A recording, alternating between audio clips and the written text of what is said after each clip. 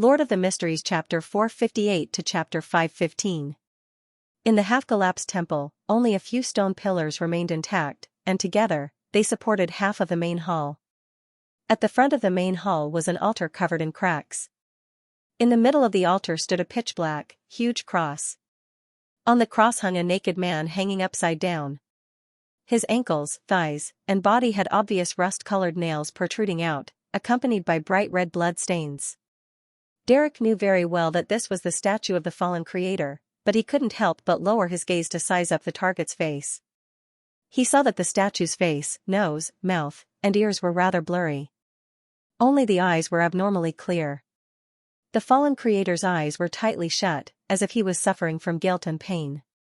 "Move your eyes away. Don't study the evil god statue," Demon Hunter Colin reminded them in a deep voice. "Yes, Your Excellency." The members of the expedition team hurriedly retracted their gazes.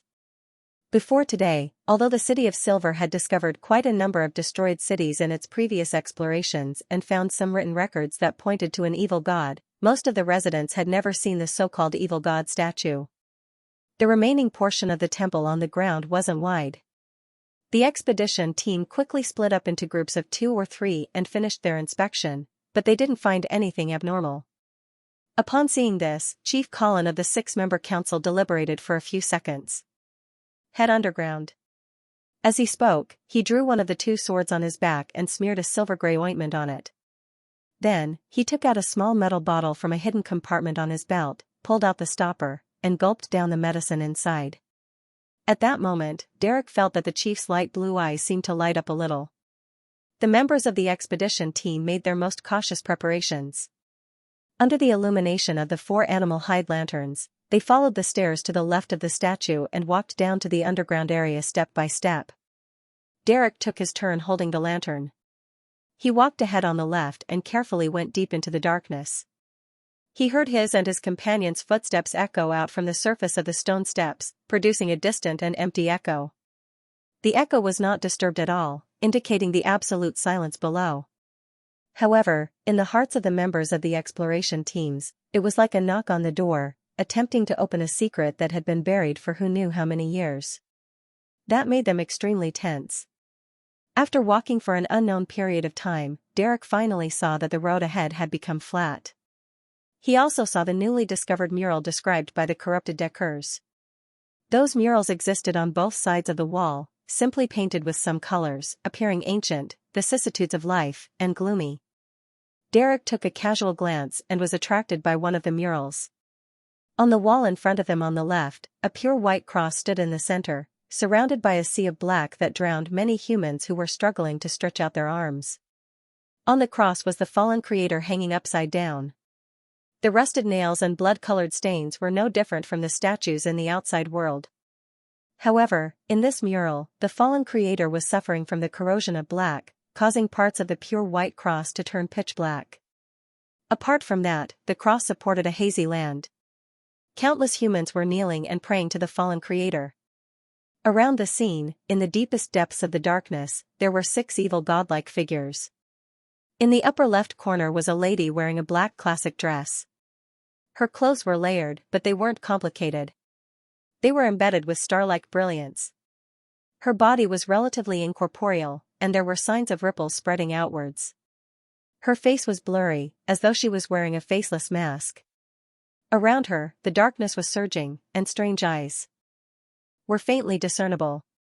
Right above her was a young man wearing a pure white robe. His face was painted pure gold, and he grew tentacles that resembled light. His hands held a rotten green book and a spear condensed from light. His chest and back were reversed. In the upper right corner was a monster holding a trident. It had an octopus-like head, wide eyes, and its body was wrapped in lightning. Countless bird feathers formed its cloak, and the darkness turned into waves that supported its feet. In the lower right corner was a plump and beautiful lady. Her chest was bulging high, and she was naked outside her clothes. In her arms was a baby with a rotting face. Beneath her feet were black wheat, a spring with squirming flesh, herbs with pus flowing, and wild mating animals. Directly below her was an old man wearing a hood, revealing his mouth, wrinkles, and white beard. the old man held an open book, and above it was an omniscient eye. At first glance, this old man looked the most normal, but the smile on his lips had an indescribable evil. In the lower left corner was a giant warrior wearing broken armor. He held a long sword and sat on a throne. The background was a desolate dusk. The meaning of this mural was that when the cataclysm arrived, the evil gods crawled out of the abyss. In order to save the world, the fallen creator bore most of the blame and pain. As a result, his symbol was eroded, and his image changed. But, I think? The greatest evil god. Derek carried the hide lantern and looked at the mural on the wall as he walked. He realized that it was basically the same as Dacre's description.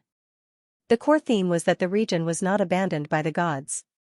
Instead, it was blessed by the creator, and civilization was maintained in the apocalypse. Of course, Dacre had only briefly mentioned it, and it was far less detailed than the mural itself. Throughout the entire process, Derek did not let his guard down.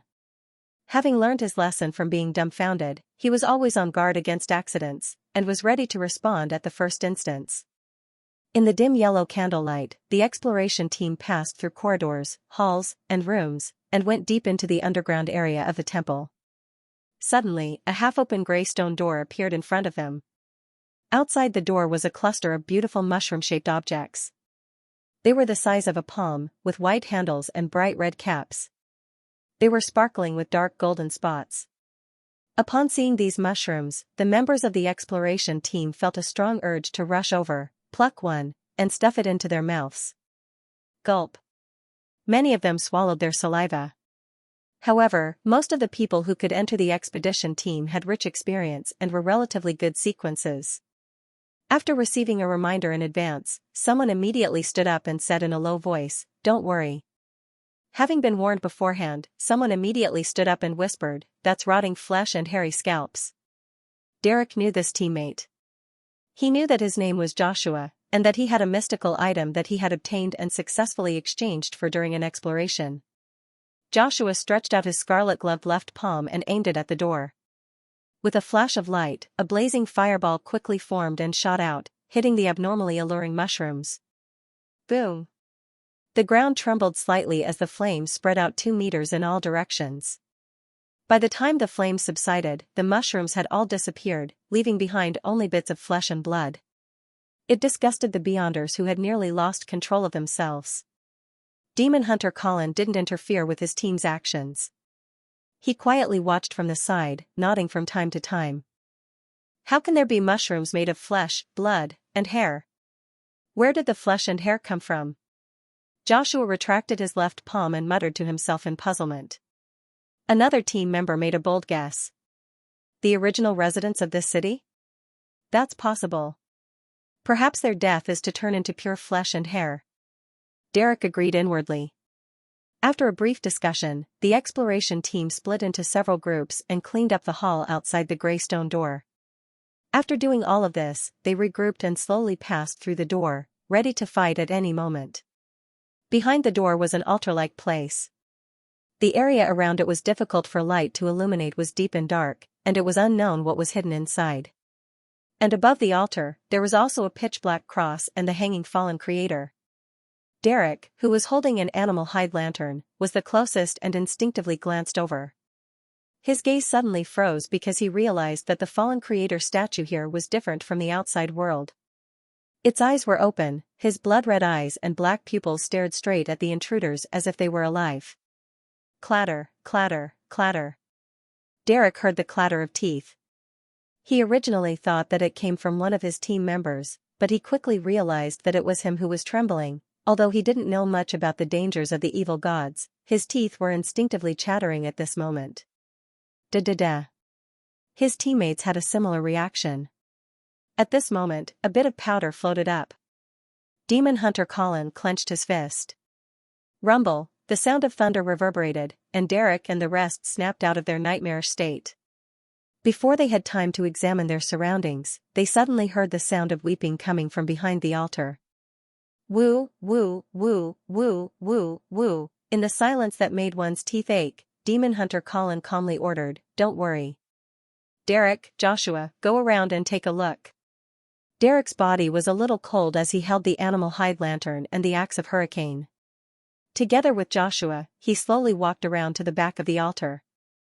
As the darkness was gradually dispelled by the light, they saw a black shadow curled up behind the altar. Taking another 2 steps forward, the black shadow revealed its original appearance. It was a child of 7 or 8 years old, with soft, yellow hair. He closed his eyes, as if he wasn't used to the light. He shouted excitedly, "Save me, save me!" Derek's pupils constricted as he recalled the cry for help he had heard in the pure darkness. He subconsciously raised the axe of hurricane. At this moment, Demon Hunter Colin, who had already arrived beside them, took a step forward and asked solemnly, "Who are you?" The child stopped crying for help and said as if recalling something, My name is Jack." After dinner, Klein put on his coat and hat and prepared to go out. He wanted to find Miss Sharon and solve the problem of a particular baronet digging a tunnel. He also wanted to ask for clues about mermaids, hoping to complete this matter before Sherlock and Moriarty went south for a vacation. Outside the Bravehearts bar, a rental carriage drove by briskly. Inside the carriage, Klein, who was wearing a half-top hat, and Sharon, who was still wearing a black Gothic regal dress, sat opposite each other. Looking at the expressionless, pale face of the former Miss Bodyguard, Klein really had no way to exchange pleasantries, so he could only go straight to the point. "I'm ready." Although Sequence 6 Faceless only brought him one beyond her power, the ones he had before had a clear improvement. As a result, his strength had been greatly enhanced. This was the best preparation. And the abilities of a Faceless could be said to be a godly skill in certain situations, for example, when he was being chased, or when he wanted to sneak in. Klein couldn't help but let his imagination run wild. Sharon listened quietly and said succinctly, "Tonight?" She raised her voice slightly to indicate that she was asking a question. "If you have no problem with it, then I have no problem with it either." Klein had already prepared his response. "Okay." Sharon nodded. After a few seconds of silence, Klein deliberated before asking again, "What's the matter? Have you heard about mermaids? Do you know where I can find this legendary creature?" Sharon's blue eyes stared at Klein without blinking, as if she had turned into a real puppet. After a while, she said emotionlessly, "There are no longer any mermaids in the places that humans can reach. Only the fishermen of the Gargas archipelago would occasionally hear the singing of mermaids in the storm during the long voyage to hunt for white-tailed whales." The Gargas archipelago was located in the depths of the Sonia Sea. It was the furthest human colony on this sea, and it featured whale oil, whale meat, and other products. "I wonder if this rumor is true or false." Klein nodded slightly. "I understand." The bell in the night echoed quietly, as if it came from an extremely distant place. There was an abandoned chapel in the middle of William Street. Withered vines crawled over the walls and grey stones fell everywhere. Inside the chapel, feces and debris were mixed together, and piles of stones and withered grass were intertwined. In a half-collapsed corner, a middle-aged man in black tight-fitting clothes moved away the rocks that hid the entrance of the cave. He carried digging tools, lighting equipment, and a soil basket as he carefully and excitedly crawled into the tunnel. He had white sideburns and puffy eyes. He was none other than Baronet Rafter Pound, who was believed to be mentally ill. He was a hidden descendant of the Tudor family from the 4th epoch. This hedonistic son of a rich family, who was always entangled with high-class call girls, had a solemn expression on his face. His eyes were bright, and there were no signs of him being addicted to wine and women. Using his elbows as support, he quickly crawled downward, as if the end of the tunnel hid his life's greatest and only hope. Not long after, he touched the damp soil and cold stones in front of him. This did not extinguish Rafter Pound's enthusiasm, and he repeated an action that he had become extremely familiar with for some time. As he dug, moved, and transported, a dark underground palace suddenly appeared in front of him. Rafter Pound's expression immediately turned crazy with excitement. He suddenly reached forward and grabbed a black iron coat of arms. On the coat of arms was a hand holding a scepter. Rafter Pound's eyes lit up as if they were burning. Just as he wore the black iron coat of arms on his chest, everything in front of him suddenly shattered. He was still in the narrow and irregular tunnel, and in front of him was still damp soil and cold stones. No, apart from that, there was another person quietly watching him. It was a person without eyes, a nose, a mouth, eyebrows, or ears. Rafter Pound's pupils constricted as he felt a numbness rise from his waist down, along his spine, and straight to the back of his head. Without even thinking about it, he immediately dropped all his items and frantically retreated. His elbow slammed into the ground, leaving his flesh a bloody mess, but he didn't feel any pain. Finally, Rafter Pound left the tunnel and returned to the abandoned chapel. Due to the loss of the lantern, he could only see the deep darkness and the dim crimson that enveloped the edges. Suddenly, the withered vines that climbed up the walls swayed like snakes, and a figure walked out of the darkness. She wore a Gothic regal dress and a small black bonnet. She had a pale, almost transparent face, pale blonde hair, and blue eyes that didn't look human. Rafter Pound nearly shouted. For such a woman to appear in such an environment was no different from a ghost story in folklore. Tap, tap, tap, he took a few steps back and nearly tripped over a stone. At that moment, he seemed to recall something and suppressed his fear. He revealed an expression of nervousness and hope, as well as excitement and anticipation. Why, you're the evil spirit in the underground palace? Yes, it must be you.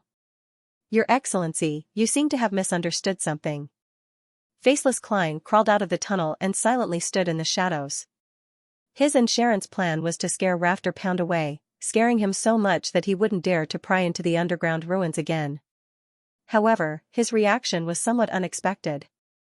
Sharon paused for a second and tacitly asked, "What are you trying to say?" Rafter Pound quietly exhaled and curled the corners of his lips. After so many years of attempts, I believe you should already understand that killing a descendant of the Tudor family will not help you remove the seal. Only by cooperating with me, who has the great Tudor bloodline, will you have a chance of escaping the predicament that has lasted for more than 2,000 years. The Tudor family knew of the existence of the evil spirit, but they still died in that room. Klein frowned in puzzlement. Before Sharon could speak, he raised his voice and mimicked the other party's ethereal voice. Why did you only come today? This was a branch of a faceless beyonder power, to simulate the target's voice. As long as he heard it, he could reproduce it. Of course, Klein believed that he couldn't repeat the true creator's ravings or Mr. Door's cries for help. This beyonder power was still limited to the domain of ordinary people. Sharon secretly turned her head and glanced at him without exposing him. Rafter Pound didn't notice it as he chuckled. Because the Black Emperor has appeared. Fate tells me that the glory of the Blood Emperor is about to appear once again. Is there any logic to this? For some reason, Klein felt that Rafter Pound looked more like a lunatic than before. He once again used Sharon's voice to ask, "Black Emperor?" Haha. Rafter Pound laughed. Yes, hero bandit Black Emperor. He must have a close relationship with the real Black Emperor. Why didn't I know? Klein found it amusing. He thought for a moment and didn't speak again, giving up the right to ask questions. For some reason, Sharon also remained silent. Seeing this, Rafter Pound was delighted and hurriedly asked, "What's wrong?" He hurriedly asked, "So, what's your answer?" "I refuse," Sharon replied without a trace of emotion. Rafter suppressed his anxiety and tried to persuade her again. At that moment, his eyes suddenly widened as he suddenly took a few steps to the side and came in front of a stone wall that was still relatively intact. This? Klein and Sharon noticed something amiss at the same time and responded. One of them pulled out his revolver and aimed it at Rafter Pound, while the other filled the ruined chapel with crimson moonlight. Rafter Pound didn't even look at them. He faced the stone wall, exerted strength from his back, and slammed his head into it. Thump. Thump. Thump, he hit it 3 times in a row and fainted with blood flowing from his forehead. Then, he got up again, his eyes bloodshot for some reason. Rafter Pound raised his right hand and wiped his forehead, causing his palm to be covered in blood. He stuck out the tip of his tongue and licked the scarlet liquid. He said in an intoxicated manner, "The Tudor bloodline is truly delicious. This will allow my hatred to exceed its limits and help me temporarily expand the boundaries of the seal." Klein aimed his gun at the man and asked in surprise, "What happened? An evil spirit from the ruins?" A trickle of blood slid down Rafter Pound's face as he smiled in a rather terrifying manner. "You guessed right. I previously judged you to be weak and wanted to corrupt your mind, enter your dreams, and bewitch you to save me. Who knew that? Haha, you're also a person with secrets. Don't be so direct. Klein subconsciously glanced at Sharon and found nothing abnormal about her. What do you want to do? Klein asked directly. The evil spirit sighed. I'm just an innocent person who was harmed by a listitutor's ambition. Due to the restraints of my corpse, I've been trapped in that underground ruin for nearly or more than 2,000 years. I hope that you can help me escape my predicament and let me become a free spirit. I swear that I won't deal with innocent people. Having said that, he looked at Sharon with bloodshot eyes. You should be a wraith of the mutant pathway. The next step is a keynode to becoming a demigod. I don't know if you have the potion formula for puppet, but I can help you obtain it. I can even become a part of your ritual. This is the reward I promised. Puppet. Sequence 4 of the mutant pathway is called Puppet? What a strange name. Klein mumbled inwardly. The evil spirit turned to look at him. You will also be rewarded. It's an item that can be considered magical and precious. Due to a certain degree of attraction, its wielder came to the underground palace and died beside the Tudor descendants. This is what it looks like. As he spoke, the evil spirit spread out his palm, allowing the crimson moonlight to condense into an image. In the image, there was a normal-sized tarot card.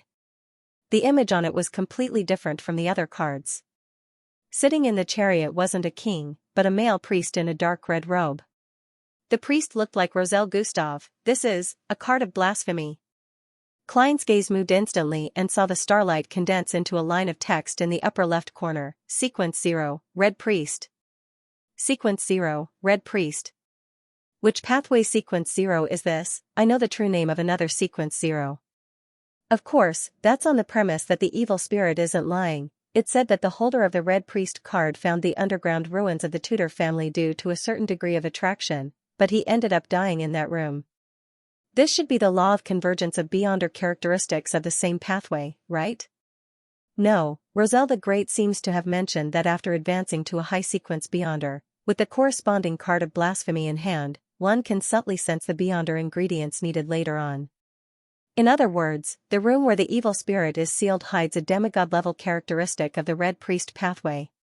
Perhaps, the evil spirit was a demigod of this pathway when it was alive, or even stronger. The subtle sense provided by the card of blasphemy is probably based on the law of convergence. Klein instantly thought of many things as he subconsciously turned his head to glance at Sharon to see her reaction.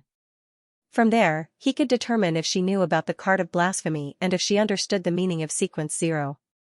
However, there was no change in expression on Sharon's pale, almost translucent face, as though the evil spirit was showing an ordinary tarot card.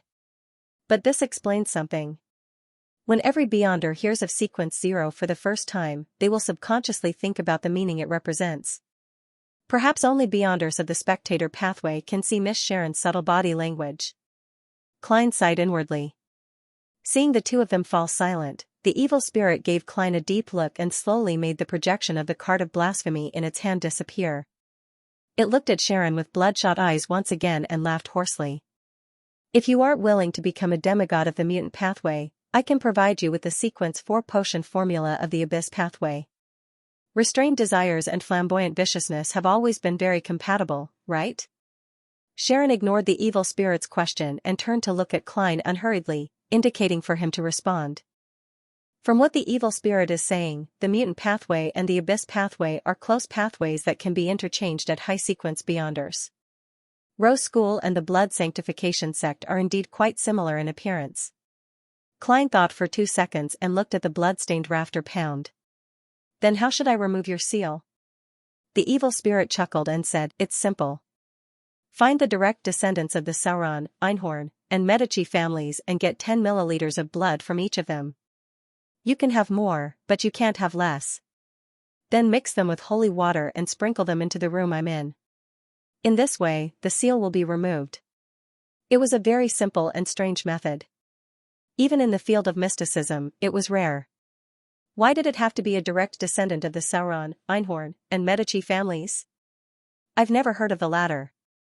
Sauron is the former royal family of Intis, while the Einhorn family is the royal family of the Faesak Empire.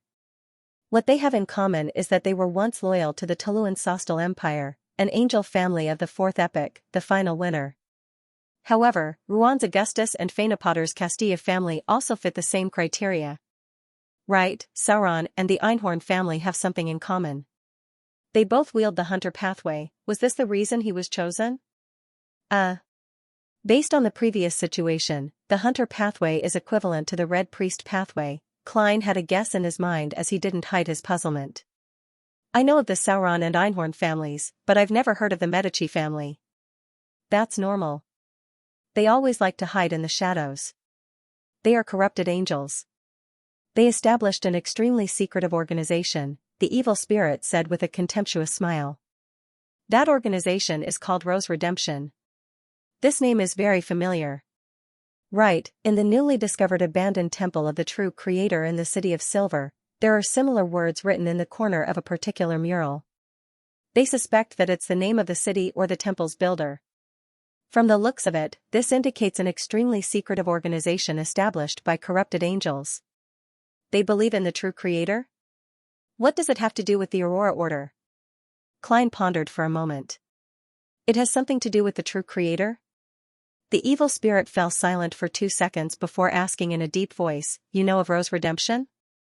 "I heard of it by chance," Klein said the absolute truth. The evil spirit thought for a moment and suddenly smiled. "You have more secrets than I imagined.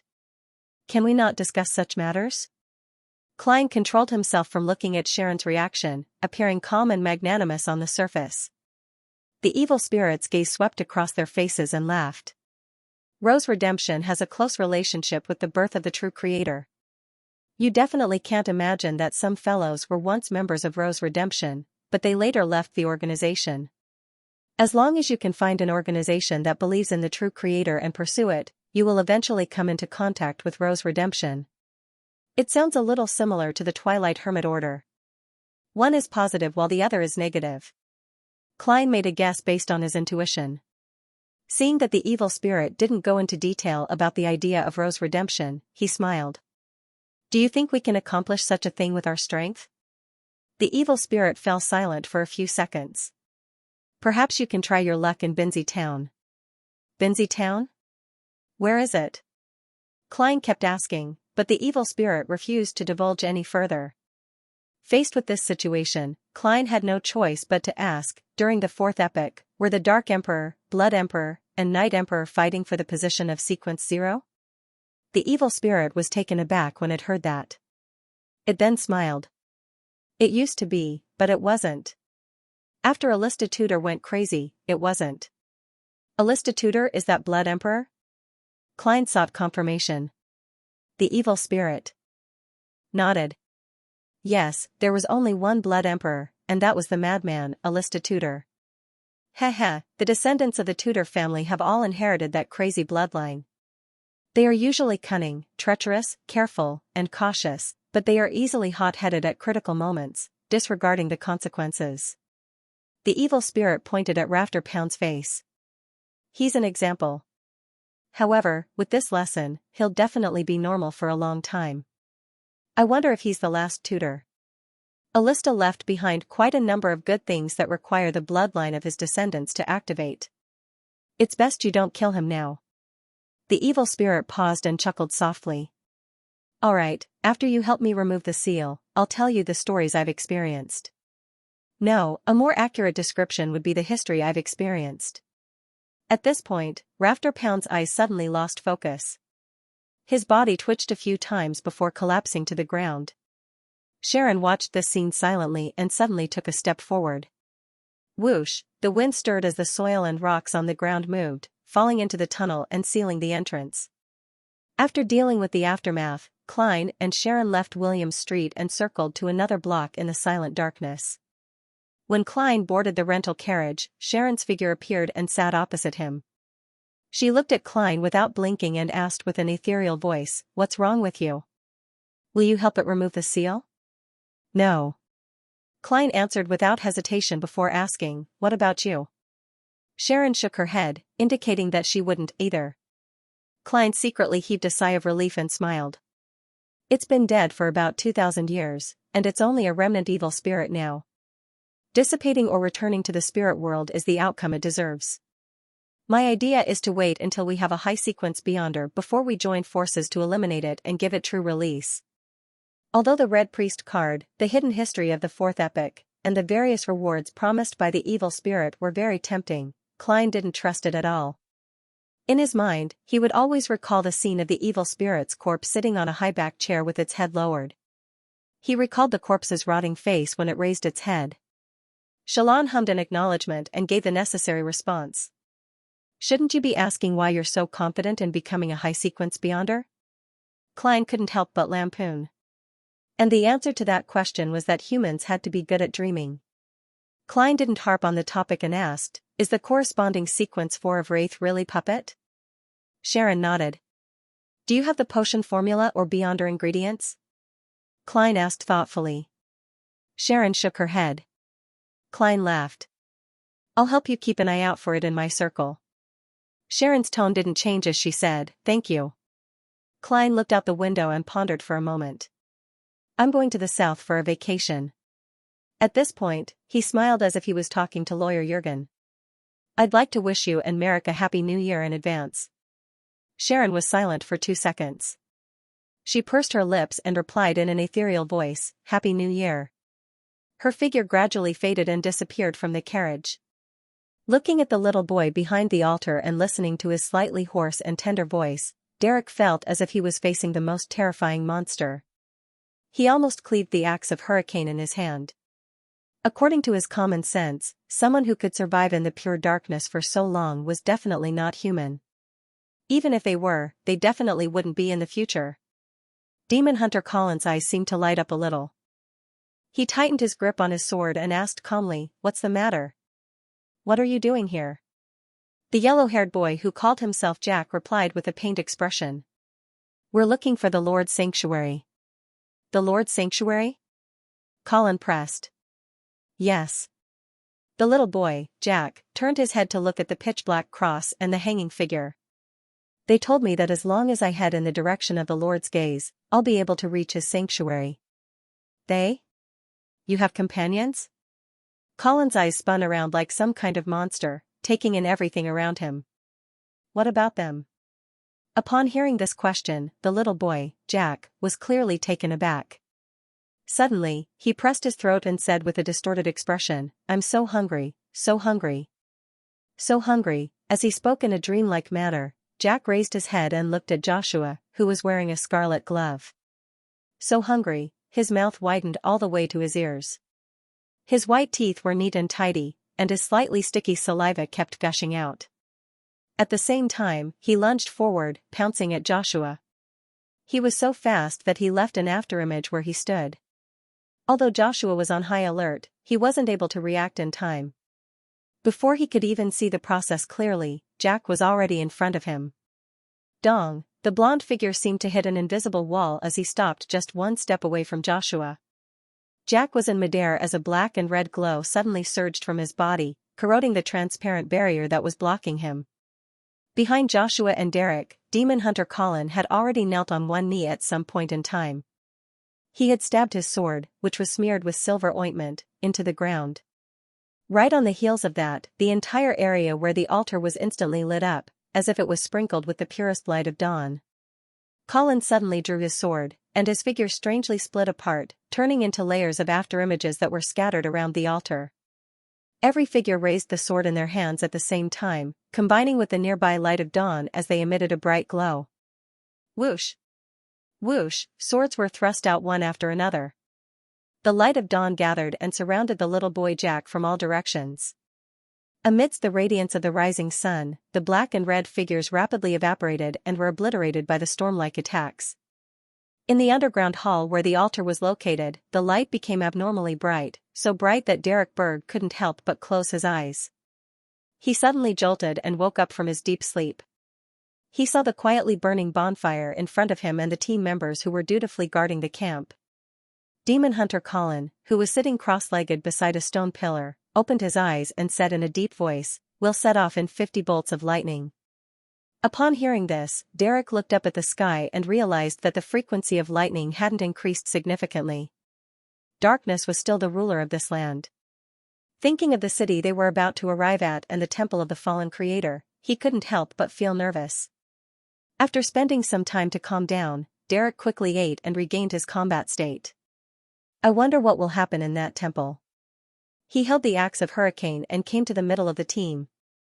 Inside the camp, lanterns covered in thin animal skins were lit up one after another. 15 Minsk Street. Klein boiled some hot water, adjusted the temperature, and took a comfortable bath. With the laziness of a bath, he took 4 steps counterclockwise and went above the gray fog. He planned on using divination to confirm the matter of the evil spirit. In the silent ancient palace, Klein leaned back in his chair and seriously considered the divination method he should choose and how he should design the divination statement. This had to conform to the principles of mysticism and not involve subdivision or elimination. Furthermore, he had to have enough information. After a short pause, Klein leaned forward, conjured a pen and paper, and wrote down what he wanted to confirm. The evil spirits in the ruins are hostile to me and Sharon. Taking off the spirit pendulum on his left wrist, Klein held it with one hand and began to meditate. After repeatedly muttering to himself, he opened his eyes and looked forward. This time, the topaz pendant was crazily spinning clockwise. This meant that the evil spirit's malice was stronger than Klein had imagined. Back then, Miss Sharon and I didn't have any abnormalities with our spiritual intuitions. That evil spirit is also a powerhouse that interferes with divination and prophecy. Heh, he definitely wouldn't have expected that one of us would be able to control our desires and not be blinded by greed, while the other has experienced too many things and knows what it means to ask a tiger for its skin. Klein sighed, returned to the real world, and lay in bed. Unfortunately, the heat brought by the broach of sun is only a psychological feeling. It can't warm the bed. Before he fell asleep, he closed his eyes and thought regretfully. South of the bridge, Rose Street, Harvest Church. Emlyn White wiped the last chair, straightened his body, and eagerly said to Father Yutravsky, I'm done for today. Darn old man, don't make me copy the Holy Bible at the last minute. Darn old man, don't make me copy the Holy Bible at the last minute again. Emlyn subconsciously prayed in his heart. Unknowingly, the object of his prayers had changed from the moon to Mother Earth. Father Yutravsky stood there, making the vampire look like a small child. He smiled and said, You have recently experienced the joy and relaxation of working with dedication and gratitude. Go back and feel the pulse of life itself in silence, as well as the pure joy that comes from it. I didn't. Emlyn denied reflexively. Father Yutravsky looked at him with a benevolent smile and said nothing. He turned around, found a seat, and began his regular nightly prayers. Emlyn White's lips quivered in a bid to retort, but he ultimately didn't say a word. He silently left the Harvest Church and habitually closed the door. When he returned to his current residence, he found that the house was deserted and his parents were nowhere to be seen. After witnessing this scene, he remembered that there was a gathering of the blood breeds in Bakeland that night. Those fellows are really undignified. As noble members of the blood clan, they should be sleeping in their coffins or staying in their own rooms. Why do they have to imitate humans and hold all kinds of gatherings? They even have to dance. Emlyn muttered in disdain. As he spoke, he rubbed his stomach, swallowed a mouthful of saliva, and decided to change his clothes to attend the gathering. The Odora family is really enviable. They actually have a pure human partner and open several hospitals. There's fresh blood every day, and they can drink it whenever and however much they want. Emlyn wore a tall black top hat and quickly walked out of the house. In the West District, inside a brightly lit villa, Emlyn picked up a glass of scarlet liquid and drank it thirstily. It's indeed chosen. He half closed his eyes and praised from the bottom of his heart. At that moment, on the dance floor, handsome men and beautiful women were hugging each other and dancing to the romantic music.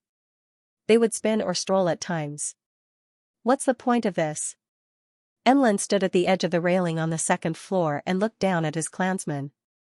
As the largest city in the world, Bakeland had many vampires living in it. They were hidden in all walks of life and had completely integrated into human society. As for those who couldn't restrain their destructive and bloodthirsty desires, they were either sent to ancient castles deep in the mountains or dealt with internally in advance. This was to prevent the Nighthawks, mandated punishers, and other official Beyonder organizations from finding any clues. Emlyn looked at his clansmen who were getting more and more energetic as the night progressed, and he increasingly felt that he had nothing in common with them. At that moment, the host of tonight's banquet, Cosmiodora, walked over with a wine glass in hand. He asked with a smile, "Do you like the wine tonight?" "Of course.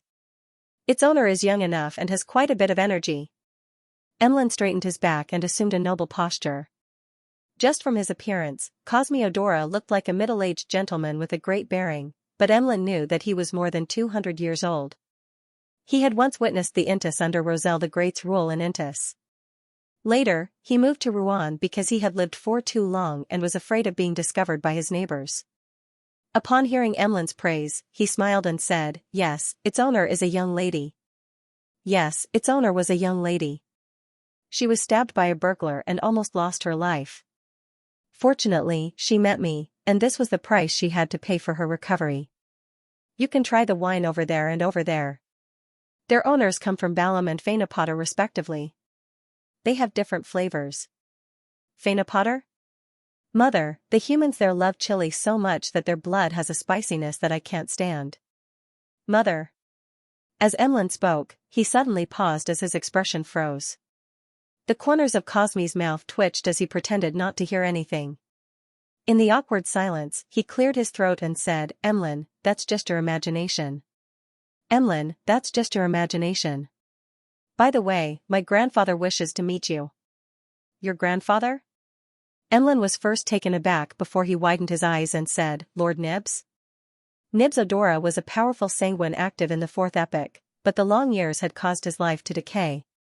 He had no choice but to lie in a cold coffin for extended periods of time. Cosmi nodded solemnly. "Yes." With that said, he turned around and walked to another staircase on the second floor, not considering the possibility of Emlyn disagreeing. Emlyn followed behind, feeling a little uneasy, wondering why Lord Nibs had summoned him. Could it be that he has finally realized that the honor of the Sanguine is more important and has decided to help me remove Father Yutravsky's psychological cue? As he walked, Emlyn White felt a strong sense of hope. Following the stairs to the underground area, Emlyn White passed through a few secret doors and entered a spacious grey hall. In the middle of the hall was a heavy coffin made of black iron. There were many symbols and magic labels engraved on it. After Cosmiodora reported, a deep, old voice slowly came from the coffin, "Don't worry, I won't be able to find you." "Emlyn White, do you know why I summoned you?" "Honorable Lord Nibs, I believe you plan on helping me remove the psychological cue," Emlyn replied without hesitation. The underground hall fell silent for a few seconds before Nibs Odora, who was lying in the coffin, chuckled. "That is one of the purposes, but it is not for me to help you. I just woke up from a long dream because I received a revelation from the primogenitor." "Progenitor? He has awakened?" The person who exclaimed in surprise wasn't Emlyn, but Cosmiodora. After the cataclysm, didn't the primogenitor only respond to certain major events? Emlyn was puzzled by what he heard. "No, not yet. The ancestor told me that the apocalypse is approaching. We have to make preparations for it. And you, Emlyn White, are one of the key figures in the ancestor's revelation." "Apocalypse?" Cosmi asked in surprise. However, Emlyn only had one thought. Emlyn White, was actually mentioned by the ancestor. "I am the key to the blood breeds surviving the apocalypse." Nibs ignored his grandson's question and continued, "Emlyn White, I'll give you something now." "Go ahead." Emlyn felt that he was being too humble. After hearing what was said, he still didn't feel arrogant when facing Lord Nibs. Nibs Odora said solemnly, "Find a chance to pray to the fool." "Ah?" Emlyn suspected that he had heard wrongly. Nibs added in a deep voice, "Find a chance to pray to the fool."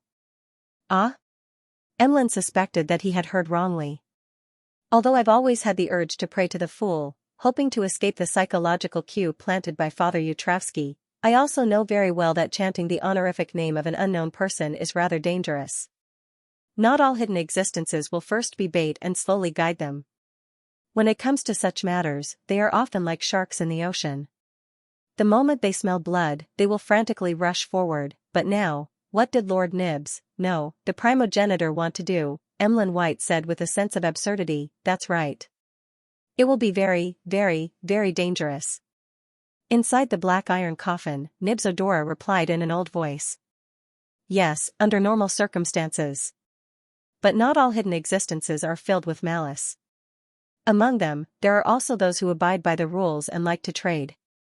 For example, the 7 pure lights in the spirit world. Since the ancestor has given such a revelation, it means that the danger that the fool might bring isn't too serious. It might even be non-existent. And during this process, I will always be by your side to protect you. Don't you want to get rid of the hypnosis? Have you become a believer of Mother Earth and abandoned the moon? No, I didn't. Emlyn hurriedly denied. After a moment of silence, he gritted his teeth and said, I hope you have a few days to think about it. All right, no problem. I believe you'll make a choice that's befitting of your noble status as a member of the blood tribe. Nib's voice inside the coffin turned gentle as he consoled him with a smile. After sending Emlyn White back to the second floor, Cosme Odora re-entered the dark and gloomy underground hall and asked in puzzlement, Who's Emlyn? Grandfather, why would Emlyn White be in the revelation given by the ancestor? He's just a weak vampire who has just reached adulthood. Nibs's voice penetrated the thick black iron coffin lid, and there was a slight hum in it. No, the revelation given by the ancestor never included Emlyn White. He only showed the scene of the apocalypse and the corruption from the crimson moon. He also mentioned the fool and the corresponding honorific name. During this process, no sanguine appeared. The so-called key person was just something I created to convince Emlyn White. However, taking risks for the future of the blood race is also very important. Cosme was first enlightened before he had a new question. Why did you choose Emlyn White? What's so special about him? Nibs Odora suddenly laughed. Didn't he keep clamoring to pray to the fool? Didn't he think that we weren't paying enough attention to his problem, that he wasn't willing to make an enemy out of Bishop Utravsky, and that he was looking for other help? I will fulfill his wish this time. Cosme was stunned and speechless for a long time. Emlyn White stood by the railing on the second floor, looking down at his fellow clansman who didn't know fatigue as he nervously drank a mouthful of fine wine. At the very least, to this day, I've never heard of anyone suffering a tragic fate from praying to the fool. Perhaps it's just as Lord Nibs said, the fool is like the 7 pure lights of the spirit world. They're orderly, warm-hearted hidden existences. Wait, what are the 7 pure lights of the spirit world? Why haven't I heard of it before? It seems like it's from the good faction? I wonder if it can help me. In short, the fool might not be that dangerous. Besides, there's Lord Nibs protecting me. Perhaps I can really take this opportunity to get rid of the psychological cue. Emlyn consoled himself with some fear and anticipation. Monday morning, Cherwood Borough, 15, Minsk Street. Klein squatted in front of the toilet, holding a brush and seriously cleaning the dirt inside. According to the plan, after completing all the visits on Saturday and Sunday, he decided to rest for a day. He would report the final results to Prince Edisak the next day and hand over the mission. But during what should have been a relaxing period, he discovered that the house was already overly messy and dirty. Upon seeing this situation, Klein recalled something. The cleaning of his house was done by hiring the landlady's maid from next door twice a week. As the Samers headed to Desi Bay's Seville City for a vacation, one of the maids followed them, and the other returned to the countryside after receiving her year-end reward. 15, Minsk Street, where he lived, hadn't been cleaned for a long time. Klein had originally planned to endure it for 2 days since he was about to leave Bakeland anyway. But when he was free, he didn't dare to sneak off to the Quelag Club for entertainment, afraid that he would anger Prince Edisak.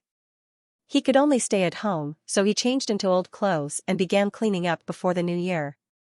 Scrubbing the toilet, washing the bathtub, wiping the windows, mopping the floor, wiping the utensils, washing the clothes. Klein busied himself from 8 to 11 before he barely completed the scheduled cleaning. Of course, he was just doing it casually and wasn't that meticulous. Sometimes, renting a house that's too big isn't a good thing. Klein washed his hands and wiped his face with a towel. Walking out of the bathroom, he looked at the clean and tidy living room and dining room. Looking at the sunlight that penetrated the clouds and shone on the transparent glass windows, he felt an inexplicable sense of accomplishment. He felt his mood lighten as a result. I'll reward myself at noon and go out to find a good restaurant. Klein returned to the second floor and changed his clothes. Just as he was flipping through the newspapers and waiting for the wonderful lunchtime to arrive, the doorbell suddenly jingled. It's almost the new year, and there's still someone entrusting me with a mission? As Klein got up and walked to the door, he made up his mind to reject the other party. Although he only had £34 left in cash, in order to escape the royal family's strife, he had to go on a vacation in the south as soon as possible. He couldn't take on any more missions. To his surprise, the visitor wasn't a stranger, but Prince Edisac's old butler. The old butler was wearing a well-tailored tailcoat. He bowed without being arrogant or losing his status. Detective Moriarty, His Highness is waiting for you in a carriage at the end of the street. He wishes to know the progress of the investigation. That impatient? That's good, it saves me the trouble of going to Red Rose Manor tomorrow. Klein quickly reorganized the speech he had thought of last night and calmly replied, all right. Just as he was about to take down his hat from the coat rack, he suddenly felt a pain in his stomach. It was the kind of pain that came from squatting on the toilet. After enduring it and realizing that he couldn't hold it in any longer, he apologized to the old butler and said, I'm very sorry. I'll be heading to the bathroom first. My stomach doesn't feel too good. The old butler didn't show any abnormal expression. That's your freedom. After getting rid of the leftovers in his stomach in a rather carefree manner, Klein washed his hands and returned to the hall. At this moment, he realized that the old butler was no longer there. Waiting outside was the maid with naturally curly brown hair. His Highness wants me to apologize to you. He still has matters to attend to and can't wait for too long. Please make a trip to Red Rose Manor tomorrow or the afternoon after. That, the maid said with a meticulous bow. It hasn't even been 10 minutes. I've already done it as fast as I can. Usually, I can squat a little longer with the newspapers. Klein smiled. No problem. After receiving a response, the maid, who had completed her mission, immediately unburdened herself and chuckled. Detective Moriarty, you've missed that lady again. Ah? Klein was slightly confused. The maid lowered her voice and said, that lady came with His Highness this time. That young lady came with His Royal Highness this time. She was the one who suggested making a detour to visit you. In the end, I missed it because of a stomachache? Something's not right. Klein frowned slightly. In a room covered with a thick, soft carpet. The quill that was being held stopped writing. There were lines of words and traces of scribbling on the notebook that was spread out below it. Scribbling, the target tried to escape control, but unfortunately, Detective Sherlock Moriarty had already left before she came downstairs. The target affected the surrounding maids, but Prince Edisac's butler, Finkel, accidentally discovered the problem and dealt with it. Scribbling, the target once again went off track and attended Talam's funeral in place of Prince Edisac.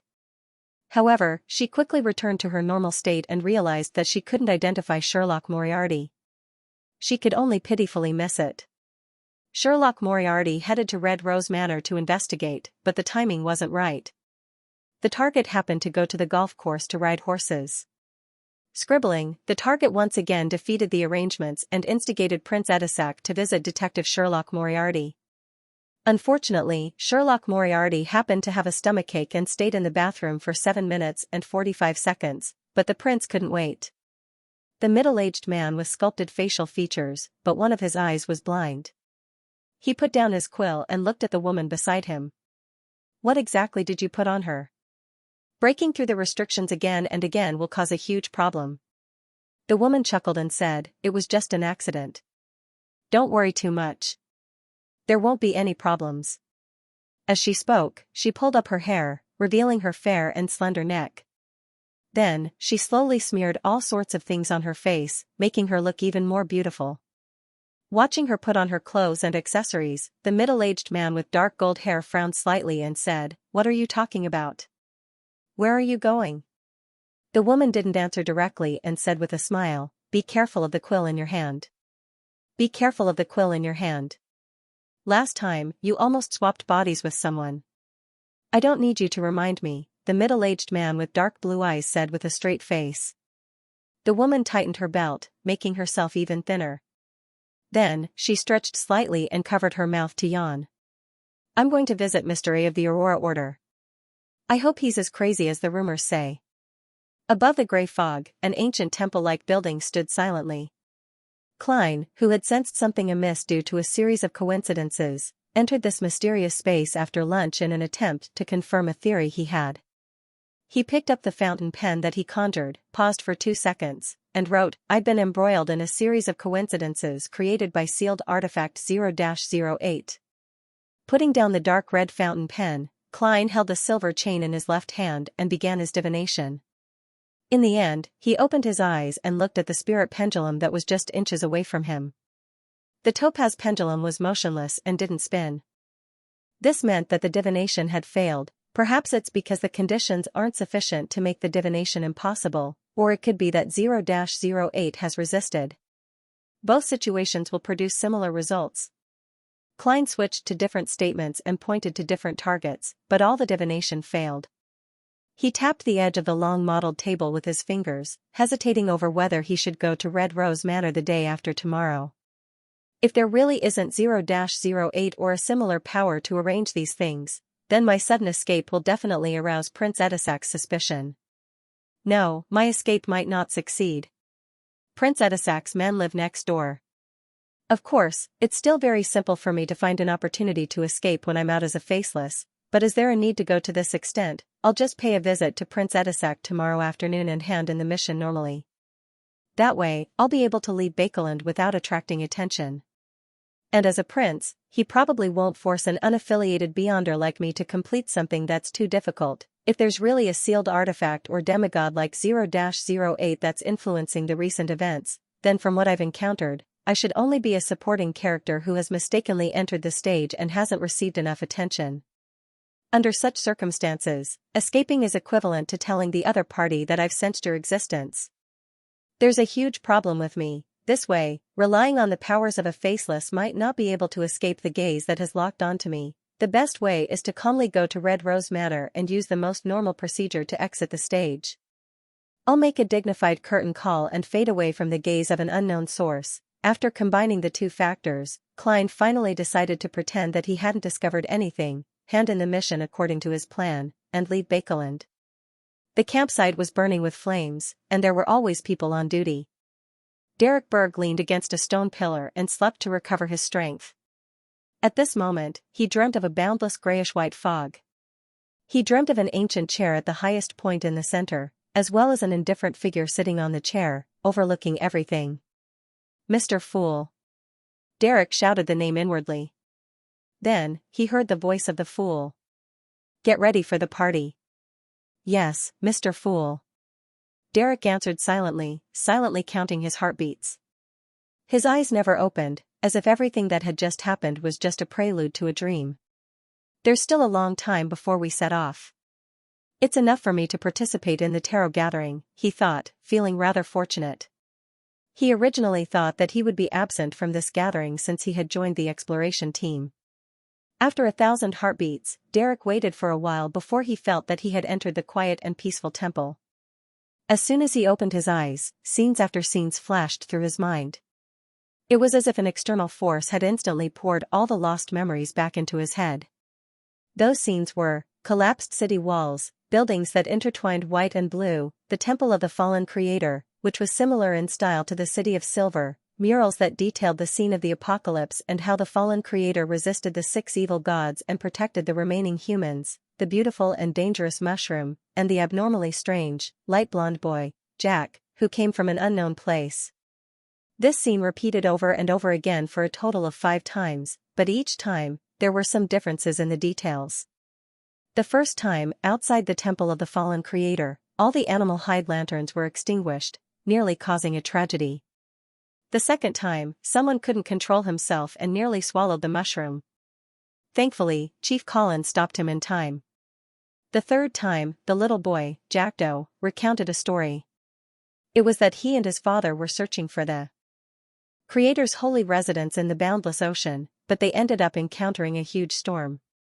The fourth time, Joshua was severely injured by the little boy, Jack, who had mutated without any warning. The fifth time, the temple completely collapsed, blocking the exit to the underground area. And every time, it ended with demon hunter Colin killing the little boy, Jack.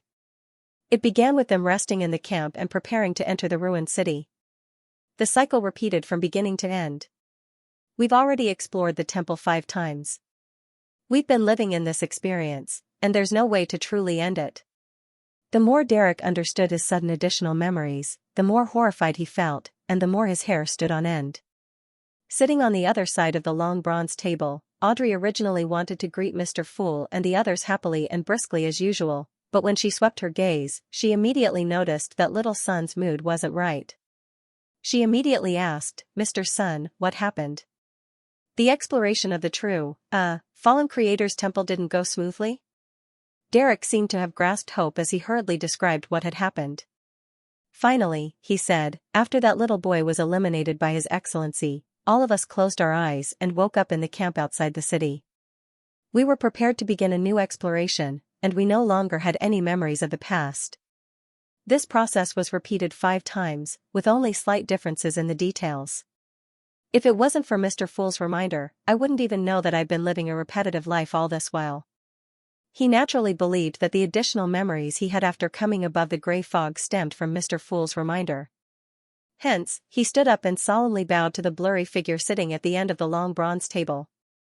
"I had to listen to your description before I understood what had happened." The Fool Klein was still in a daze from the beginning until now. He maintained his original posture and nodded slightly in response.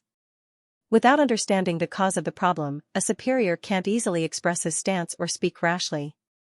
Klein secretly reviewed the knowledge he had gained from being a keyboard warrior in his previous life. Seeing that Mr. Fool was like a deep, unperturbed well, Sun felt a lot more at ease. He felt that the matter would eventually be resolved. He turned to look at the hanged man, the world, justice, and the magician, and asked sincerely, "What's wrong with you?" He sincerely asked, "Do you know the root of the problem? How should it be resolved?" The enthusiastic Audrey instinctively wanted to answer, but she realized that she had no clue. She couldn't even make a guess. Magician's Furs was in a similar state as her. Klein had a wealth of knowledge that originated from Earth. He had read many novels that were stuck on the same day. He originally wanted to control the world to give him an idea to give everyone inspiration, but after careful thought, he chose to keep a low profile and decided to observe first. After listening to the Sun's description, Alger fell silent for a while. At that moment, he deliberated and said, "That's right." At that moment, he deliberated and said, "I can only think of 2 possibilities. First, you encountered a nightmare or hallucinatory ability that exceeds the level of a demigod. After you regain your memories with Mr. Fool's help, you should be able to immediately sense that something is amiss the moment you return to the real world. That way, the problem can be easily resolved. Second, you were forced or initiated to enter a special space or state at a particular node. There, time maintains a certain degree of flow, but it is also fixed within a certain range. The cycle repeats and continues in a balanced manner, which is also a relative stillness.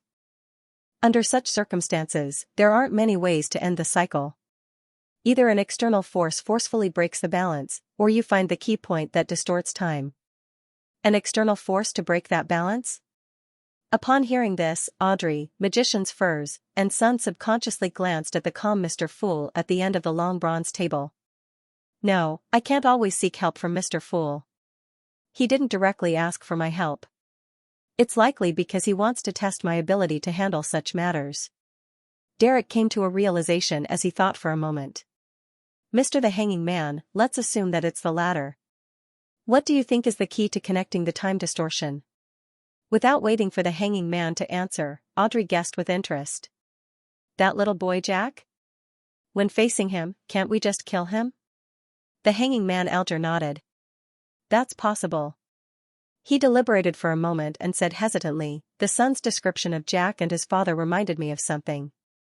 He turned to look at Miss Justice. "Didn't I mention that I once pursued a listener from the Aurora Order at sea?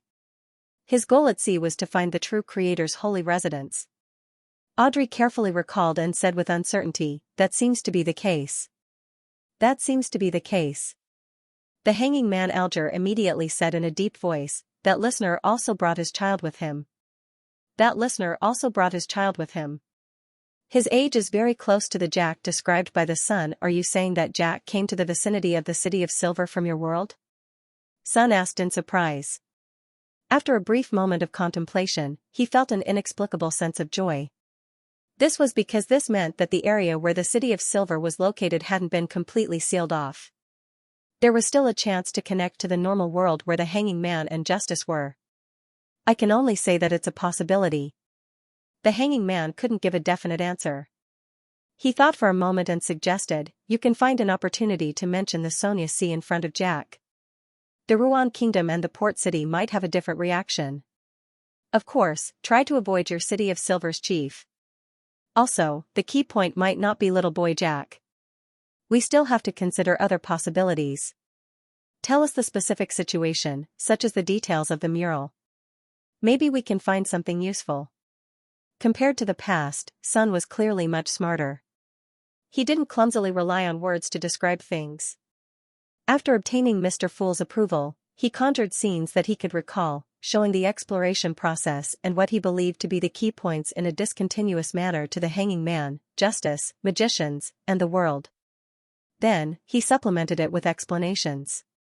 The city walls that had collapsed in the darkness, the streets that passed through the destroyed buildings, the dust covered white and blue under the illumination of the animal hide lanterns, the ancient temple propped up by stone pillars, the statue hanging upside down on a pitch-black cross, the series of murals that depicted the fallen creator bearing the blame for humanity, the abnormally beautiful mushrooms, the statue's eyes that were strangely open on the altar, as well as the yellow-haired boy, Jack, who was hiding behind it, and other scenes took form. They were reflected in the eyes of the members of the tarot in the most direct and realistic manner. The gloomy style, the atmosphere of danger at every step, and the development that was filled with strange things made Audrey excited. She felt a strong sense of interest. This is the situation around the City of Silver. It's more attractive than all the novels I've read. This is the charm of the mixture of mystery, the unknown, and horror. Of course, to the humans who live there, it's not a beautiful sight. Audrey's thoughts wandered, wishing that she could immediately become a demigod and head to the region ruled by darkness and storms to adventure. The fool Klein felt a little wistful as he watched. He sighed because it wasn't easy for the City of Silver to be able to last until today in such an environment. He sighed because little Sun wasn't sharp enough and didn't know much. Otherwise, he could have presented everything he had experienced in the form of a documentary or movie. It was absolutely exciting and attractive, however, this way, the narration will take longer. My spirituality can't sustain everyone watching a movie here. Besides, the longer we stay above the gray fog, the higher the chances of something bad happening in the outside world. Klein suddenly felt a little relieved. The Hanging Man Alger finished reading it quietly and thought about it carefully. He got Sun to present the few key points he had picked out on the long bronze table again. Among them was the mural of the fallen creator fighting against the 6 evil gods. Which evil god are they? Alger looked at the octopus-headed monster with lightning wrapped around its body, black waves under its feet, a bird feather cloak on its back, and a trident in its hand. Sun shook his head honestly. I don't know. I thought you guys would know each other. Just as Audrey and Magician's Furs cast their gazes over at the same time. They carefully observed it a few times, but they still couldn't guess who it was. They originally believed that these were 6 of the 8 ancient gods in the legends of the City of Silver, but they couldn't find a suitable match. After all, there were dragons, elves, giants, phoenixes, and annihilation demonic wolves among the ancient gods, but there was only one giant in the mural. This? The fool took a serious look, and his pupils nearly constricted. He hadn't seen the mural clearly the first time because of his posture, but now, he finally realized that something was wrong. This is very similar to the statues of the 6 gods I saw in the underground ruins of the Tudor family. However, one is a normal version, while the other is a corrupted and depraved version. It's really a little hard to look straight at, especially Earth Mother, the Lord of Storms, and the Eternal Blazing Sunday. Not only have they been vilified as evil gods, but they're closer to ugly monsters. Klein didn't feel enlightened after finding the truth. He had expected the true creator to vilify the 6 gods and distort their image. However, I can't completely ignore the possibility of what this mural shows. Just like how I always believed that the Orthodox gods didn't have human forms, only symbols. However, the statues in the underground ruins of the Tudor family have made me less certain. From the looks of it, the establishment of a deity's image goes through a long period of evolution, and there are many secrets hidden within. Seeing that Miss Justice was focused on examining the mural and wasn't paying attention to Mr. Fool's attitude, Klein immediately heaved a sigh of relief. As this involved whether little son could escape the strange predicament of repeating a short part of his life, he decided to tell her what he knew. Of course, a lengthy introduction and presentation of the images of the 6 deities in the underground ruins didn't match the fool's identity. He planned on controlling the world to complete this matter. And this was also in line with his constant efforts to equate the world with Sherlock Moriarty. The fool should say Evernight, sun, storm, wisdom, earth, giant in a profound and unfathomable manner. Then, he wouldn't give any explanation or give any additional descriptions. Klein let his imagination run wild for 2 seconds before making the world hoarsely speak. I've seen similar statues before.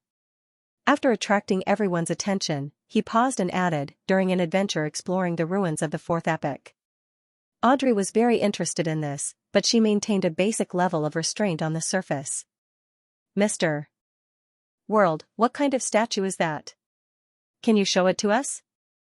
Of course, if you're unwilling, or if you need payment, we can discuss it again. There's no need, because this can also resolve some of my doubts, the world said with a sinister smile. He pretended to make a request to Mr. Fool, and after obtaining his permission, he conjured the statues of the 6 deities and their corresponding sacred emblems. Resting on the full moon, the lady in the layered dress looked hazy, but she exuded an abnormally beautiful feeling. Her black dress also had specks of starlight, like the night sky.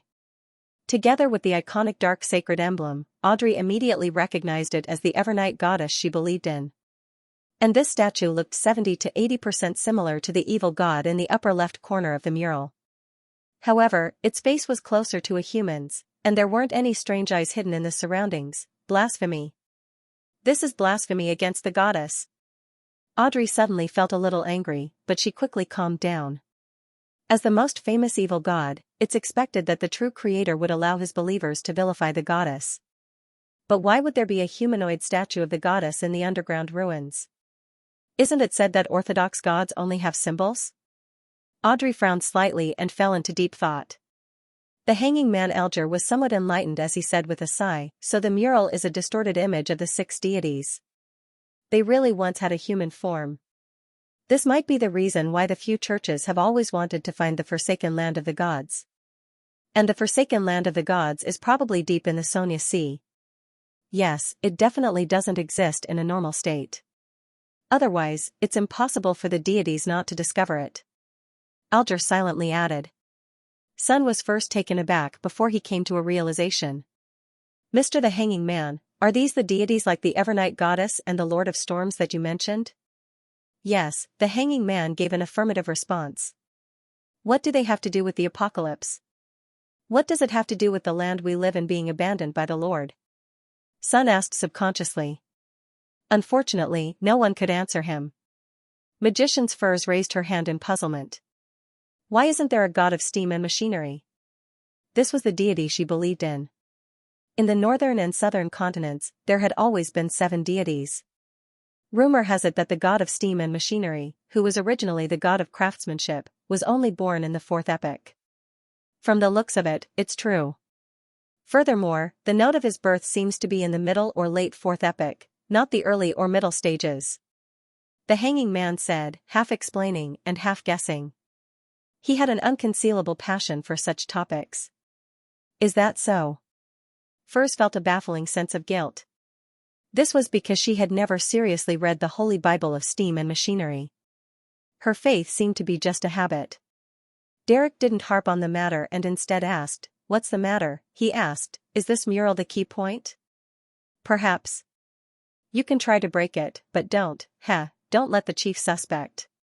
The Hanging Man originally wanted to say that he shouldn't attempt to recite the honorific name of one of the 6 deities. Otherwise? It was very likely that they would directly descend into the forsaken land of the gods, but after careful consideration, he realized that Little Sun didn't know the corresponding honorific name. Alright, thank you, Mr. the Hanging Man. You are always so kind and passionate. Also, Miss Justice, Miss Magicians, Mr. World, all of you are equally kind, Derek sincerely thanked them. Kind? Passionate? The Hanging Man was momentarily at a loss for a response. This was the first time someone had used such a term to describe him. Seeing that they had finished their discussion, Klein suddenly recalled something. In the exploration of the true creator's half-abandoned temple, the City of Silver had discovered the name Rose Redemption. But this time, they didn't seem to pay attention to it. I can't ignore it. According to the evil spirit in the underground ruins, this extremely secretive organization led by a fallen angel isn't much inferior to the Twilight Hermit Order. The time cycle might be their setup. With this in mind, the fool, who was sitting on the high-backed chair, leisurely adjusted his sitting posture and tapped the edge of the long mottled table with his fingers. Audrey immediately turned her head and looked at Mr. Fool in excitement. She was waiting excitedly. She was waiting excitedly for a hint. The Hanging Man, Sun, Magicians, and World also cast their expectant gazes at Mr. Fool. In the thick fog, the fool Klein chuckled. Rose Redemption. Rose Redemption? What is this? The key to escaping this predicament? Yes, there's this name in the corner of a mural above the temple. Son Derek seemed to understand something. The Hanging Man Alger, Audrey, and Magician's Furs also recalled and valued the name Rose Redemption, but they were unable to fully understand the true meaning that Mr. Fool was trying to express. Honorable Mr. Fool, what does Rose Redemption represent? Audrey raised her hand and took the initiative to ask. This time, Klein didn't answer. All he did was laugh. His thoughts were very simple. The organization Rose Redemption had a close relationship with the true creator. No matter what happened in the temple, it could point to them in some way. As for whether this name was the so-called key, Klein wasn't sure, nor was he worried. After all, the right to explain was in his hands. Seeing Mr. Fool chuckle without a word, Audrey and company had no choice but to retract their gazes and stop asking questions. They didn't find anything wrong with the situation of only giving hints and no explanation. Existences at the level of deities often had such habits. Sometimes, they didn't even give hints, but revelations. In the eyes of an important figure like Mr. Fool, just a name is enough. We can't understand it because we're not at a high enough level. We need to put more effort into figuring it out and making attempts. Audrey increasingly looked forward to the situation after she became a psychiatrist. I remember that there were words similar to Rose Redemption in that half-abandoned temple. The Hanging Man Alger turned his head to look at Sunday. Derek nodded without hesitation. Yes, in the corner of a mural, it was written in Jotun. We took a certain amount of time to crack it. Words derived from Jotun. The Hanging Man Alger hadn't paid attention to this detail the last time, but he couldn't help but make some connections at this moment. That young boy, Jack, is suspected to have crossed the Sonia Sea. Words derived from Jotun. Alger deliberated and made a request, conjuring a line of words. Those words belonged to ancient Faesak, which was the source of all the languages in the northern continent. It meant, Rose Redemption. Sun took a careful look and was immediately stunned. It's very close, but the treatment of the endings is different. Mr. the Hanging Man, is this a language from where you came from? As he spoke, Derek reproduced the words on the mural. Yes. Alger gave an affirmative answer. This language itself has evolved. The one you discovered should belong to an earlier type. In the linguistic world, this type of ancient Faesak is widely believed to be a characteristic of the Solomon Empire. Historian Klein gave the most correct answer inwardly. Alger paused for a moment before saying, "That's right. What about the corresponding mural's content?" I wasn't in charge of that area, and I didn't take a closer look before I set off. Sun instantly felt a little ashamed. Alger nodded without changing his expression. Find a chance to figure it out. Maybe there's a key point hidden here. All right. Derek felt that things weren't as bad as they seemed. Seeing that he had relaxed a lot, Audrey asked curiously and puzzledly, "What's going on?" Mr. the Hanging Man, if that boy named Jack is really the child of the listener you described, why is he able to communicate with Sun and the others? After the matter of the corresponding words for Rose Redemption, she was completely certain that the language used by the City of Silver and the Ruan language was different from the common languages of all the countries in the northern and southern continents. And above the grey fog, everyone can communicate very smoothly without any gaps. It's all thanks to Mr. Fool's mighty powers. Audrey praised inwardly. The hanging man Alger glanced at her and chuckled. Miss Justice, you haven't experienced many Beyonder events, right? Jack has already become such a terrifying monster.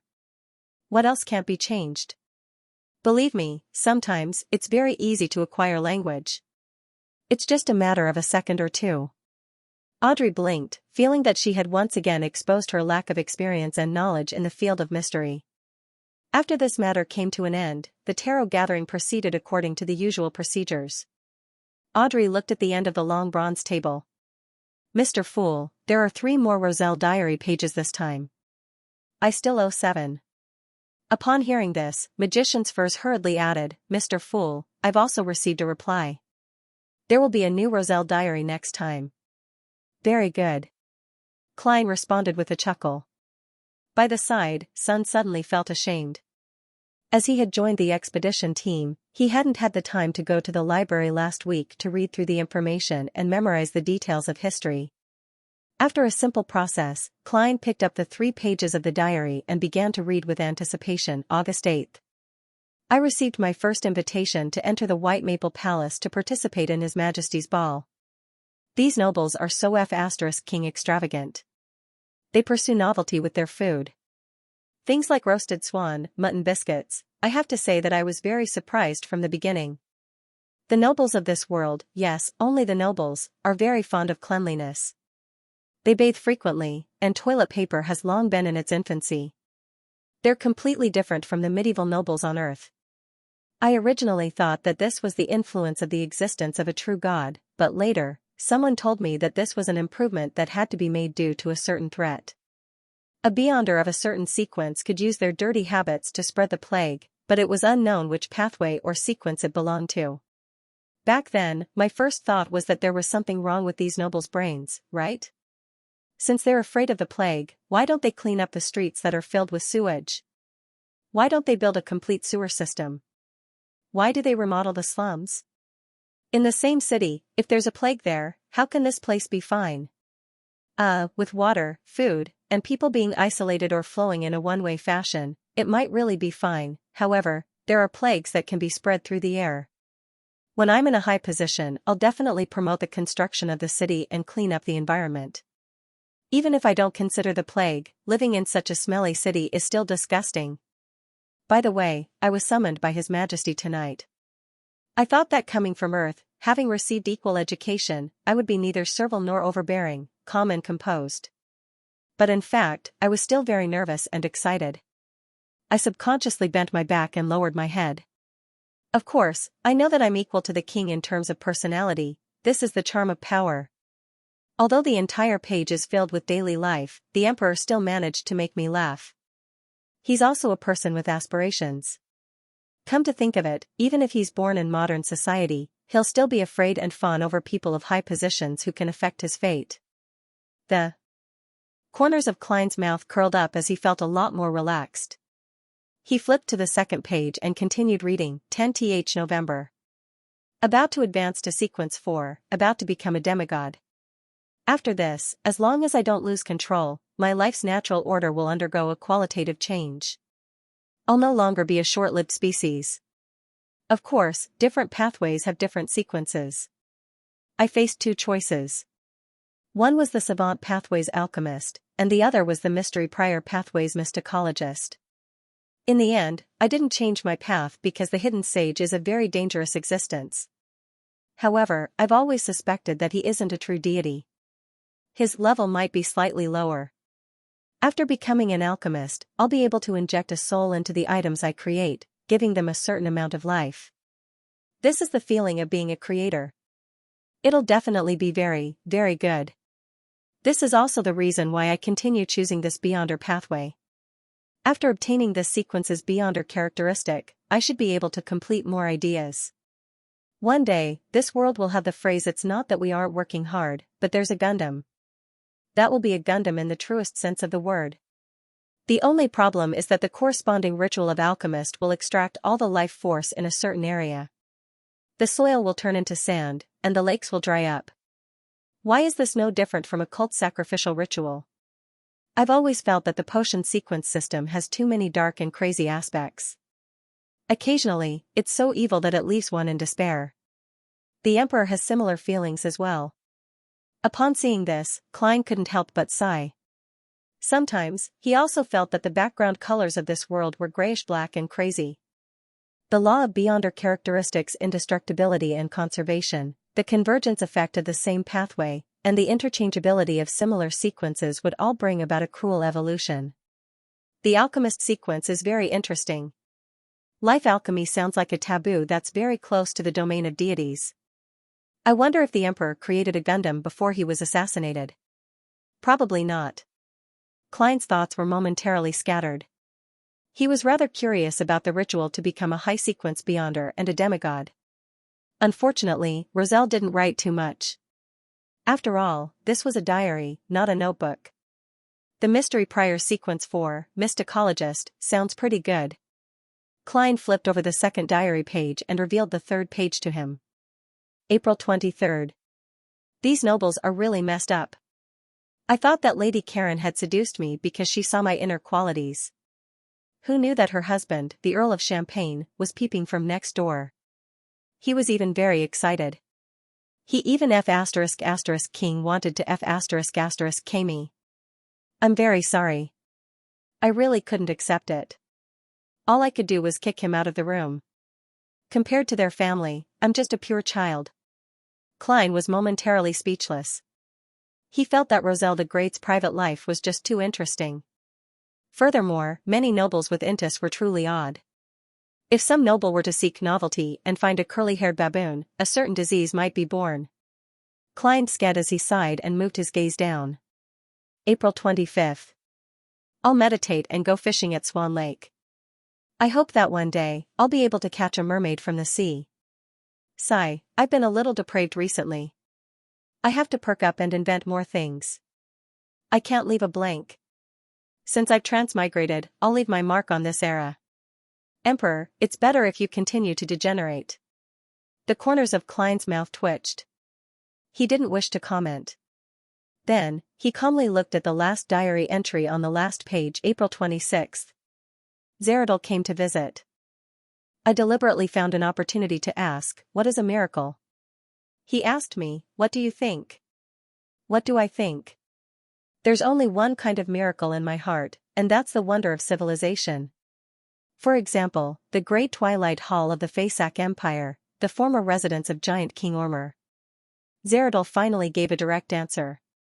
He said, what is a miracle?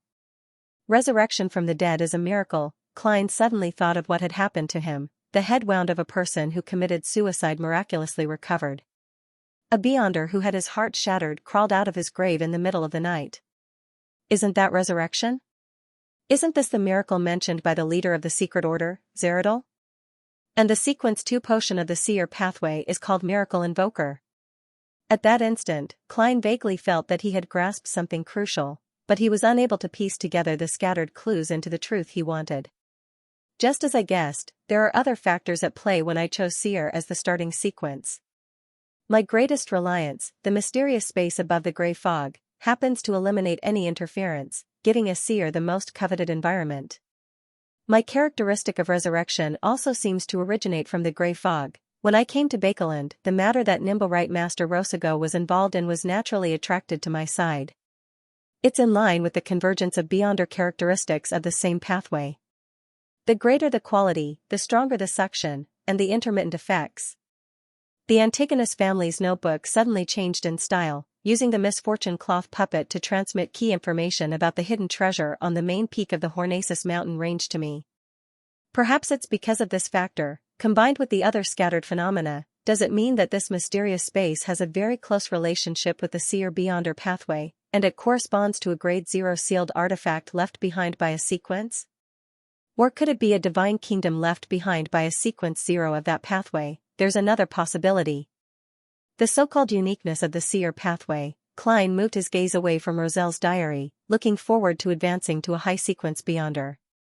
He wanted to make the staircase of light deep in the grey fog complete, and what he would discover in that concealed area. Perhaps the reason for my transmigration and the path home can be found there. He suppressed his excitement and made Roselle's diary disappear from his hands. At the same time, he became more wary of the leader of the secret order, Zeradol. This was a powerful existence of the seer pathway that had become a miracle invoker many years ago. At times, there might be a shadow of him hidden behind certain matters. Thoughts boiled in his mind, but Klein acted as though nothing had happened. You guys can start the transaction. Furs immediately turned to look at Miss Justice on the same side and said with anticipation, "That's right, Miss Justice. I've received a reply. My teacher has a pair of mirror dragon's eyes for £1,000.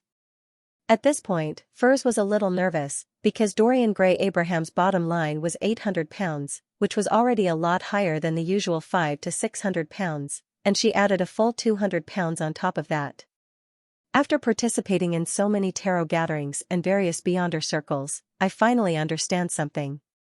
Just as Roselle the Great said, money isn't omnipotent, but without money, nothing can be done. Although the guaranteed payment for my new book has already been received, and I have £350 in my savings, there's still the Spirit Eater's stomach pouch, as well as the various expenses of Sequence 7, 6, 5, and even Sequence 4. Mr. Fool has vaguely revealed that I can only completely escape the curse of the full moon when I reach a high sequence Beyonder. Even if part of it can be found by teacher, I can't completely rely on him and the House of Abraham. In this aspect, it's not enough to rely on frugality. I have to work hard to earn money. The price of £1,000 is indeed very expensive.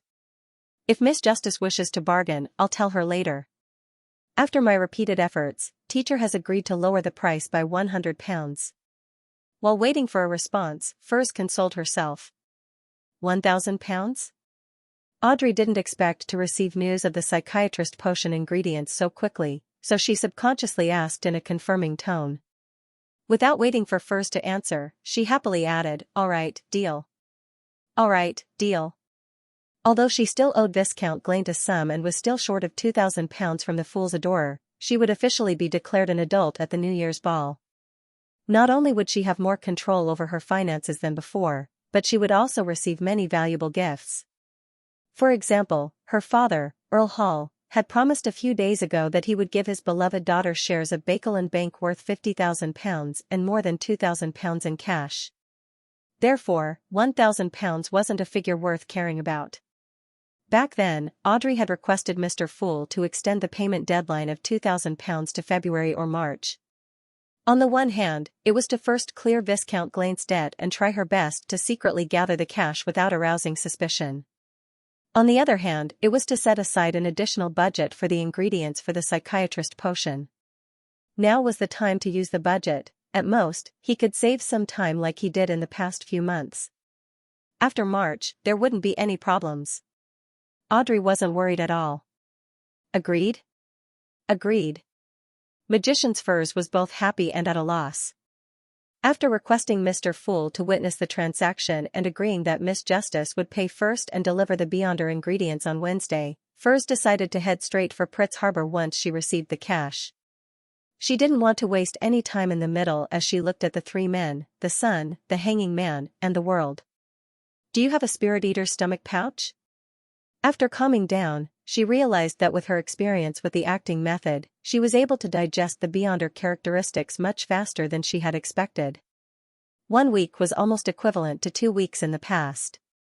In another 10 days or so, she would be able to completely digest the problem.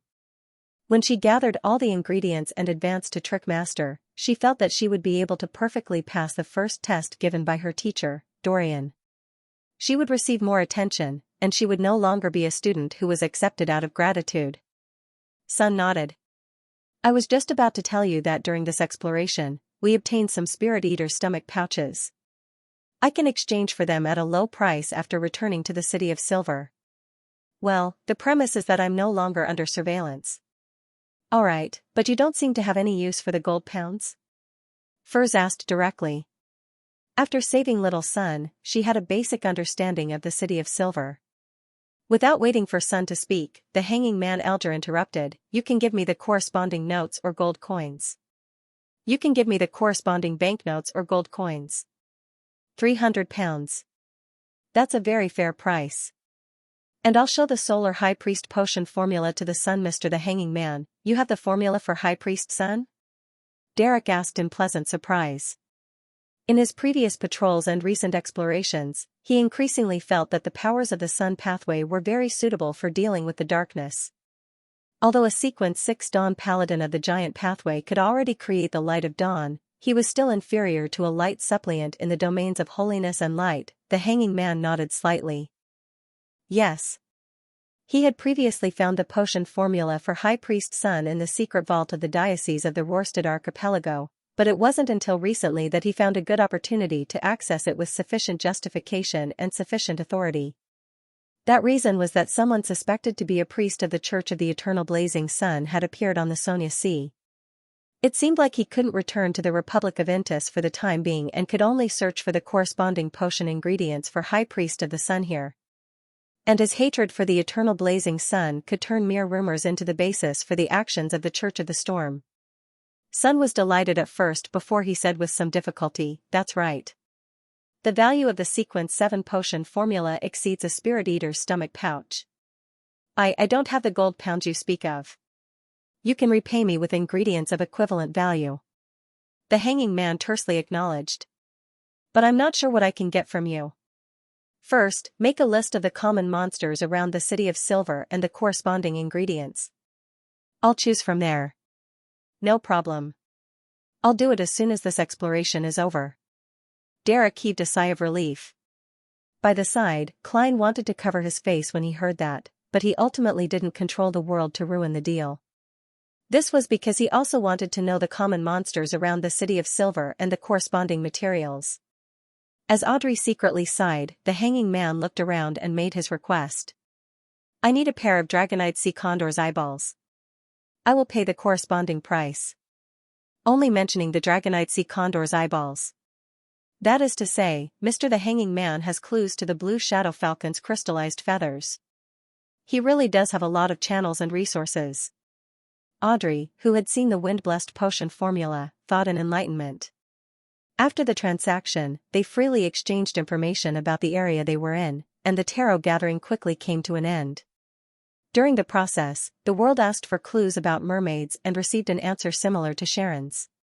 When everything was about to end, Klein, who was watching quietly from the sidelines, thought of a problem and felt that he needed to warn Miss Justice and Miss Magicians. A terrifying thing that was suspected to be a Grade 0 sealed artifact had appeared around Prince Edisac, and it might even involve 0-08. This was definitely not a simple matter. And the last time a similar situation happened, Tingen City was threatened by an evil god spawn, and it almost disappeared from the map. Therefore, Bakeland also had such a hidden danger. Klein pondered for a few seconds before getting the world to speak in a hoarse voice. "Ladies and gentlemen, I've recently received news that something big is brewing in Bakeland. This will bring about an extremely unstable factor, and there may be a tragedy." "What's the matter?" Audrey asked with concern. Unknowingly, her brows were already slightly furrowed. "I don't know." The world shook his head frankly. "Where will the unstable factors and possible tragedies appear?" Magician's Furs asked nervously. From the previous gatherings, she confirmed that Mr. World's sources were trustworthy. The world put on a troubled expression and shook his head. "The information is contradictory, so I can't give a definite answer." At this point, he raised his head and sincerely looked at the figure in the gray fog across the long mottled table. "Honorable Mr. Fool, your adorer in Bakeland should have sensed something, right?" Everyone's eyes immediately focused on the end of the long bronze table. Some were curious, some were worried, some were expectant, and some were tense. Under such a gaze, the fool Klein leaned back slightly and said calmly and casually, "That's right. Prince Edisac Augustus? Could he be related to something dangerous that could lead to a tragedy? Furthermore, this matter seems to have garnered the attention of Mr. Fool." Audrey instantly matched the name to the person and felt extremely worried and puzzled. From what she knew, anything that could garner the attention of Mr. Fool was either very dangerous, extremely secretive, or far-reaching. It was definitely not simple. For example, the true creator's attempt to descend upon Bakeland with the help of Lenivus and the terrible situation in the East Boroughs factory district, Rozel the Great's Dark Emperor card, the death of the Duke of Negan, and the Twilight Hermit Order. Based on these examples, Audrey had every reason to believe that if it wasn't handled well, or if she didn't pay enough attention to it, a major event that involved Prince Edisak would inevitably bring about a very, very, very terrifying storm. Prince Edisak hasn't pestered me for a long time. I only felt lucky and didn't think too much about it. Now, it seems like there's a problem. At the ball earlier, he even warmly stopped me to chat about some boring topics and played with self-righteous clumsy humor. Just 2 or 3 days later, he became rather cold and even deliberately avoided me. I have to find an opportunity to ask father about him, but I can't appear too curious. Otherwise, he might very well agree to the royal family's marriage request. Audrey recalled some of the details and suddenly felt her shoulders become heavy. She had never liked Prince Edisak, including his 2 brothers. She had never thought of becoming a princess consort. As for the reason, it was very simple. The believers of the Evernight goddess couldn't accept Augustus, who had believed in the Lord of Storms for generations. That meant that their arrogance, contempt, and extremism towards women had already penetrated deep into their bones. It was very difficult to change, and this was something that Audrey couldn't tolerate the most. At the thought of being in an ancient, strict, and extremely conservative environment after becoming a princess consort, Audrey felt that she would definitely go crazy and flee at all costs. Therefore, she wasn't touched at all when the princes tried to curry favor with her. She was even very repulsed. Edisak Augustus. From his surname, he's a member of the royal family. I vaguely remember that he's a prince. What dangerous thing was he going to do? I can't come into contact with him at all. Right, I can seek help from Miss Audrey and Viscount Glaint, but I have to think of a reason ahead of time. I can't let them suspect me. Magician's Furs frowned slightly as she interpreted Mr. Fool's words. The hanging man Alger was rather interested in this, but he didn't dare to ask Mr. Fool, who was obviously only giving hints. All he could do was ponder for 2 seconds and say to Justice, magicians, and world, the atmosphere above the sea is not calm either. Perhaps it has a connection with Bakeland, just like those machines. His words were completely groundless and were purely an attempt to exaggerate the degree of danger so that the 3 Tarot members in Bakeland would actively investigate. I have to say, Mr. the Hanging Man is really cooperating well. Klein, who was watching from the side, immediately gave up on the idea of getting World to say something similar. The reason why he only mentioned Prince Edisak, the lady with the sapphire ring who was suspected to have a Grade 0 sealed artifact, and 0-08 and Nsangwil, who might be involved in this matter, was because he didn't know the situation of the top sealed artifacts that could even destroy a country. He could only make guesses that he wasn't completely certain of based on some minute clues. He was afraid that if he directly told Justice and Miss Magicians the key point, they would be discovered by the target the moment they started their targeted investigations. This was also the reason why Klein didn't find an opportunity to inform the machinery hivemind of his encounter. Based on his speculations about sealed artifact 0-08, he suspected that if he were to leave Minsk Street with such thoughts in mind, he would encounter a sudden and absolutely irresistible attack when he arrived at the Lever Cathedral or the Steam Cathedral by carriage. For example, a sealed artifact riot in the underground area, or a fatal blow from a high-sequence beyonder. Only the grey fog's shielding allowed Klein to not have to worry about such problems. He could inform Justice and Miss Magicians of this matter to a certain extent, and through them, he could warn them in a gentler, more roundabout manner, and less likely to be discovered in advance. Apart from that, Klein had other plans. It was to let the supporting cast of the supporting cast fade away from the stage. After leaving Bakeland, he would change his appearance without anyone noticing and quietly return. He would then contact the machinery hivemind outside the line of sight of the Grade 0 sealed artifact. Let's hope it succeeds. Let's hope that there's a chance to ferret out Nsangwil. Yes, the premise is that he's really involved in this matter. Wait, Mr. Aztec had a conflict with MI9 in the process of pursuing Nsangwil and was secretly wanted. And MI9 has always been considered the military's pro-royal faction. There's a series of coincidences surrounding Prince Edisak. This is similar to the characteristics displayed by sealed artifact 0-08. This seems to indirectly confirm Nsangwil's existence. Klein closed his eyes as the pair of bright leather boots and pale palms flashed through his mind. He leaned back in his chair and curled the corners of his mouth.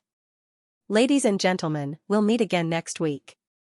Empress Burrow, in the luxurious villa of Earl Hall's family. Audrey stood in front of the full-body mirror, looking at herself in a daze. There was good news and bad news for her at this tarot gathering. The good news was that she was about to obtain one of the main ingredients of the psychiatrist potion. Although she was no longer the ignorant girl who had used £1,000 to buy some basic knowledge from the hanging man and knew the approximate price of many beyonder ingredients, she didn't mind paying a premium for the mirror dragon's eye. After the assassination of Duke of Negan, she had an urgent desire and motivation to raise her sequence and obtain the corresponding combat strength. For this, she didn't want to wait any longer and was willing to pay a certain price. As long as an ingredient appeared, as long as it wasn't too ridiculous, she would immediately accept it to prevent any unexpected interference. This was like a precious piece of jewelry that many noble ladies fancied, or a rare horse with a strange bloodline that men liked. The corresponding premium was inevitable. Sometimes, it's not impossible to double or triple the original price. Besides, Furs was busy in the middle, contacting her teacher. I definitely can't let her waste her time and take the risk. She doesn't know that I'm Justice either. Audrey thought indifferently. As for the bad news, it was undoubtedly the matter regarding Prince Edisac. This made Audrey feel a rare sense of worry. Thankfully, Mr. World received the news and Mr. Fool gave me a warning. Otherwise, I don't know how bad things would have become. Audrey, with such good conditions, you can definitely solve this problem. All the best. The girl drew a crimson moon in front of the figure in the mirror, trying to make herself optimistic. Then, she restrained her emotions and went out to the piano room, ready to participate in the following piano lessons as if nothing had happened.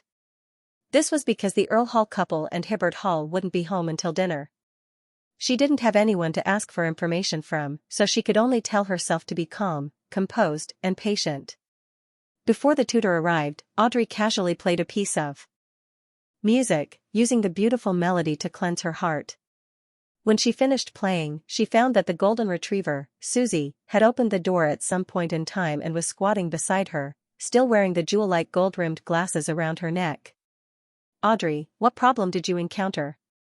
The sound of your piano tells me that you have something troubling you, Susie suddenly said. Audrey was stunned, unsure of how to answer. She suddenly felt that having a mind-reading dog at home wasn't necessarily a good thing, in the campsite with a burning bonfire. With his eyes closed, Derek Berg quietly recalled what had happened at the tarot gathering, confirming that he hadn't forgotten the memories of repeatedly experiencing the same life. After an unknown period of time, he opened his eyes in anticipation and looked around. However, what reflected in his eyes were the same flames and teammates as he remembered. At this moment, Demon Hunter Colin, who was sitting cross-legged and leaning against a stone pillar, said in a deep voice, "We'll set off in 50 bolts of lightning." At this moment, Derek was certain that everything he had experienced before wasn't a dream or an illusion. Sherwood Borough, 15, Minsk Street. Klein went down to the first floor and sat in the activity room, feeling the warmth emanating from the fireplace.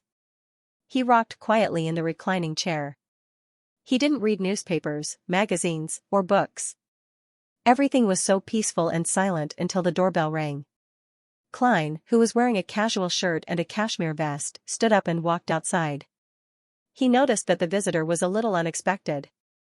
He opened the door and chuckled. "Good afternoon, Emlyn. Shouldn't you be helping at the Harvest Church at this time?" The person who came was the handsome and somewhat feminine vampire, Emlyn White, with his hair combed back diagonally. Hearing Klein's greeting, the arrogant guy's expression suddenly froze, and it took him a while to recover. "I have something to ask you, Sherlock, Moriarty, detective," Emlyn said word by word. After inviting him into the living room, Klein returned to the reclining chair and asked with a smile, "What is it?" "The consultation fee is £1, but the time limit is 1 hour. Emlyn White didn't mind his words and said in thought, "That's right. A big shot wants me to do something. Although that thing can help me solve the hidden danger, it also contains a high risk. I don't have many friends, and I'm afraid that my parents will worry. As for you, you're a knowledgeable beyonder detective. What suggestions do you have? Reject or accept? Solve the hidden danger? Remove the psychological suggestion? Klein deliberated and said, if there's only the word matter, I can't give any suggestions. After a few seconds of silence, Emlyn White gritted his teeth and suppressed his voice. It's related to the fool. After a second of confirmation, Klein clasped his hands and leaned forward. What exactly is it? No, I can't say any more. Emlyn White shook his head firmly. Worried that he would be probed, Klein didn't press further. He simply analyzed the situation based on the information the vampire had revealed. Related to the fool. It can help Emlyn White resolve his latent problems. There's a high risk.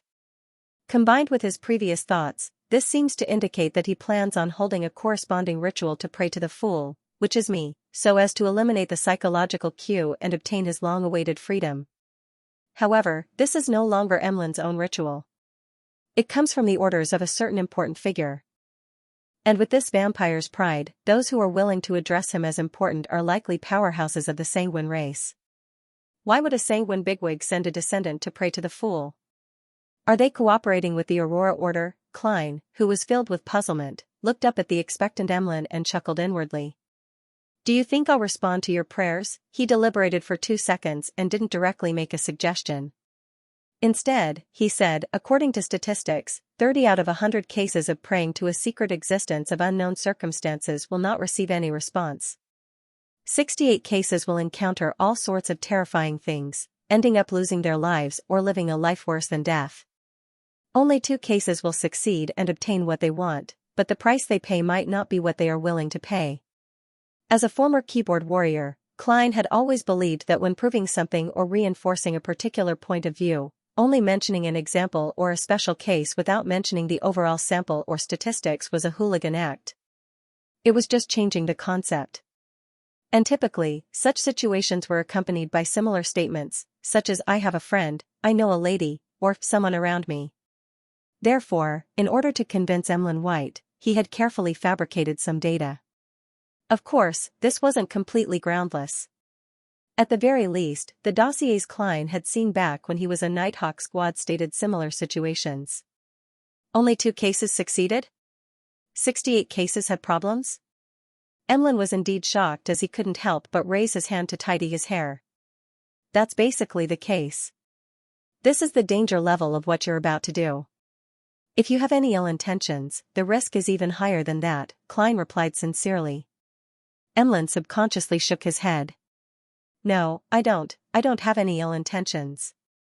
Plus that big shot will protect me during the process. No malice? Even if you have ill intentions, you might not know that you're just a cannon fodder who's been pushed to the front. Klein raised his right palm and emphasized his tone with a hand gesture. This will reduce the risk by a lot, but it's definitely not zero. Can that big shot really resist the hidden existence? Can't, Emlyn replied, stammering. So. Klein spread his hands. He suddenly smiled and said, even if you completely believe in Earth Mother, it won't affect your life in any way. Look at the citizens of Fainapotter. They eat whatever they like, wear whatever they want, and do whatever they like. When the time comes, Father Yutravsky will most likely not force you to volunteer at the Harvest Church. You will regain your original freedom. Besides, I think you've adapted well to the teachings of Mother Earth. There's no contradiction. Emlyn White fell silent for a moment. Because you like it? Becoming a believer based on my beliefs is completely different from being forcefully converted into a believer through a psychological suggestion. Even if one day, I do turn my back on the moon and believe in the Mother Goddess, I hope that it is a choice I make freely and has nothing to do with anyone else. This is the last pride of a blood breed. Klein looked at Emlyn in surprise, never expecting him to be so insistent. He thought about it for 2 seconds and didn't try to persuade him again. The question is actually very simple. It's whether the order of a powerful figure and the temptation of getting rid of the hidden danger can give you the courage to face a certain degree of danger. If you have the conviction to sacrifice your life for it, the answer is very simple. In short, you have to weigh the pros and cons of this matter. Enlin listened with a heavy expression as he instinctively retorted, that's right. If I really choose to try it, it won't be for myself, but for the entire blood race. Resolving the hidden danger is just a side benefit.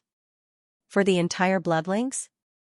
What could I possibly be involved in that would involve the entire vampire race? That big shot must be lying to you, right? Klein chuckled. A weak vampire has the chance to save the entire race. Do you believe it? Blood clan, blood clan. Besides, my strength isn't bad either. It's equivalent to you humans sequence 7. Right, it's the kind that's good at combat. As for whether you believe it or not, you won't understand. He stood up and said, although your analysis and suggestions are meaningless, I still have to thank you. Well, the consultation fee will be deducted from the suitcase and tin box last time. Huh? Klein didn't know what he was talking about. After Emlyn left, he suddenly came to a realization. Under normal circumstances, aren't the containers and large transactions all free items? This stingy vampire. In the darkness where the frequency of lightning had yet to recover, the City of Silver's expedition team punctually arrived at the periphery of the half-abandoned temple. Derek remembered that during their first operation, all the animal hide lanterns had been extinguished here. The entire team had fallen into pure darkness, and he had heard the boy, Jack's hair-raising cry for help coming from the depths of the temple. According to Mr. the Hanging Man, Miss Justice, and the others' guesses, this might be the starting point of our cycle. But why did we wake up at the campsite outside the city, and not directly here? As Derek recalled the discussion on the tarot, he raised his arm and prayed according to the corresponding suggestions. His body suddenly emitted a pure and clear light, causing Joshua and the other members of the expedition team to quickly assume a combat stance. What happened? Demon Hunter Colin drew his sword and asked in a deep voice. Derek looked left and right in horror. Your Excellency, I just heard a child shouting, "Save me, save me." He wanted to test if this was the key point. What about now? Colin asked warily. There's no more. Derek listened carefully. Demon Hunter Colin swept his gaze at Joshua and the others from the corner of his eyes and asked, Did you hear it? No. The members of the expedition team shook their heads one after another. Colin only thought for a few seconds before making a decision. He took out a dark blue metal bottle from a secret compartment on his belt and smeared the colorless, sticky liquid on his sword. Following that, he stabbed upwards with his sword. The sky suddenly lit up as thin silver snake-like beams of light swam above and quickly spread out in all directions. The silver-white light instantly enveloped all the members of the expedition team, as though it was illuminating everyone's darkest corner. With a sizzling sound, the thin silver snake burrowed into the void and headed off to an unknown location. Everything quickly calmed down, leaving only the dim light of the animal hide lanterns to scatter in silence. Colin half closed his eyes as though he was sensing something. After a full 5 seconds, he raised his finger and said, From now on, we can't afford to be careless. From now on, we can't afford to be careless. Raise the alert to the highest. What familiar words. This isn't the key to breaking out of this predicament. Derek calmed his mind and followed the team into the half-abandoned temple without slacking off at all. This time, he had learned his lesson and didn't look at the fallen creator's face again. Then, in the process of inspecting the ground, he relied on his initiative and enthusiasm to fight for the area where the mural was located. He carried the animal hide lantern and the axe of hurricane as he began to move in a small team with a teammate. After passing through mottled or collapsed walls, he finally arrived at his destination. As the light of the animal hide lantern approached, the mural on the wall gradually became clearer. Derek first looked at the corner and found the line of strange words that had left a deep impression on him. Rose Redemption. He silently recited the name, raised the animal hide lantern, and carefully examined the details of the mural. On the highest point of the mottled wall was a huge, blurry, pitch-black cross. On it hung a shadow that was difficult to make out its exact shape. In such a background, there was a desolate and silent plain. On the plain, there was a long line of people walking. Their goal was the distant mountain, and the cross and the person hanging upside down at the top of the mountain. In this line of people, some members were still kneeling on the ground, praying devoutly, while others had already stood up and walked forward against the strong wind. Their faces were only a simple outline, as if to highlight the tattered clothes. Only the leader at the front was rather clear. It was a thin and tall man with silver hair that reached his vest. The man's facial features were soft. His head was lowered, and his eyes were tightly shut. There were layers of light wings on his back. Angel! The legendary Angel! Derek excitedly observed the situation around the leader. Soon, he discovered that there was a winding, shimmering river at the feet of the man who was suspected to be an angel. The river kept turning, circling back, and flowing into him, becoming the source. Cycle. This formed a cycle. Derek suddenly felt that he had grasped a key point. In a cycle of experience, there was actually a circulating river in the mural on the wall. The latter was obviously indicating or revealing something. Derek looked up and saw the silver-haired angel with countless wings. His face was gentle with a hint of indifference, as if he was looking down at the river and fate. Is this the true meaning of Mr. Fool's hint? Derek thought for a moment and decided to give it a try. If he succeeded, he planned on blaming the boy, Jack, for his abnormality. If he failed, no one would remember what he had done. Under the stunned gaze of his teammates, Derek raised the axe of hurricane and slashed at the river on the mural. Bang! Enshrouded in silver beams, Derek's axe cleaved at the river on the mural, causing the wall to cave in and stone fragments to fly everywhere. With a single strike, the river that was connected from end to end was completely severed. Just as he was looking forward to the scene of the cycle being broken and all the members of the expedition team jumping out of the temple, Demon Hunter Colin's figure flashed and appeared in front of him. With a sullen expression, he said, "What are you doing?" The demigod's sword tip was still pointing downwards, but his grip on the hilt was clearly tighter than before. Recalling the crystallization of the wisdom of the Tarot Club members, Derek said in a mixture of puzzlement and fear, "That's right." He said in a mixture of puzzlement and fear, "There was a shadow that flashed past here just now." "Your Excellency, it's true. It's like a child's figure." Colin Iliad didn't move his gaze away as he asked another team member, "Hyam, did you see it?" The member of the expedition team named Hyam subconsciously moved closer to the chief and shook his head firmly. The exploration team member named Hyam subconsciously moved closer to the chief and firmly shook his head. Colin's light blue eyes immediately emitted a faint light, highlighting two complex, dark green symbols. Colin's light blue eyes suddenly had a glimmer of light rippling out, highlighting two dark green complex symbols. Finally, he retracted his gaze and said without any abnormalities, "This is Derek's light blue eyes. It's very normal for you to hallucinate due to nervousness. From now on, follow me. I believe you will feel calmer this way." "Yes, Your Excellency." Derek agreed without any hesitation. "Yes, Your Excellency." Derek agreed without any hesitation. After the previous attempt, he had confirmed that the mural wasn't related to the key point.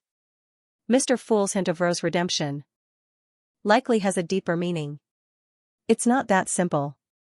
Derek held the axe of hurricane and silently walked beside Chief Colin. What happened after wasn't much different from the previous explorations in his memories. Everyone repeated the process and arrived at the final hall with the altar for the 6th time.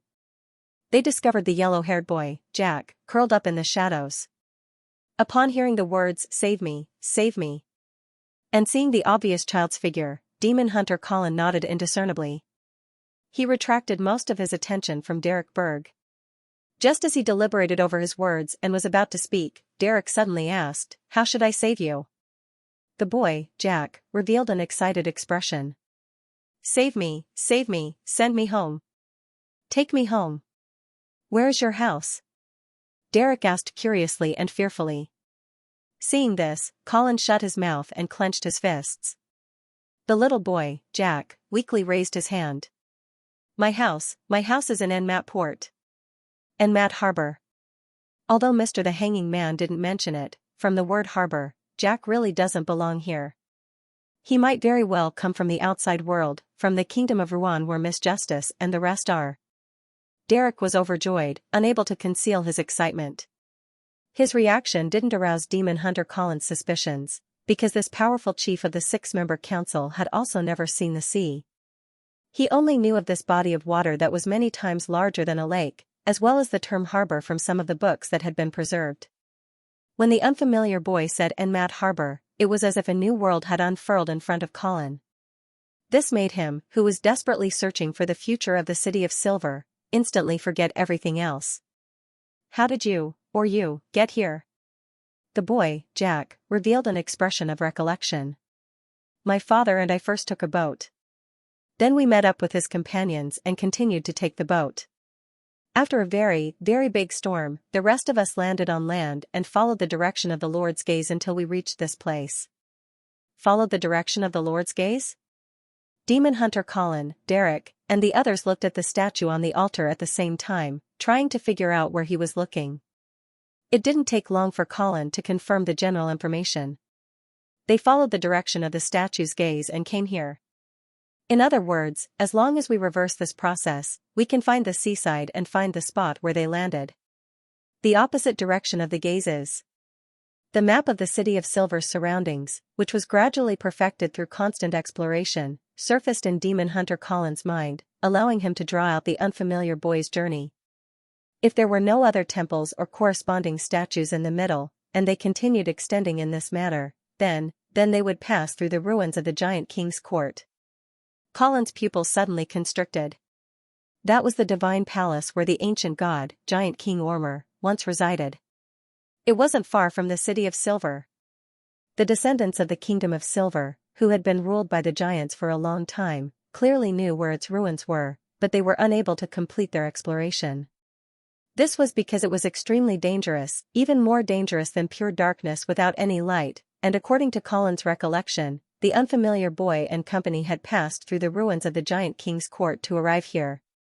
How did they do it? Perhaps they didn't take a straight line and circled around the giant king's court. No matter what, there's a path that leads to the sea behind the giant king's court, and on the other side of the sea, there might be a human kingdom. Could that be the hope of the City of Silver? Colin couldn't help but think. At this moment, Derek acutely noticed that the clothes on Jack's chest and abdomen were dyed dark red, as if liquid was slowly seeping out. Are you injured? He asked carefully. Jack lowered his head and replied in an ethereal tone, There's something ugly growing on me. As he spoke, he pulled open his clothes, revealing his bare chest and abdomen. There were 2 eyes, a nose, and a mouth embedded in them. They weren't painted, nor were they pieced together by gems. They were purely formed by real eyes, a real nose, and a real mouth. Furthermore, they didn't seem to be a set, as if they belonged to 3 people. Suddenly, Derek imagined a scene. After Jack ate his companions, he used their remaining eyes, nose, and mouth to form a strange human face on his chest and abdomen. The face was gentle and indifferent, making Derek feel an inexplicable sense of familiarity. In just a second or two, Derek figured out the reason for the familiarity.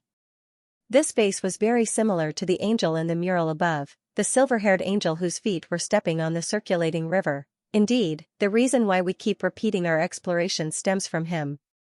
Derek's heart stirred as he blurted out a word, as if he was about to give an incantation to resolve his predicament. Rose Redemption, he shouted solemnly. The boy, Jack, raised his head and stared at him in a daze. His mouth widened bit by bit until it reached his ears. I'm so hungry, Derek was stunned as he saw the intense battle. When he woke up again, he sat back down beside the campfire in the camp.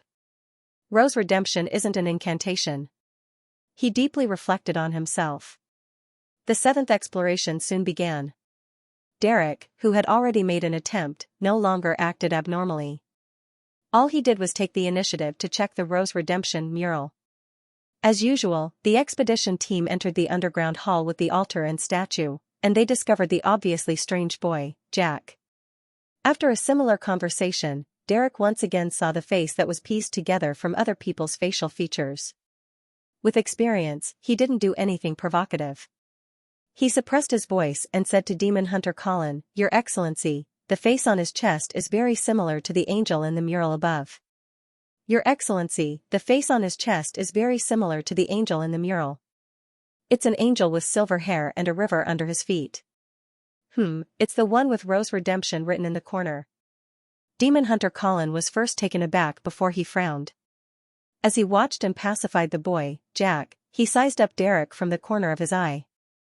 After a few seconds of silence, he whispered, "It's because you were the one who mentioned this matter. Because you mentioned this matter, and it made me think of something." Without waiting for Derek to ask, he continued, "We've studied that mural for a long time.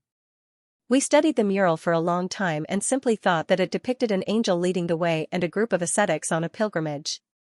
Perhaps the name of their group was Rose Redemption. That river that's connected to the end indicates a cycle. Our interpretation is that the pilgrimage is repeated. And from the looks of it, it might indicate the identity of that angel. This is the idea you gave me because Amon was once hidden in your body." "Why?" Derek was confused. Demon Hunter Colin stared at Jack and said, "The worm that Amon left behind has the symbol of time. The river of cycles is often related to fate. When the two are put together, it reminds me of a small number of tomes that I've read about, but I'm not sure if it's true or not. When the Lord who created everything, the omnipotent and omniscient God, watched over this world, he was surrounded by many angels. Among them, the leaders of all angels, the kings of angels who were closest to the divine throne, numbered a total of 8. Some of their names had already disappeared in the long course of history, while others still had certain records, either brief or detailed. Rumor has it that there are even descendants of deities among the 8 kings of angels. Among them, 2 of the kings of angels have the titles of Angel of Time and Angel of Fate." Derek was enlightened as he asked in confirmation, "That's right. You believe that Amon is the Angel of Time and that the mural is the Angel of Fate?" "I can't be sure for the time being. Only the title of Angel of Time has been passed down, and the records of the Angel of Fate are relatively detailed." Demon Hunter Colin suddenly took a deep breath. Then, he said in a deep voice, "Angel of Fate, Tail Devourer Ouroboros." In the evening, in the underground building of the Odora family, Emlyn White looked at the iron-black coffin and said to the ancient sanguine lying inside, "That's right. Lord Nibs, I accept the primogenitor's mission." Nibs replied with an old voice, "Very good. When do you want to begin? Do you have any unfulfilled wishes?" Upon hearing Lord Nibs ask about his wishes, Emlyn White's calves went limp. He nearly regretted it. "There's no need." An iron-black coffin covered in strange patterns sat quietly in the middle, and there seemed to be a faint fluctuation in the air that was silently colliding. Emlyn White stood in the corner and followed the normal ritual procedures. He lit the candles and dripped the essential oil and the corresponding herbal powder. A misty atmosphere spread out as Emlyn recalled the requirements of artificial sleepwalking. He lowered his head and began cogitation while repeatedly chanting the fool's honorific name. "The fool that doesn't belong to this era. The mysterious ruler above the gray fog. The king of yellow and black who wields good luck." Amidst the monotonous and rhythmic voice, Emlyn gradually entered a magical state. His body was relaxed and restrained, as though he was asleep, but his spirituality was lively and light as it constantly spread out. At this moment, he had the feeling that he was constantly drifting upwards. In the ancient palace above the gray fog, Klein sat at the end of the long bronze table, tapping his fingers as he looked at the rippling screens of light beside him. He expressionlessly admired the praying figure. Although it was very blurry, Klein immediately recognized the vampire, Emlyn White. "He's very courageous to have the initiative to buy a doll." Klein sighed and didn't respond. He had previously attempted to divine the sanguine's goal, but he was unable to obtain any effective revelations. The only thing he could be sure of was that it had nothing to do with the Aurora Order. This made Klein rather curious, but he wouldn't take the risk of responding to Emlyn White with a high-ranking sanguine hiding beside him. He didn't know if the other party could grasp any traces of danger like blasphemer Amon in the mysterious space above the gray fog, nor did he wish to confirm it. After all, Amon was only an avatar back then, and the present high-ranking sanguine was most likely the main body. "There's no need to take risks on unimportant matters, even if I want to understand the sanguine's true goal. Besides, it's not like there's no other way." Klein looked at the artificial sleepwalking Emlyn White and muttered to himself with a smile. I can delay the response. He planned on waiting until tomorrow or the day after, when Emlyn White left his protection and when the sanguine gave up on the matter. Then he would suddenly respond. However, there was a prerequisite. He had to first confirm the level of risk with divination. Tail Devourer. just like that river? Derek Berg immediately made the connection. Demon Hunter Colin nodded solemnly. Yes. This means that we might have already stepped into a river that we can't leave from. Fortunately, this should only be some power left behind by the Angel of Fate. It's not hiding here. No, it's not a possibility, it's a certainty, and it's been a long time ago. Derek responded inwardly. At this moment, Colin took out a dark red metal tube, unscrewed the cap, and gulped it down. His light blue eyes quickly faded and were dyed silver. In the end, his pupils even became vertical, reflecting the figure of the little boy, Jack. Sparks of silver light shot out from his eyes, spiraling and colliding with each other. Dang, Demon Hunter Colin first stabbed the longsword in his hand into the ground and pulled out another straight sword, smearing it with golden oil that resembled sunlight. Noticing this, the little boy Jack's expression changed, as if it was shrouded in a thick shadow. Before he could open his mouth, Demon Hunter Colin moved. He pulled out his sword from the ground and left behind a blurry figure. Golden and silver flashed, illuminating the entire underground hall. The light in front of the little boy, Jack, was the brightest. After a shrill scream, darkness enveloped the altar once again. The little boy, Jack, stood in place without moving a single step, but the human face in his chest and abdomen had disappeared, leaving behind only a hole where his squirming organs could be seen. A few meters to the side of Jack, Demon Hunter Colin was half squatting on the ground, his swords hanging diagonally. In front of him, the human face had been torn apart, returning to its scattered eyes, nose, and mouth. These organs twitched and bounced as if they had been electrocuted. Soon, they stopped moving and rapidly rotted, as if they were meant to be. In the blink of an eye, Derek felt an invisible barrier appear around him like a wall of water and silently shatter. Almost at the same time, he seemed to leave the turbulent river and return to the shore. Looking at the gloomy underground hall, the hanging statue, and the boy, Jack, whose expression was contorted from pain and had fainted, Derek was delighted as he heaved a sigh of relief. He knew that he and the others had finally escaped from their repetitive lives. Derek knew very well that although the final process didn't seem complicated, without understanding the problem beforehand and receiving no hints, they might have to repeat it dozens or hundreds of times before they could discover any clues and find a solution. During this process, if they weren't careful, they would die. And Derek had no way of knowing if the lost life would be reborn, or if they would still be resurrected by the bonfire, only to die after completely escaping the predicament. What was even more serious was that people would always repeat the same choices. In other words, if they couldn't discover the problem the first time, without the corresponding memories and experience, they might not be able to detect any abnormalities even the 100th or 1000th time. They would be completely lost in the river of cycles until the normal flow of time in the outside world reached the end of their lives. At the thought of such a possibility, Derek was sincerely grateful to Mr. Fool. Grateful? Recovering his memories and giving him a hint. Turning his head, he saw that Joshua and the other members of the exploration team didn't have any abnormal reactions as they checked the surrounding area, as if the previous 6 explorations didn't exist. Perhaps only by returning to the City of Silver can they realize that they've lost a part of their lives from the wrong dates. Derek thought silently. At this moment, Demon Hunter Colin stood up and walked back to Jack's side. He took out another metal bottle and poured the black, sticky liquid inside onto Jack's empty chest. The liquid quickly condensed into a translucent membrane that stuck to the wound and stopped the blood flow. "Hi, Joshua, you're in charge of bringing him along." Colin suppressed the palpitations in his heart and instructed in a deep voice.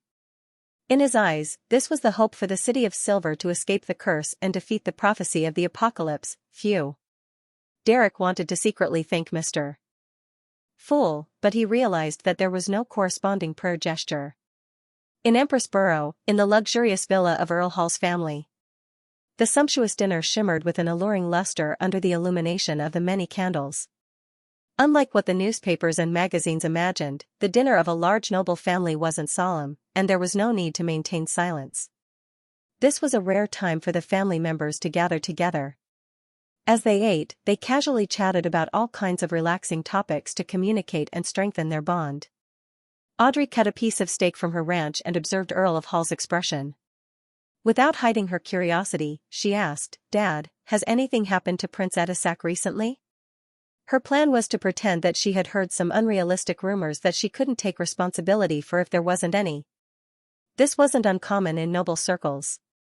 Earl of Hall's knife and fork paused as he raised his eyebrows. What did you hear? As expected. Audrey, who read the information she wanted from her father's reaction, replied with a faint smile, some rumors. It's just a rumor. It seems to be true? Earl of Hall rubbed his temples. It's nothing too serious. Audrey, I know what you're thinking, so there's no need to hide it from you. This involves a relatively ordinary scandal of the royal family. To put it simply, Prince Edisac has fallen in love with a commoner woman. This led to the death of a noble descendant. The royal family has blocked the spread of the matter, not wanting to cause too much of an impact. The countess took a sip of champagne.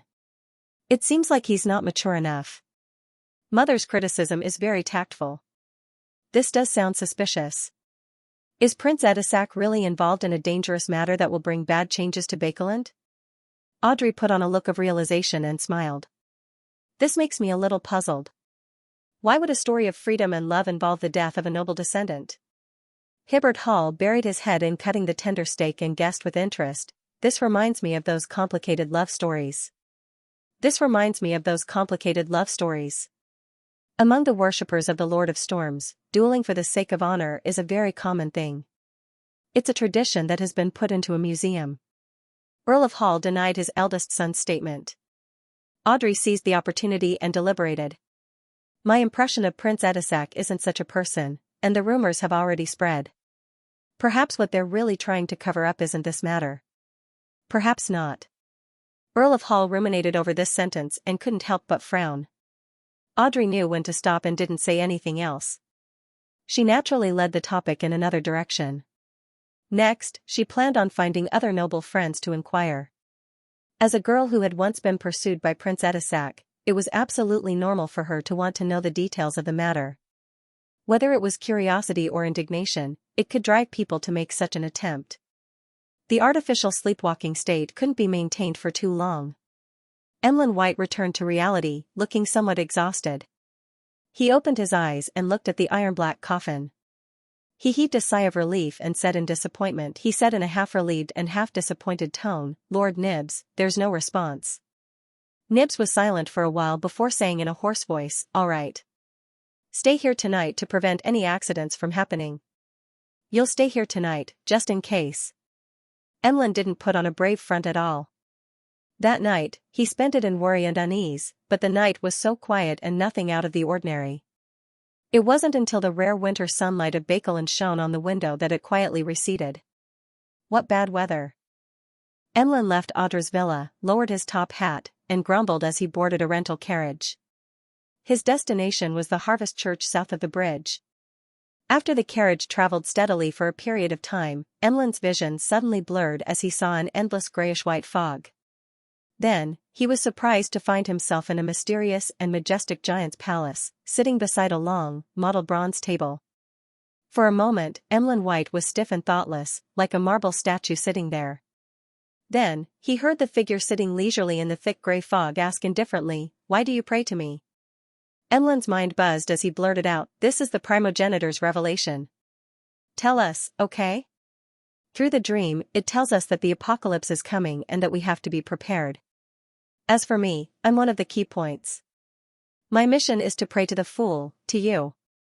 Upon hearing the other party's detailed response that didn't hide anything, Klein, who had prepared a follow-up question, was at a loss as to where to begin. What he wanted to know, the vampire, Emlyn White, had already told him everything. A revelation from the primogenitor. Didn't the ancient goddess Lilith fall in the Second Era long before the Cataclysm, or had her authority taken back by the Creator?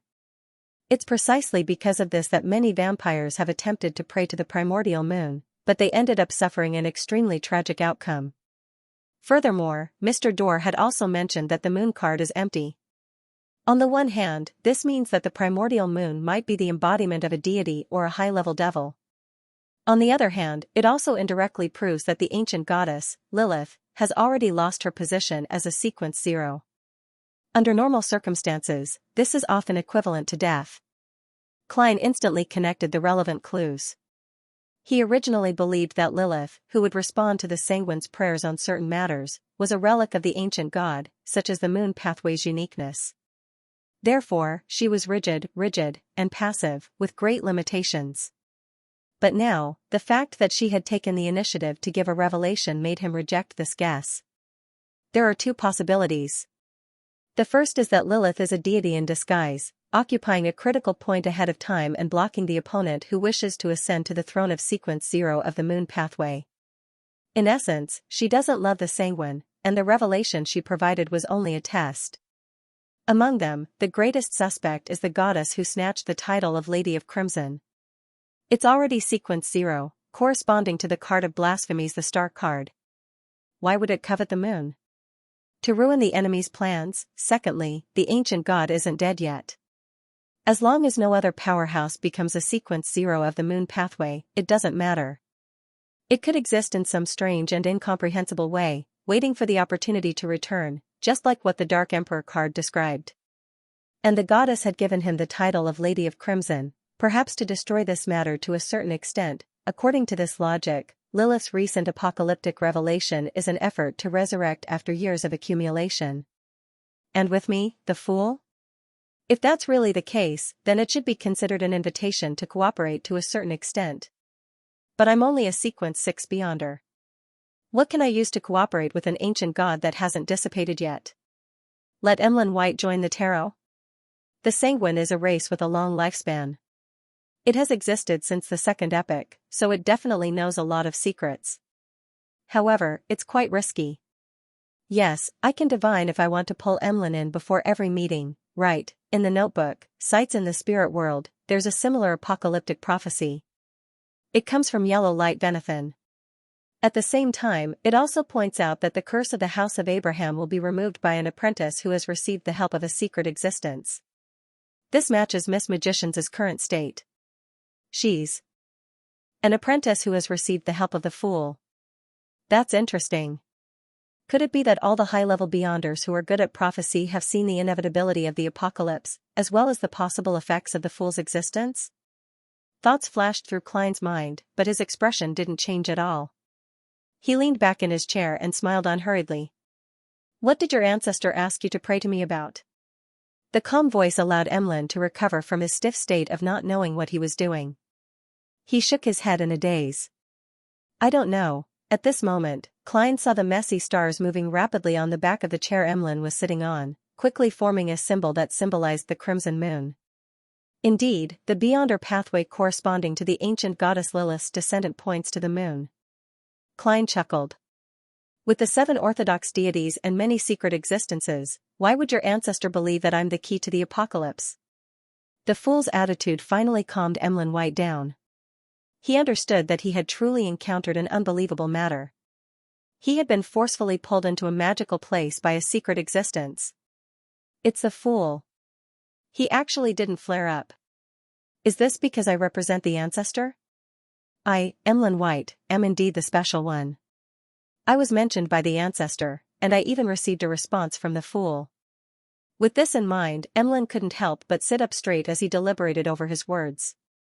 Honorable Mr. Fool, the revelation given by the ancestor is this. I, Emlyn White, will become the key to saving the Sanguine and defeating the apocalypse. And all of this begins with praying to you.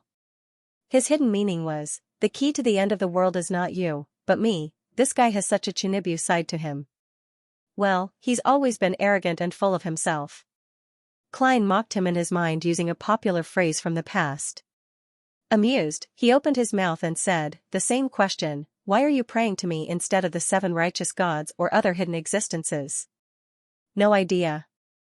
Emlyn shook his head honestly. Klein thought for a moment and deliberately said, actually, I roughly understand what your ancestor meant. I hope that with my help, you can grow into a true high-ranking being and save the blood race when the apocalypse comes. Growth? As you know, we Sanguine aren't able to grow on our own. Only through special rituals can we obtain the gifts of our elders and the inheritance left behind by our ancestors. Only then can we advance in level. Indeed, it also has to conform to the law of Beyonder characteristics conservation. In other words, there must be another way as long as it conforms to the basic law. Klein chuckled. Your knowledge has blinded your eyes, preventing you from seeing the wider world. Of course, I will not answer this question for you. You must find the answer yourself. I am only providing you with an opportunity. He paused for a second and said in a condescending tone, do you wish to have such an opportunity? Emlyn didn't hesitate to stand up and bow. That is my wish. Where did your arrogance go when facing a hidden existence? Why is there only humility left? Klein lampooned inwardly as he tapped the edge of the long model table. But there are some things you must abide by. Please speak. Emlyn held back his excitement. Klein smiled. You can't reveal anything related to me to anyone unless you have my permission. This includes the blood breeds who were present during the ritual. But Emlyn found it somewhat unacceptable. Klein asked warmly with great certainty, what's the matter? Lilith didn't ask you to report to anyone afterward, right? This could be inferred from the fact that there wasn't even a prayer in the revelation, Lilith. Directly calling the ancestor by her name. It sounds like an old friend. Emlyn's heart palpitated as he lowered his head. No. Klein smiled and said without much fluctuation in his tone, this is a secret transaction. That's why I responded after you were out of sight. Similarly, there's no need for you to report to Lilith. That will be noticed by certain people. Seeing Emlyn nod in enlightenment, Klein added, to be the key to saving the sanguine, you have to bear the corresponding thorns. If I want to be the key to the salvation of the blood race, I have to bear the corresponding thorns. For example, I have to be misunderstood, slandered, and belittled. I can only move forward in silence with a heavy mission in the darkness. These targeted words immediately made Emlyn White imagine the corresponding scene. He was always mocked by his fellow clansmen because of his fondness for dolls. He would get lost and enter the harvest church, leaving behind traces of humiliation. He would never be valued or thought highly of by his elders. He would silently protect his clansmen and everyone in a corner without anyone knowing. Soon, Emlyn, who had been touched by him, replied respectfully, your will be carried out. Your will be carried out across the land. Klein leaned back and said nonchalantly, that's not a problem. I acquiesced to the establishment of a secret gathering, right here. Are you willing to join this gathering and find a way to become stronger and save the blood race? I'm willing. Emlyn answered without hesitation. Klein nodded in satisfaction. Do you have any other requests? Emlyn was delighted as he hurriedly said, that's right. Honorable Mr. Fool, I wish for you to help me remove the psychological cue. This is a bishop of the Church of Earth Mother, I know. Klein calmly interrupted his description. I know. As expected of a hidden existence. Emlyn lowered his head again. Klein chuckled. I can help you, but what price are you willing to pay? Above the gray fog, he had an extremely powerful spirit vision. He had just discovered that the dark-colored psychological cue in Emlyn White's body had mostly dissipated at some point in time, thinning to the point of being weak. Klein had originally planned on using the ritual in the Book of Secrets to deal with similar problems to resolve it, but the present situation made him believe that a secret deed ritual, the suppression of the Dark Emperor card, and the purification of the Brooch of Sun would be able to completely dispel the psychological cue in Emlyn White's body. Price? Emlyn thought for a moment, but he couldn't think of anything that would interest the hidden existence, the fool. Seeing this situation, Klein took the initiative to say, I'm very interested in the history of you sanguine. I'm very interested in some of the history of the blood race. You can use this information in exchange. Sanguine history? Emlyn thought for a moment before agreeing. You can first think about the content you want to describe. Before that, you need to choose a code name from them. Klein conjured the tarot cards that hadn't been chosen on the surface of the long bronze table. Emlyn White took a few careful glances and said, that's right. Moon. Above the gray fog, inside the palace that looked like a giant's residence. Emlyn seriously considered which part of the sanguine's history he should tell Mr. Fool. He's an old friend of the ancestor, so he definitely knows what happened before the cataclysm. There's no need for me to repeat it. In the fourth epic and fifth epic, the glory of the sanguine isn't rare. There's too much history worth recounting, but the most important thing is one thing. Emlyn quickly had an idea. Based on his current understanding, the fool was very likely an ancient god from before the cataclysm. Due to certain reasons, he didn't perish and had been slumbering to this day, gradually awakening. This could explain why there were no records of such hidden existences in the thousands of years of history. That was, until the other party's honorific name suddenly spread. After some deliberation, Emlyn straightened his back. After the cataclysm, the Sanguine left the center of the historical stage of the northern and southern continents. They became nobles of different empires and dynasties as individuals, not as a race. They either governed a territory or guarded a castle in a key area. When our queen, the Blood Moon Queen, Xianxia, who led us out of the Dark Ages, became the wife of the Transostal Empire's Night Emperor, the entire Sanguine was united and became an important supporter of this dynasty. At that time, Augustus of Rouen and Einhorn of Faisac would have to respectfully address our queen as Her Majesty. In that era, Queen Xianxia was the symbol of beauty. If there was a magic mirror that could answer questions, then the answer to who is the most beautiful woman in the world could only be her. The more Emlyn spoke, the prouder he became. He went from being reserved and cautious to talking non-stop. A magic mirror that can answer questions. Isn't that a Rhodes? I wonder if there are any members of the machinery hive mind who are so bored that they would say, "Mirror, mirror, tell me, who is the most beautiful woman in the world?" What kind of answer would a Rhodes give? Klein's sitting posture did not change. There was a smile at the corner of his mouth as he thought about it. After saying a bunch of things, Emlyn's expression turned serious. All of this was destroyed in the War of the Four Emperors. The Night Emperor perished, the Queen perished, and the vampires suffered a rather heavy blow. After seizing the final fruit of victory, the seven gods supported the four great nobles, Augustus, Einhorn, Sauron, and Castilla, to divide the empire, destroying the royal family that lacked high-ranking members. We, the vampires, could only retreat to the remote mountains and hide in dark corners to ensure the continuation of our race. It's about what I expected. The seven gods. During the War of the Four Emperors, there were already the seven gods. Klein thought of the statues of the six gods in the underground ruins of the Tudor family. Fortunately, the seven deities were divided, and the four countries attacked each other. After paying a certain price, we finally escaped the calamity. At that moment, Emlyn was in a rare state of high spirits. He looked at Klein with bright eyes and said, "Honorable Mr. Fool, do you still have the time to listen to me talk about the Blood Moon Queen's life and the glory that the Sanguine once possessed? It's a heavy tome formed from pages of glorious chapters. I can repeat every part of it. From the looks of it, you can still talk for an entire day and night. I once thought that you were a shameless vampire who liked dolls and didn't know much about history. I never expected you to be so professional and academic.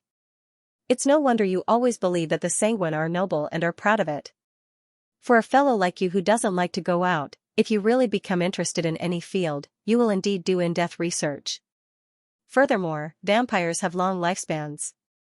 Klein deliberated for a moment, prepared to decline Emlyn's good intentions. Although he wasn't lacking in interest in history, time didn't allow him to listen to Emlyn's long-winded speech. "That's enough." Klein smiled and said, "I like an equivalent exchange. I won't let you speak for nothing. When there's a chance in the future, you can use the corresponding history to exchange for what you want from me." "All right." Emlyn was momentarily disappointed. This was the first time he had a chance to talk about the glory of the Sanguine to another existence. Usually, in order to hide his identity, he couldn't flaunt this to humans.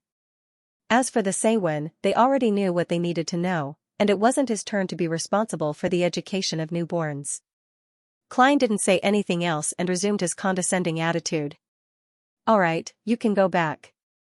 A crimson light lit up in front of Emlyn White's eyes, quickly engulfing him. After a brief moment of dizziness, he realized that he was still sitting in a moving rental carriage. Then, he saw the illusory goatskin and obtained the knowledge on how to use a secret deed ritual to pray for help from the fool. "When I'm free at noon and return home, I'll immediately hold a ritual and ask Mr. Fool to remove my psychological cue." Emlyn suddenly felt a little excited. When the carriage arrived at the Harvest Church, he calmed down and paid the fare. After entering the church, he saw Bishop Utravsky preaching to the few believers there. He was no longer as vexed as before, and he felt rather relaxed. In such a state, he suddenly thought of something. Father Yutrovsky doesn't seem to have stopped me from finding a way to remove the psychological cue. What exactly is he thinking? East Borough, in a coffee shop with greasy tables. Klein, who arrived at the scheduled time, was enjoying a piece of oatmeal bread dipped in tender pea-stewed lamb gravy as he listened to old Kohler recount the information he had gathered in the past week. Unfortunately, there wasn't much valuable information in there. After the other party finished, Klein thought for a moment, took out £2 worth of notes, and pushed it over. You already gave it to me just now. Old Kohler jumped in fright and waved his hand in shock. Klein chuckled. I'll be heading south for a vacation within this week. After a year of hard work, it's time for me to rest for a while. I might only be back in 2 to 3 weeks, so I'll pay you in advance. Heh, don't forget to help me gather information. Okay. Old Kohler received the notes with joy and gratitude. At this moment, he had already decided on how to spend the new year. He planned on buying the cured ham that he couldn't bear to buy before and using it to match his bread. How impatient. Thank you, Detective Moriarty. He could not help but swallow his saliva. Klein picked up his hat and deliberated for a moment. You should be able to sense that East Borough has been a little chaotic recently. Don't put yourself at risk just to gather information. If you find anything amiss, immediately hide and don't get involved. The matter surrounding Prince Edisak worried him, so he wanted to warn Old Kohler. I understand. Old Kohler patted his chest and said, I'm very timid, I won't take risks. Very good, Klein praised. He then thought of the laundry maid, Liv, and her 2 daughters, Freja and Daisy, who loved to read and wished to change their fates. He muttered, keep an eye on Liv's family. Don't let them be bullied. If there's a riot in East Borough, take them to a safe place. Riot? You mean the workers' resistance? Old Kohler asked in puzzlement.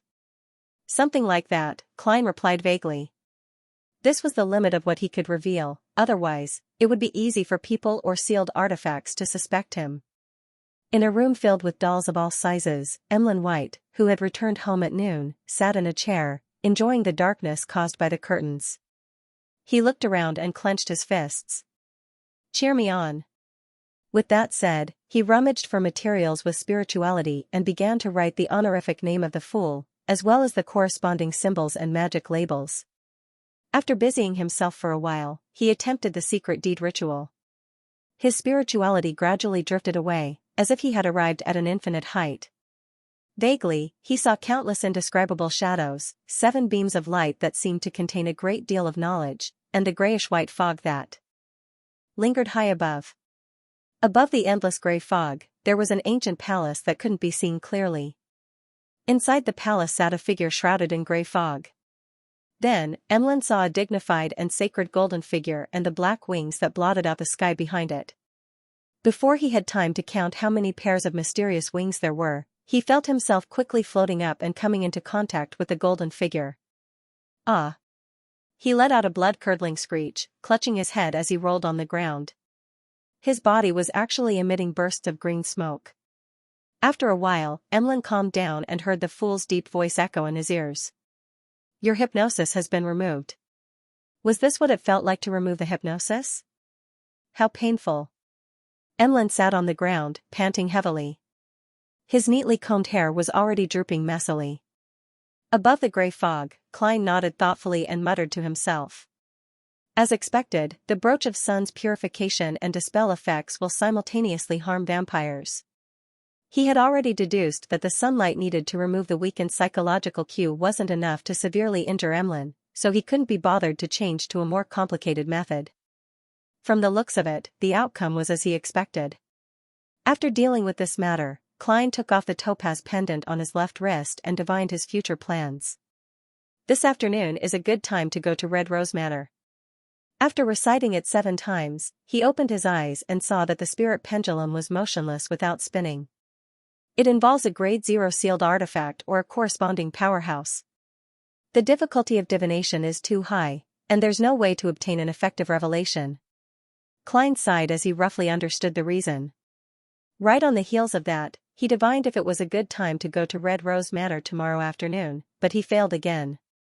I've always said that divination isn't omnipotent, and now it's proven true. I have to make a decision myself. I have to take this step, otherwise, there's no way I can leave the stage and go behind the scenes without anyone noticing. The sooner the better.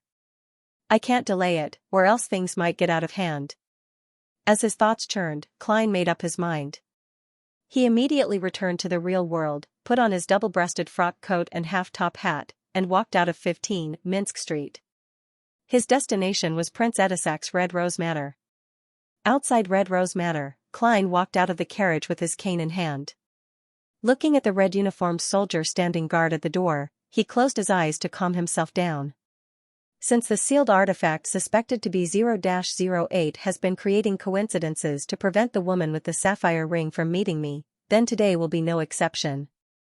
I don't have to worry too much about running into her. As long as I can deceive Prince Edisak with my performance, there won't be any problems. Klein's thoughts settled as he walked towards the entrance of the manor. After handing over the gun holster and revolver, he passed the search and was led by the manservant through the path paved with grey stone slabs. He bypassed the pool that sprayed clear spring water and entered the main house. He came to the second floor and arrived outside the room that should have been a sunroom according to the layout. During this process, Klein's heart was in his throat, afraid of encountering an accident, afraid that the situation would develop in the worst possible direction. Knock, knock, knock. After knocking lightly on the door, the valet leaned in front of the door and lowered his voice. Detective Moriarty has arrived. After a full 10 seconds of silence, a deep voice came from the room. Your Highness, invite him in. Accompanying this sentence was the creak of the door opening, and a warm feeling spread outwards, a little warmer than in the corridor. Under the watchful eyes of the two tall guards, Klein stepped onto the thick, patterned, yellow, and soft carpet.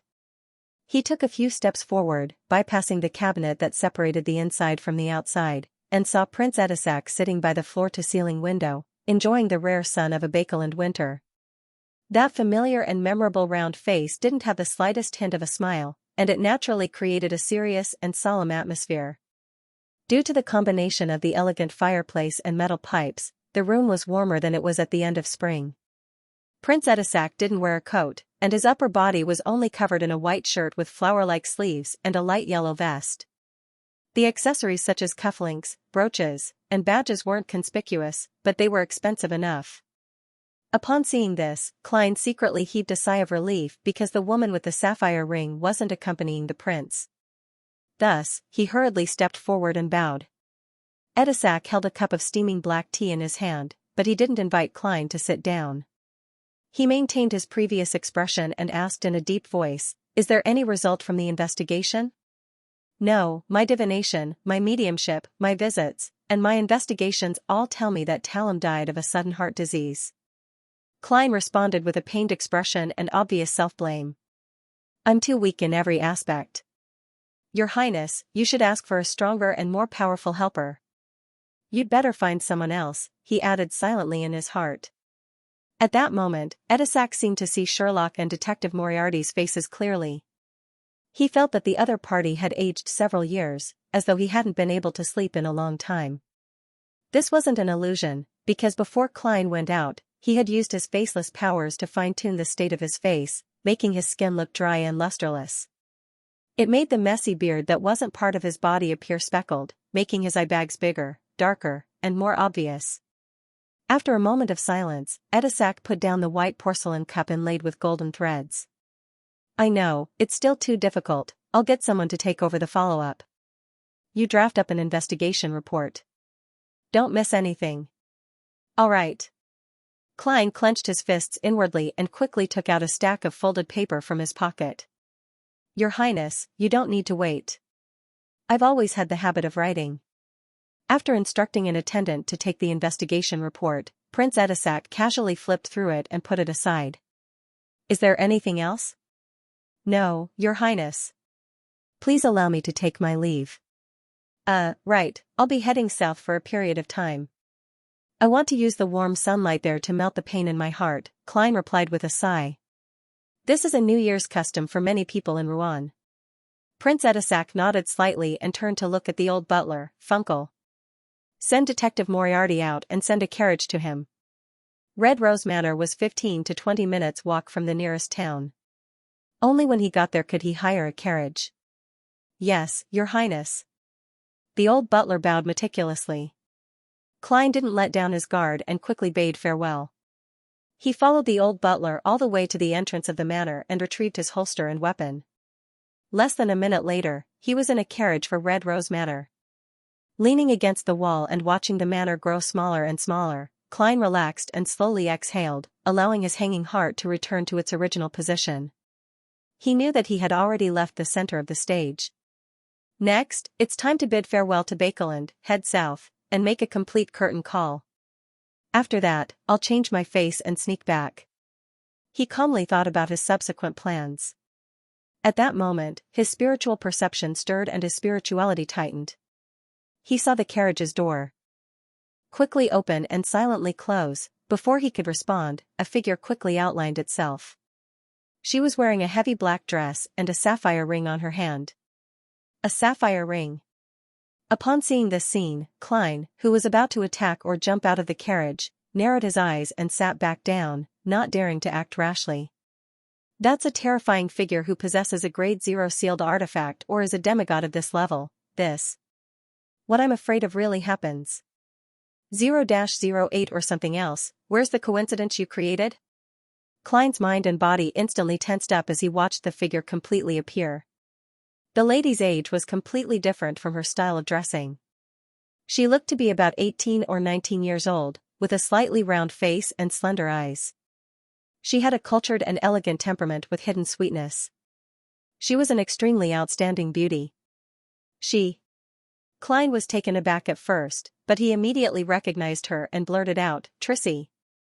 Isn't this the fellow who went from instigator Triss to witch Trissy? How did she become the prince's woman when she's wanted? As a member of the Demoness sect, how did she get to Prince Edisak's side? Furthermore, she has a grade 0 sealed artifact or a mystical item of the same level." Upon closer inspection, he realized that Trissy had changed somewhat from before.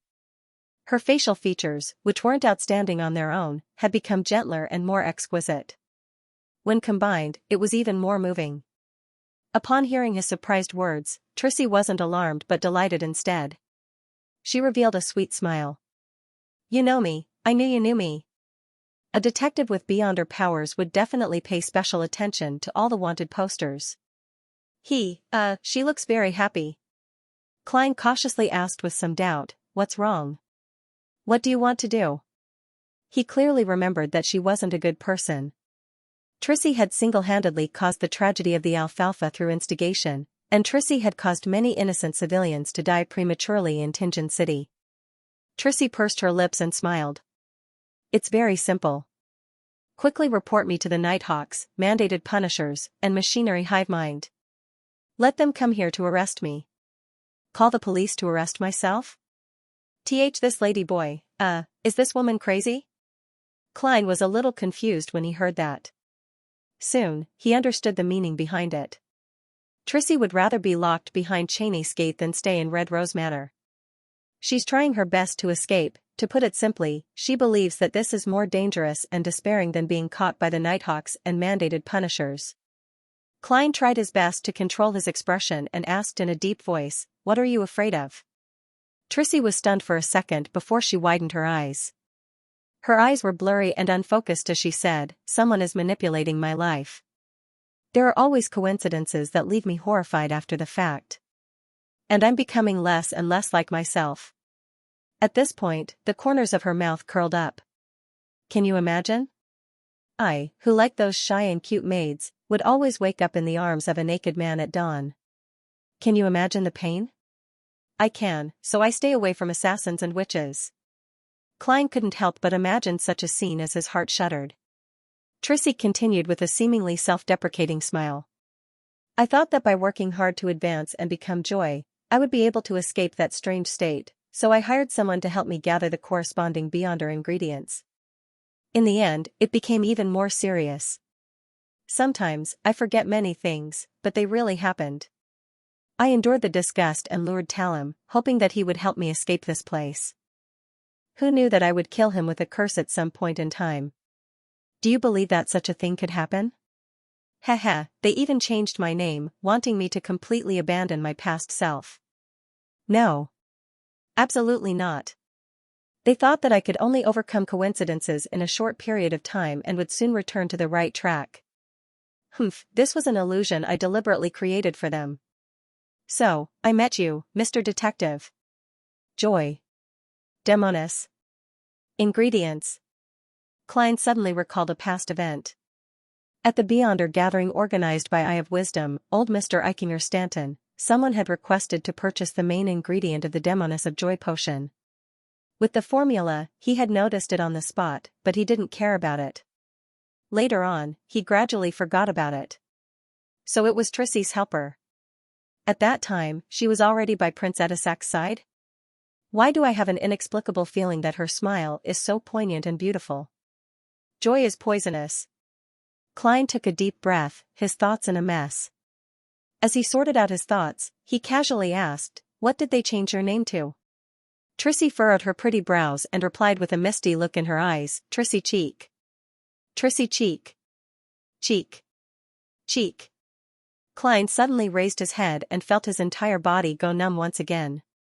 His entire body was as stiff as a marble statue. At this moment, there was only Roselle's diary echoing crazily in his mind. June 5th. I obtained an ancient book that actually mentioned the name of the primordial demonis. Called Cheek. Cheek, looking at the beautiful girl in front of him with her slightly furrowed brows and misty eyes, Klein couldn't help but have goosebumps rise all over his body, accompanied by a cold sweat. At that moment, he felt as though he had returned to Tingen, back to the Blackthorn Security Company. He was just about to activate his spirit vision to observe Megos and the baby in her womb. The instinctive fear was so clear that it was like a huge hand that was squeezing his heart tightly. He finally understood that what was resisting the gray fog and interfering with his divination wasn't a grade 0 sealed artifact or a mystical item of the corresponding level. There was something even more terrifying hidden within Trissy's body. The symbol of the apocalypse, the primordial demonis. No, she's not the primordial demonis yet. Otherwise, I would have already lost control and become a squirming pile of rotten meat just from being with her. She's in a very strange state. Trissy's brows calmed down as her eyes regained their focus. Looking at Klein, who didn't dare to move at all, she gently raised her right hand, allowing her fair fingers to slowly slide down from the side of her body. With a tinge of grievance, temptation, and maliciousness, she smiled. With a hint of grievance and temptation, she said with a sinister smile, "If you can inform the Nighthawks, mandated punishers, and machinery hive-minded this matter, and I happen to meet you before I am captured by them, I don't mind letting you know what true pleasure is." Klein's gaze unconsciously followed the movement of her fingers as soul-stirring details surfaced in his mind. "It's not big, but it's very perky. What am I thinking? What am I looking at? Is this the seduction powers of a demonis of pleasure? Ignoring the fact that you were a man in the past, even if you were a pure lady who didn't do much evil in the past and didn't give me any psychological barriers, I wouldn't dare. If I were to suddenly awaken as the primordial demonis, even the fool wouldn't be able to handle it." Klein sighed silently as he raised his head and looked at the wooden board at the top of the carriage with pity.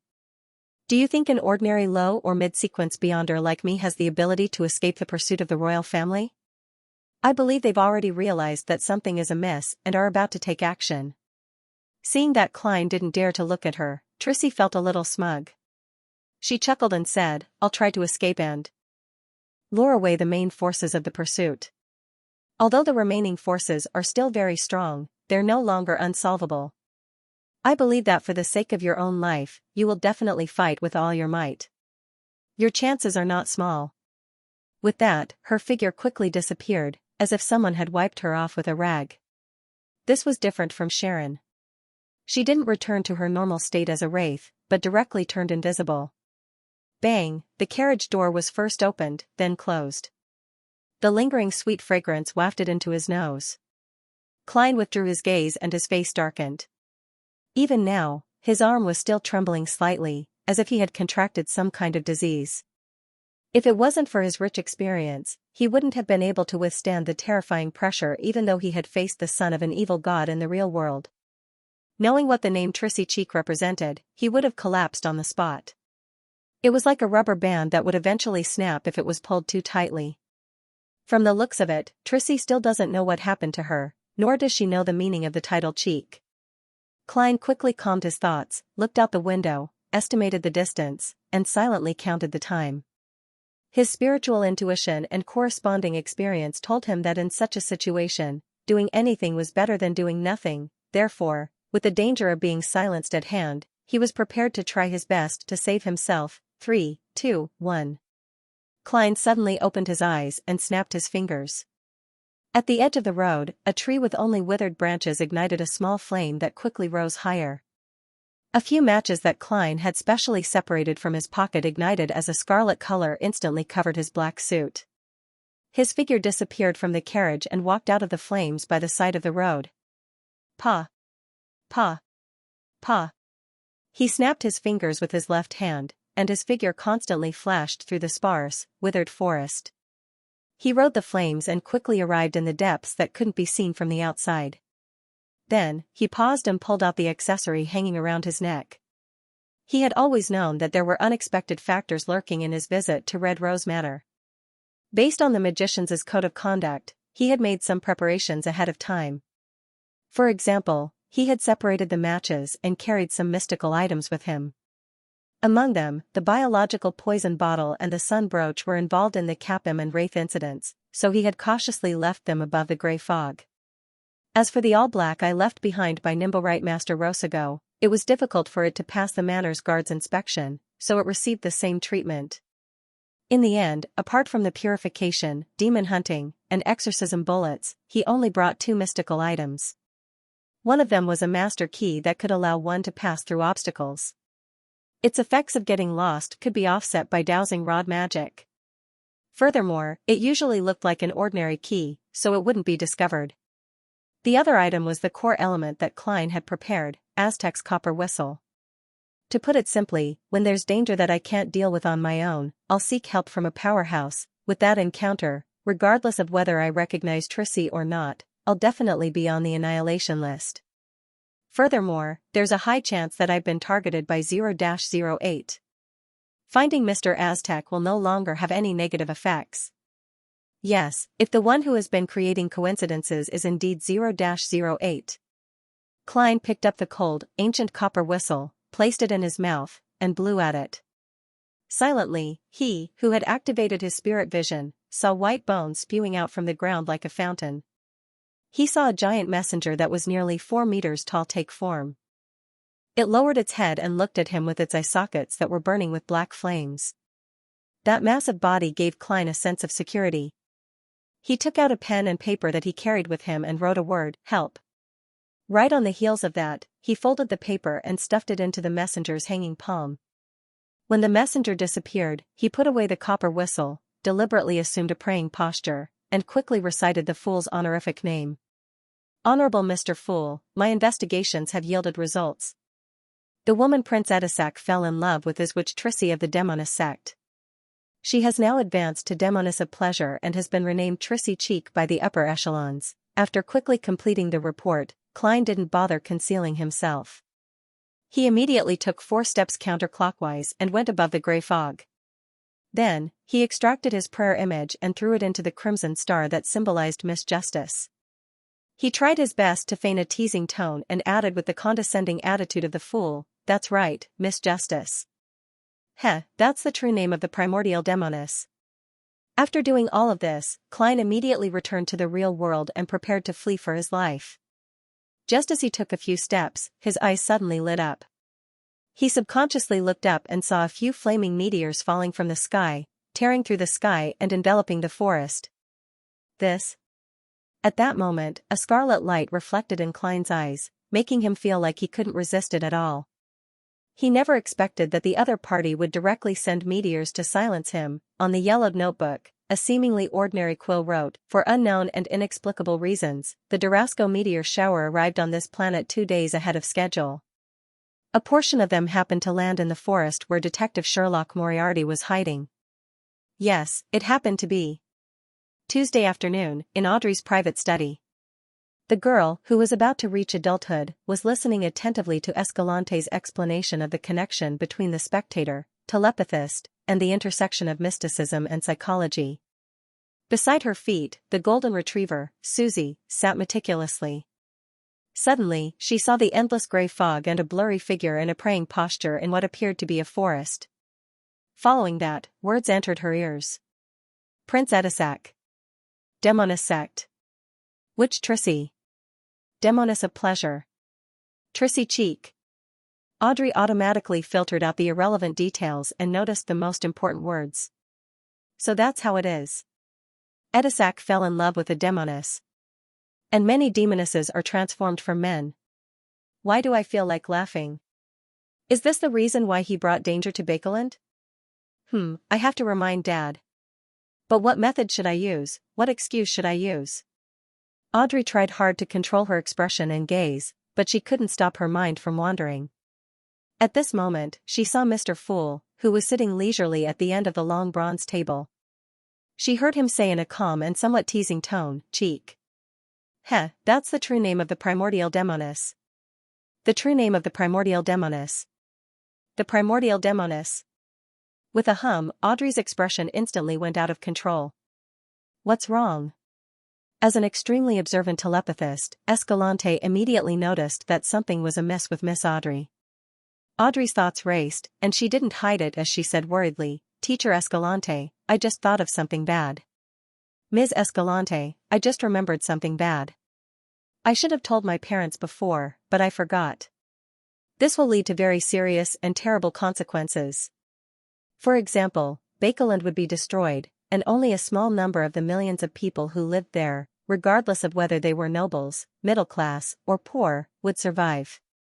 Audrey pursed her lips, unable to hide the worry in her emerald-like eyes. Escalante raised her eyebrows slightly. "Is it too late to go now?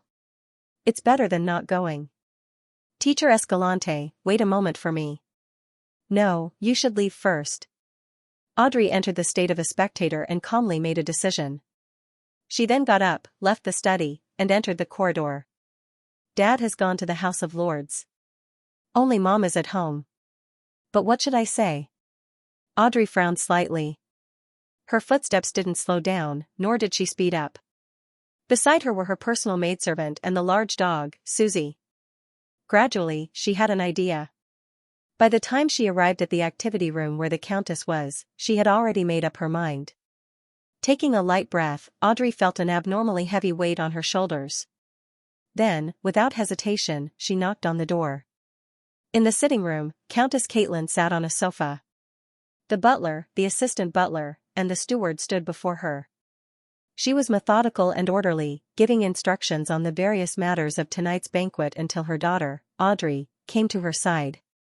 "Mom, I have something to tell you." Audrey's gaze swept over the other people in the room.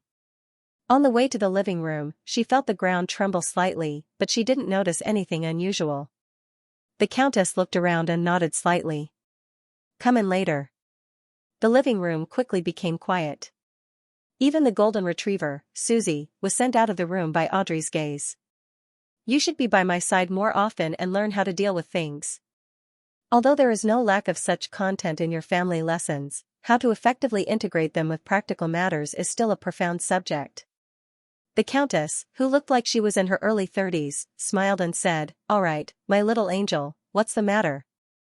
Audrey wanted to show the elegant smile that she had practiced repeatedly in etiquette class, but she found that she was too nervous to lift the corners of her mouth. She pursed her dry lips and said directly, "Don't worry. Mom, I have something to hide from you." The Countess tilted her head slightly, waiting for further explanation. Audrey's words paused for a moment before they became smooth. I'm already a Beyonder, a person with miraculous powers. I became one through consuming potions." The blonde Countess Caitlin raised her eyebrows slightly and replied without any surprise, "Yes. I know. Your father and I both know." Huh? Audrey didn't know how to continue. The Countess covered her mouth and giggled. "You've taken so many magical ingredients from the treasury. Do you naively think that your father and I didn't notice it? By your father's side, in this villa, and in the family's territory, there are quite a number of Beyonders. They are either hired or dispatched by the Church of the Goddess, or they are members of the Hall family. His Majesty has tacitly approved of these matters, and we have also tacitly approved of your little adventure. Sigh, you will eventually grow up and mature. Your father and I won't be able to protect you forever. There will always be a time when you need to face certain matters alone. Having additional magical powers to aid you can make your trump cards even better. Yes, according to what I know, the initial stages shouldn't be that dangerous. Advancing will take a year, 2 years, or even 3 years. Therefore, your father and I aren't in a rush. We plan on waiting for you to officially become an adult before giving you a few warnings, allowing you to stay in your current position. No, Mom, your common sense is wrong. You don't know of the existence of the acting method. If I gather all the ingredients, I can become a Sequence 7 psychiatrist before the new year. Besides, I don't want to stop. The death of the Duke of Negan made me realize that this world isn't as stable and calm as I thought it was. I want to have the strength to protect you at critical moments, Mr. Fool is gradually reviving, and evil gods are attempting to descend one after another. Although I'm still immature and lack the necessary knowledge, I can still sense the indescribable danger lurking in these matters. Audrey had always known that the Beyonder ingredients she had taken from the treasury were an unavoidable problem, but she was lucky enough to believe that her parents didn't know the exact effects of those items. At most, they would suspect that she was sinking deeper into the circle of mysticism enthusiasts. After removing the burden from her heart, she avoided her mother's exhortations and said, "Mom, I later joined a secret organization. Mom, I later joined a secret organization. It's more academic and doesn't worship evil gods. Please forgive me for not being able to tell you its name and details. I've already made a vow." Without waiting for the Countess to ask, she cut to the chase. "I received news today that the commoner girl that Prince Edisac fell in love with is a demoness. I don't know what they're plotting." There was actually no need for a connection between her two sentences. The former referred to psychological alchemy, while the latter information came from tarot, Mr. Fool. Through this arrangement of words, every word she said was true and could be confirmed through divination, but it made people believe that her information came from the secret organization Psychological Alchemy. The smile on Caitlin's face gradually disappeared as she solemnly asked, "Demoness?" She didn't know much about the mysterious world, but just the term made her feel evil and uneasy. Audrey quickly nodded. "Yes, a demoness of pleasure. And what makes me even more afraid is that her name is Trissy Cheek." "What's wrong with that?" the Countess asked in puzzlement. "A member of that organization has seen the name Cheek in an ancient book." Audrey told the lie she had just fabricated. Be it her tone, words, expression, or body movements, there were no flaws. In the 4th epoch or earlier, it belonged to the primordial demoness. Following that, she added solemnly, "That's an evil god." Countess Caitlin didn't understand what the primordial demoness meant, but she knew very well what an evil god meant. She couldn't sit still any longer and asked quickly, "Are you sure? Are you sure?" "I'm not sure."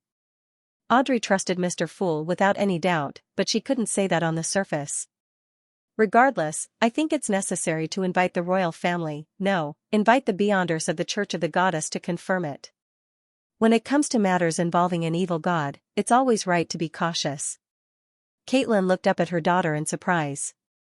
"Audrey, you've grown up." If it wasn't for the urgency of the matter, Audrey would have pretended to be reserved after hearing such praise. She would first act modestly and coquettishly before returning to her room to gloat. She might even do a short dance.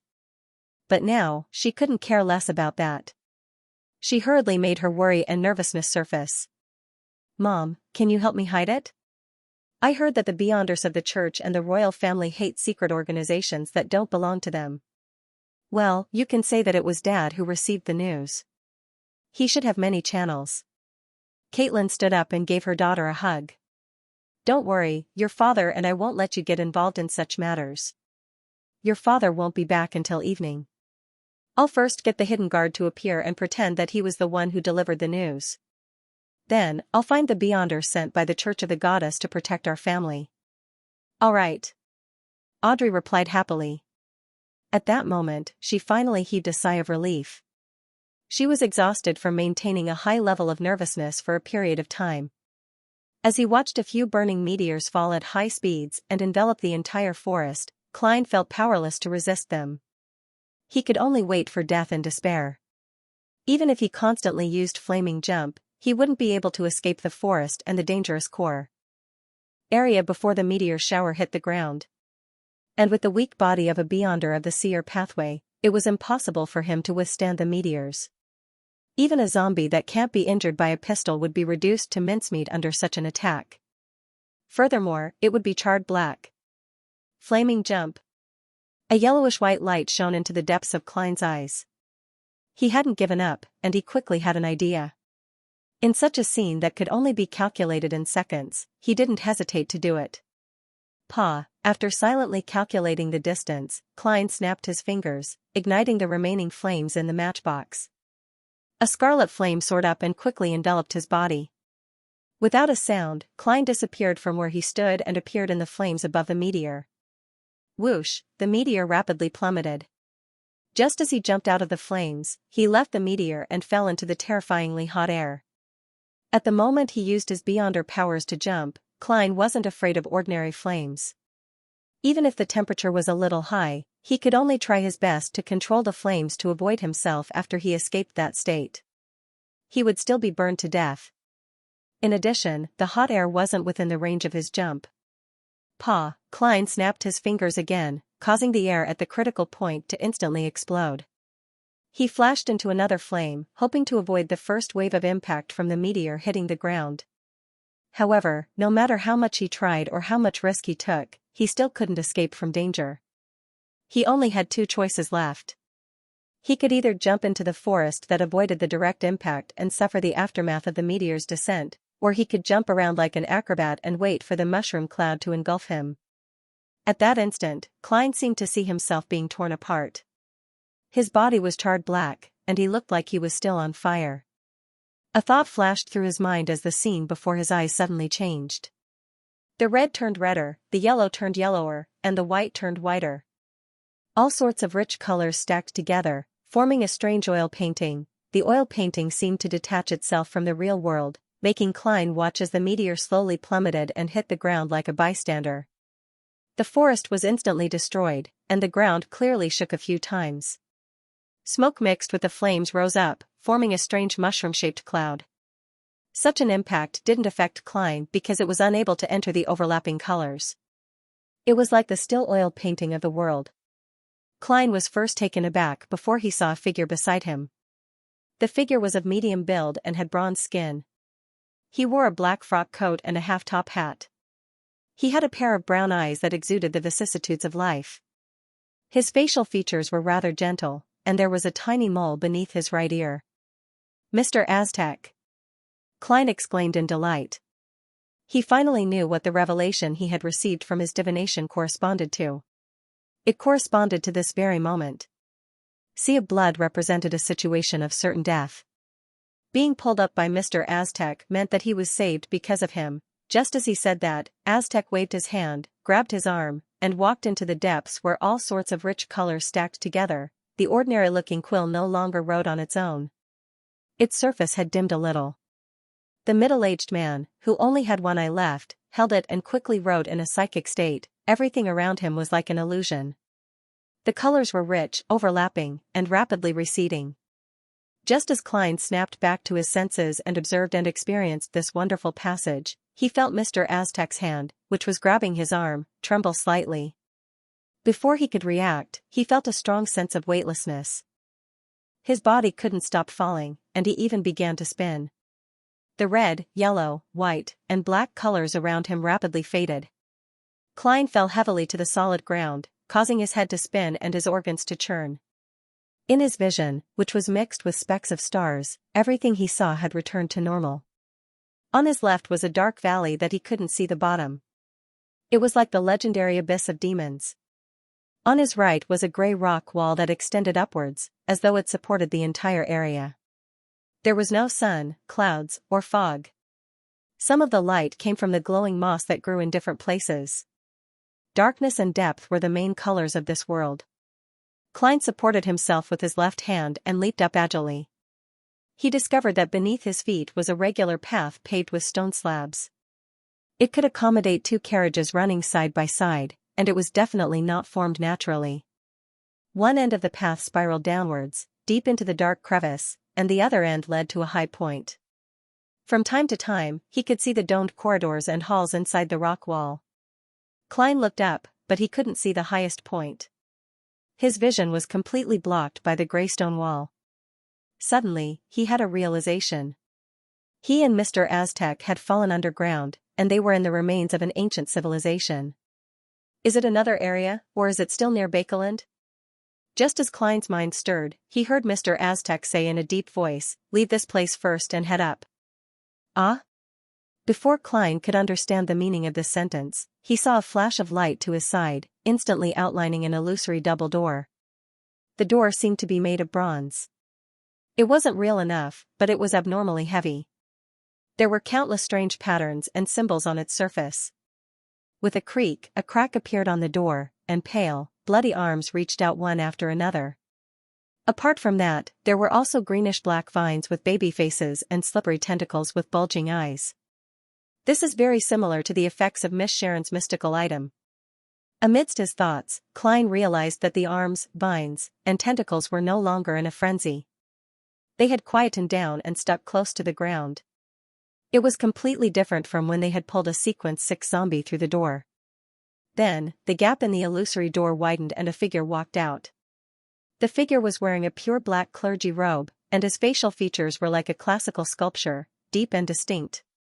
His hair was dark gold, his eyes were dark blue, his nose was high, and he wore a soft hat that old people liked.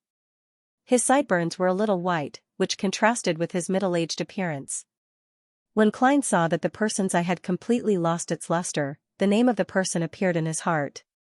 Xianxia, the former archbishop who single-handedly directed the Tianjin incident and dealt a heavy blow to the Nighthawks, the wielder of sealed artifact 0-08, almost at the same time, Klein turned around and followed Mr. Aztec's instructions and ran up the road. He knew very well that staying in a battle between demigods as a Sequence 6 would only be a burden and a distraction to Mr. Aztec. And in a situation where every second mattered, false modesty and pretentious words were unnecessary. They would only harm himself and his companions. Tap. Tap. As there was nothing underground to ignite, all Klein could do was grit his teeth and run with all his might. Then, he heard Aztec's calm and gentle voice. "All the way out of here. Don't worry about me. I've recalled many things. I know that I once stayed in a sequence for a very long time. That sequence is called Undying." Tap. Tap. Tap. Klein circled around the cliff and entered a dark domed corridor. The walls on both sides were engraved with mottled murals. At that moment, he heard a dignified and hoarse voice echo from where he was previously. "Teleportation is prohibited here." Beside Xianxia, a figure had arrived at some point in time. He was floating in midair in violation of the laws of physics, wearing a gorgeous mask that looked like it was forged from gold. As for Xianxia, he didn't immediately attack. Instead, he glanced at the corner where Klein's figure had disappeared. A Sequence 4 Nightwatcher of the Church of the Evernight Goddess could give others bad luck to a certain extent, but Xianxia, who had silently blessed Klein, realized that he hadn't slipped and fallen into the ravine. Not only that, but Xianxia also seemed to be hallucinating. He saw some thin, illusory grayish-white fog. Without any time to think, he retracted his gaze and cast it back at Aztec, Eggers. Tap. Tap. Tap. Screech. Klein, who was running at high speeds, suddenly came to a halt. His spiritual intuition told him that there were people up ahead, beyonders. Furthermore, there was a high chance that they were the guards here. After some thought, he stretched out his left hand and wiped his face. At the same time, his body emitted a crisp sound as he grew 7 to 8 centimeters taller. By the time his left palm left his face, he had already transformed into a middle-aged man with dark gold hair and a high-nose bridge. Xianxia, recalling the man's demeanor and using an illusion to modify his clothes, Klein quickly walked forward, circled around a corner, and entered a hall. There were 4 guards clad in black full-body armor, their gazes sharp. With a sullen expression, Klein walked over and deliberately said with a deep and hoarse voice, "Someone has infiltrated this place. Someone snuck in here." I'm looking for him. Did you discover any clues? The leading guard first examined him before lowering his head. Mr. Zangwill, there's no commotion here. Okay. Klein nodded gently, walked past them, and left the hall. Throughout the entire process, although he was highly nervous with sweat seeping out of his back, he appeared calm and reserved. He was no different from Zangwill in terms of appearance and aura. With the powers of a faceless, combined with his running, he quickly passed through 3 checkpoints and came to the end of the building. There was an illusory door formed purely from ghostly blue light. Apart from that, it was completely sealed. Although he was worried about Mr. Aztec's battle with Zangwill and the other demigods, Klein still hid in the shadows outside the room and patiently observed for a while. He discovered that someone had arrived through the ghostly blue light, and someone had used it to leave. He noticed that the person who left had to show an item that resembled a coat of arms before the 4 guards allowed them to enter the door of light. I don't have time to wait for the next person with a coat of arms. I can only take the risk. The battle over there might end at any moment. Even if it doesn't, the search order for me will soon reach here. Klein quickly made up his mind and once again walked into the room as Zangwill. Something has happened outside. He wasn't confident in the former archbishop's voice, so he deliberately spoke hoarsely to indicate that he had experienced an intense battle. The guards, whose thoughts were disrupted by the news, only reacted when Klein approached. They reached out to stop him. Mr. Zangwill, where's your pass? Don't waste any time. Klein said as he took out a coat of arms from his pocket and stuffed it into the guard's hand. This calm performance made the other guards immediately relax.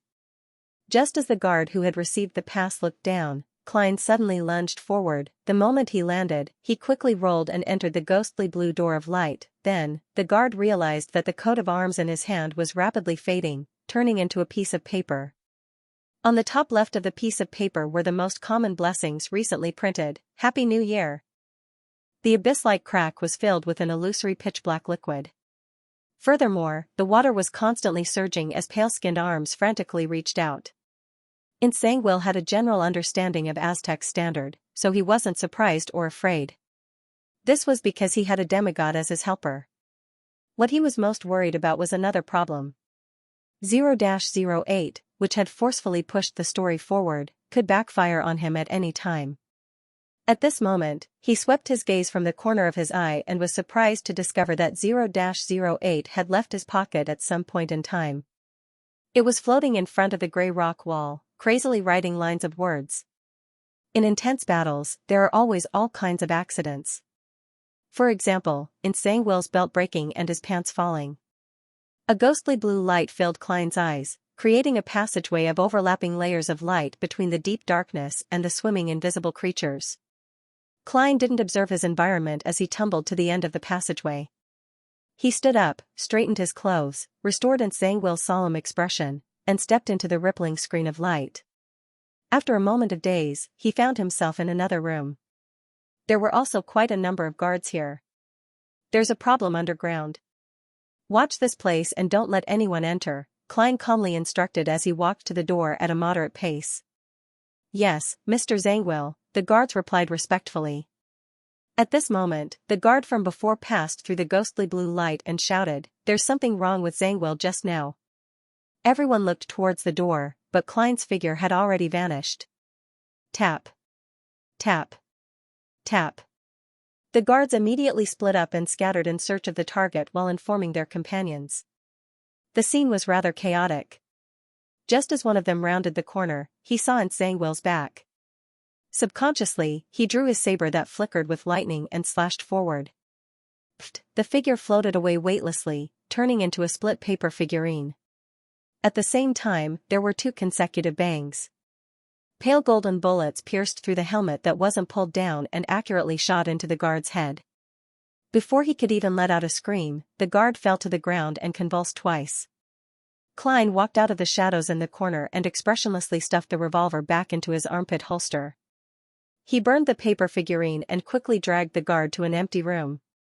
He changed into pitch-black armor and took on the guard's appearance. Then, he picked up the electric sword, walked out of the room, closed the wooden door, and ran forward in a panic. Red Rose Manor, inside the solarium.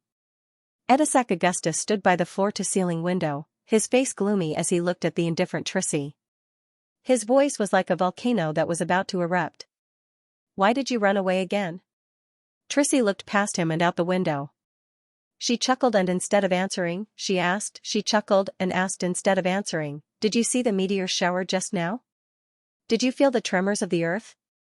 Behind her, the porcelain and other objects in the museum cabinet had already fallen onto the thick, soft carpet, and the old butler, Finkel, was standing beside her. "This isn't too rare," Edisac replied in a deep voice. Trissy raised her eyebrows slightly. "You're very slow. Then I'll be honest with you. I'm a demoness." Prince Edisac's expression didn't change in the slightest.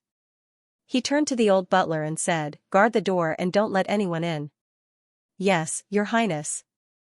Finkel glanced coldly at Trissy, turned around, and walked out of the solarium.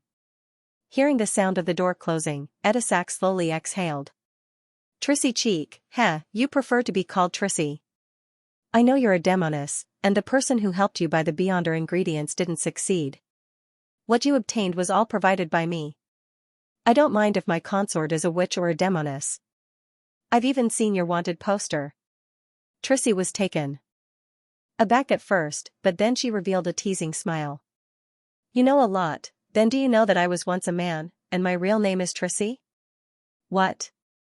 Edisac's eyes widened as he tilted his head slightly, as if he couldn't believe what he had heard. Upon seeing this, Trissy burst out laughing. She laughed so hard that she rocked back and forth like a lunatic. "Haha, you didn't hear wrong. I was once a man. I was once like you, longer and thicker than you down there. But the witch potion forcefully changed my gender. Isn't it disgusting? Do you have goosebumps all over your body?" She vented out the words that had been bottled up for a long time and took 2 steps forward. Edisac instinctively retreated, his throat involuntarily moving up and down. "No, it's not like that. You're a real woman.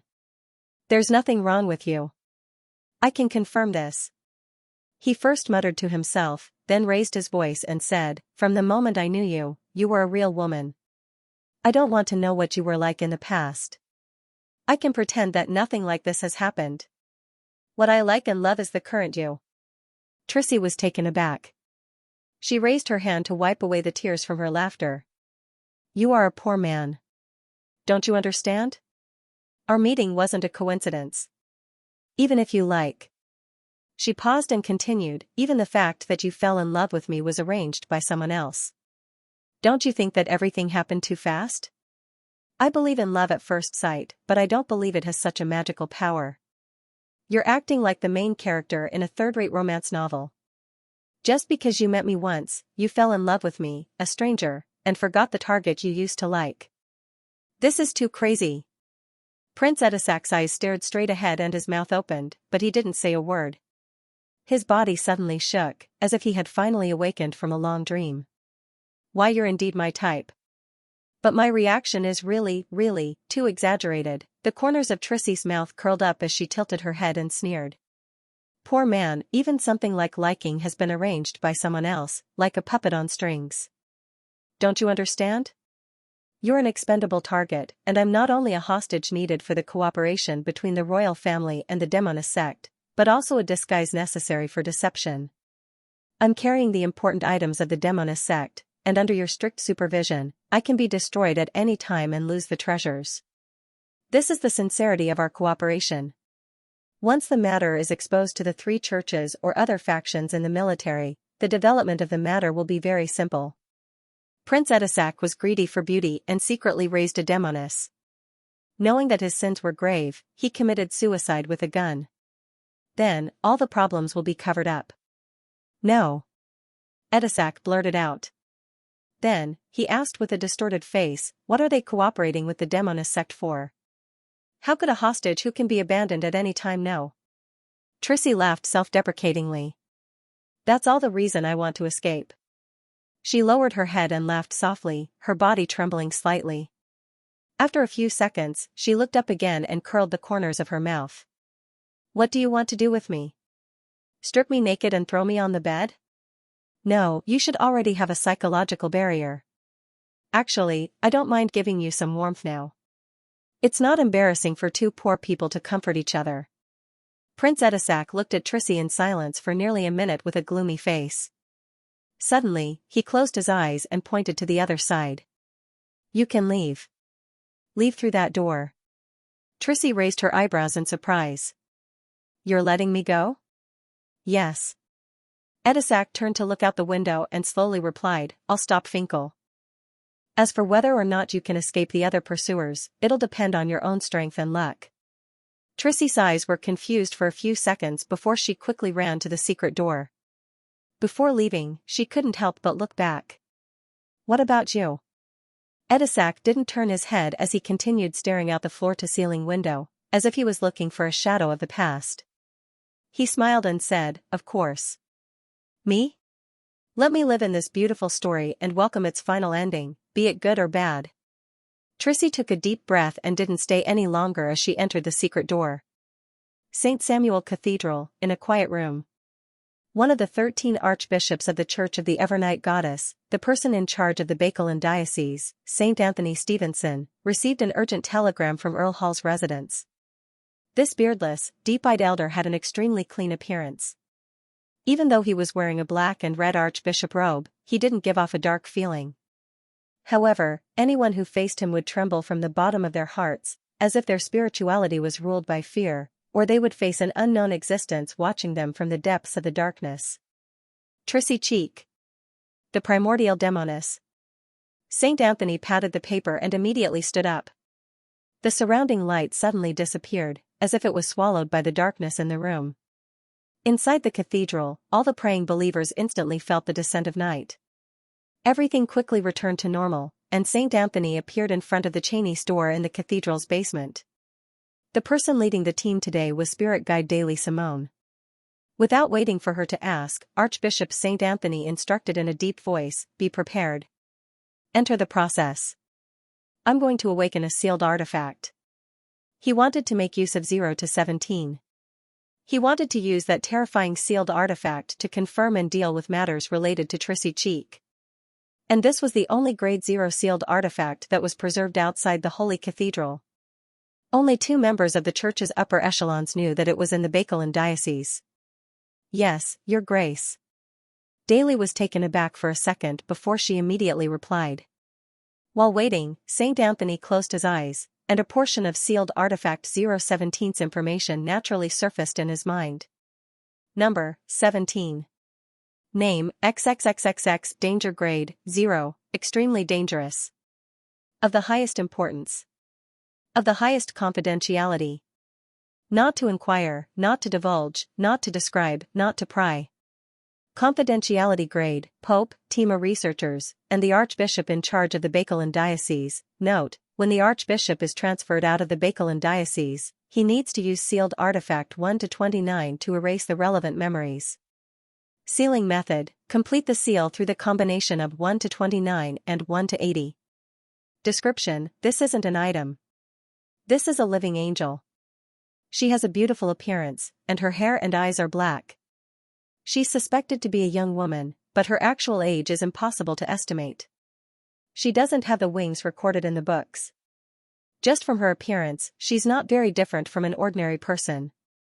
She doesn't have the ability to think, and has lost all sentience. Any person or item that approaches her will completely disappear. Through divination and other means, it can be confirmed that they are still alive and truly exist. However, no one has been able to find them. So far, 1,825 methods have been attempted, but all have failed. 017's range of influence will expand and contract irregularly. So far, it has caused more than 70 researchers to disappear. Warning, she cannot be used.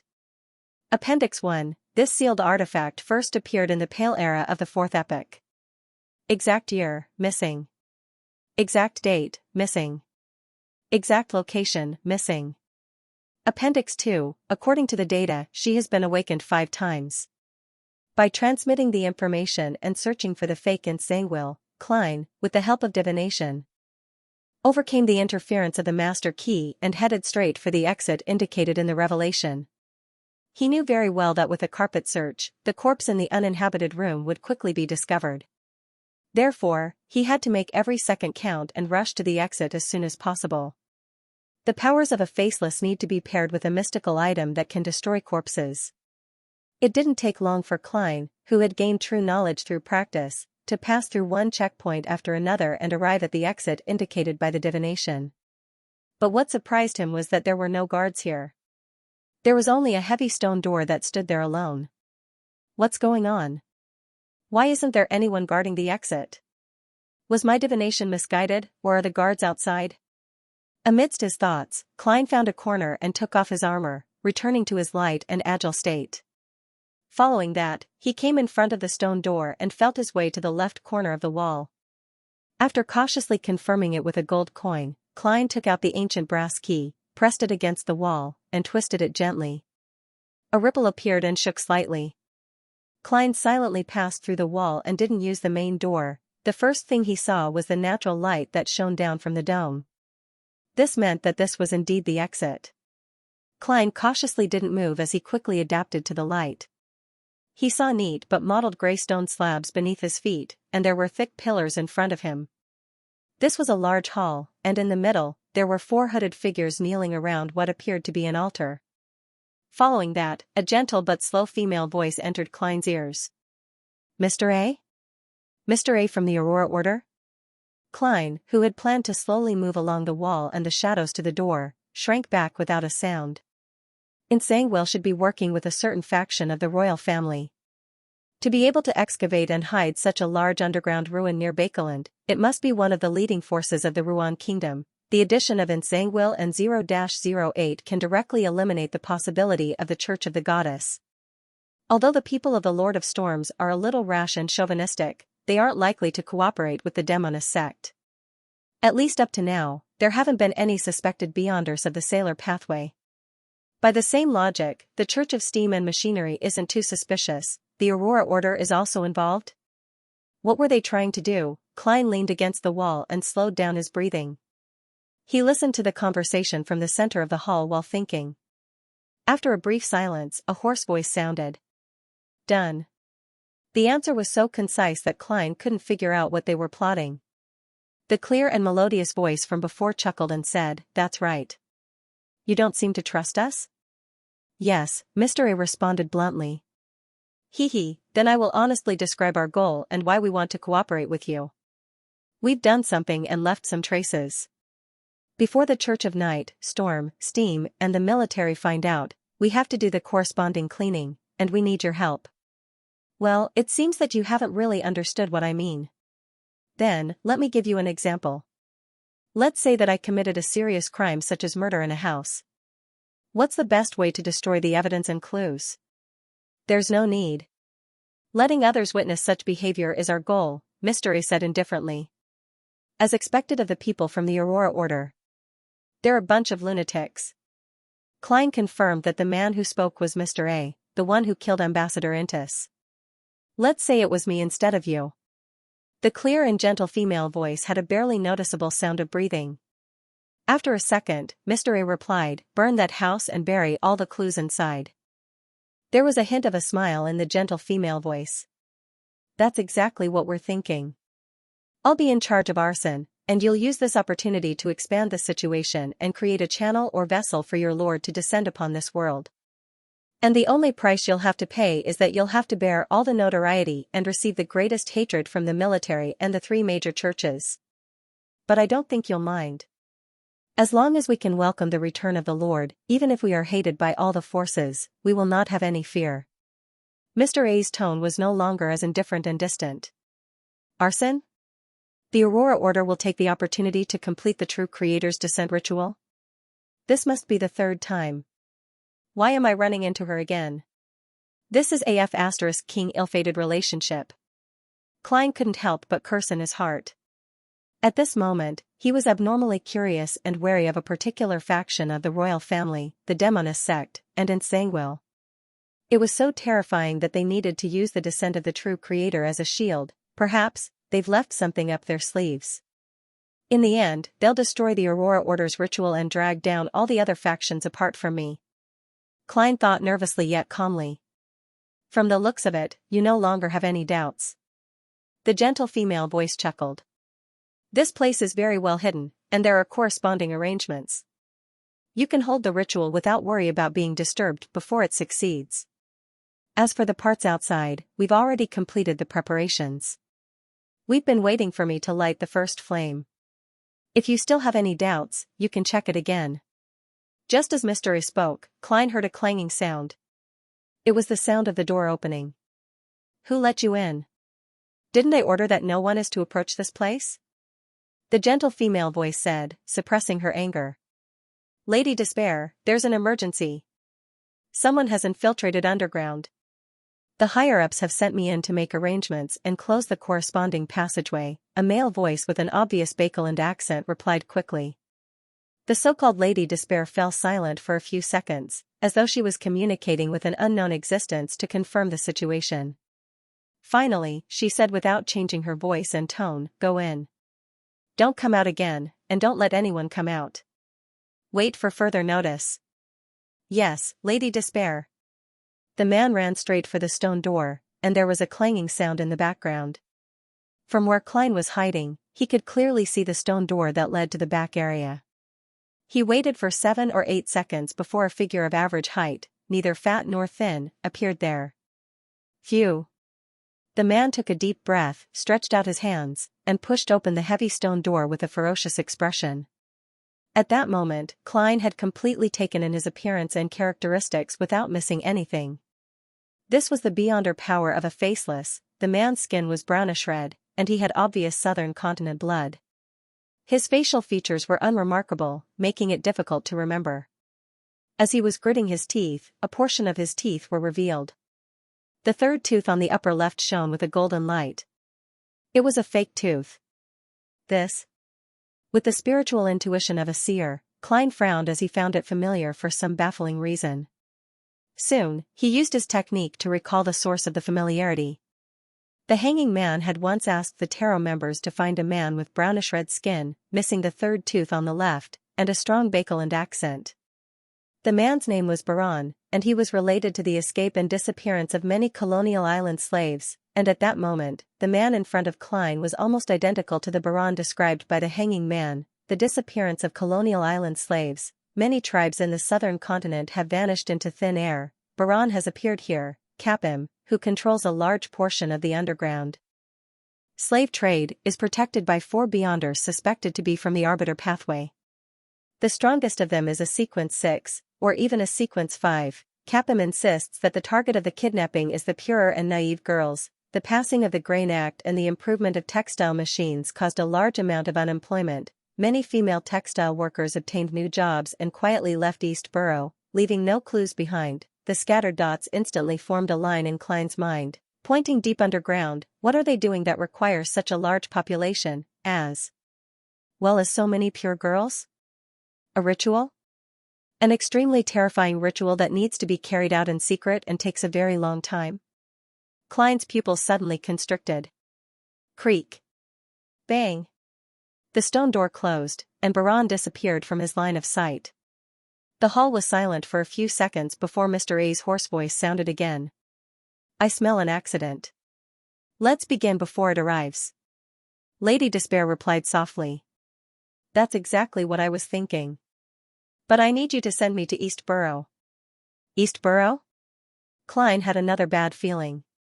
No problem, Mr. A replied without any fluctuation in his emotions. Wearing a hood, a transparent and blurry book quickly appeared in front of him, accompanied by a distant and ethereal chant. I came, I saw, I recorded.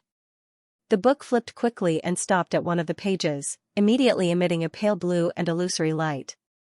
The light enveloped Lady Despair in a pure white robe, causing her figure to blur before becoming invisible. Lady Despair instantly saw countless transparent shadows of indescribable shapes. She discovered that at the highest point, there was a bright brilliance that seemed to contain endless knowledge. Her body was dragged forward by a strange force as she quickly shuttled back and forth. It didn't take long for her to leave her original spot and arrive at a secluded, dirty, and disgusting corner of an alley. She pulled down her veil, covered her face, and looked up into the sky. She saw that the afternoon sun was once again obscured by the clouds and fog, turning pale and gloomy. The pale yellow fog wasn't particularly thick, but it floated in every corner of Bakeland. It had a slightly choking smell, cold and moist. Unfortunately, I didn't wait until the smog is at its most severe and still. The accident that happened to Trissy, the sudden and temporary loss of control of 0-08, the appearance of Aztec, and the damage done by the Black Emperor have made things worse and attract attention. The operation can only be brought forward to today. Lady Despair looked around, walked out of the alley, and entered the street. Her footsteps were very slow, as if she was wandering in a sea of fog. Wherever she passed, the fog would imperceptibly thicken a little, tainted with an iron-black color. The visible distance quietly decreased. After she left the street, a vagrant in an old jacket with a sallow face suddenly coughed violently and fell to the ground. Two poor people who were very close to the vagrant retreated in horror. Then, they covered their throats and let out gasping sounds, as if they had a serious lung disease or bronchitis. They were already out of breath. The iron-black and pale yellow smog descended on East Borough, the dock area, and the factory area that was spewing smoke. It constantly spread throughout all of Bakeland. The various scenes in the distance were drowned. Even the towering bell tower was left with a pale shadow. One by one, the workers and the poor felt uncomfortable. The vagrants, who were struggling to resist the cold and fatigue, circled the route that the lady took. One by one, they fell ill. Human lives were as fragile as the bubbles during laundry. Lady Despair's expression was calm and gentle, as if she was completing a piece of art. She walked among the passers-by without any abnormalities. The corners of her mouth curled up slightly as she chuckled softly. This day will be remembered in the history of the Kingdom of Rouen, the Great Smog of Bakeland. The dark valley had been completely covered by the pitch-black illusory water surface, but the writing of 0-08 didn't stop. It frantically arranged absurd, laughable, and horrifying stories wherever it could be written. The dropping of his pants didn't affect Xianxia's performance because he was wearing a long robe. Perhaps he had long expected such an accident. The imperative mage left Aztec eggers rooted to the ground, temporarily depriving him of two powerful beyonder powers. He was a good helper in the truest sense of the word, but the overlapping door between the spirit world and the underworld was attracted by Aztec's characteristics. It was struck by the power of their battle, resulting in an unpredictable change. At this moment, an unknown existence was attracted and passed by. He used his opportunity to extend his hand into the real world. Aya! He is captured Xianxia.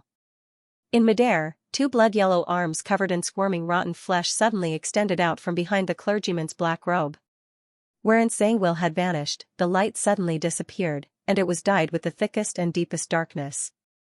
In the darkness, the sound of a poem could be heard. It was tranquil and soothing, lulling one to sleep. Even the countless pale arms that were constantly clawing at the surface of the pitch-black water slowed down and no longer went crazy, as though they had received salvation for their souls. In such a dark night, a figure walked out. It was none other than Xianxia, who had just been dragged into the spirit world. Compared to before, he had lost the bonnet on his head, and the clothes on his left shoulder were in tatters. A piece of flesh had been torn off, and pale yellow pus was bursting out. His eyes were no longer indifferent, but filled with pain, as though he was enduring unimaginable torture. The quill 0-08 continued to write, some regret, while others rejoice. Xianxia had an evil god umbilical cord on him. It came from the baby in Magos's womb, from the true creator. Through the use of the umbilical cord, he successfully escaped the shackles of an unknown existence and forcefully returned to the real world. However, he also completely lost that mystical item, and for a short period of time, he will suffer the resentment of an evil god's offspring not being able to be born. This makes his strength similar to certain products in a department store when it's changing seasons. He only has 55 left. Yes, this number is very accurate. On a street deep in East Borough, Old Kohler carried the ham in a paper bag and hurried back to his rented apartment. He looked around warily, afraid that those hungry fellows with wolf-like glints in their eyes would pounce on him and snatch away his New Year's gift. He had seen wolves when he was still in the countryside, but he never expected to experience that familiar feeling in Bakeland. It's still too expensive and too big. I can only buy one with someone and cut it into several pieces. This is enough for me to eat during the New Year's holiday. I can have 2, 3, no, at least 5 slices of ham for every meal. I can also cut some off and stew it with potatoes. I don't even need to add salt. With this in mind, Old Kohler looked at the ham in his arms. Looking at the red meat mixed with quite a bit of white, he couldn't help but gulp. As he walked, he felt that the fog around him had thickened.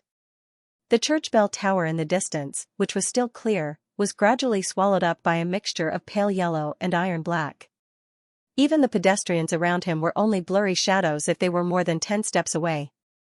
Old Kohler instantly felt like he had been forgotten by the world, and he raised his hand to cover his nose and mouth. Why does the fog smell so bad today? He muttered and quickened his pace. 1 step, 2 steps, 3 steps. Old Kohler felt his face heat up, and his forehead seemed to be burning. His chest tightened, his throat felt uncomfortable, and he soon had difficulty breathing. Are you sick? Damn it, I still wanted to have a wonderful New Year, but now I can only send my savings to the clinic and the hospital. No, maybe I'll be fine after a good night's sleep. I'll be fine after covering myself with my blanket. Old Kohler silently muttered to himself. His head was getting hotter and hotter, and he was getting more and more confused. Huff, huff, huff. He heard his own labored breathing. His hands went limp, and the paper bag containing the ham fell heavily to the ground. Old Kohler subconsciously squatted down to pick it up, but he dropped it. He pressed down on the bag of ham and tried his best to keep it close to his chest. At that moment, he felt that thick phlegm was surging up and blocking his throat, so he struggled with all his might, producing the sound of bellows. Thump. Old Kohler's blurred vision began to see someone a few steps away who had also fallen and was out of breath. He was about the same age as him, in his 50s, with white sideburns. Suddenly, he had a realization that he was about to die. This reminded him of his wife and children. They, too, had suddenly contracted the plague and quickly died. This reminded him of the time when he was hospitalized for treatment. The patients in his room could still laugh and chat that night, but they would be sent to the morgue early in the morning. This reminded him of the friends he had made when he was a homeless person. After a winter, many of them had disappeared, and they were eventually found stiff under bridges or in street corners that could shelter them from the wind. A small number of them had died from the sudden availability of food. This reminded him of the time when he was still a good worker. His neighbors on the block would also suddenly die like this. Some of them died from headaches and convulsions, some accidentally fell into the molten steel that had just come out of the furnace, some died because their bones were in pain and swollen, and some even fell silently in the factory, batch after batch. This reminded him of the words he had heard from a drunkard in a bar when he was scouting for information. He said, "People like us are like straw in the field. When the wind blows, we'll fall. Even without the wind, we might fall. The wind is coming." This thought flashed through Old Kohler's mind. As he hugged the paper bag containing the ham tightly, he reached into the pocket of his old jacket, wanting to take out the wrinkled cigarette that he had been reluctant to smoke. What he couldn't understand was why he, who was healthy, would suddenly fall ill.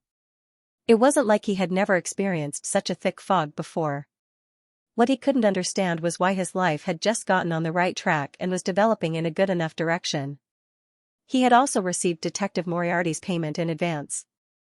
He had bought a piece of ham that he had wanted for a long time to welcome the new year, and he was looking forward to tasting its delicacy.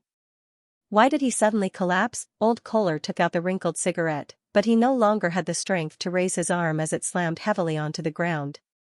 He used the last of his strength to shout out the words that had accumulated in his heart, but all he could do was let the weak words linger in his mouth, unable to come out. He heard his last words. He heard himself asking, why? In an apartment at the edge of East Borough. Liv hung up the last piece of laundry she had washed and waited for it to dry.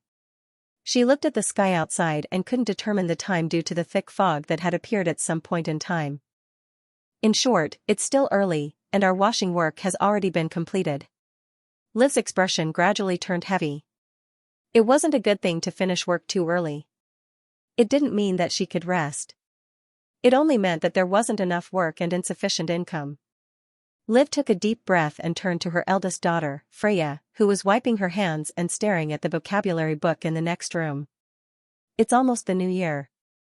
Most of our employers have left Bakeland for vacation. We can't go on like this. We have to find new jobs. As she spoke, she walked towards the door. On such a holiday, the rich will hold one banquet after another. They might not have enough servants, so they might hire temporary kitchen cleaners. I'm going to ask Freya, stay at home and pick up Daisy when it's time. We need income, and so do those thieves, robbers, and human traffickers to welcome the new year. In the Eastern District, every woman who did not enter the factory had to be either skilled or shrewd if they wanted to survive.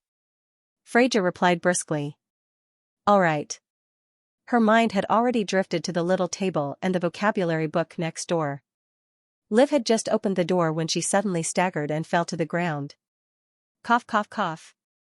She coughed violently, her face flushed red, and every joint in her body ached unbearably. Freya ran over in panic and squatted down. Mom, what's wrong?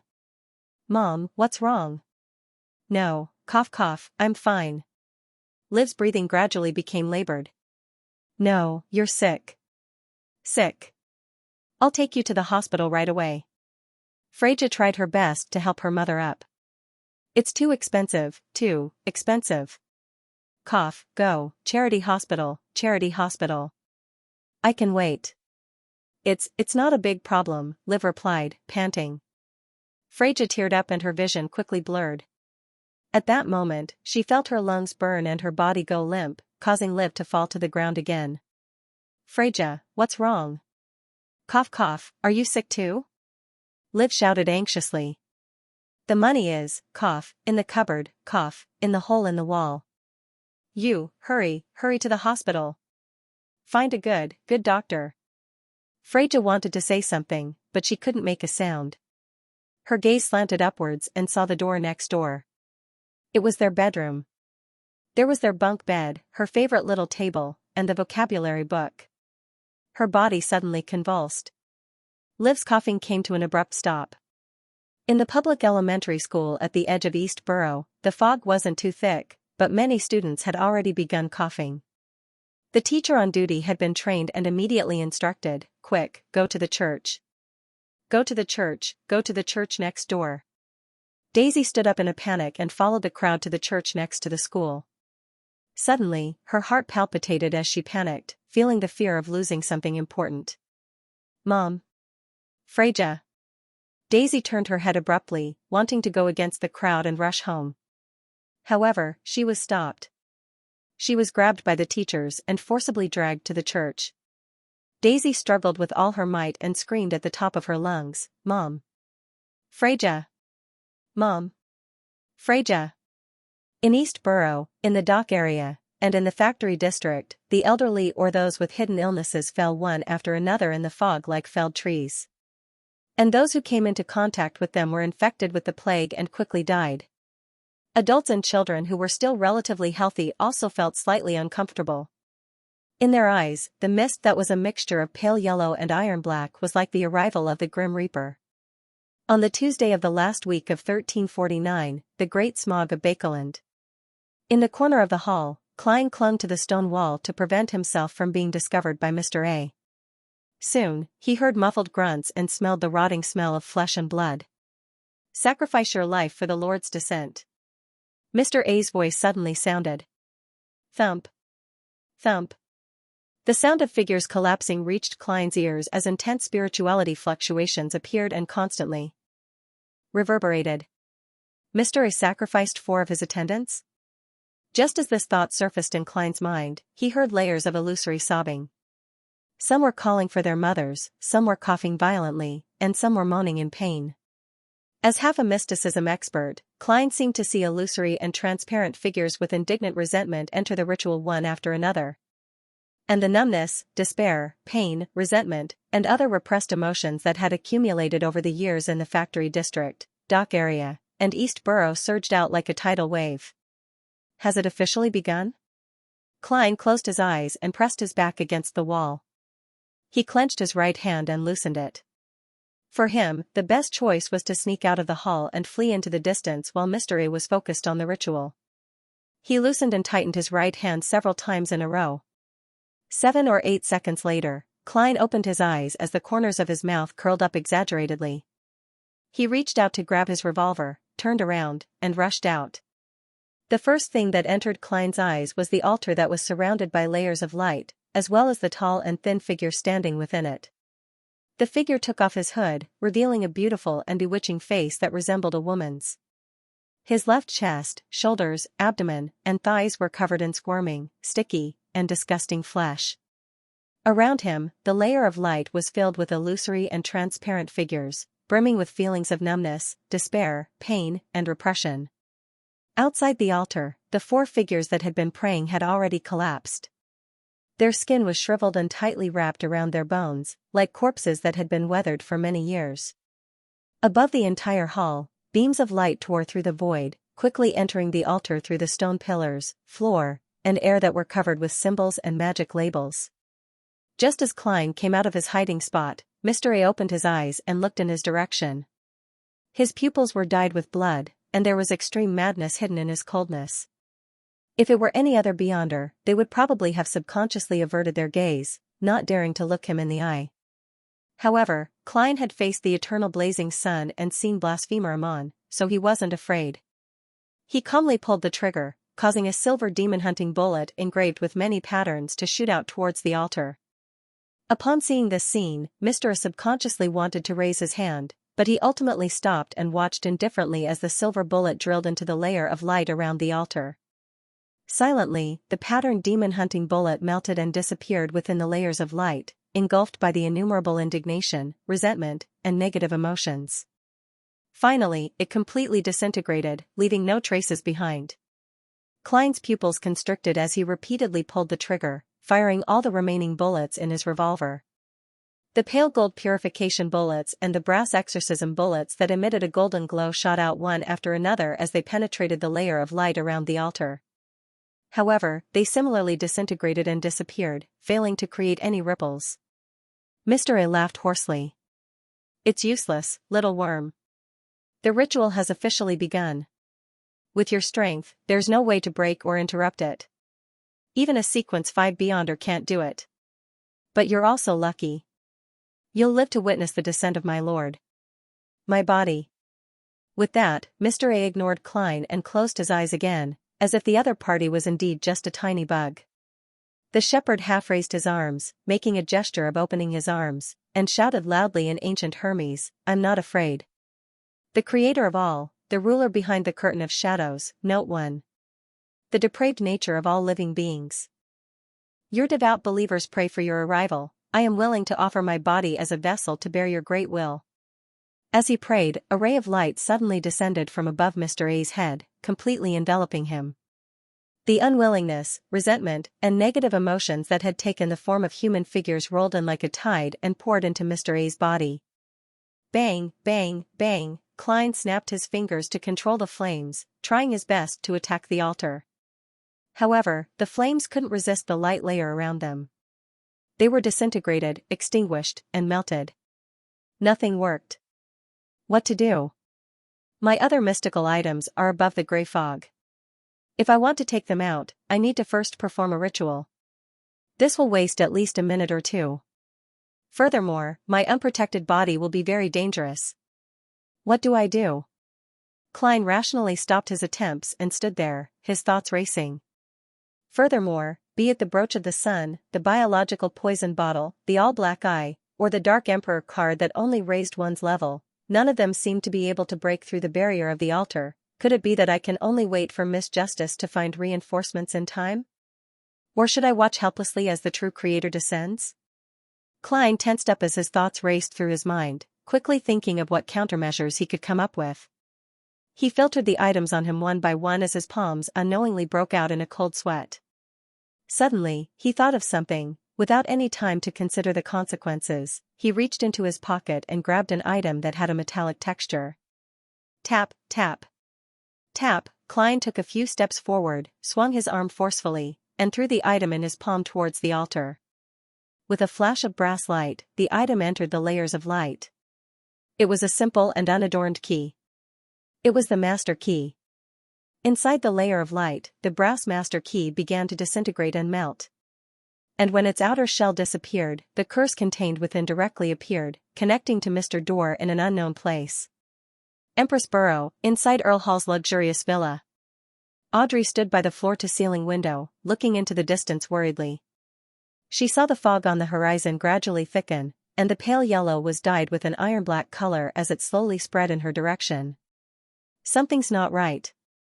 The golden retriever, Susie, squatted beside her, also looking at the commonly seen fog.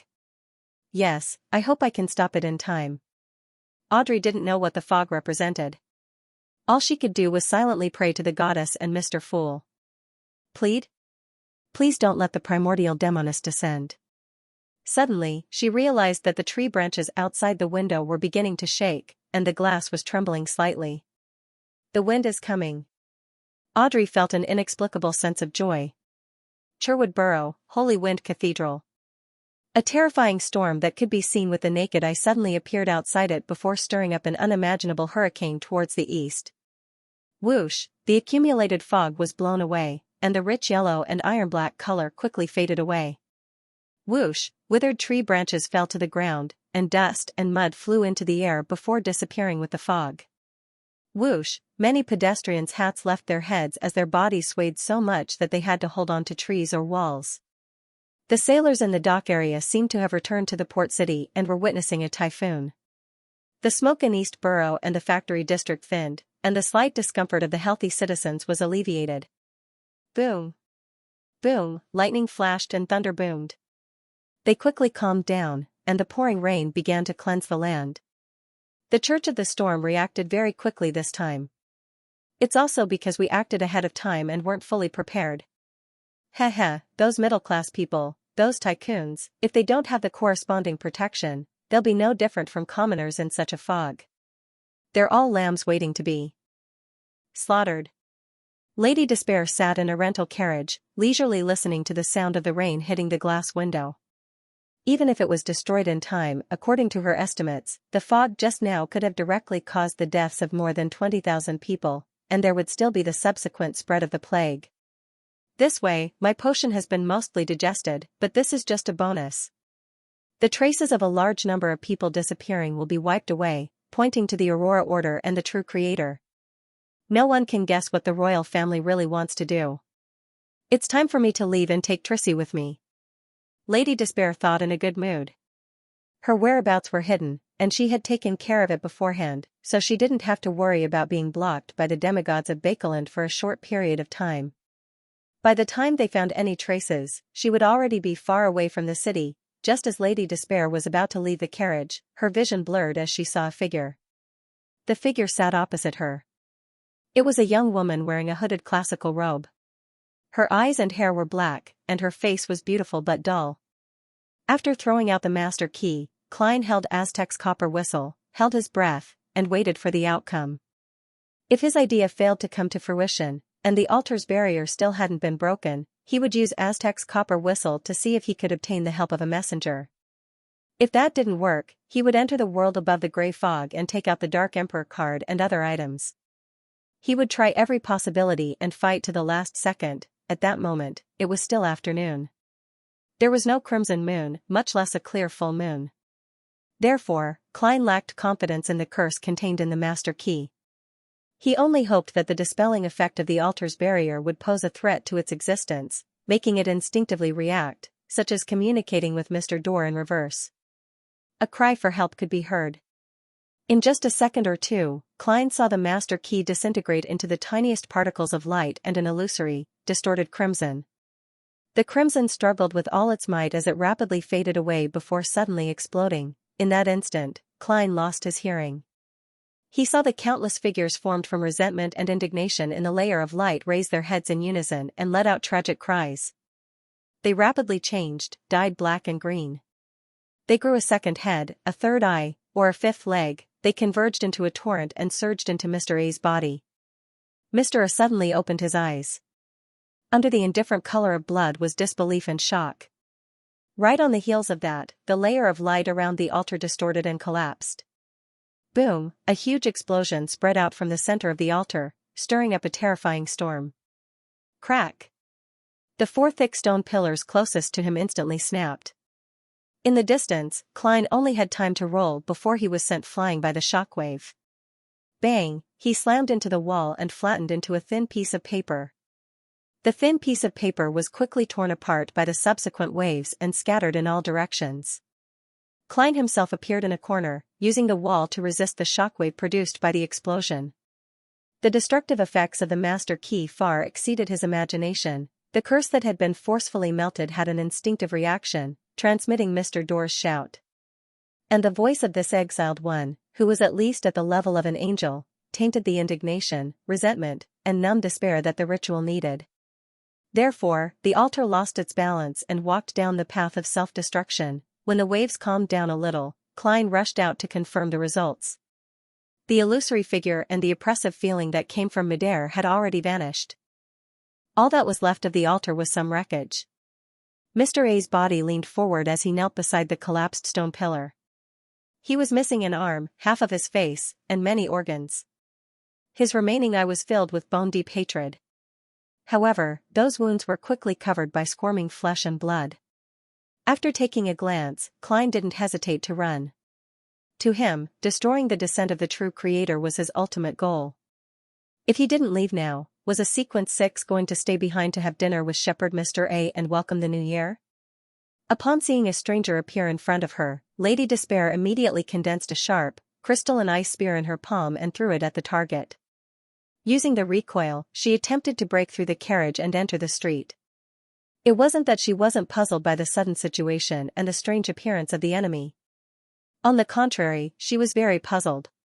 She didn't understand how someone could find her so quickly despite being so secretive. The difficulty was no less than destroying a large city or directly teleporting from Bakelin to the southern continent's East Balam. However, as a Sequence 4 demoness of despair who had grown step by step from being an assassin, she knew that she couldn't be distracted or speak nonsense at critical moments. It wasn't too late to consider all the problems later. Therefore, she chose to attack directly, hoping to take the opportunity to escape. She could already imagine that wherever the ice spear passed, frost would condense and seal the world. The strange black-haired, black-eyed woman would be frozen in layers of crystal and crystals. She would have to break through the obstacles with great difficulty to have the strength to chase after her. And at that time, she would definitely have left the street and blended into the crowd. However, the scene she was looking forward to didn't appear. Just as the crystal and ice spear left her hand, it silently disappeared in midair, its whereabouts unknown. Angel! The demoness of despair's eyes narrowed as black flames suddenly rose from her body, spreading the disease. She planned on igniting everything around her to create a large-scale fire. At that moment, her body trembled strangely and froze on the spot. She saw her left hand disappear centimeters at a time, and it was rapidly spreading upwards in an unstoppable manner. In her eyes, the eyes of the beautiful and lifeless woman opposite her were deep and dark, as if hiding a pure darkness without light. You're not. You're. The demoness of despair's words came to an abrupt halt. Her entire person was like a sketch that had been quietly erased by an eraser, leaving no trace. Her final eyes were filled with fear and despair. The seat she was in was empty, as though no one had ever sat there. The beautiful, lifeless woman pulled up the hood of her classic robe. The corners of her mouth moved imperceptibly, and her figure instantly disappeared. In the outskirts of Empress Borough, on a trackless public carriage. Trissy wore a hat with a veil and sat quietly in a corner. She did not head for the tussock River and run downstream, as others believed, or head for the nearest railroad and climb the train. She chose to return to Bakeland. Only this city with a population of more than 5 million, with all sorts of secret factions and beyonders mixed in, could help her escape the follow-up pursuit of the demoness sect. At this moment, she was on high alert, always on guard against the terrifying old butler, Finkel. Suddenly, her head spun. When her vision returned to normal, she found that she had magically left the coach and was standing on the side of a muddy suburban road. Trissy's pupils rapidly constricted as she warily observed her surroundings. Then, she saw a figure wearing a classic robe and a black hood. She noticed the black eyes hidden in the shadows. For some reason, Trissy felt like she had returned to her infancy. She was so weak that she couldn't resist at all. Cold sweat seeped out of her forehead, and her legs trembled violently, but she couldn't move. This is the most terrifying enemy I've ever faced. Even the high-ranking demoness I saw before didn't give me such a feeling. Am I going to die here? Is the escape operation that I'm unwilling to give up in the face of failure coming to an end? A deep sense of despair and uncontrollable sorrow occupied Trissie's heart, making her feel as if she had fallen into the deepest nightmare. Suddenly, a blue light flashed in front of her, removing the curse that prevented her from moving. Trissie looked ahead again, but the extremely terrifying figure was gone. Everything that had just happened seemed like the most realistic illusion. But when Trissie lowered her head, she was shocked to find that the sapphire ring on her left pinky had shattered at some point in time, losing all of its luster. Pa! Pa! Pa! The remains of the ring and gem fell one after another. Klein rolled around the collapsed stone pillar and the heavily injured Mr. A, who was being treated, and ran to the opposite entrance. As for the slowly condensing characteristics left behind by the master key, he didn't even look at them, afraid that Mr. A would block them. He knew very well that even with all his mystical items and ample preparations, he might not be a match for a shepherd, much less with only Aztec's copper whistle and 3 types of Beyonder bullets. He didn't even have a single match left. Even though Mr. A was seriously injured, Klein didn't dare take the risk. He had heard that the Rose Bishop, a sequence before the shepherd, was extremely good at flesh and blood magic. His ability to heal physical injuries was in no way inferior to his ability to transfer wounds. Creak, he pulled open the heavy door. The natural light outside shone, and the clouds in the sky were dyed with a thin yellow. The sun was pale and dim. Klein rushed out and found that he was in a mountain. The surrounding mountains made the place extremely hidden. Tap. Tap. Tap. He ran crazily. He didn't even take the mountain path. Instead, with his clown skills, he went straight down the slope, sometimes rolling and sometimes using the trees to swing. Whoosh, he heard the sound of a flowing river. It was right in front of him, right below him, but at this moment, a strong wind blew and swept towards his back. Klein made a prompt decision. His knees buckled, and he rolled diagonally forward. So, the place where he was originally standing and the direction he was heading in had been sliced by the wind blades, leaving deep ravines. Mr. A fell from the wind, draped in a cloak of blood that was still squirming. He pointed his finger, and pieces of flesh flew out from his body, expanding in midair before exploding. Boom, drops of blood and bits of flesh flew everywhere. Klein flipped to the side with his hand, dodging most of it and hiding behind a huge tree. The huge tree was covered in bloody holes, and the signs of decay quickly spread out with them as the center. While running, Klein had already loaded his revolver. He was about to raise his hand and shoot Mr. A in the eye when he saw a deep darkness appear in his eyes. Suddenly, Klein knew that although the scenery around him hadn't changed at all, he had been forcefully dragged into a dream. He had once killed a nightmare, or at least a nightmare. Klein maintained his clarity of mind and saw Mr. A flash to the side in a manner that defied logic, turning into a blood-colored carpet that enveloped him in an unavoidable manner. You want to rely on a nightmare to scare me to the point that my heart stops beating? A thought flashed through Klein's mind as he responded. This was his dream. When he was awake, he could simulate anything, thus, a pure, dazzling golden sun appeared where he was. The bright and scorching flames instantly ignited everything around him. Klein imagined the scene when he saw the eternal blazing sun in his dream divination. Almost at the same time, he left the dream and heard a muffled grunt. Mr. A took a step back, and 2 streams of blood flowed from the tip of his nose. The surface of the robe weaved from flesh and blood slowly flowed, as though it was melting. Pa! Klein snapped his fingers and ignited a tree 30 to 40 meters away. Beneath his feet, the withered weeds that had long since turned yellow burned. Flames rose up and enveloped his body. Mr. A's face, which was so beautiful that it didn't look like a man's, suddenly had a hint of feminine beauty. A crystalline, cold, and weightless ice spear condensed in his hand, and he threw it at the burning tree dozens of meters away. Just as Klein jumped out of the flames, his pupils reflected the dreamy, transparent tip of the spear. The tip of the spear grew larger and clearer, filling his entire vision. Klein suddenly lunged to the side, his body covered in a thin layer of frost. The transparent spear immediately extinguished the flames, causing the thick layer of ice to rapidly spread in all directions. It was about to envelop Klein. In midair, Klein suddenly curled into a ball, half-turned his body, and let his head face down.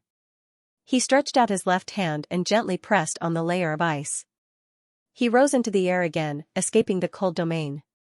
However, the skin on the surface of his palm was frozen at the point of contact, and with a ripping sound, it tore off. After rolling to his feet, Klein reached into his pocket and took out a self-made slumber charm. Just as he opened his mouth and was about to spit out the incantation to activate it, his nose suddenly itched, and he sneezed.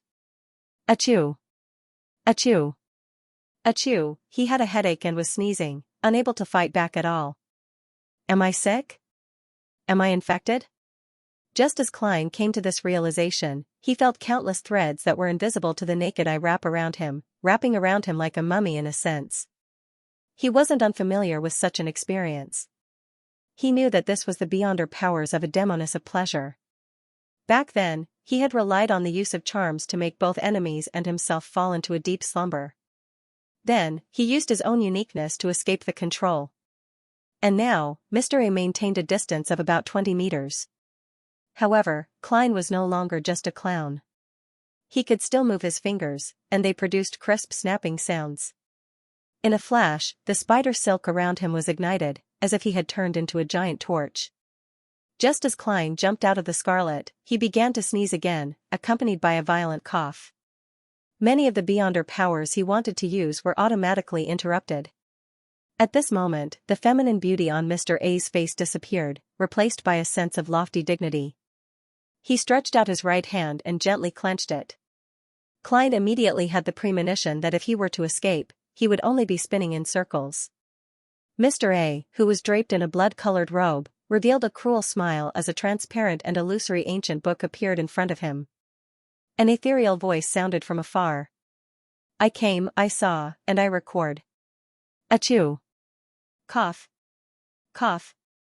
In a desolate field in the suburbs, the old butler, Finkel, was running for his life. He had lost his hat, and his meticulously combed white hair hung down in disarray. The surface of his clothes was covered in mud. Phew, phew. He paused for a moment, panting as he looked behind him. When he realized that there was no one there, he felt a little relieved. But when he turned his head and was about to change directions, he realized that a figure had appeared in front of him at some point in time. The figure was wearing a hooded classical robe. His black eyes were hidden in the shadows, and his face was lifeless and expressionless. Finkel's pupils constricted as he immediately opened his mouth and tried to say a word in ancient Hermes, but he was shocked to realize that his nose was disappearing and his voice was gone. A look of despair appeared on his face. Then, like a stain in the void, he was wiped clean with a rag, leaving nothing behind. Achoo! Achoo! Cough. Cough. Faced with Mr. A's impending fatal attack, Klein was afflicted with a headache and fever. He found it difficult to control flames and jump. At this moment, he couldn't even create an air bullet. The fear of the unknown occupied his mind, and the premonition of danger from the clown made him see himself suddenly disintegrating into the tiniest particles of light. Perhaps he wouldn't even have a chance of resurrection. In an instant, Klein reached into his pocket and grabbed an item. This was the plan he had considered in advance for the most dangerous situation. No matter how rushed it was, magicians were prepared to a certain extent. They wouldn't panic in battle. Klein took out the Aztec copper whistle, brought it to his mouth, and blew at it with great difficulty amidst the sneezing and coughing. Without any prior commotion, he saw bones gushing out like a fountain through his spirit vision, quickly forming a gigantic messenger with pitch-black flames burning in its eye sockets. And at this moment, the book in front of Mr. A stopped flipping, and the distant voice came to an abrupt halt. A blurry green light surged out, and the nearly 4-meter-tall skeleton messenger cracked apart into countless pure points of light.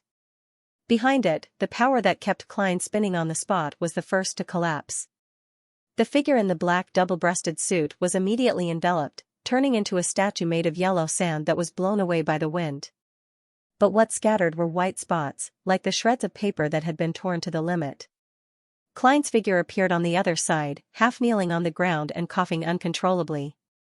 If not for the skeleton messenger blocking it, he wouldn't have been able to suppress the disease in time and use paper figurine substitutes. After such a torment, his illness became even more serious, and he almost lost the ability to resist. At that moment, Mr. A, who had failed to land a fatal blow, suddenly started coughing, more violently than Klein. He crawled on the ground in pain, blood frothing at the corner of his mouth. Cough, cough, cough, he coughed out a pile of broken internal organs and wriggling flesh.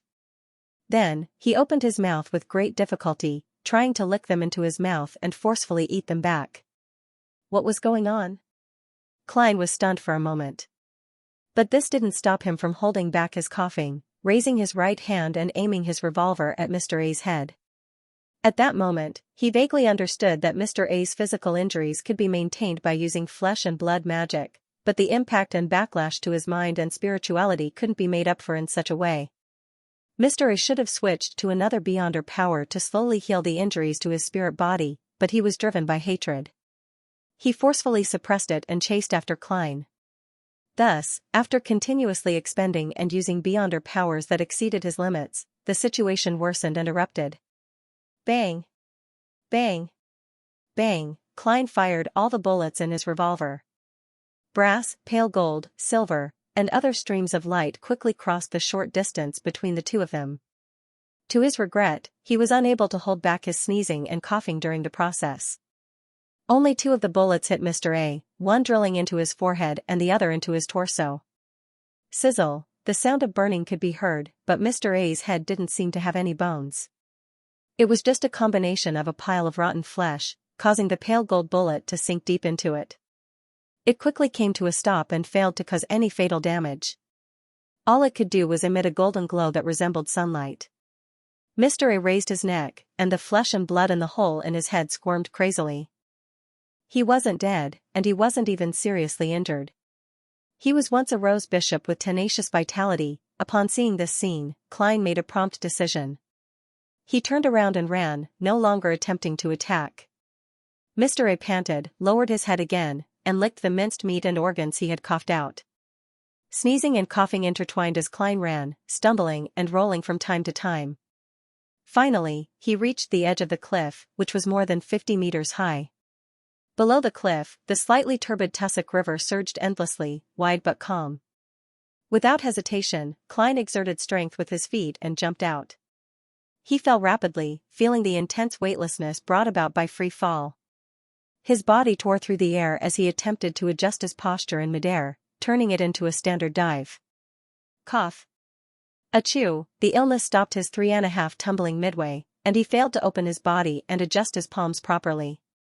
With a splat, he fell into the water and turned into a thin piece of white paper. The paper figurine quickly became wet, half submerged and half floating. At the bottom of the water not far away, Klein's figure was outlined, trembling. His clothes were already soaked, and so were the remaining paper inside and the notes in his wallet. After distancing myself from Mr. A, the illness has been alleviated. Klein thought with lingering fear. If it wasn't for the fact that his coughing and sneezing had subsided at the last moment, he wouldn't even have had the time to use the paper figurine substitution technique. He would have died from internal bleeding from the fall. Of course, if that was the cause of death, he felt that he could be resurrected. As he kicked the water, Klein created an invisible, hollow tube in his mouth and let it protrude out of the water to bring him fresh air. This was the underwater breathing performance of a magician. Klein inhaled through his mouth and exhaled through his nose, not letting the turbid gas pollute the pipe and enter the water directly. At the same time, he quietly swam towards the shore, hoping to avoid Mr. A's subsequent pursuit. Unfortunately, this isn't a city, so the powers of a faceless can't be used effectively. Otherwise, once I escape, Mr. A definitely won't be able to find me. As he swam, Klein instinctively had such a thought. This thought made him think of a problem. It was the beyonder power that Mr. A had previously used to control the wind. Generally speaking, this belongs to the Lord of Storm's pathway. Apart from wind, this pathway's characteristics also include water, and it's especially good at underwater activities. Underwater activities. A shepherd is too all-round and terrifying. As these thoughts flashed through his mind, Klein's heart nearly stopped beating.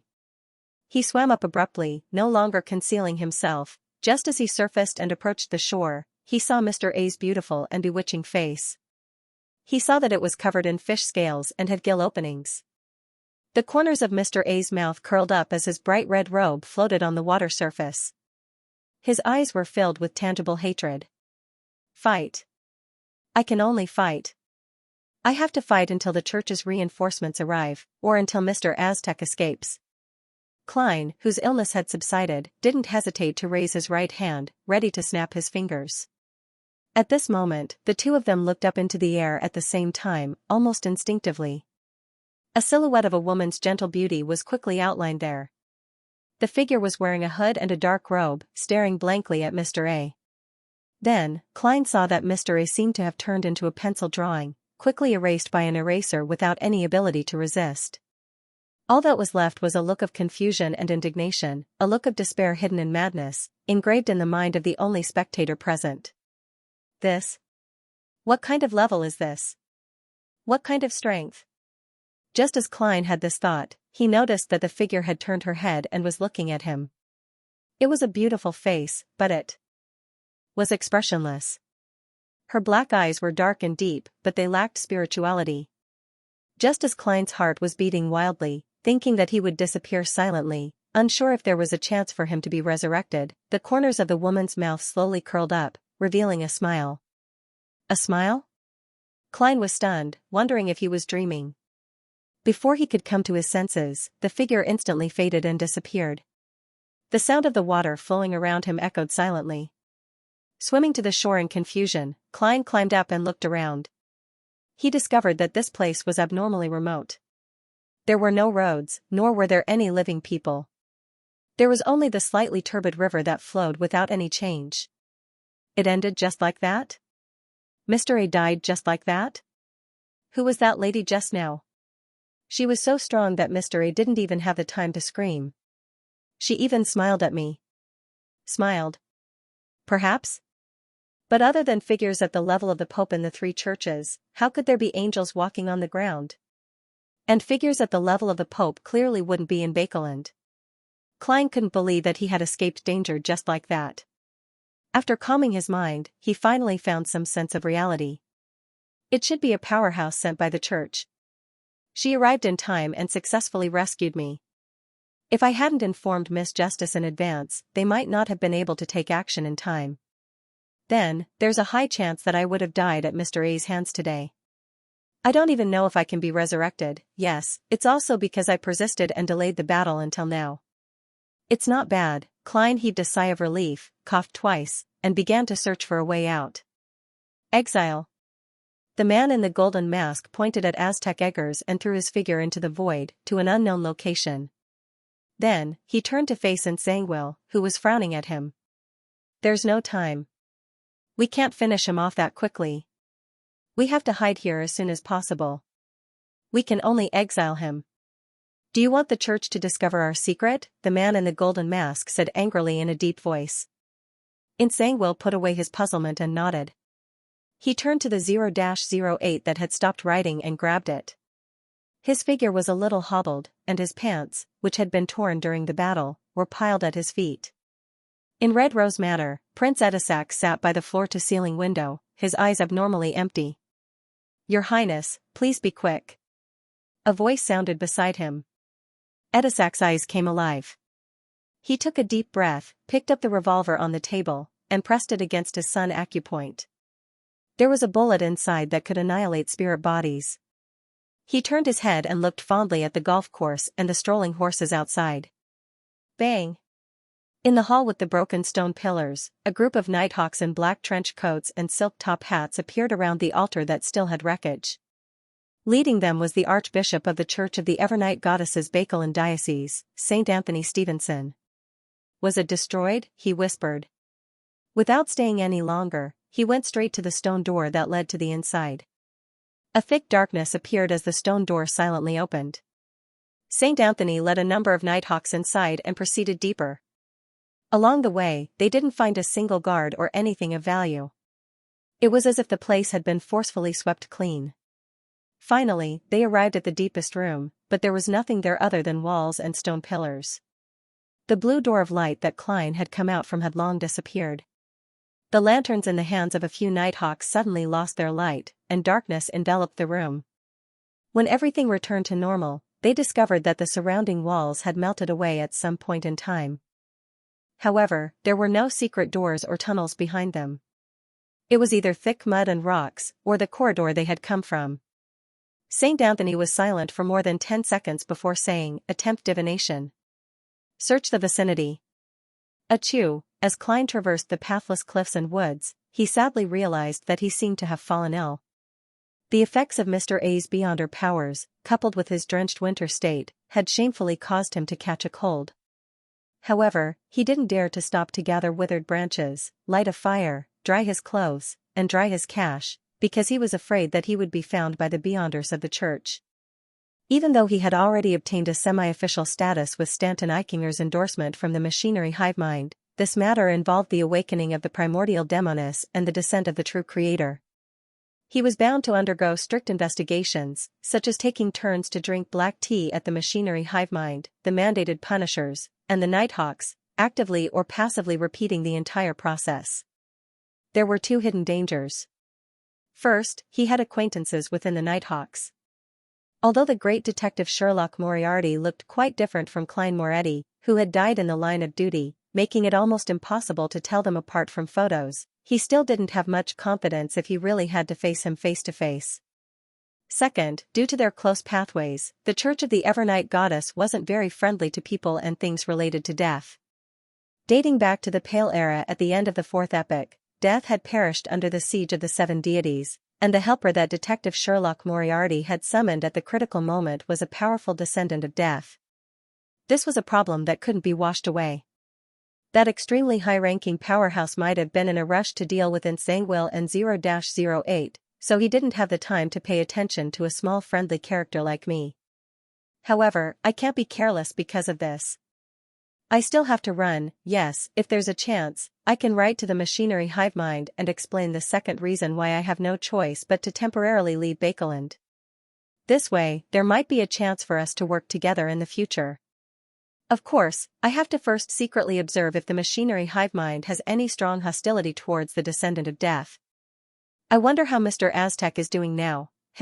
Perhaps in the official announcement, Sherlock Moriarty's death will be due to a meteorite falling from the sky.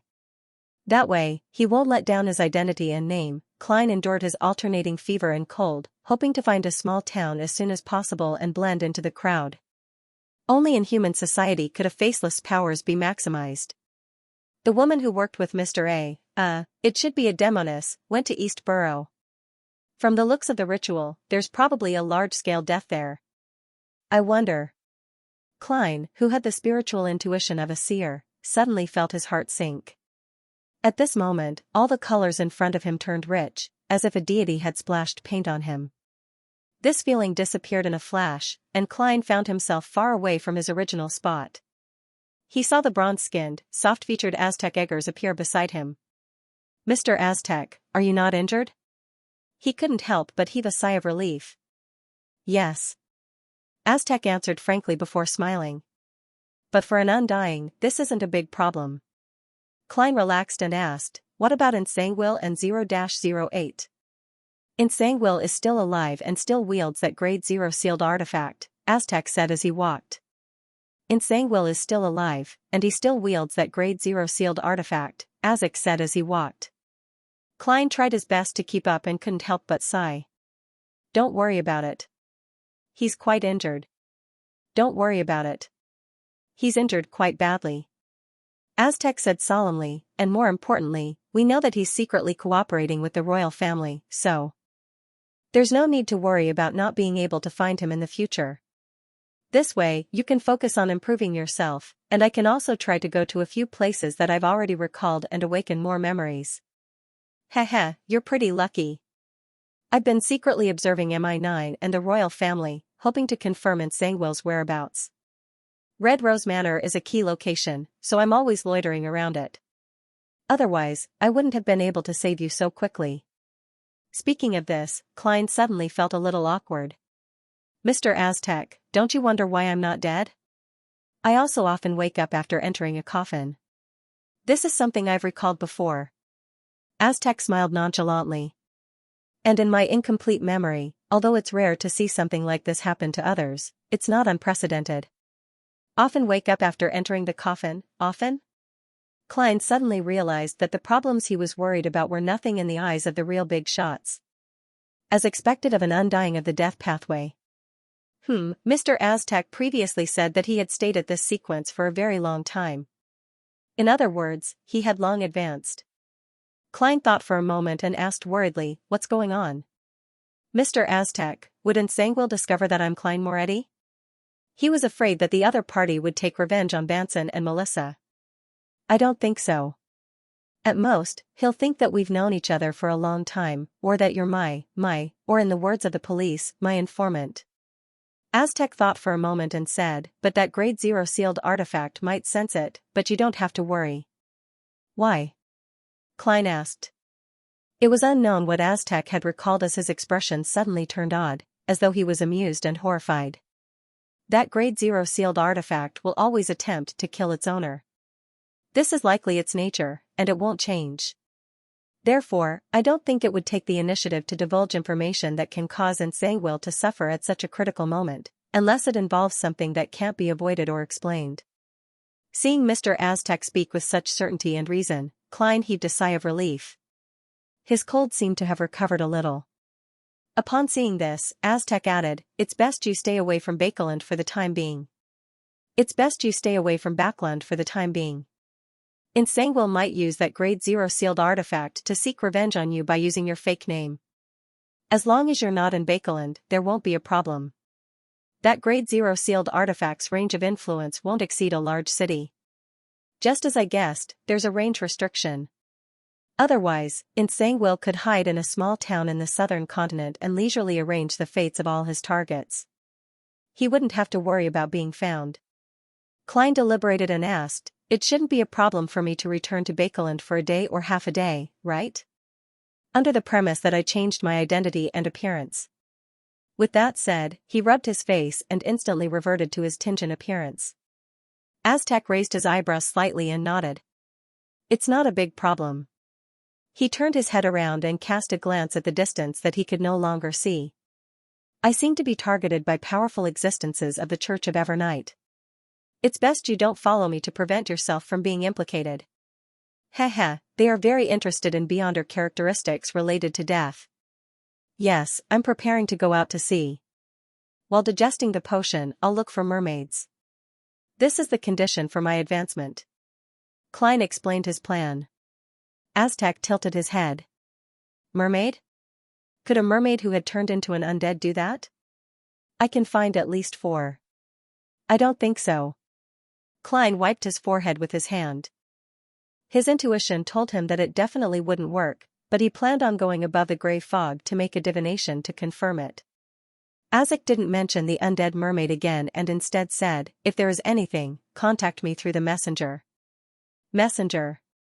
Klein suddenly felt guilty and ashamed. It was killed in the battle between me and Mr. A. It saved my life. Aztec glanced at him, shook his head and smiled. Don't worry about it. As long as it isn't killed by an angel-ranked powerhouse or through some special method, as long as the netherworld still exists, it can slowly be reborn there. And before this, there were, I can't even count how many similar messengers there were. A messenger that looked so strong and huge had an army? Klein opened his mouth, but no words came out. His shame dissipated a lot, and he asked curiously, Mr. Aztec, where is the netherworld, which is also hell? The spirit world. To be precise, it's a special place opened up by an ancient death in the spirit world. Aztec didn't hide the truth. Ancient death? That should be the ancient goddess, Phoenix ancestor Gregrace. So the netherworld is a part of the spirit world. It's no wonder the basic structure in mysticism is reality world, spirit world, astral world. It doesn't include the netherworld or the abyss. Klein was just about to ask about it when he suddenly recalled something. He hurriedly said, Mr. Aztec, I obtained a card of blasphemy created by Roselle the Great. It contains the secrets of high sequence Beyonders. I believe it can help you awaken more things, but you'll have to wait for a while. It's hidden in Bakeland. Klein didn't mention the bounty, afraid that it would reveal the secrets of the tarot, the mysterious space above the gray fog, and Miss Justice. Therefore, he could only use this tactful method to thank Mr. Aztec for his help and contributions. Aztec looked at him in surprise, but in the end, he didn't say a word and nodded slightly. He nodded slightly and said, "When you retrieve it, get the messenger to bring it to me. I'll immediately return it to you after studying it, or you can directly copy the corresponding contents for me." He paused as though he had recalled something.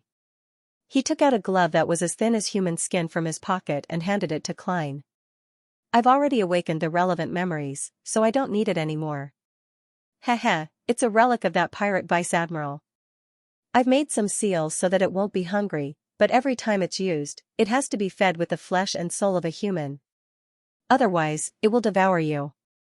In a small town on the outskirts of Bakeland, Klein, who had changed into dry and clean clothes, placed the soaked banknotes on the surface of the table, waiting for them to dry naturally in the warm room. During this process, his actions were very careful and gentle. He even forcefully suppressed the sneezing and coughing that came with a cold and fever. To ensure that he didn't make any mistakes, he didn't control the fire to roast the banknotes. After doing all of this, he walked to the corner of the hotel room, where there was a full-body mirror. In the mirror, Klein's black hair was neatly combed, and he had a pair of dark brown eyes. His face was rather thin and angular. He wore a pair of gold-rimmed glasses on the bridge of his nose, and he didn't have a beard. He looked young and experienced. This was Zhou Mingrui's appearance that he had modified based on the characteristics of the northern continent.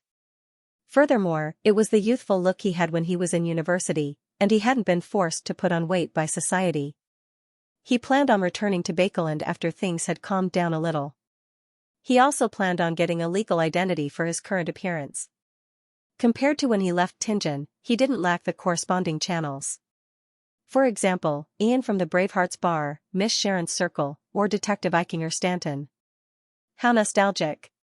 Klein muttered and busied himself with the ritual in the room with the curtains drawn. He was prepared to bring creeping hunger above the gray fog to conduct a foolproof study. In the silent ancient palace, he appeared at the end of the long bronze table. He held a thin glove that looked like it was made of human skin and leaned back in his chair. Right on the heels of that, he closed his eyes and extended his spirituality into the item that needed to be sealed. He immediately felt the hunger of the glove, as though it had a stomach that could never be filled. However, it was so docile above the gray fog that it didn't dare to show any malice. It was like a hunting dog that lay there, not daring to move at all. Then, Klein heard indignant shouts and painful moans. Distorted, hideous, and wailing transparent faces appeared in his spiritual perception, brimming with unbearable sorrow and madness. These faces were deeply fused with the beyonder characteristics of different colors, states, and manifestations. Wherever Klein's spirituality spread, it could fuse with the corresponding face and use the powers it possessed. Is this the way to use it? Klein tried again and again, and combined it with divination. He roughly figured out the 5 souls that creeping hunger was currently grazing. One was a faceless, but he only had the ability to change his appearance and figure. The second was a psychiatrist. He could make the target fall into a frenzied state and carry out a certain level of psychological suggestion.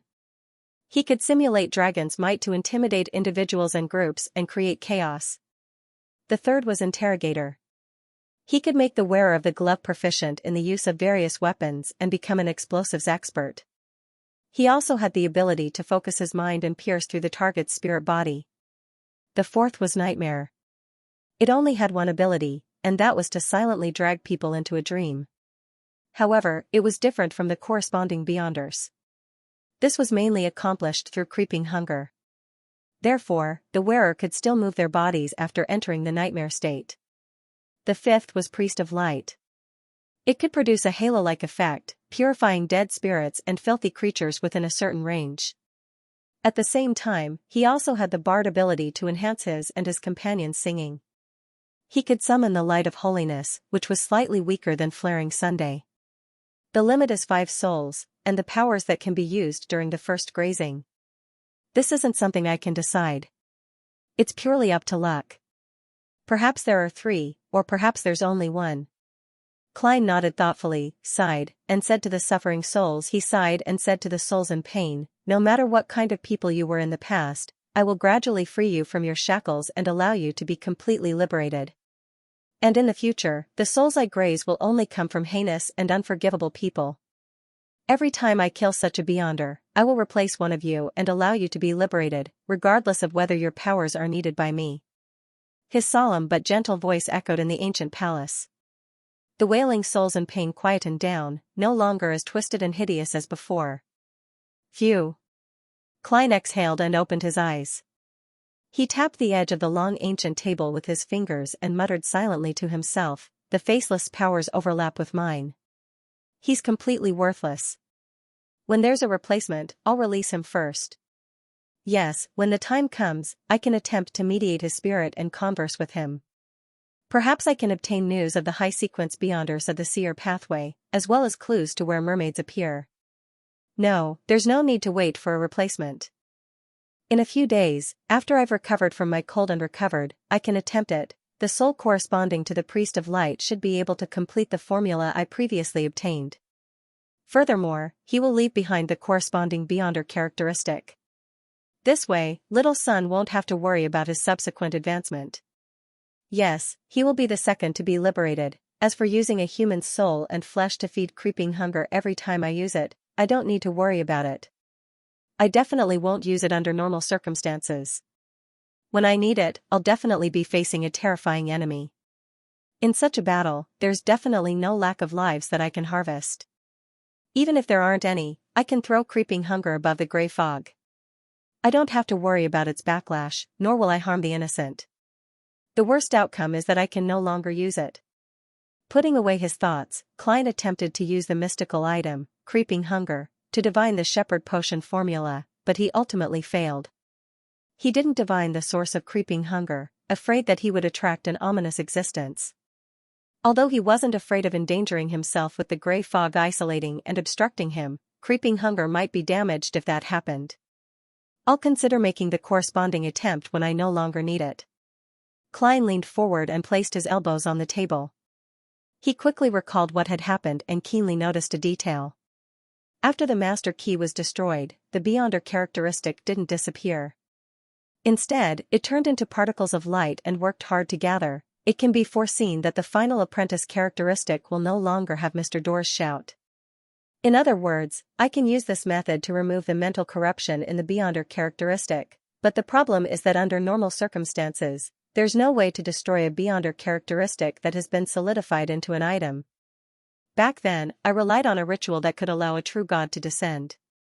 The prerequisite required included a large number of innocent lives. Furthermore, once the all-black eye is shattered, the mental corruption of the true creator hidden deep inside will definitely erupt.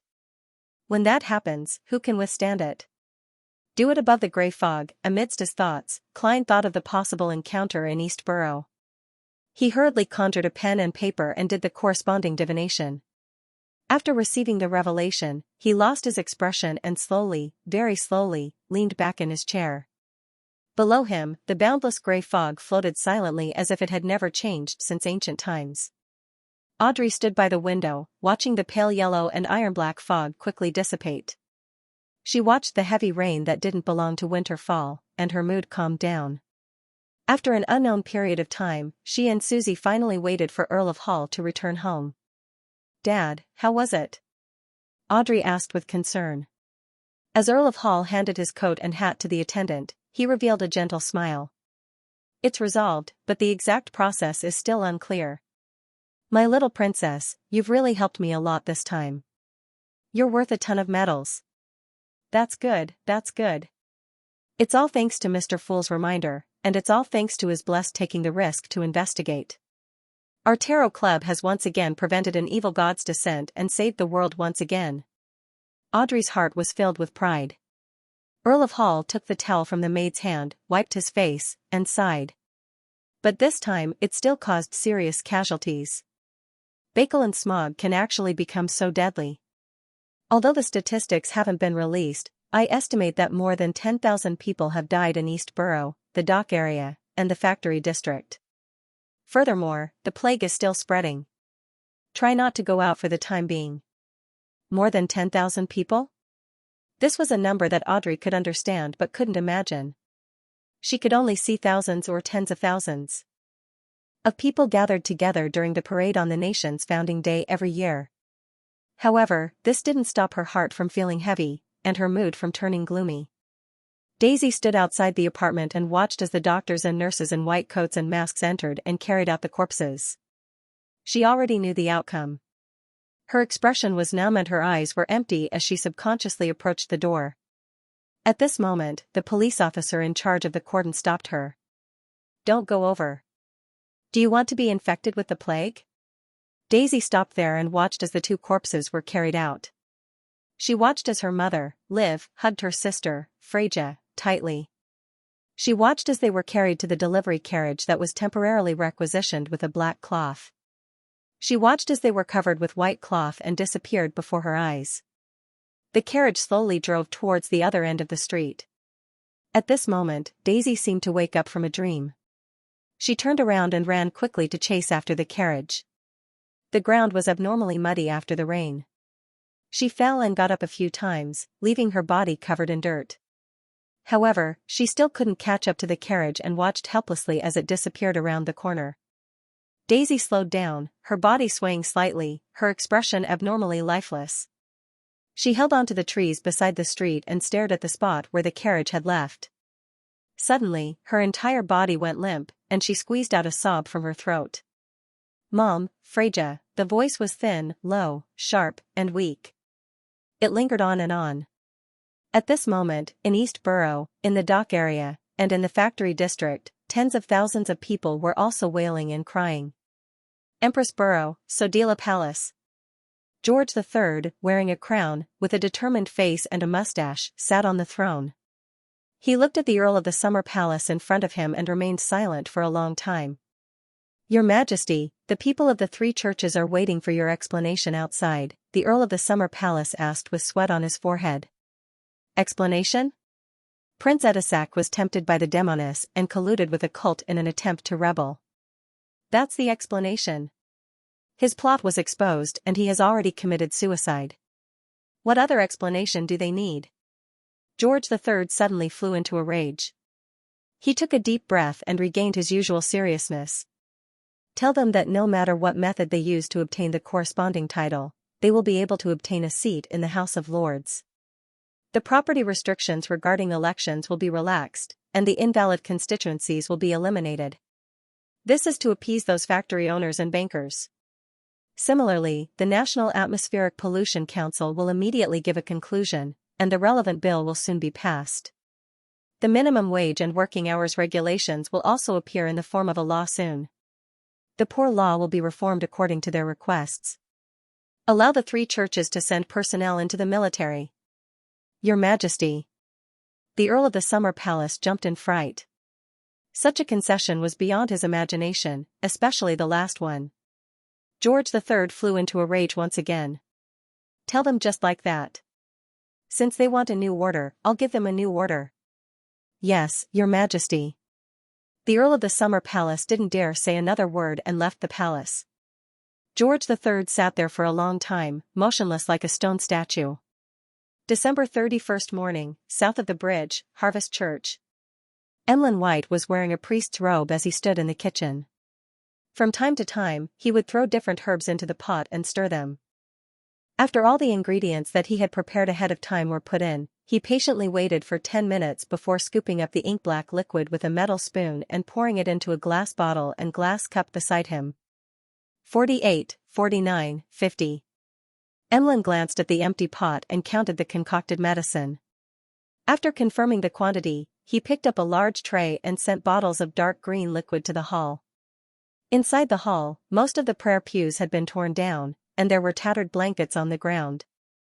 Inside were the plague-infected who were either asleep or moaning in pain. Emlyn and Father Yutrovsky worked together, each carrying a portion of the medicine and distributing it from two directions. The first in line was a middle-aged man with a sallow complexion.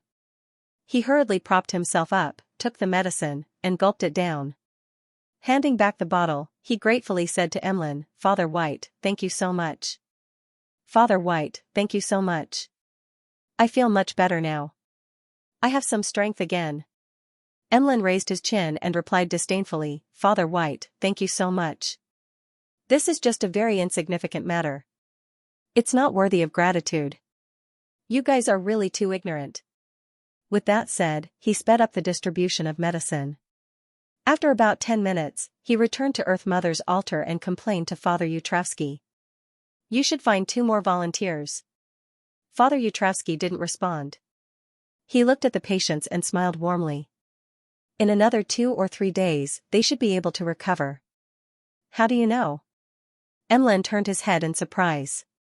Father Yutravsky lowered his head with a benevolent expression and looked at him. Herbs are one of the domains of Earth Mother. As believers, although they aren't of the Earth pathway, they still need to know basic knowledge. Emlyn sked. I'm not interested in religion. I don't know much about it. Even though I've been copying Mother Earth's Holy Bible in recent months. He added with slight resentment in his heart, then casually said, Father, I never expected you to accept disbelievers. Only 2 or 3 of them are believers of Earth Mother. Father Yutravsky smiled without a care. They are also lives, innocent lives. Emlyn was stunned for a few seconds before he exhaled and said, That's right. Father, I found a way to deal with the hypnosis. Maybe I'll leave this place soon. Wait, why did I mention this? I was moved by him. What if he locked me in the basement again? Emlyn was suddenly nervous. Father Yutravsky's expression didn't change as he looked down at Emlyn. Actually, you don't need to look for a solution. After some time, the hypnosis will naturally disappear, and you can freely choose whether to come to the church or not. In a while, I'll become a devout believer of Earth Mother. No, Earth Mother. Emlyn blurted out. Father Yutravsky raised his eyebrows and said in surprise, That's right. I didn't force you to change your faith. The hypnosis I left behind is to make you come back to the church every day. I hope that you can fully appreciate the value of life and the joy of harvest. Then the only purpose of the hypnosis is to make me return to the cathedral? Emlyn's expression froze. Yutravsky nodded calmly. Yes. Emlyn's mouth was half agape as he slowly and mechanically turned his head to look at the altar, at the sacred emblem of life of Earth Mother. It was as if he had instantly turned into a puppet. December 31st, evening, 2, Daffodil Street, Tianjin City. Benson entered the house, took off his hat and coat, and chuckled. He chuckled and said, I've already booked a second-class ticket to Bakeland on January 3rd. Sitting in the dining room, Melissa, who had a few newspapers spread out in front of her, said worriedly, Benson, the air in Bakeland is too bad. Benson, the air in Bakeland is too bad. A few days ago, tens of thousands of people died from poisoning and diseases caused by the smog. This is really a regrettable and tragic matter. Benson walked to the dining room and said with a sigh, however, the upper and lower houses have already passed the report of the National Atmospheric Pollution Council. There will soon be corresponding legislation to regulate the emission of smoke and wastewater. What awaits us will be a new Bakeland. You don't have to worry too much. Having said that, he smiled mockingly. When I returned from Iron Cross Street just now, I discovered quite a number of factory owners or their employees from Bakeland hiring. They said that because of the smog and plague, the factories there are lacking in manpower. Therefore, they are willing to promise working hours and minimum pay. It will be much better than the current standard. Heh. You think it's impossible? Melissa asked sharply. When more and more people flock to Bakeland, it's destined to be impossible unless the upper and lower houses can pass the corresponding bill and directly make the rules. Benson spread his hands and pointed at the dining table. All right, it's time for us to welcome in the new year. There were 3 sets of knives and forks, 3 empty porcelain plates, and 3 cups on the dining table. Of the 3 cups, 1 was beer and 2 were ginger beer. December 31st, evening. Audrey, who was dressed to the nines, stood in the lounge, waiting for the New Year's party to begin. However, from her expression, one couldn't see the excitement, and joy of her coming-of-age ceremony. There was a newspaper in front of her, and it read, According to preliminary statistics, more than 21,000 people died in the smog, and the subsequent spread of the plague killed nearly 40,000 people, including young children and strong young men and women, few. Audrey couldn't help but close her eyes. At that moment, her father, Earl Hall, and her mother, Lady Caitlin, knocked on the door and entered. They praised in unison, "Your beauty surpasses everyone else tonight, baby. It's time to go out. The Queen is waiting for you." Audrey slowly exhaled and revealed an elegant and bright smile. Accompanied by her father and mother, she walked out of the lounge and into the banquet hall. She walked all the way to the front of the stage, and under the amazed gazes of everyone, she handed her hand, which was wearing a white silk glove to the elbow, to the Queen. The Queen led her to the edge of the stage and faced all the guests. After a slight pause, the Queen smiled. "Although this is a dark period in Baekeland's history, we still have a gem that can illuminate the entire city. Her wisdom, her beauty, her character, and her etiquette are all impeccable. Today, I will formally introduce her to all of you. Miss Audrey Hall." Bang! Bang! Bang! Outside the floor-to-ceiling windows, fireworks rose into the sky, exploding with dreamy light. On the last night of 1349, Audrey officially came of age in a social sense. On the afternoon of January 3, 1350. In a newly opened cemetery on the outskirts of East Borough. Klein used divination to find the graves of old Kohler and Liv. It wasn't a grave in the true sense of the word, but a cabinet used to store urns of ashes. One after another, row after row, stacked on top of each other. Klein stood there and saw that not only were there no photos or epitaphs on old Kohler's cabinet, but even his name was missing. Such situations weren't uncommon. There were too many ownerless ashes here that couldn't be found by their relatives and friends. No one knew what they were called, what they looked like, and what experiences they had. No one was interested in them, and only the numbers on the cabinets could distinguish them. Klein closed his eyes, took out a piece of paper, shook it into a piece of metal, and engraved a word on the cabinet door, Kohler. Then, he added an epitaph, "He was a good worker. He was a good worker. He had a wife and a son and a daughter. He worked hard to survive." Retracting his wrist and flicking it, the black-haired, brown-eyed, and thin Klein made the paper burn in his hand, as though he was paying tribute to all the souls here. He didn't directly help Daisy, who had lost her mother and sister. Instead, he wrote an anonymous letter to reporter Mike Joseph, describing the girl's predicament in detail so that he wouldn't implicate her because of his own matters. Reporter Mike had met Daisy before and knew about her situation. He had enthusiastically promoted the establishment of a corresponding charity foundation, so Klein believed that he would help Daisy get more aid so that she could complete her basic studies and find a stable job that could support her. Taking 2 steps back, Klein looked around, taking in the names and photos of the victims, who didn't even have any of that. He raised his head and slowly exhaled a breath of white air. Then, he turned around and left the cemetery. On the steam locomotive to Baekeland, Melissa was focused on her textbook, while Banson quickly began chatting with the passengers around him. "It's too expensive, too expensive. A whole 10 soldi, half a pound." A burly man who wasn't even 30 years old sighed from the bottom of his heart. "If it wasn't for the fact that I can't get a third-class seat or ticket, I wouldn't have spent this money. This is equivalent to half a week's salary." "Indeed, too many people are heading to Baekeland after the new year," Banson echoed. The burly man put away his pained expression and said with anticipation, "Because they promised 21 soldi a week and promised to work no more than 12 hours a day. We signed the contract. When I rent a house and get my first paycheck, I'll get my wife to come to Baekeland. She should be able to find a good job, one that pays 12 or 13 soldi a week. I heard that Baekeland is in dire need of people. When the time comes, we'll have a salary of more than £5 a week. We can eat meat often. Your wish will definitely come true. The king has already signed an order to allow the minimum pay and working hours to be implemented." Banson sincerely gave his blessings before smiling. That's the land of hope. Whoosh, the steam locomotive brought countless hopeful people to Baekeland. At that moment, the sky was still bright, and the fog in the air had thinned significantly. The gas lamps hanging on the platform were no longer lit early. Banson protected his sister and wallet in a very experienced manner.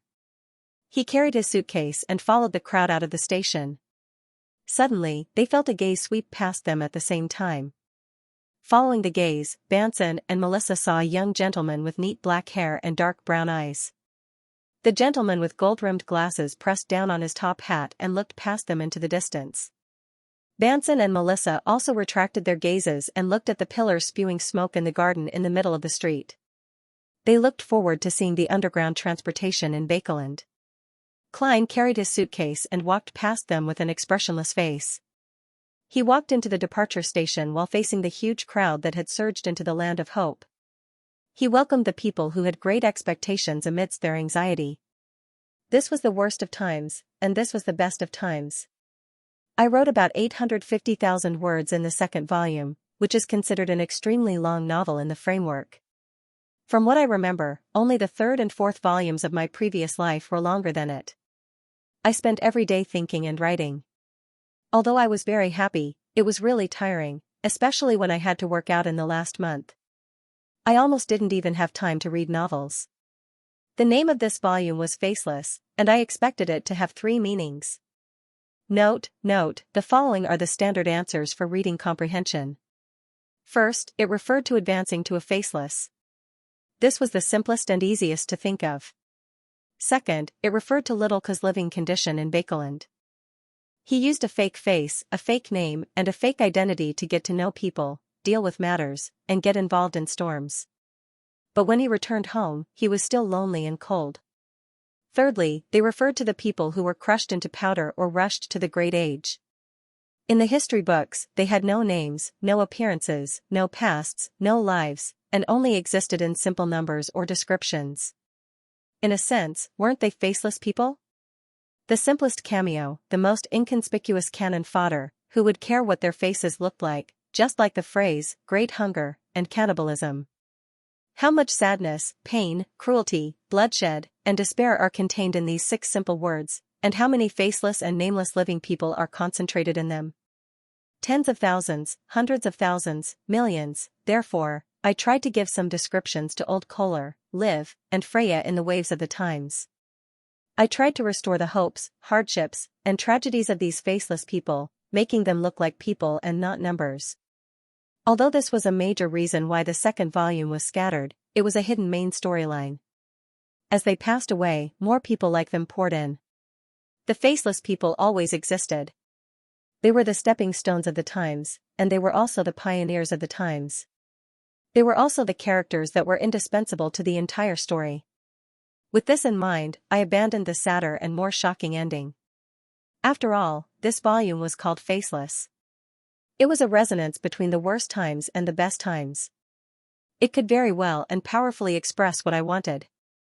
The times advanced, heartless and helpless, but countless faceless people lay at my feet. The name of the third series wouldn't have so many symbolic meanings, because the main storyline was very clear and direct. The name of the third series would be Traveler. Everyone should be able to imagine some things, but let's focus back on the second novel. There are actually many plot lines that haven't been completed in Bay City, such as the Snake of Mercury, the underground evil spirit, the royal family's true plot, 0 to 17, vampires, and psychological alchemy. This is because we need to give Audrey, Furs, Zio, and Emlyn a chance to showcase themselves in Bay City. It's also because Bay City is the most important stage in the entire novel. Lil Ku will definitely return and stay for a long time. The second novel is said to be scattered, but in fact, it's still alright after many things are strung together. To me, it's not bad that it's scattered but still attractive. The real problem is actually another point. It's that the pace of the story has always been rather tight, without relaxing. In other words, it's constantly encountering events and constantly resolving problems. There's a lack of a long and relaxing period in the middle, making it tiring and irritating to read. Although this is due to the Beyonder characteristic convergence effect, there are indeed some problems with the settings. The problem is that the tarot is held once a week, so the timeline is split into weeks. It's easy to feel repetitive and stiff, and there has to be a certain matter every week. Therefore, the pace of the Beyonder events is a little tight. The solution I'm currently considering is to skip some of the less important tarot gatherings and have more freedom in the control of time. Of course, the tarot itself is also the main body, so there's definitely no lack of it. For example, I haven't forgotten the first time Emlyn joined. There are also many things that my friends mentioned, such as the church's reaction and the other copper whistle.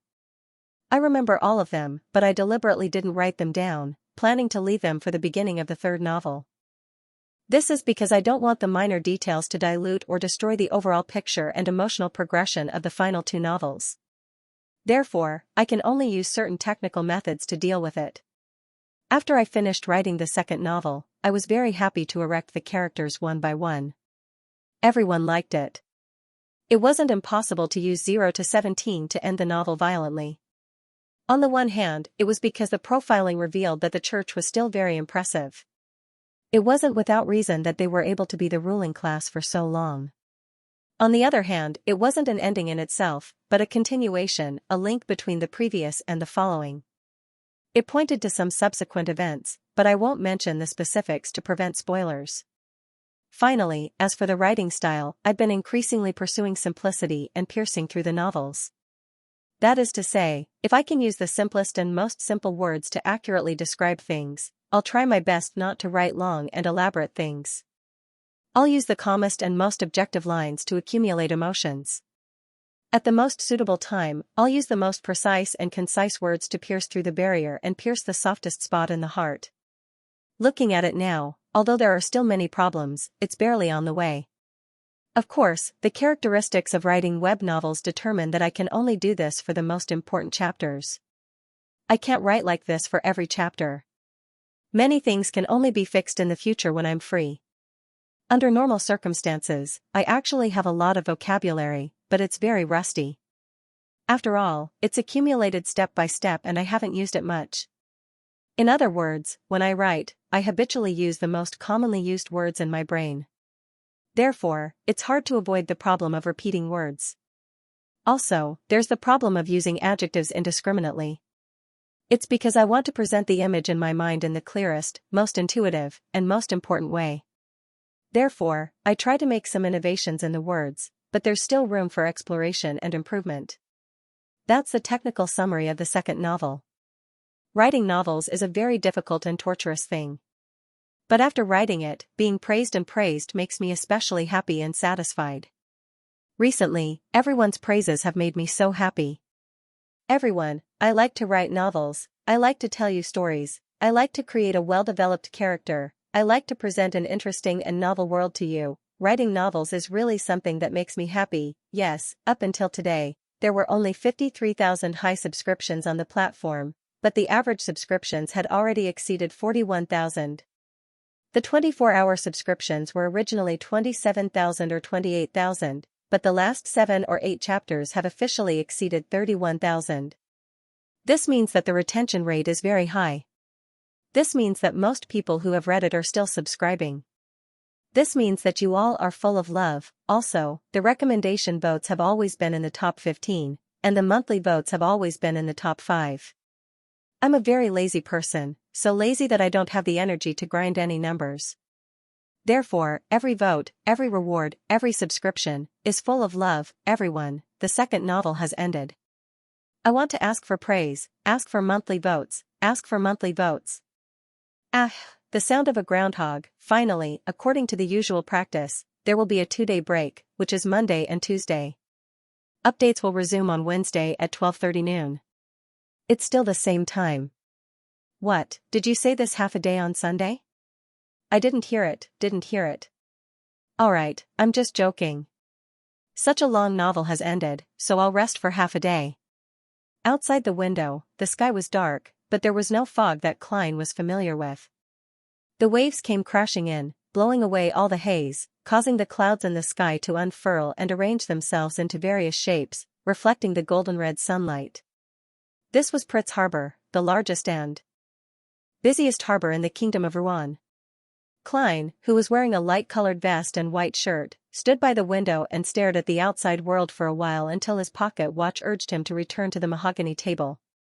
In front of the warm fireplace, he picked up a black fountain pen, unfolded the letter, and slowly wrote, "Dear Mr. Aztec, please forgive me for not writing to you until today.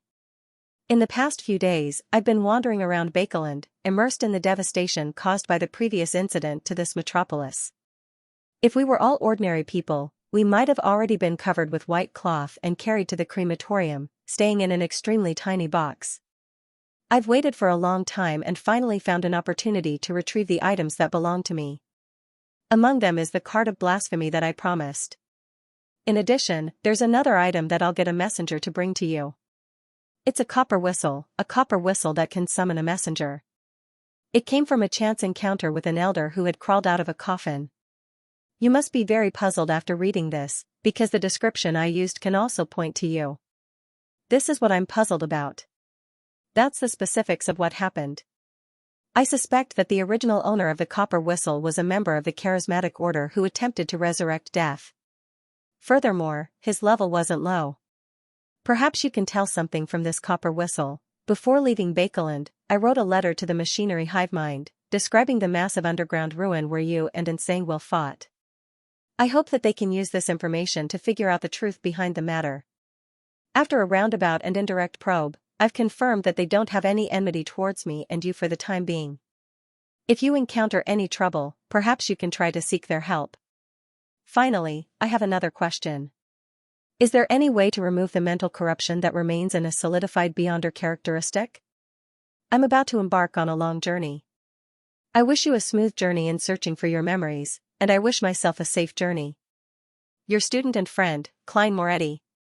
After putting down the pen and reading it from the beginning, Klein folded the letter and stuffed it, the Black Emperor card, and the copper whistle that was suspected to be left behind by a member of the charismatic order, into the envelope. After doing all this, he picked up the copper whistle that Mr. Aztec had given him and summoned the messenger by blowing it.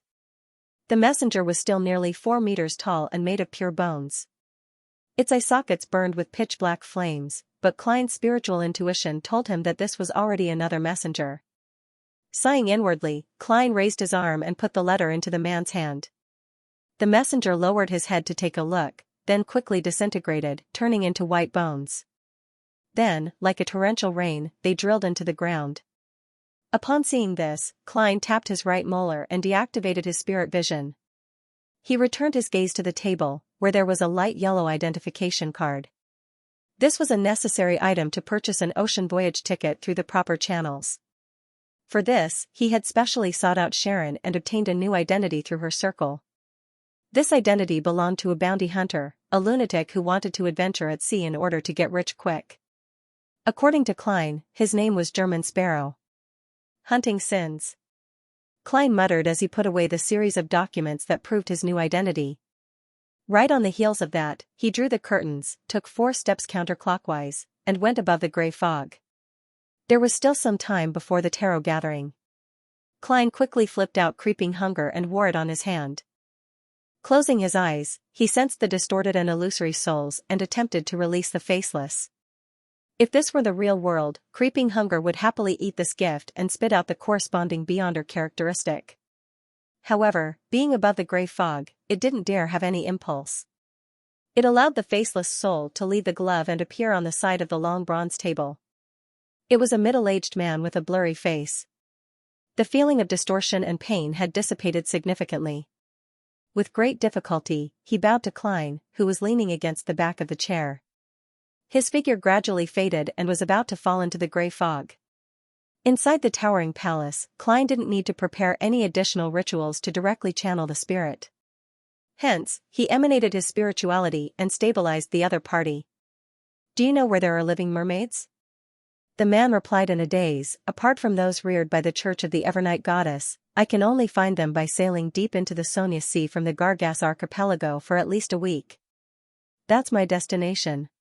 So he's also a faceless who's seeking to advance. In order to pursue mermaids, he risked his life out at sea, but for some unknown reason, he died at the hands of Rear Admiral Hurricane Zillings. The Church of the Goddess reared many mermaids? Klein suddenly realized something and asked, which organization do you belong to? Or should I say, where did your potion formula come from? The middle-aged man's body suddenly trembled, and he only spoke after 2 seconds. The Secret Order. I belong to the Secret Order. Secret Order? The Secret Order doesn't have their own mermaids? Klein deliberated for a moment and said, "Have you seen your leader, Zeradol?" The illusory and transparent faceless fell silent at first before shouting with a sharp voice, "Yes. He's not normal. He's an undying monster." As he spoke, his figure became thinner and was on the verge of dissipating. Zeradol is indeed still alive. What exactly happened to make the members of the secret order fear him so much? To be precise, should I use it? Klein hurriedly asked another key question. Apart from the treasures left behind by the Antigonus family and your secret order, where else can I obtain the high-sequence Beyonder potion formula of the seer pathway? The faceless became more and more transparent and incorporeal. Finally, he could only say, "The Church of the Evernight Goddess. Cathedral of Serenity, Holy Cathedral." Klein silently watched as the faceless spirit body was completely liberated. He repeated a single word in his heart. The Cathedral of Serenity was the headquarters of the Church of the Evernight Goddess, the Holy Cathedral that the Nighthawk spoke of.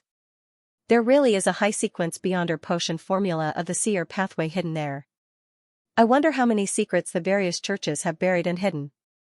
As Klein sighed, he made the black-green gelatinous substance condensed on the surface of his glove slide onto the surface of the long bronze table. The faceless Beyonder characteristic finally formed a translucent jelly-like object. Against the black-green background, there would occasionally be different faces floating inside, like figures hidden behind dark-colored curtains. Klein took a few glances, nodded indiscernibly, and muttered to himself.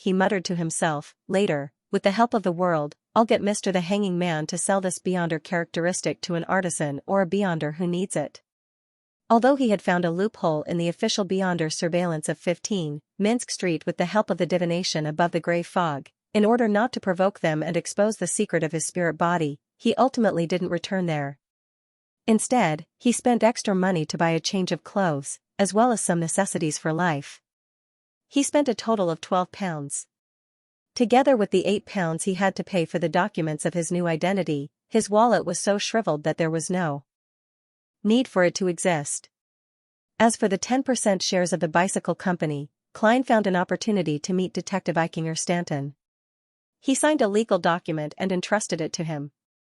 After all, their relationship wasn't a secret in the eyes of the Nighthawks and the machinery hive mind. "I still have £5 in cash and 5 gold coins. It will cost £4 to go to the Rorstad archipelago, and this is a third-class ticket in the lower cabin. It will cost at least £4 to transfer from the Rorstad archipelago to the Gargas archipelago. I have to sell off the faceless Beyonder characteristic as soon as possible. This way, I can at least sit in a second-class cabin and eat good food. Thankfully, Emlen's suitcase has been left above the grey fog, otherwise, I'd have to buy another one." Klein silently calculated his financial situation, as though he had returned to the time when he had just transmigrated. He had to rely on his salary as a Nighthawk to afford a formal suit. A Sequence 6 Beyonder characteristic ranges from £3,000 to £4,000. If someone is in urgent need of it, there's a premium. But apart from maintaining my livelihood, I still have to consider the cost of the supplementary ingredients for a Nimblewright master. I also have to consider the cost of the ritual to remove the mental corruption of the main ingredient. Klein sighed, took out his pocket watch, and opened it. Seeing that it was almost time, he first sent Little Son a message to prepare for the gathering. Furza's vision suddenly turned clear as she saw 3 figures sitting across the long mottled table. "There's an additional member?" With a thought, she quickly calmed down. At that moment, she didn't care if there were any new members in the tarot. Her mind was filled with the smog and plague from last week. She clearly remembered that at the last gathering, the world had reminded her and Miss Justice that something big was brewing in Bakeland, and it was very likely that it would bring about a tragedy. Mr. Fool had confirmed this guess and further pointed out that the key figure in the problem was Prince Edisak. She didn't doubt Mr. Fool's abilities, but she thought that the tragedy needed time to brew and that there was still plenty of time to investigate. Who knew that it would come so quickly and so suddenly? It's reported that Prince Edisak also contracted an illness in the smog and unfortunately died. It really happened. Furs recalled the contents of the newspapers from a few days ago and seemed to understand something, but she couldn't grasp anything. For a moment, she felt a little panicked and uneasy. As a Sequence 9, it seems that because I joined the tarot, I intervened in advance in this terrifying matter that involves a huge city, a prince, and the lives of tens of thousands of people." It was only at this moment that Magician's Furs deeply understood the weight of being a member of the tarot. Then, she heard Miss Justice's usual greeting, but it had lost its cheerfulness. "Good afternoon, Mr. Fool.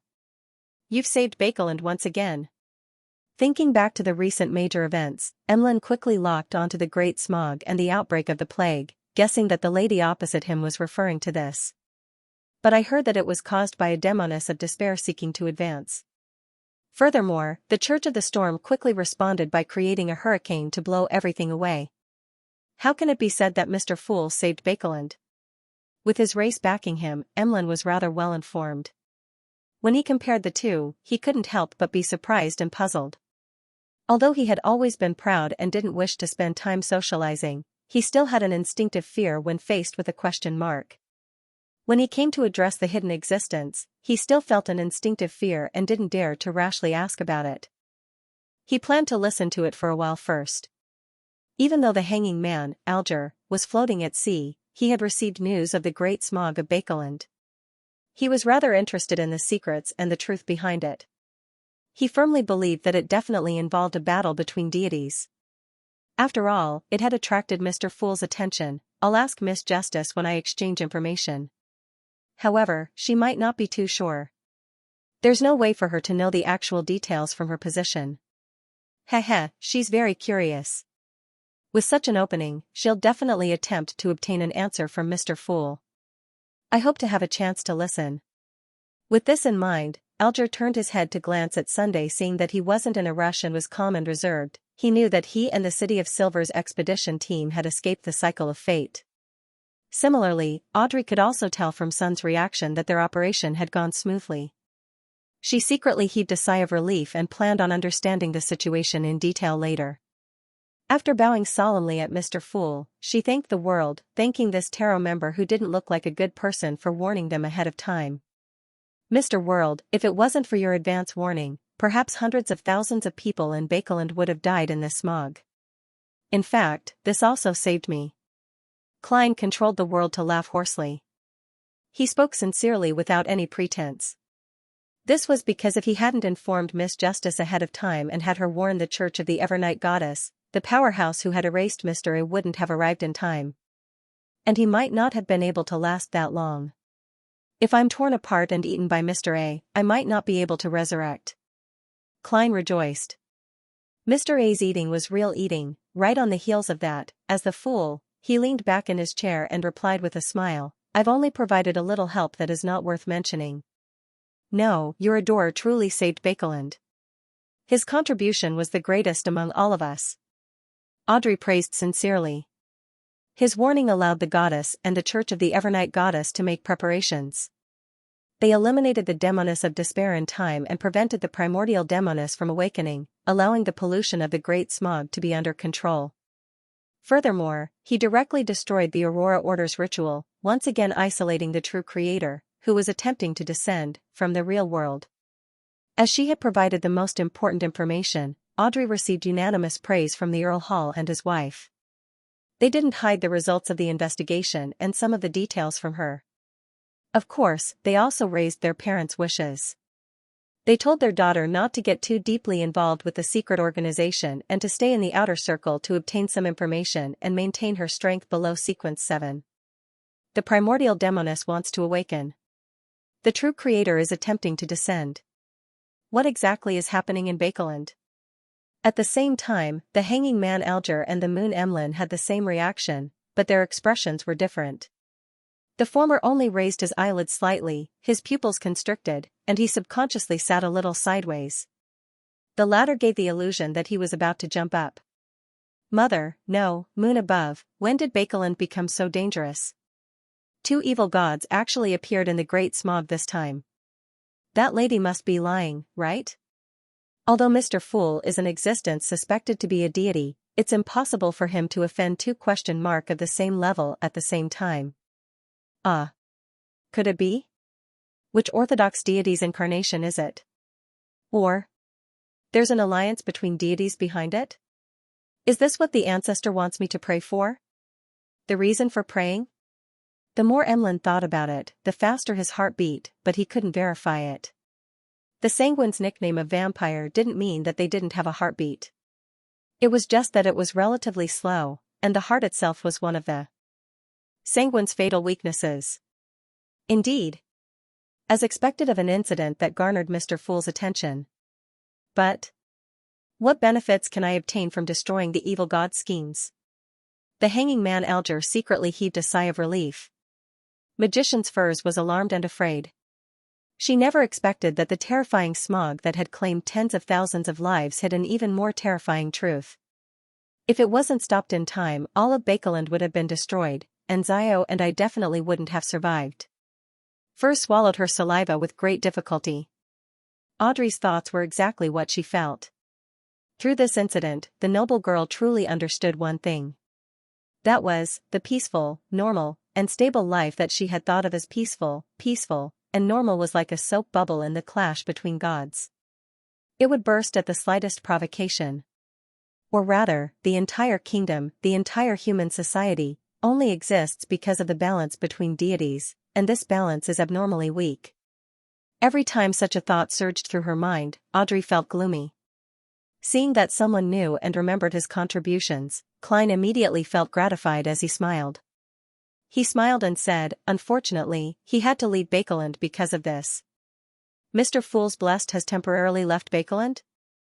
Audrey stood up again and bowed sincerely. Please convey my gratitude to him. Klein maintained his image and didn't respond. All he did was nod. At this moment, Audrey added, I'm very sorry.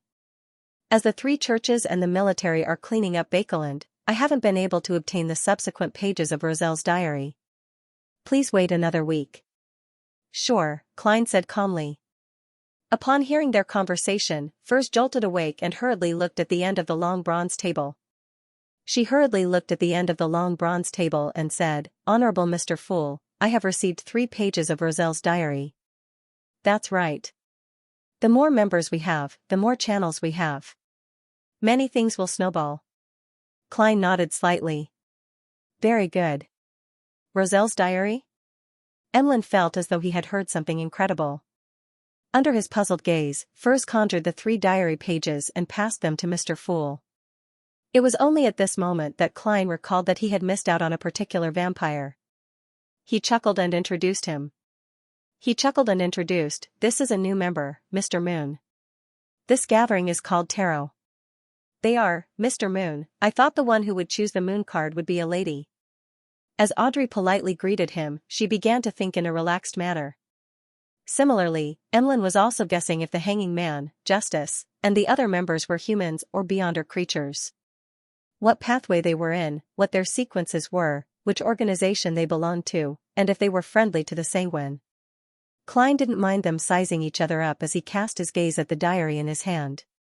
February 11th. Today, I learned a secret of the Sauron family. Ha ha ha, I'm dying of laughter. Ha ha ha. So it turns out that the hunter pathway they control will undergo a sex change at sequence 4. The men don't change, but the women become men. It's no wonder that none of the high sequence beyonders of the Sauron family I know are female. Iron-blooded knights are indeed true men. Ha ha ha, if it wasn't for this secret being so secretive, I would have used this to mock Florent next time. The ancestor of the Sauron family he resembles might have been a woman. Isn't this potion too much of a scam? I hope there won't be any strange changes after becoming a high-sequence savant. I don't want to suddenly realize that I either can't advance or have to become a woman. Upon seeing this diary entry, the first thought that flashed through Klein's mind was, Emperor, you won't become a woman, but you've slept with a demoness, perhaps more than one. There's indeed a pathway that causes a woman to change into a man, and in the few that I predicted. Hunter represents war, and it will cause a woman to undergo a sex change at sequence 4. This doesn't seem right. The demoness pathway is at sequence 7, which... There's actually no strict correspondence. The more Klein thought about it, the more he felt a sense of distortion and madness. This was brought about by extreme asymmetry.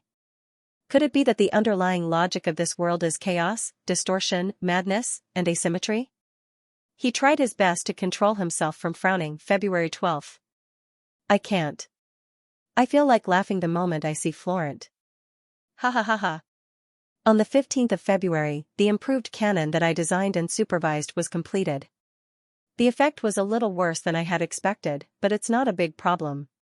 With it and mass production, I'll let this world and this era witness true advanced tactics. In order to celebrate, I've decided to hold a banquet and invite those who look down on me. Just wait to be smacked in the face. The emperor really can't hold a grudge overnight. As Klein sighed, he flipped to the second page of the diary. May 5th. That unspeakable organization once again gathered its members for a gathering. I'm shocked by the way they gather their members every time. It's a miracle, no, a miracle. After my previous observations, I raised some questions at this gathering. For example, all the sequence 0 names on the blasphemy slate have sufficient status. Only Red Priest appears unique and isn't high enough. The old gentleman sitting beside me told me that red refers to the red of war. Priests can be understood as sacrificers of the essence of power. Some people objected to him, believing that the priest of Red Priest refers to the priest of the original creator. I'm inclined towards the former, so I asked the old gentleman's name softly. I don't know the identity of every member here. To put it in extreme terms, I only know a portion of them.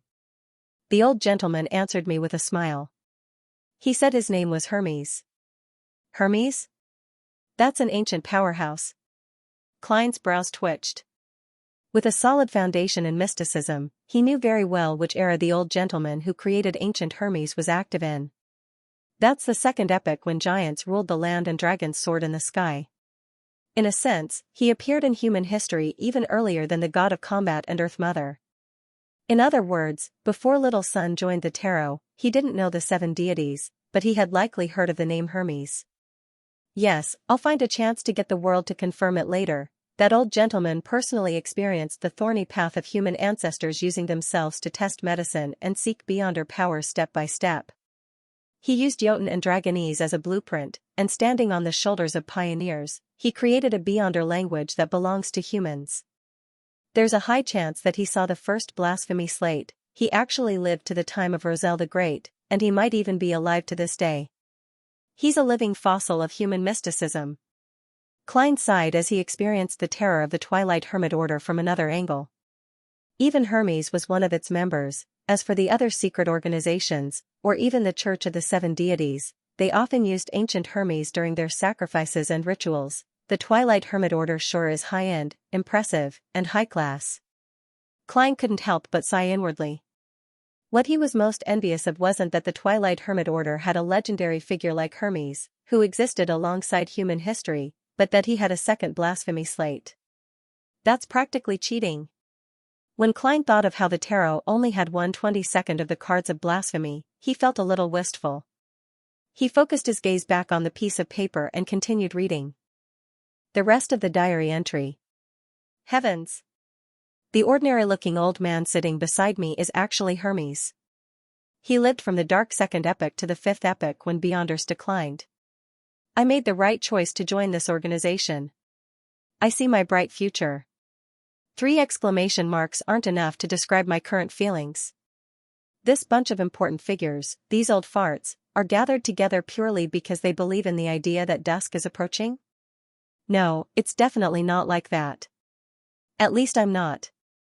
Among them, there must be people who believe in those ideals fanatically, and they simply want to wait for the original creator to awaken. They want history to progress to that point as planned. According to my understanding, it's most likely not awakening, but resurrection. Wait a minute, I thought of a problem. After I agreed to the secret invitation, I quickly joined the gathering without going through any investigation. Although the organizer of the gathering said that in order for me to join, there was a disagreement among the members and they had no choice but to vote, and with more than 2/3 of the votes, I was barely allowed to join. But that wasn't the point. The point was that they didn't care if I believed in the concept of approaching dusk, and they didn't mind that I had all kinds of ideas. How did they know I wouldn't harm the organization? Could it be that there's a high-sequence beyonder of the spectator pathway here, a high-sequence beyonder who has reached the level of an angel? He has unknowingly used my verbal promise to plant a secret psychological cue, and is confident enough to discover the hidden malice of the members? That's really possible, but it makes me shudder just thinking about it. In addition, once the organization's name is mentioned to the outside world without permission, it will immediately be detected. They even gave me a few former members who had been eliminated as examples.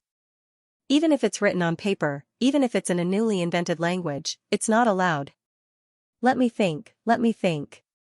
The spectator pathway sequence 2 is clairvoyant, and sequence 1 is author. Who here matches the corresponding characteristics? Note 1, yes, I have a suspect, and that's the organizer of the gathering. Right, there's also the spectator pathway sequence 0. Its name is Visionary. But I don't think anyone here has reached the level of a true god. Otherwise, there's no need to hide behind the scenes. Of course, they might be a divine item at sequence 0, such as a uniqueness of a particular pathway.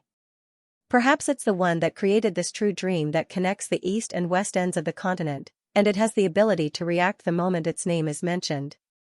Back then, I didn't think too much about it. Amidst my shock, I asked about other things, such as why would there be the word authority in the description of deities. Old Mr. Hermes gave me an excellent answer. Upon seeing this, Klein realized that the diary page had reached the end. He hurriedly flipped to the next page, but he quickly turned back because the subsequent diary page didn't connect to the previous one. Where's the answer? Is it on the original page, or is it because it's too long and he can't be bothered to write it, or is there no need to record it in the diary? Klein was so frustrated that he wanted to transmigrate to the past and grab Rozelle's neck to get him to tell him Hermes's answer. Of course, he didn't show any signs of emotion on the surface, nor did he make any extra body language. So the spectator pathway sequence 0 is called Visionary. This corresponds very well with the dragon of imagination. I thought it would be dragon. Visionary is closer to what humans know. That is to say, consuming the corresponding sequence 0 potion won't necessarily make one into a dragon, sequence 1 author. Just from the name of the potion, I feel that it's somewhat similar to the characteristics of the quill, 0-08. The way the Twilight Hermit Order gathers its members is by relying on a real dream that connects the east and west ends of the continent. The description of miracles at the beginning of the diary gave me a fright. I thought they also had the gray fog and the mysterious space above the gray fog. Klein calmed himself down and realized that the diary page provided a lot of useful information that was very important. First of all, he knew that this ancient sage, Hermes, had lived to Rozelle's era 1 or 2 centuries ago, and that he was a member of that mysterious organization. Secondly, from Rozelle's description of the organization's ineffable name, he basically confirmed that the mysterious organization was equivalent to the Twilight Hermit Order. Finally, he learned the names of the spectator pathway sequence 0, sequence 1, and sequence 2. Although he wouldn't be able to use them for the time being, it had truly enriched his knowledge of mysticism. Who knows when Miss Justice will raise relevant questions? She's always been very curious. Klein forced himself to forget the missing answers and flipped to the last page of the diary. As he read, Audrey habitually observed the various details. She acutely discovered that the Dark Emperor card that Mr. Fool had placed on the long, modeled table had disappeared. He bestowed it to his adorer and provided the corresponding help, or did he exchange items with some other existence? Audrey's eyes flickered as she attempted to guess the reason. She was more inclined to the first idea, because without Mr. Fool's help, his adorer might not have been able to destroy the true creator's descent ritual. He's a man of medium height, and he's wearing the most popular double-breasted frock coat in Rouen. Back then, he was near Red Rose Manor. Through this investigation, I might be able to lock onto a target. But this might anger Mr. Fool. He didn't allow me to expose the identity of his adorer. Audrey, don't think too much about it. Don't be curious. Perhaps you will meet and get to know each other in the future. Audrey retracted her gaze. At this moment, Klein felt like laughing because of the contents of the last page of the diary. March 16th. First time attending this world's aristocratic ball. Those ladies and madams are much better than I imagined. In the novels I've read, there are descriptions of medieval world that don't bathe and rely on perfume to conceal their disgusting body odors. They often step on feces when they go out, and they smear their faces with things that can easily lead to heavy metal poisoning. But it's different here. They love bathing, have charming perfume, fair skin, tight waists, and most of their figures aren't bad. I overcame my nervousness and had a good chat with Viscount Delalos's youngest daughter. We talked about the contributions my ancestors had made, my family's manner, and my current title. Then, she politely suggested that we go have something to eat. I didn't think much of it at the time, thinking that picking up girls needed to be done step by step. However, when I went downstairs for a stroll in the garden, I found her having sex with Count Flores's eldest son in an empty study. F***ck. It's their first time meeting. Am I, Huangtao Roselle, not handsome enough, or am I not humorous enough? How realistic. Thankfully, those madams treat me well. I can sense their hidden passion, hee. Roselle really wasn't used to Intis in the beginning. According to historical records, the Gustav family had declined for several generations, and they only had the title of baron. They didn't have much land and assets until Roselle made his fortune. I didn't expect that the emperor's woman would be snatched away. Wait, I remember Roselle mentioning in one of his diary entries that he had slept with Count Flores's wife. Impressive. Klein moved his gaze down and read the remaining 2 diary entries. They weren't of much value. They were Roselle's records of his life in the manor. The entire content was about his desire to hunt, his yearning for delicacies, and his desire to obtain beyonder powers and beautiful maidservants. Klein leaned back slightly and made the diary disappear from his hand as he said with a smile. He smiled and said, "You may begin." Audrey immediately looked at Sun diagonally opposite her. "Have you broken out of that cycle?" Sun nodded honestly before bowing at the end of the long bronze table. "Honorable Mr. Fool, thank you very much for your guidance. This allowed me to find the key point of the Angel of Fate from the murals with the words Rose Redemption.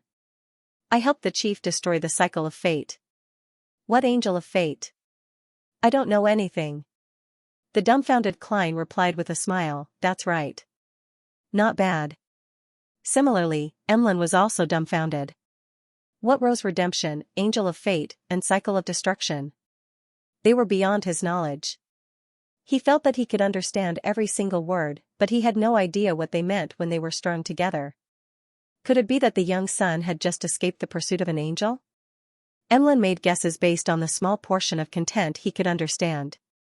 And after Derek thanked Mr. Fool, the hanged man changed his sitting posture slightly and looked at him diagonally. Starting from Miss Justice's question, he said in a normal tone, "That's right. What's the specific process?" Derek didn't hide anything as he answered honestly, "That's right. Miss Justice, Mr. the Hanging Man, Miss Magicians, and Mr. World, thank you for your concern, and thank you for your previous suggestions. In the 6th exploration, I tried," he described his actions and the corresponding results, emphasizing the fact that Jack came from Enmat Harbor and the details of the mural where the Rose Redemption was located. Enmat Harbor. That strange boy, Jack, is really from the Kingdom of Rouen. In other words, the forsaken land of the gods where the City of Silver is located is connected to the northern and southern continents in some way.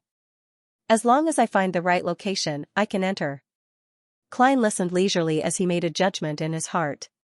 Enmat Harbor was located to the east of Tingen City. It was one of the most famous seaports in the central part of the Kingdom of Rouen. Together with Pritz Harbor, they supported more than half of Baekeland's supplies. Spirit medium, Ma-M Daly, had once settled there.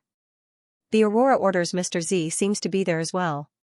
Klein recalled some of the past. The same judgment appeared in the hearts of the Hanging Man Alger, Justice Audrey, and Magician's Furs. For this, some of them were purely excited, while others were filled with curiosity and worry. They were afraid that the all-devouring darkness around the City of Silver would continue to spread, eventually enveloping the northern and southern continents and the 5 seas. The first seat told me that through what happened before and my reminder, he recalled some ancient records that he couldn't tell were true or false. It was said that when the Lord that created everything, the omnipotent and omniscient God, watched over this land, he was surrounded by many angels, and the leaders of the angels were the kings closest to the divine throne. There were a total of 8 of them, including the children of the gods. Sun recalled Demon Hunter Collins' words as he slowly said, he suspects that Amon is the angel of time from the King of Angels, and the one on the mural is the angel of fate, Tail Devourer Ouroboros. 8 kings of angels? The 8 kings of angels who were closest to the Creator's throne? Audrey was inexplicably excited when she heard this. Out of curiosity, she asked, Mr. Sun, what are the titles and names of the other 6 angel kings? The chief didn't say, so I didn't dare ask. Sun replied, feeling a little ashamed. I really want to know the answer. Audrey subconsciously looked towards the end of the long bronze table, looking at Mr. Fool, who was shrouded in grey fog with a yearning gaze, hoping to obtain the corresponding answer. She had already decided what price she was willing to pay. Why are you looking at me? I don't know either. Klein controlled the corner of his mouth to twitch. Of course, he wasn't completely clueless. He could barely guess who the 2 kings of angels were. The evil spirit in the underground ruin described the Medici family as one of the founders of Rose Redemption, and from the mural, Angel of Fate Ouroboros is likely one of the leaders of Rose Redemption. Both of them are basically equal in status, which also means that the Medici family has a king of angels, but it's impossible to determine if he has perished. The Medici family is suspected to be in control of the Hunter pathway, which is also the Red Priest pathway. That king of angels title should be Red Angel or War Angel, since the Son of God is a king of angels, and Amon is one of them, the angel of time. It's impossible for Adam not to be one, but it's impossible to determine his title. I can't guess who the other 4 kings of angels are. Perhaps one or a few of them are in the Twilight Hermit Order, it's possible. The Twilight Hermit Order is hostile to the fallen Creator, and it corresponds to Rose Redemption, which worships this evil god. Perhaps it really comes from the few kings of angels from back then. Yes, there's a side proof that isn't strong enough. According to the legends of the City of Silver, the authority of the ancient god, Dragon of Imagination Ankwelt, was taken back by the Creator. Logically speaking, it's not impossible for the Lord who created everything to give a portion of this authority to the King of Angels beside the throne. And the descriptions and guesses in Roselle's diary indicate that the Twilight Hermit Order might have a spectator, which is the power of an angel of the visionary pathway, or even higher. The 2 can correspond. Hermes is someone who experienced that period of history. As these thoughts flashed through his mind, Klein smiled. You will come into contact with it in the future. When I figure it out, I'll sell the corresponding information to you, he added inwardly. Seeing that Mr. Fool didn't have any intention of answering, Audrey retracted her gaze in disappointment and gestured for Little Sun to continue narrating. The hanging man Alger had a bold idea: the history before the cataclysm can no longer be verified. At the end of the 3rd season and the beginning of the 4th epoch, there were only 6 orthodox gods. Including Amon and the Tail Devourer, wouldn't there be 8? They obtained benefits from the passing of the Creator and successfully advanced to sequence 0. For a moment, Alger felt that his thoughts were blasphemous actions that could be punished by burning at the stake. He couldn't help but feel excited. It wasn't easy for him to calm down as he focused on listening to Little Sun's story. Towards all of this, Emlyn could only respond with a blank expression. Although the Sanguine had a long history and had a long lifespan, and they knew a lot of history before the cataclysm, it was all concentrated before the ancestor fell asleep. It didn't involve the so-called kings of angels. As Sun recounted the details of how the City of Silver's chief, Colin, had destroyed the cycle of fate, Klein was thinking about something else. It can be roughly confirmed that Tail Devourer Ouroboros is a sequence 1 snake of Mercury of the monster pathway. All kings of angels correspond to sequence 1. Could that angel of fate be the snake of Mercury that pursued Will Septon? If that's the case, it means that the true Creator's influence in Backland isn't limited to Mr. A and his subordinates. However, the battle between the 2 snakes of Mercury for the position of sequence 0 has taken up all of the Tail Devourer's attention, making it unable to care about anything else. Of course, I can't eliminate the possibility that Will Septon is equivalent to Ouroboros, but the probability isn't high. Rose Redemption has quite a number of demigods and even angels, so it's unlikely that the Tail Devourer would rely on an ordinary person to restart without protection. There's also another possibility. The 2 snakes of Mercury in Bakeland aren't the Angel of Fate. The latter is still active in the Forsaken Land of the Gods. If that's the case, 3 snakes of Mercury will be gathered. After recounting the escape, Sun expressed his gratitude once again. And even though this was the 2nd time hearing about the repeated cycle, it still left Audrey and company feeling a chill run down their spines. Their hair stood on end as they felt curious and afraid. This has already exceeded my understanding of Beyonder powers. It's all thanks to Mr. Fool's help. Audrey sincerely praised the owner of the tarot in her heart, feeling full of confidence. The hanging man, Alger, and company had similar thoughts as her. They all believed that the repeated cycle was close to a miracle that could only be broken by a deity. And fortunately, the owner of the tarot was a deity. Mr. Fool was a deity. At this moment, son Derek looked across and said sincerely, "Miss Magicians, there were some accidents on the way back to the City of Silver." Miss Magician, there were some accidents on the way back to the City of Silver. Although they have been resolved, they have delayed our speed, preventing us from returning to the City of Silver in time. Your Spirit Eater stomach pouch will need to wait for another 1 to 2 days. Yes, I feel like there's no surveillance on me anymore. No problem, I can wait. I prepared enough gold pounds. Magician's Furs heaved a sigh of relief. She had already sold the Mirror Dragon's eye to Miss Justice and received £1,000 in cash. After informing her teacher, Dorian, of the exact outcome, she was praised and rewarded for her honesty. Dorian told her that the reason why she had offered £800 was because she wanted to give her about £100 for her hard work. This way, the extra £200 would be an additional gain for her. In other words, she had earned £300. Together with her original savings, she had a total of £650, enough to buy a Spirit Eater's stomach bag. With this matter, Dorian trusted her a lot and revealed a lot of information about the ingredients. I'll need at least 2 weeks to digest the extra potion. There's no rush. Furs looked diagonally across her and said, "Mr. the Hanging Man, there's news of the dragon-eyed sea condor's eyeball that you needed. £2,200. Dorian's guiding price was £2,000. On the one hand, Furs wanted to leave room for bargaining, and on the other hand, she wanted to earn a little more. £2,200. The hanging man Alger couldn't help but frown. After buying the wind-blessed potion formula, his financial situation wasn't optimistic. Although he still had some private stashes, they were either useful to him, or he couldn't find a buyer for a long time. Phew. He secretly exhaled and said without batting an eyelid, "Very good, but I need some time to gather the funds." "Very well, but I need some time to gather the funds. Also, this is too expensive. I have many channels to get cheaper ones." £1,900, this is the highest price I can accept. No, £2,000. That's my bottom line. Magician's Furs replied without any hesitation. She was afraid that if she shouted too high, the other party would give up on the deal. Alger immediately nodded. "Deal. This?" Furs was momentarily taken aback. Emlyn, who was listening by the side, witnessed the conclusion of a deal. After some thought, he eagerly asked, "What's the matter?" After thinking for a moment, he eagerly asked, "Everyone, does anyone know how a sanguine can increase their strength without relying on the gifts of their elders?" Just as he said that, he felt gazes cast over. Sanguine? Are these the legendary vampires? Audrey's eyes lit up as she scrutinized Mr. Moon. And as a novelist, Magician's Furs undoubtedly had all sorts of beautiful or bizarre imaginations of the sanguine.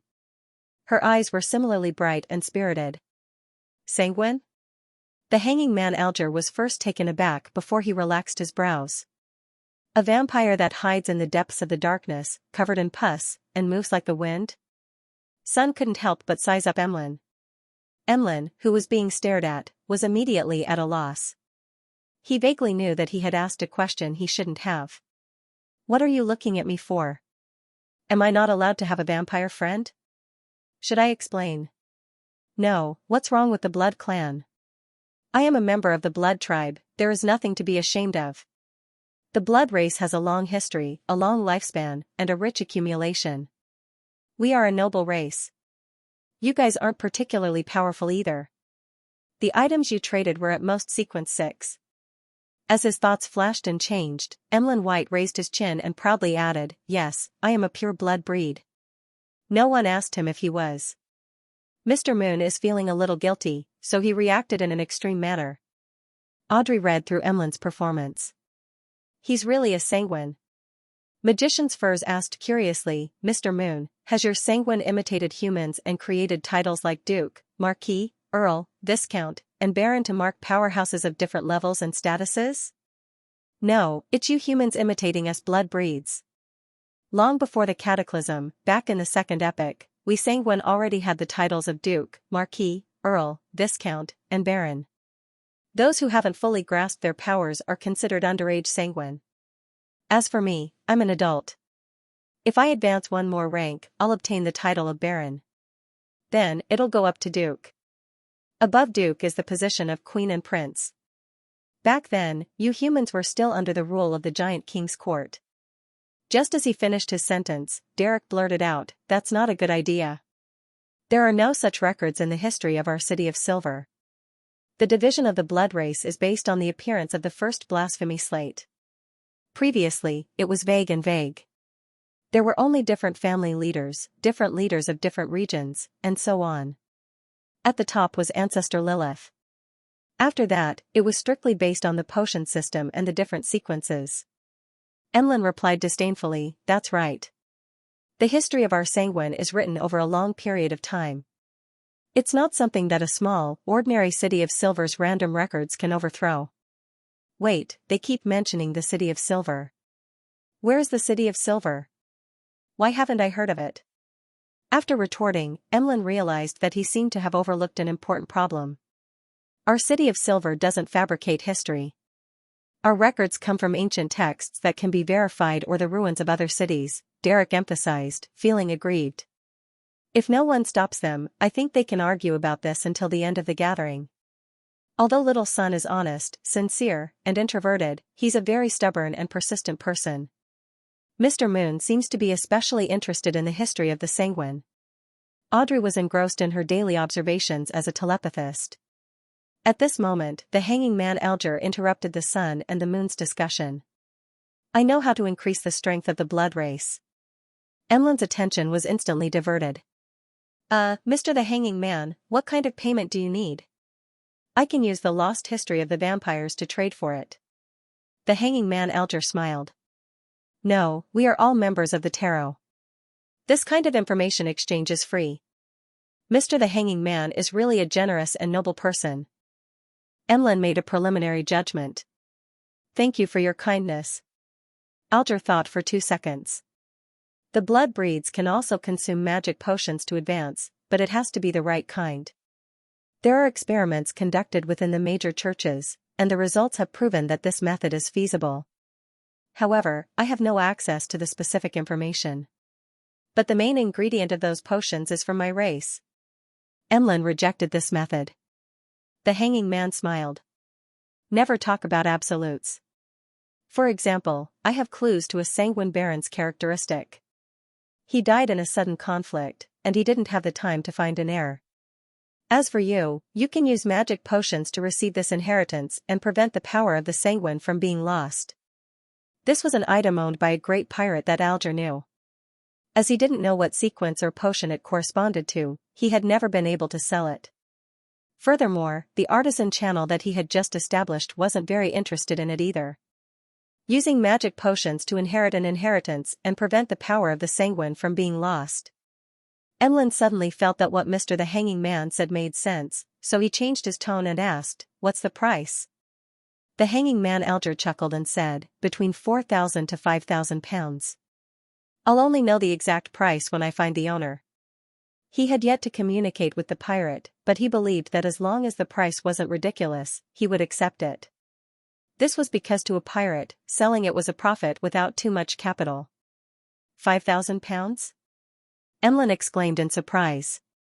With such a large sum of money, I would be able to move the dolls I had been eyeing home for a long time, and I would be able to buy a few new sets of clothes for all the dolls. Emlyn's first reaction was to give up on such a deal, but when he thought of the ancestors' favor, the glory of the sanguine, and his identity as the savior of his race, he was placed in a difficult position. Alger didn't rush him as he smiled nonchalantly. "I know this is a difficult decision. You can take your time to think about it.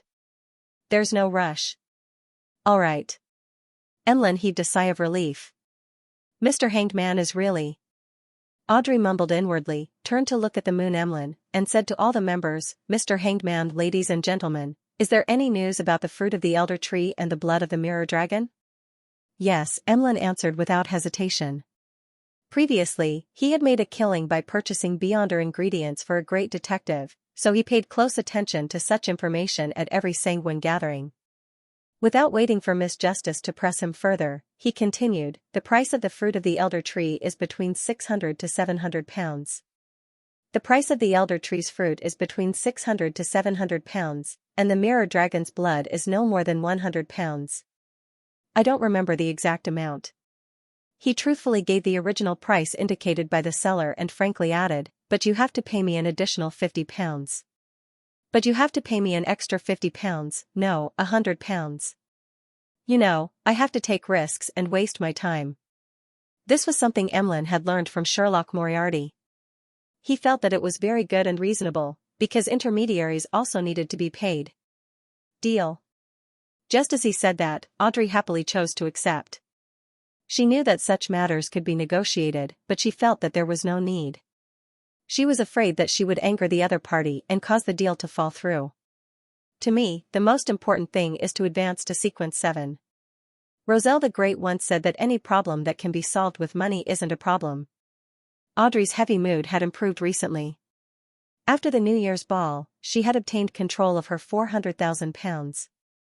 All she had to do was hire a few accountants and managers sent by her father. At the same time, she received more than £20,000 in gifts such as jewelry, horses, hounds, and paintings. Most of them came from her mother, her 2 brothers, and the other members of the Hall family. As for cash, it wasn't much. It was only £5,000. She didn't receive any rewards for her contributions to the Great Smog of Bakelin due to her request to conceal it.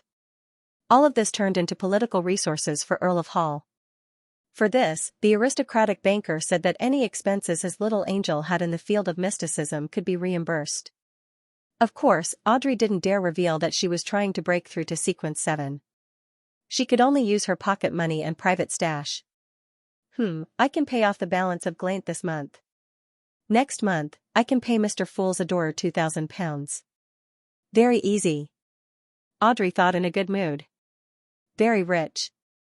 Emlyn nearly failed to react as he asked in puzzlement, "What's wrong?" He then asked in puzzlement, "How do I complete the transaction?" He then asked in puzzlement, Audrey explained with a faint smile. "By making a sacrifice to Mr. Fool." She took the initiative to obtain the Fool's approval and conjured the corresponding ritual requirements. When Emlyn received the 2 pieces of goatskin, he was taken aback. Such a transaction method had exceeded his imagination. Only at this moment did he deeply realize that the tarot was different from the typical secret organization. Watching the members' transactions, Klein felt rather gratified. This was because, with the passage of time, the tarot was connected to more and more channels and resources. It was much easier to achieve their respective goals. They no longer had to make requests that went unanswered.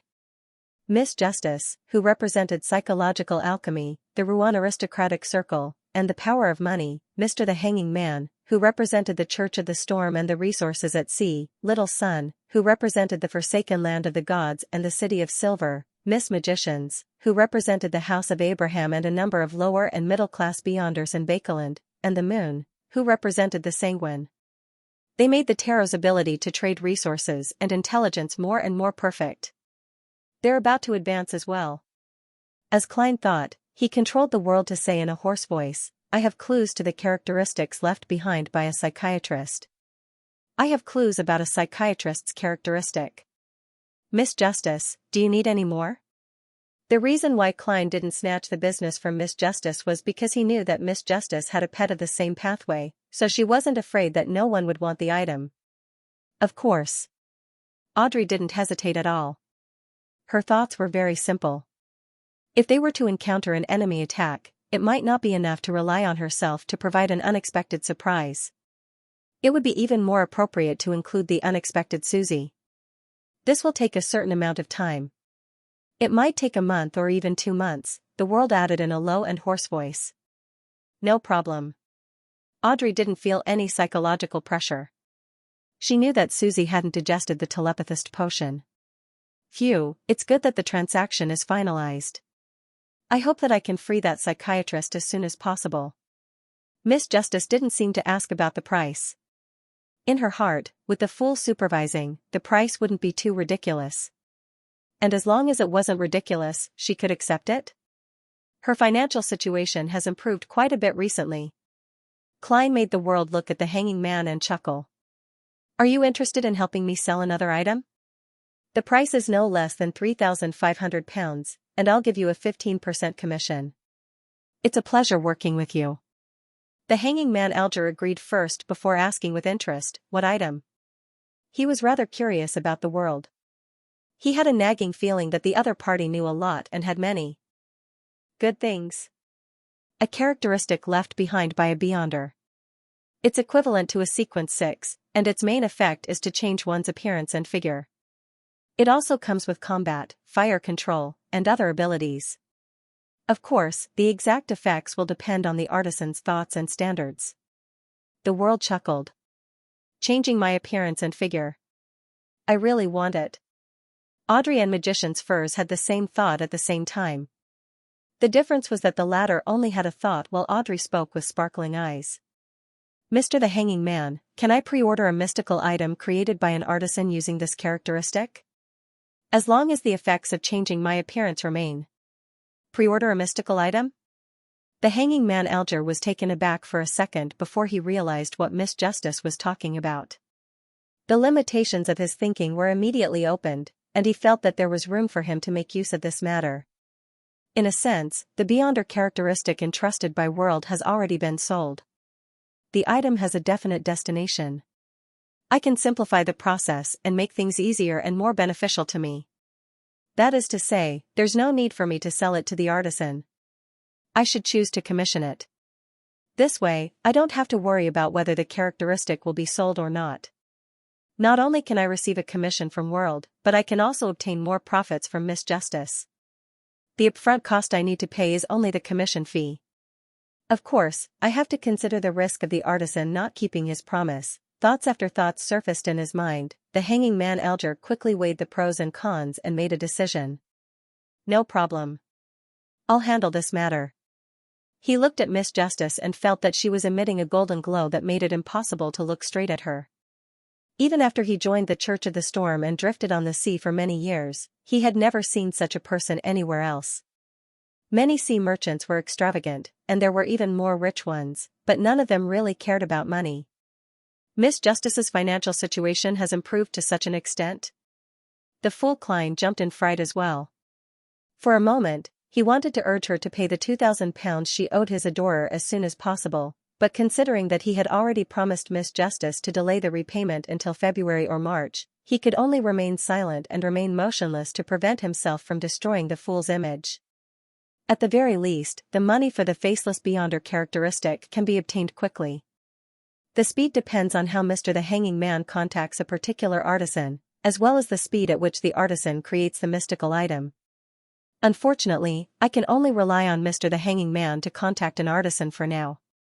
Otherwise, I can directly sell the characteristic to Miss Justice without paying a commission. With this in mind, Klein felt mixed emotions.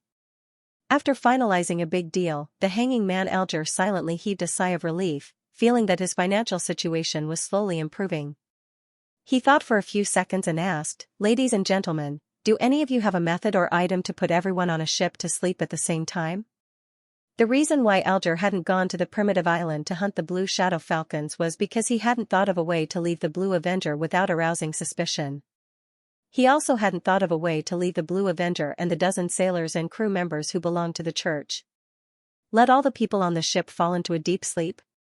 The first thing that came to Klein's mind was the biological poison bottle, but the effects of this thing couldn't be controlled at all.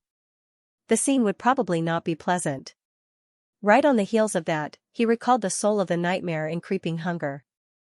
Making people sleep and dragging them into dreams was a specialty of this Beyonder job.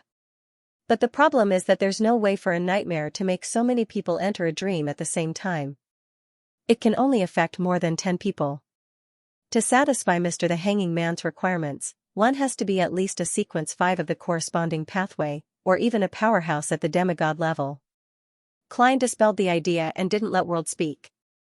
At the same time, Audrey, Magician's Furs, and Sun either shook their heads in response or answered with no. Emlyn thought for a moment and said, I can help you ask around. I can help you ask around. Perhaps we sanguine have mystical items with similar effects. Always saying we sanguine. In the future, I can try to convince them more from this angle. The hanging man Alger grasped something as he nodded with a smile. Sorry to trouble you. Seeing that the transaction was coming to an end, Klein hurriedly got World to mention the latest requirements. Everyone, help me take note of the remnant spirituality of an ancient wraith and the eyes of a six-winged gargoyle. Other than that, the supplementary ingredients weren't too difficult to purchase. He believed that there was no need to use the tarot. All right. Sun was the first to respond. Then, he added in embarrassment, Mr. World, the method you want to remove the mental corruption in the Beyonder characteristic will still need some time. I should be able to advance to sequence 7 very soon. As he spoke, he looked to the side. Mr. the Hanging Man, once I return to the City of Silver, I'll compile a list of the common monsters in the surrounding area. Everything that he owed others, every promise that he had made but had yet to fulfill, he kept it firmly in his heart. He felt that he couldn't sleep well enough. No problem, the gloomy World said indifferently. Klein really wasn't in a rush. His faceless code had yet to be perfected, and the digestion of the potion had only just begun. It would still take several months. Therefore, his plan wasn't to head straight for the Gargas archipelago. He would be active in the various colonial islands along the way as an adventurer and traveler. From time to time, he would change his identity and experience life, so as to refine the faceless code. During this process, he would inquire about mermaids in more detail. After knowing that the Church of the Goddess reared such spiritual creatures and that they possessed the high sequence potion formula of the seer pathway, Klein was always worried that the Gargas archipelago had a trap that targeted every faceless who sought to advance. In other words, Klein would have to spend 2 to 3 months traveling and adventuring on the Sonia Sea. This interval was long enough for Sun to obtain the potion formula, gather the corresponding ingredients, and advance to sequence 7 High Priest Sunday. With the end of the transaction, the members of the tarot entered the time for free communication.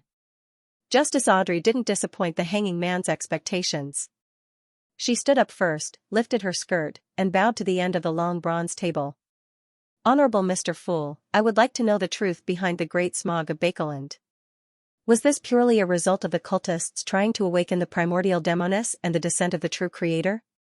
Why did Prince Edisac choose to cooperate with them?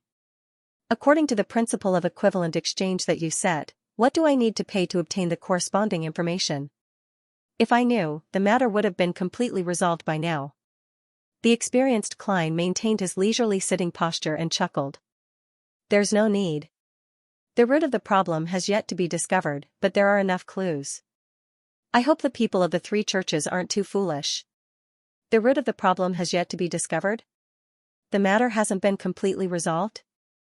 Mr. Fool got his adorer to leave some clues for the churches and the military? Audrey was rather shocked when she heard that, but she felt that it wasn't too surprising given her previous worries. Thank you for your answer. She bowed sincerely again. There's still danger in Bakeland? Magician's Furs immediately felt a little uneasy.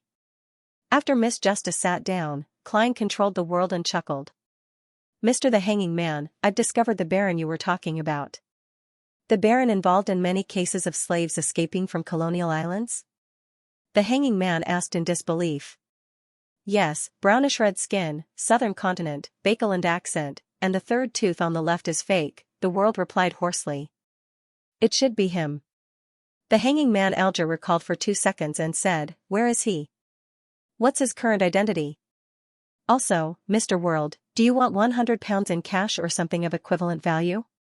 This was a mission from the Church of the Storm, and buying clues was a reimbursable act, so the Hanging Man didn't feel any pressure. Money, of course. The fool Klein, who was worrying about his living expenses, controlled the World and said, £100 in cash, £100 in cash. Baron is in Bakeland. Someone saw him meeting with an MI9 member loyal to the royal family. I don't know who it is because he was wearing a mask. An MI9 member loyal to the royal family. The hanging man ruminated over the words and suddenly thought of Miss Justice's question, why is Prince Edisek cooperating with the Aurora Order and the Demonist sect? This also points to the royal family. Can the two cases be combined? The truth behind the matter involves the disappearance of the slaves? Alger felt that he had vaguely seen some key points. You really are a well-informed person with many channels. The £100 will be paid tomorrow. The hanging man Alger thanked him with a calm expression. Heh. World chuckled and turned to look at Sunday. Little guy, do you know ancient Hermes? Derek didn't hide anything and answered honestly, I'm not sure. I've heard of Hermes, but the City of Silver doesn't have the knowledge in this area. In the second epic, there was no distinction between Hermes and ancient Hermes. It was only in the fourth epic that there was a corresponding simplification of ancient Hermes, making it easier for daily use, teaching, and dissemination. However, it no longer had such intense and direct ritualistic effects. In other words, the Hermes spoken by Little Sun is equivalent to ancient Hermes. There's indeed a person named Hermes in the history of the City of Silver. Klein nodded to himself. What a pity. I wanted to ask you for a favor.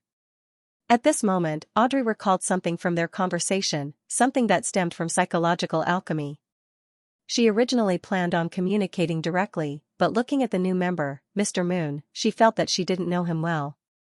All she could do was raise her hand slightly. Honorable Mr. Fool, I have something to report to you. Klein nodded slightly, isolating the other people's senses. What is it? He asked calmly.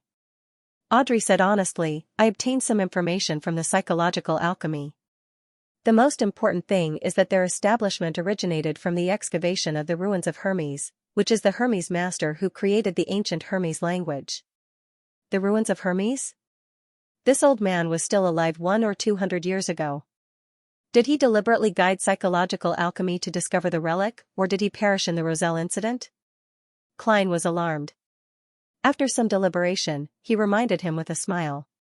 After some deliberation, he reminded her with a smile, Hermes is a member of the Twilight Hermit Order. He didn't mention that Hermes might still be alive, because there was no way to confirm it. Hermes is a member of the Twilight Hermit Order? Psychological alchemy might be involved with this mysterious organization? Audrey was alarmed before she heaved a sigh of relief. Thankfully, I have Tarot and Mr. Fool backing me. Otherwise, there's no way for me to know or guard against it. She once again praised the Fool gratefully. At this moment, Klein originally wanted to console Miss Justice, hoping that she wouldn't be in too much pain and worry about the great smog of Bakeland. Being mature didn't mean that one had to give up a certain good mood and smile. This wouldn't affect the importance one placed on matters. Instead, it would help one persevere longer. But after some consideration, in order to maintain his image as the Fool, he had no choice but to abandon the advice from the former clown.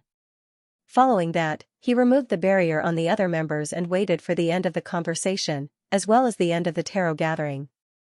After communicating for a while, Derek suddenly asked, What's the matter? Honorable Mr. Fool, what hand gesture should we use when thanking you? Hand gesture? Klein was momentarily stumped by Little Sunday. He had never thought of imitating the Church of the Goddess by drawing circles clockwise or the Church of the Storm by punching the left chest with his right fist. This is probably the bottom line of a false god. He lampooned inwardly. Seeing Mr. Fool's smiling eyes but silent, as though he was waiting for them to do their best, Audrey immediately had a lot of inspiration and connected it to a new problem. Her eyes sparkled as she looked around. Everyone, should we also design a covert action to reveal our identities? Our tarot doesn't have many members yet, so we don't need to worry about appearing in the same place and becoming enemies due to various reasons. However, it will be difficult to avoid it in the future. We need a special set of secret signals to distinguish who is a friend and who is an enemy. I have an idea about that. Klein suddenly recalled the secret hand gestures he knew from his previous life, such as the greeting of a hand. Just as he was about to control the world to make a suggestion, the hanging man said, No, Miss Justice. No, Miss Justice, I don't think it's a good idea. Compared to other secret organizations, one of the most striking characteristics of our tarot is that the members don't know each other. Even if, I'll give the most extreme example. Even if one of our members is arrested and interrogated, it wouldn't affect the others unless someone can resist Mr. Fool and directly enter this place. And that's clearly impossible. Once we have the entire set of secret signals and passwords, the betrayal of a traitor will allow the enemy faction to use these methods to fish us out one by one. Are you eager to flaunt your identities as Tarot members to others? Audrey was momentarily unable to retort. All she could do was mumble, "But, your worries are reasonable, but this can be avoided by means of regular weekly communication, temporary hand gestures designed in advance, and praying to Mr. Fool." The hanging man Alger considered that the other party was about to provide him with a large amount of gold pounds, and his tone gradually became warmer. Audrey asked in enlightenment, "What's the matter?" The simplest example would be at the tarot gathering on Monday. Knowing in advance that there's a possibility of meeting or even having a conflict with a particular member, we would design a set of temporary hand gestures to indicate each other's identities. Once the matter is over, we would immediately abolish that set of hand gestures. If we encounter an unexpected situation where we can't communicate in time and have some doubts, we can find an opportunity to pray to Mr. Fool to confirm if there are any other members involved. That's about it. Alger exhaled silently. At this moment, son Derek came to a realization. "Sorry, I asked a stupid question. Mr. Fool has never mentioned that he's thanking me? He must be worried that we'll be exposed." He immediately looked at the end of the long bronze table. "Your will is our path. I just thought of a special gesture." Klein chuckled. "Not bad." He shifted his gaze to the other members and calmly said, "That's all for today's gathering." "As you wish." Apart from the moon, all the members stood up in unison. Emlyn was taken aback for a second before he hurriedly stood up and bowed like the other members.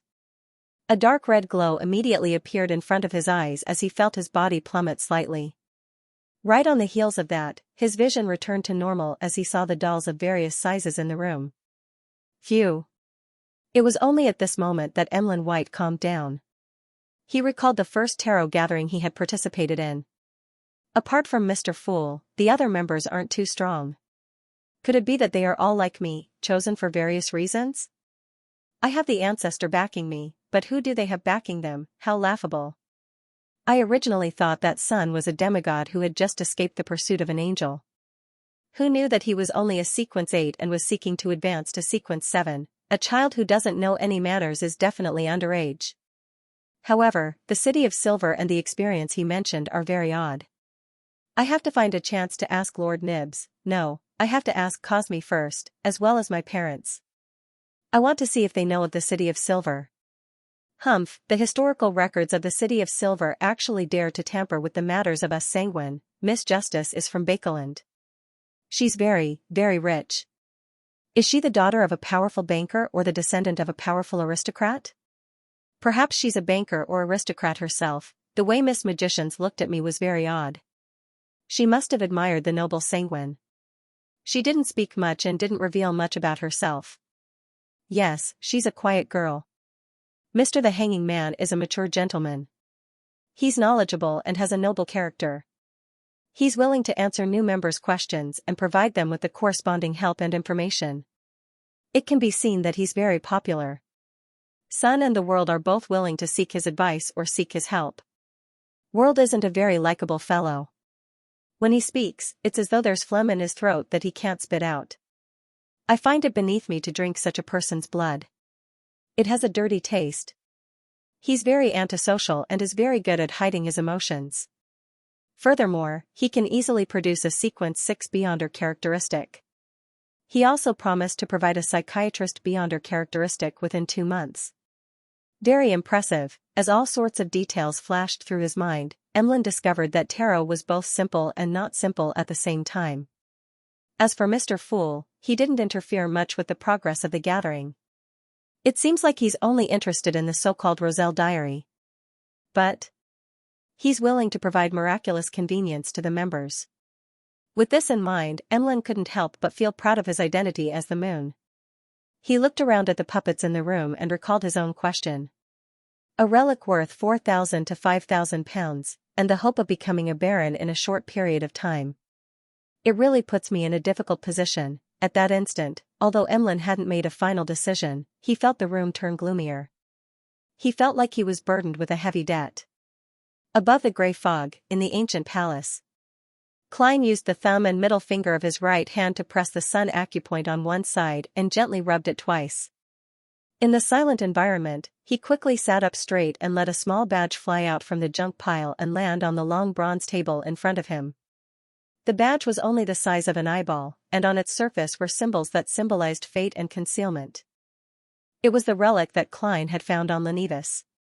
On its back was engraved the ancient Hermes inscription, "You can join by possessing this item."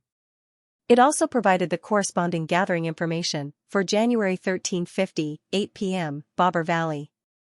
The question Klein needed to consider now was whether he should take this badge to Bobber Valley tomorrow night to try his luck. Frankly speaking, he was inclined to not go.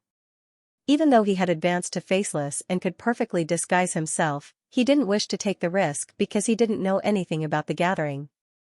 Magicians don't perform unprepared. Klein muttered, took out a gold coin, and held it between his fingers. He took up the badge with his other hand, and murmured to himself in a low voice, "Participating in a gathering in Bobber Valley is risky." After repeating it a few times, he flicked out the gold coin with a clang. The gold coin tumbled down and stood vertically in his palm. This indicated that the divination had failed. As expected, Klein wasn't surprised. This wasn't a problem of insufficient information, but that there was none at all. He sat there in silence, only the gold coin rolling between his fingers. In the end, Klein overcame his curiosity and adventurous spirit and decided not to go. But this doesn't mean that I can't get involved in this matter. 8 p.m. tomorrow night. He curled the corners of his mouth, smiled, and returned to the real world. For January, 10:35 a.m. Klein stood in front of a mahogany table and picked up a stack of notes. There were 5 10-pound notes and 10 5-pound notes in the stack, totaling 100 pounds. It was the payment that the hanging man had just made through a sacrifice. These 15 pounds filled up Klein's wallet significantly, and he could finally buy a ticket with peace of mind. After putting away his wallet, he picked up the thin human-skinned glove on the table and wore it on his left hand. One of the characteristics of creeping hunger was that it had a camouflage effect when it wasn't in use, preventing it from being detected by most beyonder means. Therefore, Klein could switch between its original appearance, gloves of various colors, and camouflaged skin. This time, he chose a black glove. For this, Klein had specially prepared a black glove on the right. Then, he placed the brown biological poison bottle into the metal box, sealed it with a wall of spirituality, and stuffed it into the inner pocket of his clothes. As for the sun brooch, as long as it was worn and carried around, it would create the feeling of a hot summer. Klein had no choice but to put it into an iron cigar case and hide it at the bottom of his suitcase. 9 purifying bullets, 15 demon hunting bullets, 3 exorcism bullets. Klein took out his revolver and the box of bullets, and he silently counted as he loaded. Pa. He closed the cylinder and placed the revolver into his armpit holster. Then, he put on his black tweed coat and half-top hat, picked up his cane and suitcase, and walked out of the hotel room. Apart from the all-black eye and other items that couldn't be used, he was fully armed above the grey fog. By carriage, Klein arrived at the Pritz Harbor Ticketing Company in the White Rose Borough. The company was located in a rather old 3-story building, with a wooden sign with a notice hanging on the door. Klein walked over, stopped there, and casually glanced at it. Precautions 1. Observe order and line up strictly. 2. Do not urinate or defecate anywhere, and do not spit anywhere. 3. If there's a dispute, look for the guards in the lobby. 4. Do not open canned wolffish in any room. The lobby of the Pritz Harbor Ticketing Company was rather spacious. There were a total of 7 ticket windows, but in front of each window, there were more than 10 to 20 people. Klein took a glance and didn't go straight to the line with the smaller number of people. Instead, he took 2 steps to the right and came in front of a brown wooden board that was erected vertically. On the wooden board was a continuous piece of white paper. It announced all the passenger ship information for the past week, including their destinations, ports, and the prices of different cabins. Before Klein could take a closer look, a staff member came over and drew a red circle on a row for the second-class cabins, marking a single word, sold out. Very popular. Klein sighed softly. Of course, Pritz Harbor is the kingdom's largest harbor. Countless people pass through here to the southern continent and the colonial islands in search of opportunities, a middle-aged man standing beside the wooden board replied in a slightly exaggerated manner. He was wearing a black bonnet and a black and white checkered police uniform, but he didn't have any epaulets. All he had was a seagull badge hanging on his chest, the same logo as the Pritz Harbor Ticketing Company. The middle-aged man's face, hands, and all the skin that was exposed to the air were bronze in color and rather rough, as if he had been exposed to the sea breeze and the scorching sun all year round. As a result, he gave off the feeling that salt had seeped into his wrinkles. Find the guards in the lobby if there's a dispute. This should be a guard. Klein recalled the precautions at the door and didn't mind the other party taking the initiative to strike up a conversation. He smiled and said, "You seem to know this harbor very well?" Upon hearing this question, the middle-aged man replied rather smugly, "I was once a sailor of the kingdom's navy." I was once a sailor of the kingdom's navy. Their main base was at Pritz Harbor's Oak Island. I served for 15 years and spent a long period of time at sea. If it wasn't for the war in East Balam that destroyed my health, I could have been a sailor for another 10 years. I know this harbor like I know my wife's body. A little cultured, but also a little vulgar. Klein had the intention of gathering information at sea to begin with, so he casually chatted. After retiring, you became a guard here? No, I was shoved into a night school for 2 years. I was a student and a janitor. Oh Lord of the Storm, can you imagine the scene of a man my age reading aloud with a bunch of teenagers? Also, they recognize and remember words faster than I do. The guard showed an expression that he could not bear to look back. As he spoke, he patted his thigh and sighed. It's a pity that my knees can't take it when it's cold and humid. Otherwise, I'd be a part-time school teacher. Those kids make you feel younger, but I don't deny that I'm doing it to earn more money. When you have a wife and 4 kids, you have to realize that you have to support your family. Sir, you talk a little too much. Perhaps this is the reason why the ticketing company hired you as a guard. Klein didn't continue the conversation. I just looked at the notice at the door and found that canned wolf fish is not allowed here. Frankly, I've never heard of such a thing. The guard's expression suddenly became complicated. He pinched his nose and said, "That's a food popular on the east coast of Faisac, the Gargas archipelago, and other places. It's a wolf fish marinated in salt, but it retains blood. The smell is very, very, very pungent. It's smelly and disgusting. So it's a dark cuisine."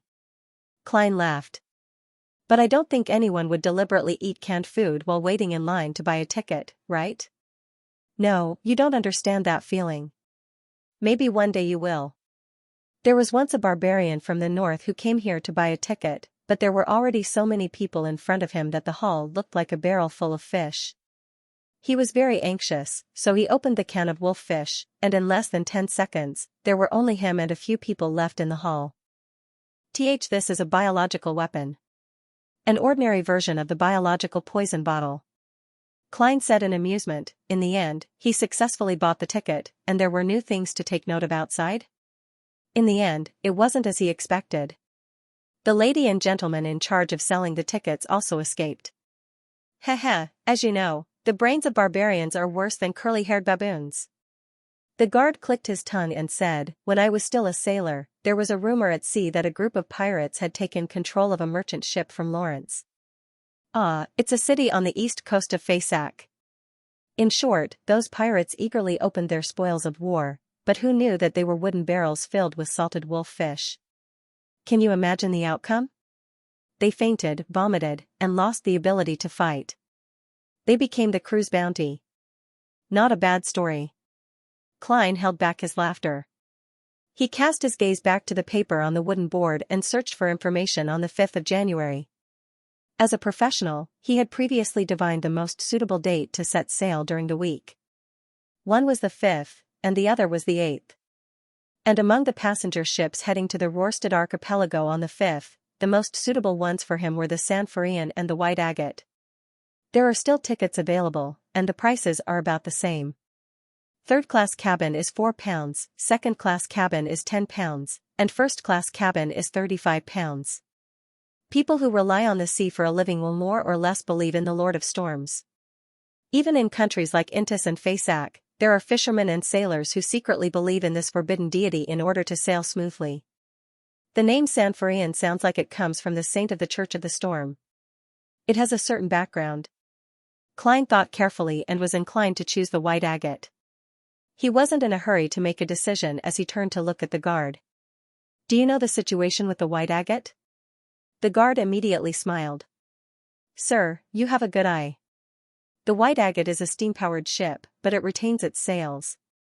It can reach a maximum speed of 16 knots. Furthermore, the captain is very experienced. He was once the boatswain of the Royal Navy's William V. No, it should be the Royal Navy. The king has always claimed that he received the title of Emperor Balaam. In the Royal Navy, no matter how outstanding an ordinary person is, they can at most become a boatswain. They can't be an officer, unless you can satisfy your commanding officer, no matter what method you use. Only then will you be recommended to Pritz Naval College and become a reserve officer." This was how Erland was forced to leave the Navy and join the White Agate, becoming a captain step by step. "I suggest you choose a first-class cabin. That way, you will have a room for 3 to 4 servants. There will be attendants who have received etiquette lessons, designated chefs with outstanding skills, a quiet restaurant where you can enjoy the scenery, a special room for smoking cigars, and a place to gather and play cards." Seeing how detailed the guard was, Klein couldn't help but feel suspicious. Noticing his expression, the guard smiled sheepishly. "Erland used to be my superior. He would often treat me to drinks and get me to help him promote first-class cabins. But don't worry, every word I say is true. This isn't a question of whether it's true or not. It's a question of money." Klein silently muttered to himself. He had already made up his mind and asked after some deliberation, he asked, "Sir, what advice do you have for a maritime adventurer?"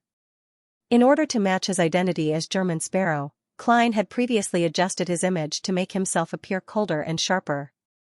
"Adventurer?" The guard subconsciously raised his voice. In the queue for tickets, many people turned their heads when they heard the voice and cast their gazes at Klein. Based on his spiritual intuition, Klein instinctively traced a line of sight. He saw a man in his 30s wearing a black top hat.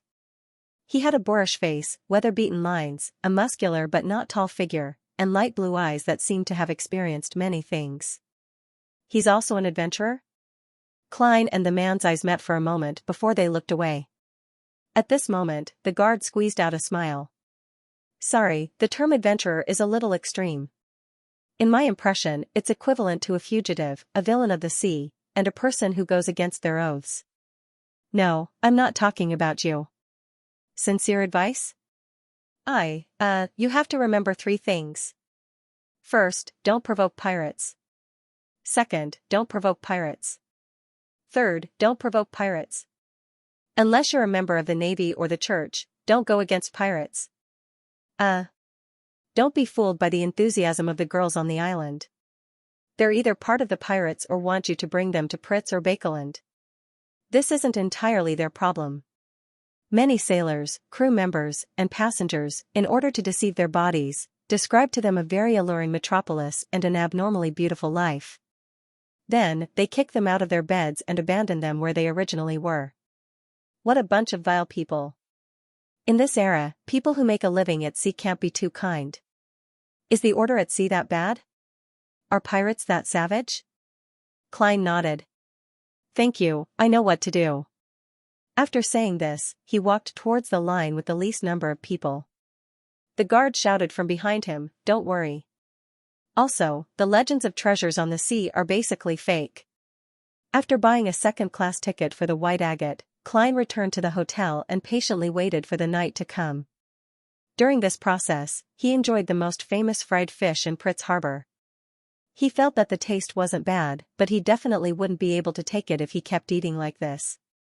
When it was almost 8 o'clock, he went above the gray fog, holding the badge from Lenivas in one hand and writing the corresponding sentence with the other. The situation of this gathering. Tick-tock, tick-tock. When the needle of the pocket watch reached the predetermined 8 o'clock, he closed his eyes, leaned back in his chair, and began reciting the divination statement. He had reason to believe that when the door to the gathering opened, he, who had the positioning badge, would be able to use this medium above the gray fog to divine something. The previous failure was because nothing had yet to appear, but it was different this time. Something was happening, and Klein had a sufficiently accurate medium. Soon, Klein entered the gray world of dreams. He saw the quietly surging tussock river and the wide river valley on both sides. He saw more than a dozen people in different positions, shrouded in a thin light, disappearing in a blur or illusory manner. One of them had black hair and green eyes. He was quite good-looking, and he was obviously an acquaintance of Klein. Leonard, for a moment, Klein thought his eyes were playing tricks on him.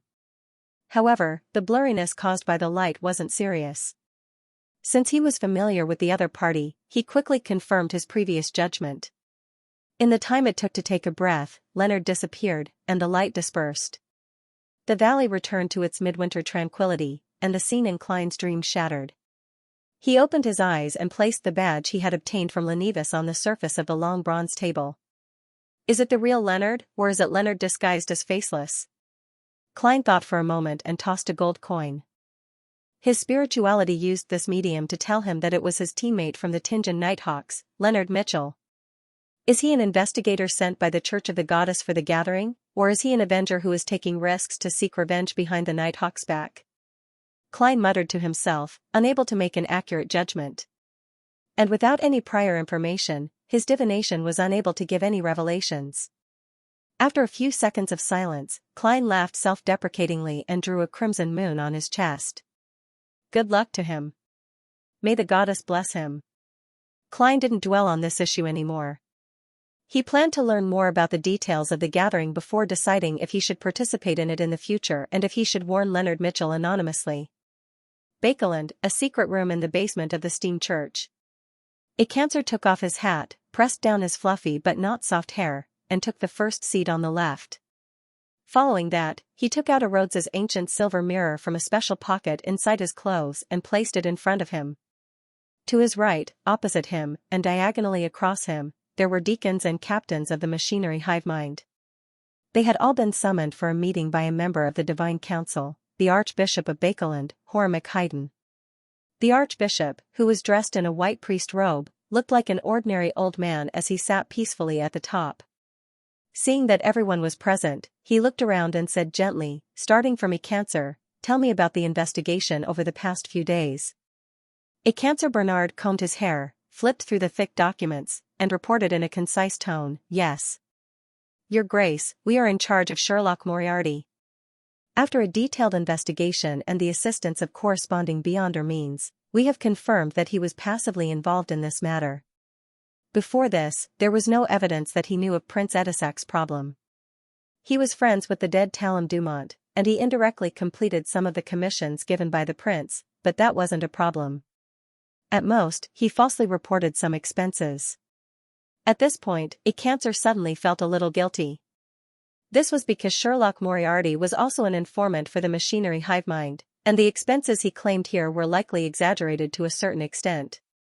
In any case, his work as an informant has been effective and excellent. It's enough to offset a lot of problems. Furthermore, he hasn't been our informant for long. The most money involved was a split. Xianxia slowly exhaled and continued reporting. Our conclusion is that he's innocent, and there's no hidden plot behind him. He once acutely sensed the danger of Red Rose Manor, but that was a typical case of wrong reasoning that turned out to be correct. What he was afraid of was internal strife with the royal family. For this reason, he had been slacking off and didn't do any substantial in-depth investigations. He had reported this to us. Unfortunately, he still wasn't able to avoid this incident, but he was lucky enough. The descendant of death he mentioned was monitoring the vicinity of Red Rose Manor, and he was rescued from the desperate situation of the meteorite crashing down in time. The traces at the scene indicate that this was a very terrifying attack, and there's a high chance that it's related to 0-08. Klein had mentioned the existence of Insanguil and 0-08 in his letter. As for whether he knew the former archbishop and the Grade 0 sealed artifact, no one cared. This was because he had been with Aztec Eggers at the time, and it was entirely possible that he had learned of it from him. This was also the subconscious judgment of everyone. And on the Grade 0 and Grade 1 sealed artifacts, the 7 Orthodox churches had been reporting the rough situation to each other. The serial numbers were shared, and there were no duplicates. However, we don't know everything. There are still 3 things that we can't confirm. First, 2 to 111 shows that after Sherlock Moriarty escaped into the forest, he wasn't in a hurry to leave. Instead, he stayed in place and prayed to someone. Second, when did he get to know Aztec Eggers? Third, how did he escape from the underground ruins? With his strength, it's unlikely that he could have done it. And during this process, he even destroyed the Aurora Order's descent ritual, Xianxia concluded. 2 to 111 referred to the magic mirror, Erodes. Hormick listened quietly and smiled as though he was muttering to himself. Falsely reporting expenses, he then cleared his throat. No matter what, Sherlock Moriarty is a hero of Bakeland. If he hadn't stopped us in time, if he had felt afraid at that moment and chosen to escape, most of us wouldn't have lived to this day. Besides, he has also shown his faith in God and his friendliness towards us. As long as he doesn't have any major problems, we can pretend that we don't know about any of his small flaws or secrets. Your Grace, that's exactly what we were thinking. Xianxia heaved a sigh of relief and said, I'm guessing that his prayers in the forest, including the ritual of blowing the copper whistle, were all methods to contact Aztec Eggers, but the effects were different and the speed was different. In such a critical situation, the only thing he could do was save himself. We deduced this from the subsequent events. Apart from saving himself, he could also write a will. Another machinery hive mind deacon teased before reporting the segment he was in charge of. We still haven't been able to find the underground ruins described by Sherlock Moriarty. Even with the help of 2 to 111, it's still impossible. As for the whereabouts of the royal family's high-sequence Beyonders that day, we are temporarily unable to grasp it. It can be confirmed that the Church of Evernight was the first to receive the information. This came from a special channel of Earl Hall, but the exact situation is unknown. The Aurora Order's forces in Bakeland have been mostly wiped out by us, the Nighthawks, and the mandated Punishers, but I suspect that they still have hidden forces. When the incident happened, Trissy, whom Sherlock Moriarty mentioned, was heading to Bakeland, but after that, no one has seen her. According to Sherlock Moriarty, she's a key figure and was renamed Trissy Cheek. I'm unable to figure out how the Church of Evernight captured the Demoness of Despair and Butler Finkel. The results of divination tell me that they're still alive, but they're no longer free. The deacons and captains reported the results of their investigations one after another. Hormick half closed his eyes, as if he was thinking about something. After more than 10 seconds of silence in the room, he opened his eyes and said unhurriedly, do everything you can to find Trissy Cheek. If she's still alive, give it to me. The Church has saints who are good at this, although they might not be as effective as 2 to 111. The monitoring and investigation of the royal family's high-sequence Beyonders can be placed on the card table. There's no need to worry too much. They've always known that we've been doing these things. This is also a warning. Continue the investigation of the underground ruins and inform Evernight and the Church of the Storm. Xianxia, ask 2 to 111 how Sherlock Moriarty escaped the ruins and when he met Aztec Eggers. Looking at the Archbishop and then at his colleagues, Xianxia gritted his teeth. Yes, Your Grace. He sadly believed that his legend was about to spread from the few machinery hive mind teams he was in charge of to all the Beyonders of the Church of Steam in Bakeland. After familiarizing himself with the process, he said, Honorable Erodes, my question is, when did Sherlock Moriarty meet Aztec Eggers? The silver mirrors on both sides, which seemed to have eyes, suddenly rippled with aqueous light, quickly forming a scene. Sherlock Moriarty stood in a room, watching a rat with a rotting abdomen climb a hole in the wall. Behind him was old Kohler and the owner of the cheap hotel. He got to know Aztec Eggers when he completed the bounty mission. That mission was issued by MI9, and it stemmed from a coincidental conflict. Xianxia interpreted the contents of the scene. With that said, he chose to give an equal answer, then held his breath and waited for Erodes to give a soul-piercing question. As expected, he saw the bright red words, "Do you know how it feels to try your best to please someone, only to be abandoned by them?" This question isn't sharp enough. It doesn't seem like a Rhodes's usual style. A Cancer suddenly felt that the bloody words on the mirror lacked the usual sense of horror. They weren't bloody enough and appeared weak. He didn't have the time to think about why. He immediately answered, "Got it. Congratulations, you got it right." New words appeared on the surface of the silver mirror, and the color turned white. 5th January, 9 a.m. With a gray scarf wrapped around his neck, Klein arrived at Rose Pier with his suitcase and cane. The white agate was anchored there. Compared to humans, it was abnormally large. It was said that it could carry hundreds of passengers. It had the rich characteristics of this era. The chimney and the sail stood side by side, and there were 12 cannons in corresponding cannon positions on each side of the ship. This was necessary to guard against pirates and their peers. Under Captain Erland Kagg's arrangements, the selected strong sailors and crew lined up at the gangway. Some even deliberately revealed their lethal revolvers, rifles, and sabers. This gave the passengers who boarded the ship a sense of security, and they were no longer afraid of the 9-day journey ahead. Klein stood below, looked up, and walked up the gangway amidst the undulating blue seawater. Just as he stepped onto the deck and before he could enter the cabin, Klein saw a figure pass through the crowd from the corner of his eye and walk toward him. He appeared nonchalant, but he was secretly vigilant as he turned his head to look over. He discovered that it was a man in his 30s wearing a black half-top hat and a long trench coat of the same color. The man had a weathered face. He was rough but extremely masculine. His light blue eyes didn't contain a smile, as though he was immersed in many past events. "He looks a little familiar." "Right, the guy I met at the ticketing company yesterday seems to be an adventurer as well. He's actually wearing a trench coat at sea in January. He's very strong." As Klein casually raised his cane, he tapped it diagonally and said with a smile, "Good morning." "Good morning, we meet again." It was as though he was greeting an old friend. The boorish man wasn't surprised.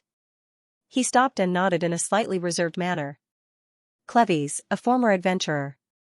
"Buddy, are you in the same line of work?" "I thought you knew yesterday, German Sparrow," Klein replied with a smile.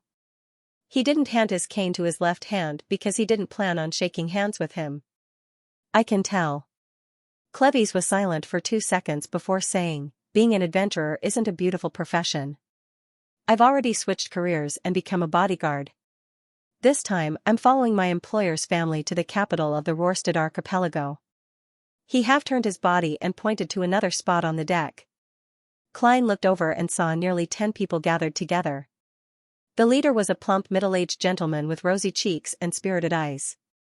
On his double-breasted frock coat, one could see the gold chain of a pocket watch and the jeweled brooch. Beside him was a lady wearing a wide-brimmed round hat. Her face was completely covered by a dark blue veil, and her figure was rather well-maintained. In front of the two stood 2 children, one big and one small. The younger was a boy, less than 10 years old, wearing a child's version of a tuxedo.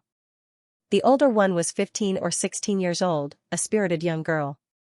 Her looks weren't particularly outstanding, but her brown eyes were rather lively. Her faint freckles and fluffy pleated skirt added a hint of playfulness to her appearance. Surrounding them were 3 people, 1 man and 2 women, who were carrying luggage and various items. They were all dressed as servants, and one of the maids had reddish-brown skin, obviously of the southern continent. The 7 people were protected by a man and a woman, dressed simply and professionally, in white shirts, light sweaters, black coats, dark trousers, and sturdy leather boots. The 2 bodyguards did not deliberately cover the traces left by the gun holsters on their waists. They scrutinized the approaching pedestrians with sharp eyes and calm temperament. 3 servants and 3 bodyguards?" Klein asked casually. "This configuration is quite extravagant, which means that the employer is rich." He instinctively judged. "Yes." Cleves nodded. Without another word, he quickly turned around and walked toward his employer's family. Klein stood there in a daze. He didn't know why the other party had come over just to greet him. Recalling the novels, movies, and television dramas he had read in his previous life, he gradually understood Cleves' hidden meaning. He's a little wary of me, or rather, someone who claims to be an adventurer and doesn't look like someone to be trifled with, so he introduced himself in advance, stating his identity and what he was going to do. He told me not to have any ideas about his employer's family. Simply put, you do your own thing, and I'll do mine. We won't invade each other. Is this the tacit understanding between a seasoned adventurer or an experienced bounty hunter? Interesting. Klein chuckled softly. Carrying his suitcase and black cane, he entered the cabin and found his room according to his ticket. With a creak, he pushed open the wooden door and walked in. The room wasn't spacious, just enough for a bed, a table, and a cabinet. There weren't even any chairs. Its greatest advantage was that it had windows. The sunlight from the harbor shone in, casting pure golden spots on the table and bedside. The crew member just now said that the washroom and bathroom are shared. There are about 8 rooms for one. If it's too urgent, wooden toilets can be provided, but one has to pay for the cleaning fee. It's 3 pence a time. I have to thank the fact that the white agate has been modified and has laid down many metal pipes. There's also a boiler burning and a hot water supply, providing a relatively convenient way of life. Otherwise, traveling wouldn't be a pleasant thing. Klein sighed silently. He quickly took out the necessary items and placed them on the table, making it easy for daily use. After tidying up, he sat on the edge of the bed and listened to the long whistle, feeling the power of steam and machinery contained within. As the ship began its voyage, Klein looked out the window at the seascape before gradually retracting his thoughts. He began to consider the most important matter, how he should act as a faceless. When faced with the true creator's descent ritual and the powerful Mr. A, his decision to give up on escaping and attempting to destroy allowed his potion to be digested a little. Based on this feedback, he gained a new understanding of the acting of a faceless. You can disguise as anyone, but you can only be yourself. This is the rule that Nimblewright Master Rosago was required to remember. I originally thought that myself referred to my original identity, but from the looks of it, it's not perfect enough. What is myself? I have to figure it out. Klein leaned forward and bathed in the sunlight, like a pondering statue. After a while, he gradually had an idea. Does this correspond to one's own spirit, referring to one's truest self? Even when he was on Earth, Zhou Mingrui also had a lot of disguises to form a social persona. In a sense, it was very fake. When I transform into someone else and replace their identity, in order to not be discovered, I have to disguise myself in interpersonal relationships. It's equivalent to wearing a different persona. When all the persona masks are removed, leaving nothing behind, what kind of myself will a faceless see in the end? Is this the deeper meaning of myself in the rule? When I face my inner thoughts, overcome my fear, and don't challenge the impossible because of social reasons, I will truly be myself. It needs to be explored and verified. With this in mind, Klein changed his posture in order to sit more comfortably. Thinking back to everything that had happened, he discovered another problem with acting. Back in the underground ruins, I had once disguised myself as Insane Will and successfully escaped, but why didn't I feel any signs of the potion being digested? Does this mean that to digest the faceless potion, such a superficial disguise isn't enough? Yes, this is closer to the application of Beyonder powers, and not acting. The acting that can promote the digestion of the potion is a deeper level of disguise. Is it to truly replace a person and become him in a social sense? When his family and friends don't discover him for a long period of time, it means that the disguise is a success. In that case, the reason why I feel that I'm compatible with the faceless potion is because I had successfully disguised myself as Klein Moretti. The first rule of the faceless rule is that I can disguise as anyone, but it can only be myself. The second rule is to carry out a deeper level of disguise that can fool everyone, but just the thought of replacing a person and becoming him in a social sense is very evil. Don't tell me I have to find someone who died in a foreign country but had an unfulfilled wish? Klein suppressed his baffling fear and decided on a direction for his attempt. The higher the sequence, the harder it is to act. He sighed, took out his pocket watch, and checked the time. Seeing that it was still early for lunch and that the room was too small and cramped, he decided to take a walk on the deck to enjoy the sea breeze and enjoy the scenery. After the first hour of the voyage, there weren't many people on the deck. Klein walked along the side of the ship and arrived at a secluded area with a large shadow. The sun is very nice and warm today. Apart from the strong winds and having to be careful of my hat, there's nothing wrong with it. He pressed the half-top hat on his head and leisurely surveyed the cabin, listening to the faint sounds of music coming from inside. Suddenly, he saw the former adventurer, Cleves, busying himself in a corner. In front of him, there seemed to be a trident, a dagger, and a short knife. Cleves sensed something and raised his head to look at him. He had a weathered aura and said sternly, he said without a smile, "They're all old buddies. I have to maintain them often." At this point, he added, "There are children in the cabin." "Understood," Klein replied with a smile. Cleves lowered his head and continued to work. He pretended to ask casually. He asked in a seemingly casual manner, "You don't seem to have brought these things?" "I'm used to using weapons that follow the trends of the times," Klein said vaguely. "Besides, I often maintain them." Cleves silently raised his dagger and glanced at it against the sunlight. He muttered to himself, "At sea, guns alone aren't enough. Pirates will board the ship, and there will be many of them. Once you've finished firing, you won't have a chance to reload. Although these buddies aren't the trends of the times, they're useful enough. Very professional.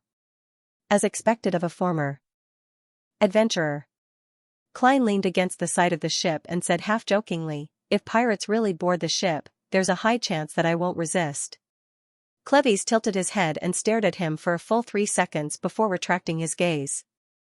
Then, as he packed his things, he said in a low voice. Then, as he packed his items, he said in a deep voice, "It looks like you don't need to be reminded. You already understand the rules at sea. Bounty hunters who walk the land often can't be adventurers at sea." He skillfully hid the dagger, short knife, trident, and other weapons under his clothes, dazzling Klein. "Thank you." Klein smiled and nodded. Cleves didn't say anything else? Gather? Pray to Chi Shun? Blink? Be lax and linger? Be in love. The corners of Klein's mouth curled up as he shook his head and cast his gaze outside the ship. Blue waves gently undulated as silver-white flying fish leaped out of the water and soared in midair. These fish can fly and swim. They are believed by fishermen and sailors to be the kin of the Lord of Storms. Even if they are fished up, they will be released back into the sea. Klein leisurely admired the sea under the sun, as well as the flying fish on the sea surface. He couldn't help but have a thought flash across his mind. I wonder how their meat is. Honorable Erodes, my second question is, how did Sherlock Moriarty escape the ruins? Xianxia's mood was much more relaxed than before. The surface of the silver mirror shimmered as it quickly outlined the scene of Sherlock Moriarty leaning against the wall, his fists clenched and unclenched from time to time. Then, Xianxia Bernard and the nearby machinery hive mind deacons and captains saw the private detective reveal an exaggerated smile, turn around, draw his gun, and rush out. At this moment, under the influence of the composition, they felt an inexplicable sense of tragedy and excitement. The scene in the mirror jumped, showing the scene of Sherlock Moriarty holding his revolver and shooting at the altar, but to no avail.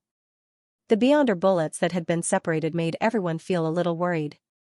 Following that, Sherlock Moriarty threw out a brass key, and the altar showed signs of being contaminated and unstable. A blast of air erupted, and Mr. A fell to the ground. Sherlock Moriarty tumbled out of the temple-like building. At this point, the scene changed. The slightly turbid Tussock River became the main background. Sherlock Moriarty and Mr. A floated in the water and looked up at the sky at the same time.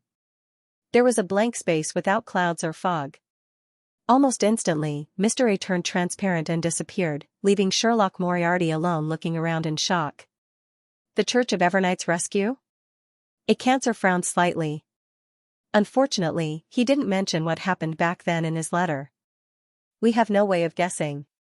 Does he want to sell the secret for a good price, or is he simply affected and lost the relevant memories?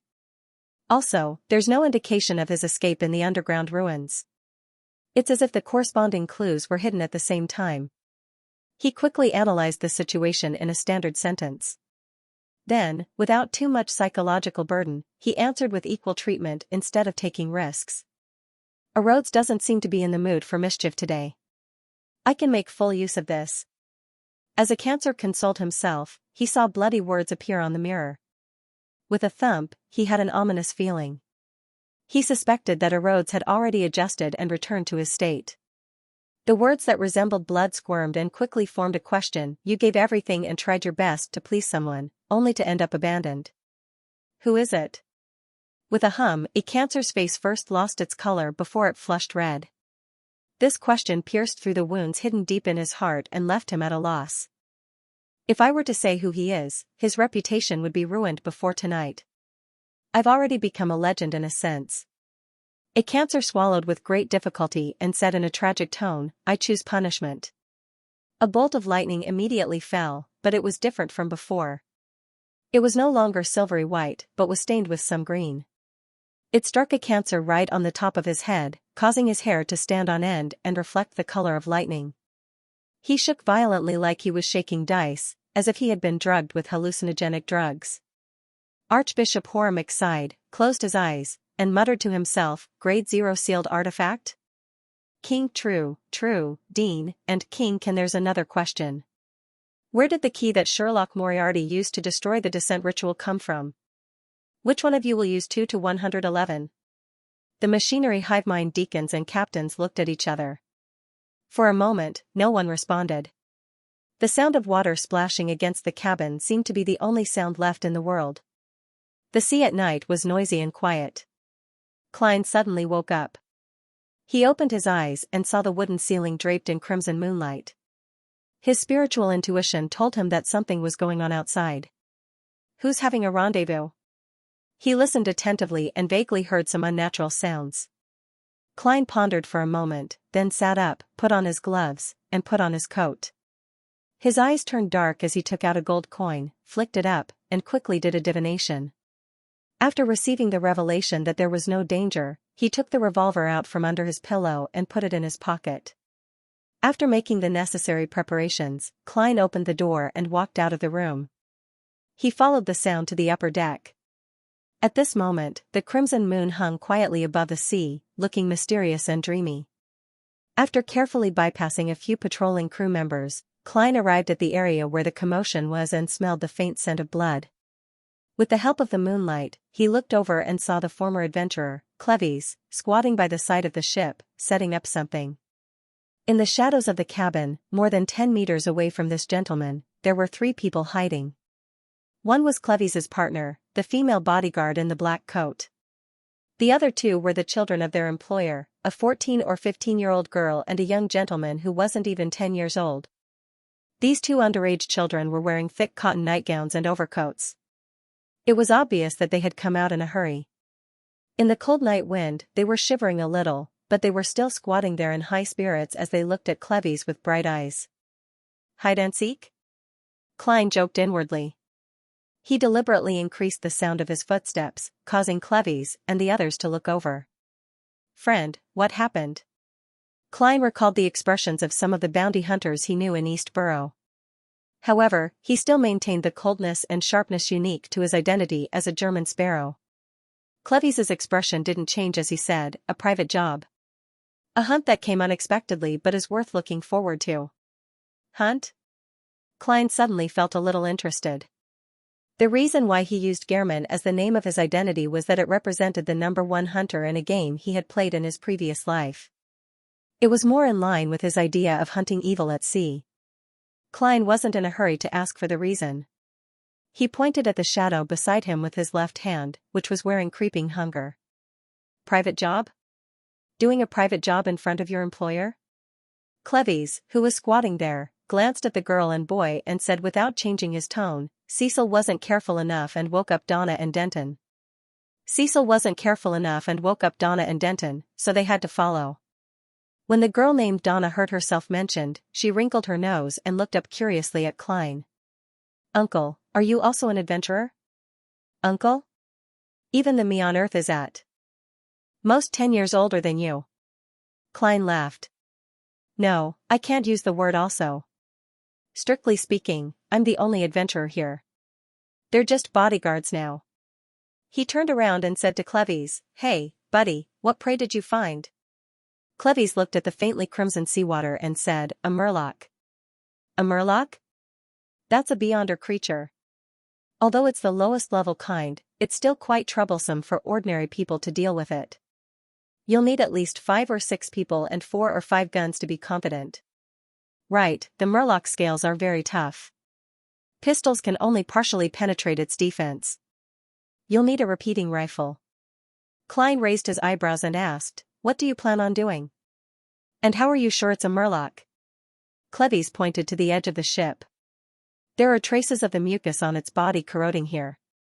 It tried to climb onto the ship and attack the passengers 1 to 2 hours ago, but the deck was still very lively with many sailors and crew members. Klein took a few steps forward and saw that there were indeed traces of green corrosion on the edge of the ship. He recalled the information he had come into contact with in Tingen City and verified the content in the book. He asked with interest, why are you sure it's one and not a group? He remembered that Murlocs had a tendency to live in colonies.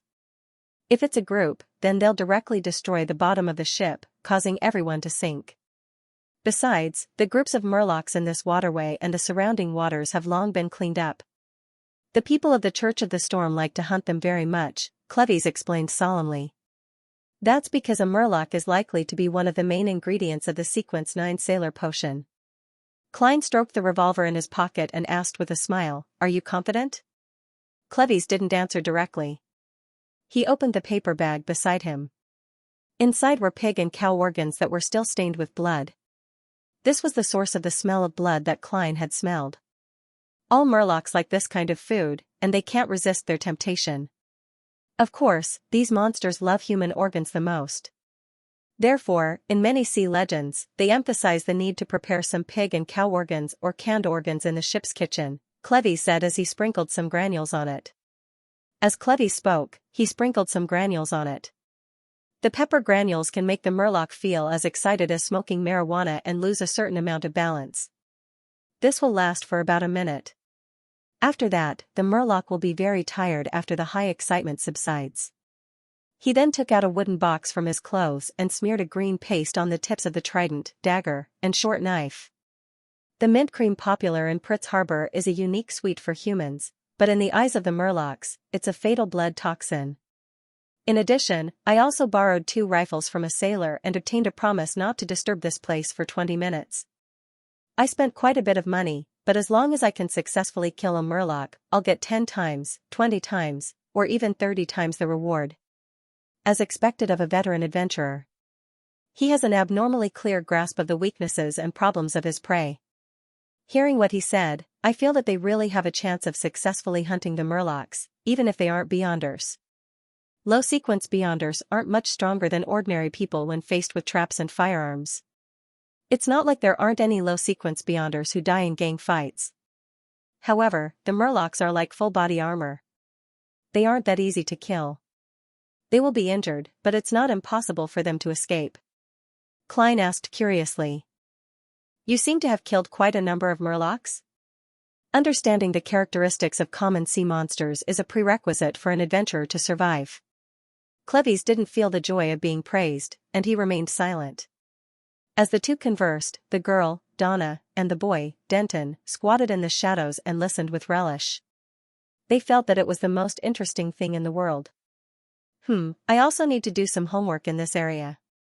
Klein smiled. I see. I didn't disturb you, did I? As Cleves pierced some of his internal organs into the suspension rod, he said in a low voice, if you want to participate, take care of Donna and Denton so that Cecil doesn't have to be distracted. Sure. Klein, who wanted to watch from the sidelines, agreed with a smile.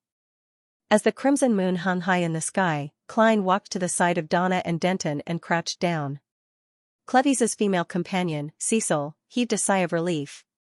She picked up the rifle on the deck, half-bent her body, and quickly walked in another direction.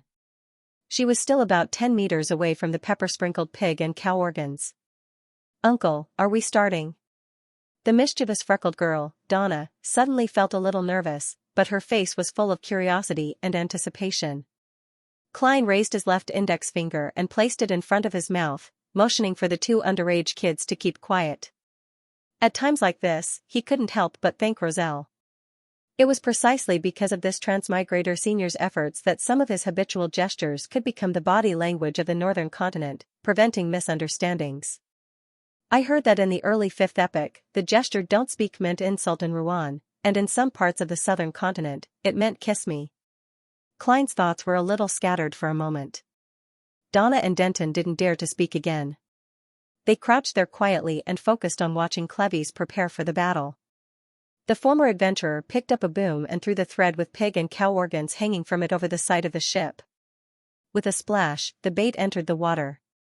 Cleves unhurriedly spread out the remaining organs, took his weapon, and retreated step by step, hiding in the shadows opposite Cecil. The two of them formed an angle of about 60 degrees with the side of the ship that held the boom. Leaning against the trident and other weapons, he raised his rifle and tested the feeling of aiming.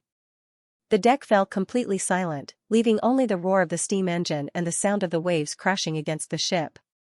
As time passed, Donna and Denton couldn't help but change from squatting to sitting. They leaned their backs against the wooden planks of the cabin to soothe the numbness in their legs. At this moment, they saw the boom on the side of the ship sink. The dull sound of friction quickly rose, getting closer and closer. Suddenly, a figure jumped onto the deck.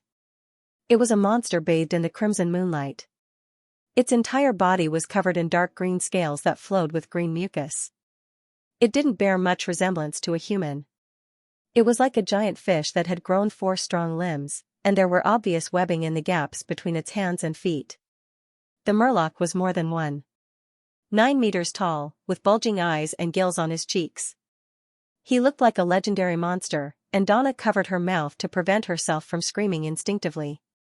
At the same time, she covered her brother Denton's mouth. Not bad. Klein chuckled inwardly as he carefully examined the Murloc. Unlike the sailor rampagers he had seen before, the real Murlocs did not have human-like brains. They were pure monsters. That fishman looked around vigilantly, and then he squatted down, picking up the pig and cow innards scattered on the ground, quickly stuffing them into his mouth, releasing clear chewing sounds. The light in its eyes, which were mainly white, gradually faded, as if it had fallen into a dream. Low IQ. Klein shook his head and gave his judgment.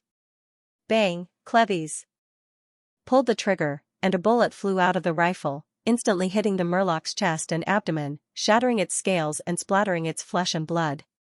Wow! The Murloc let out a cry that sounded like a child's cry.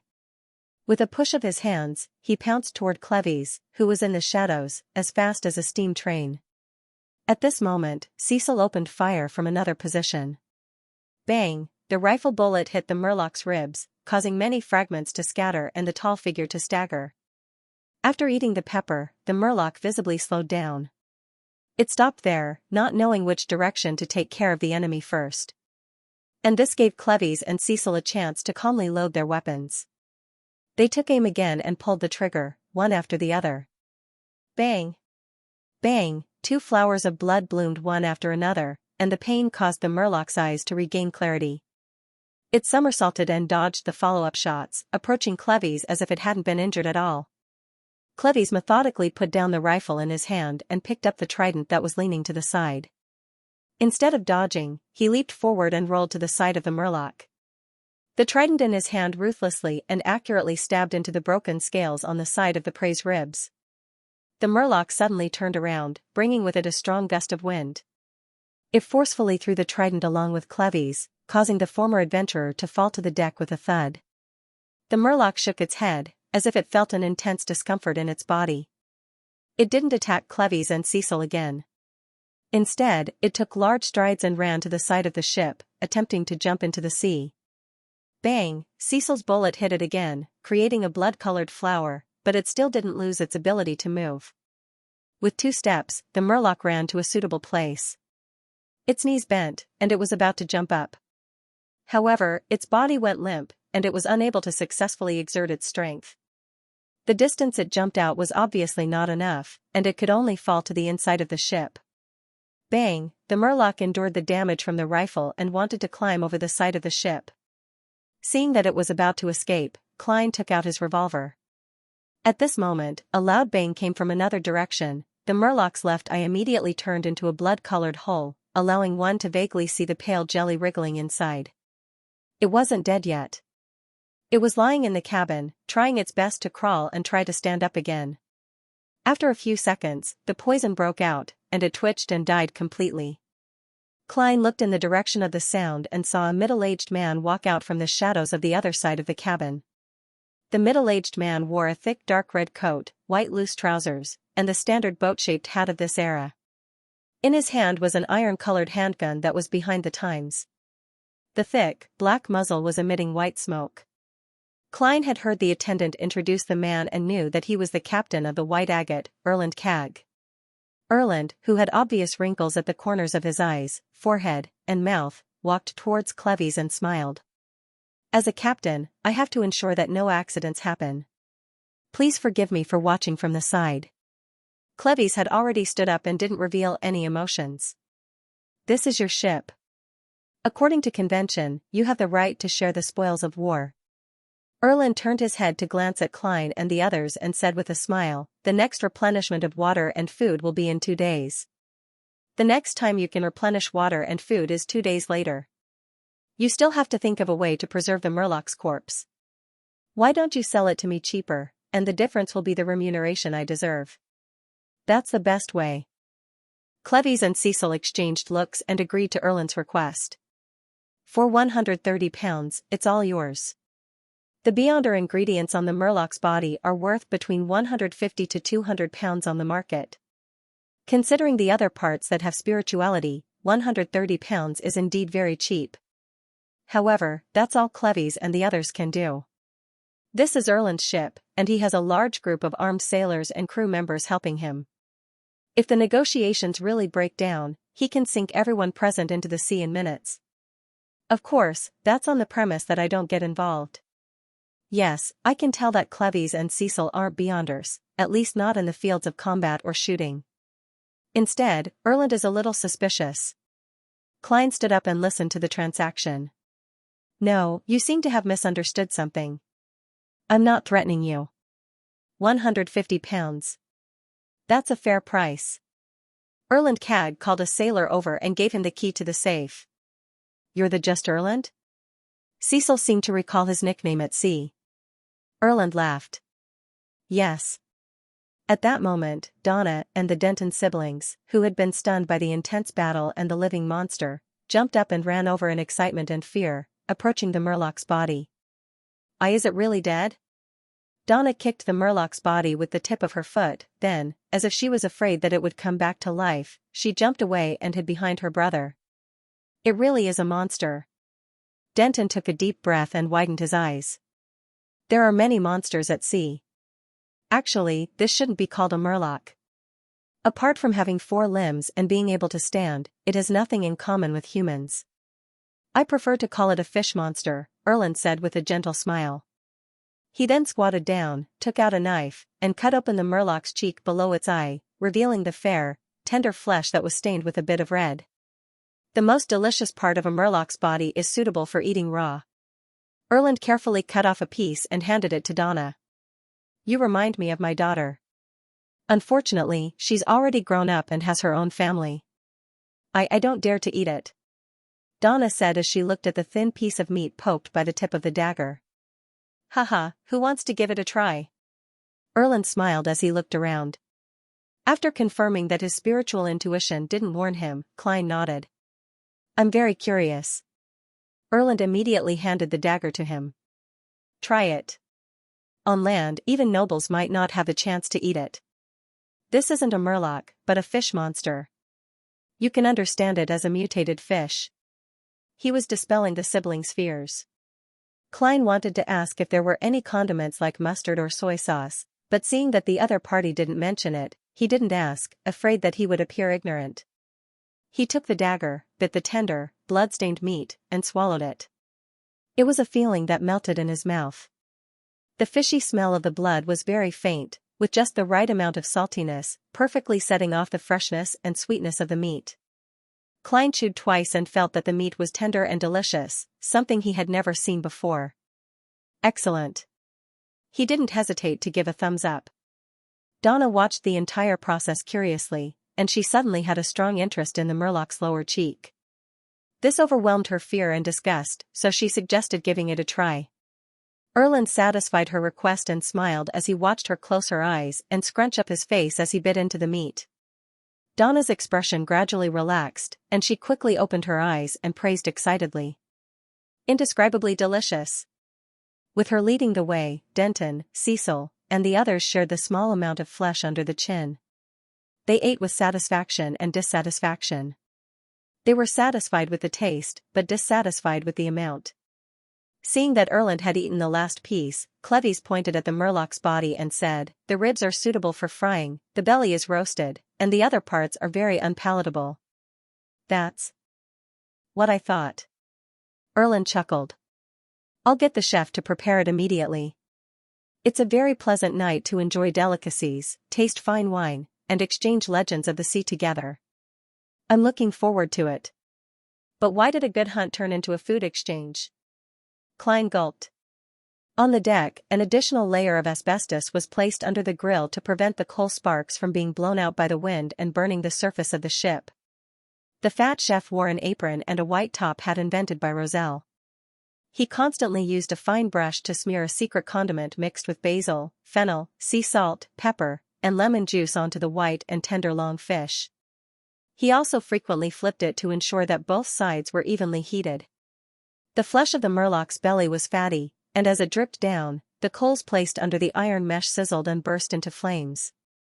An alluring fragrance gradually filled the air as Klein inhaled one mouthful after another.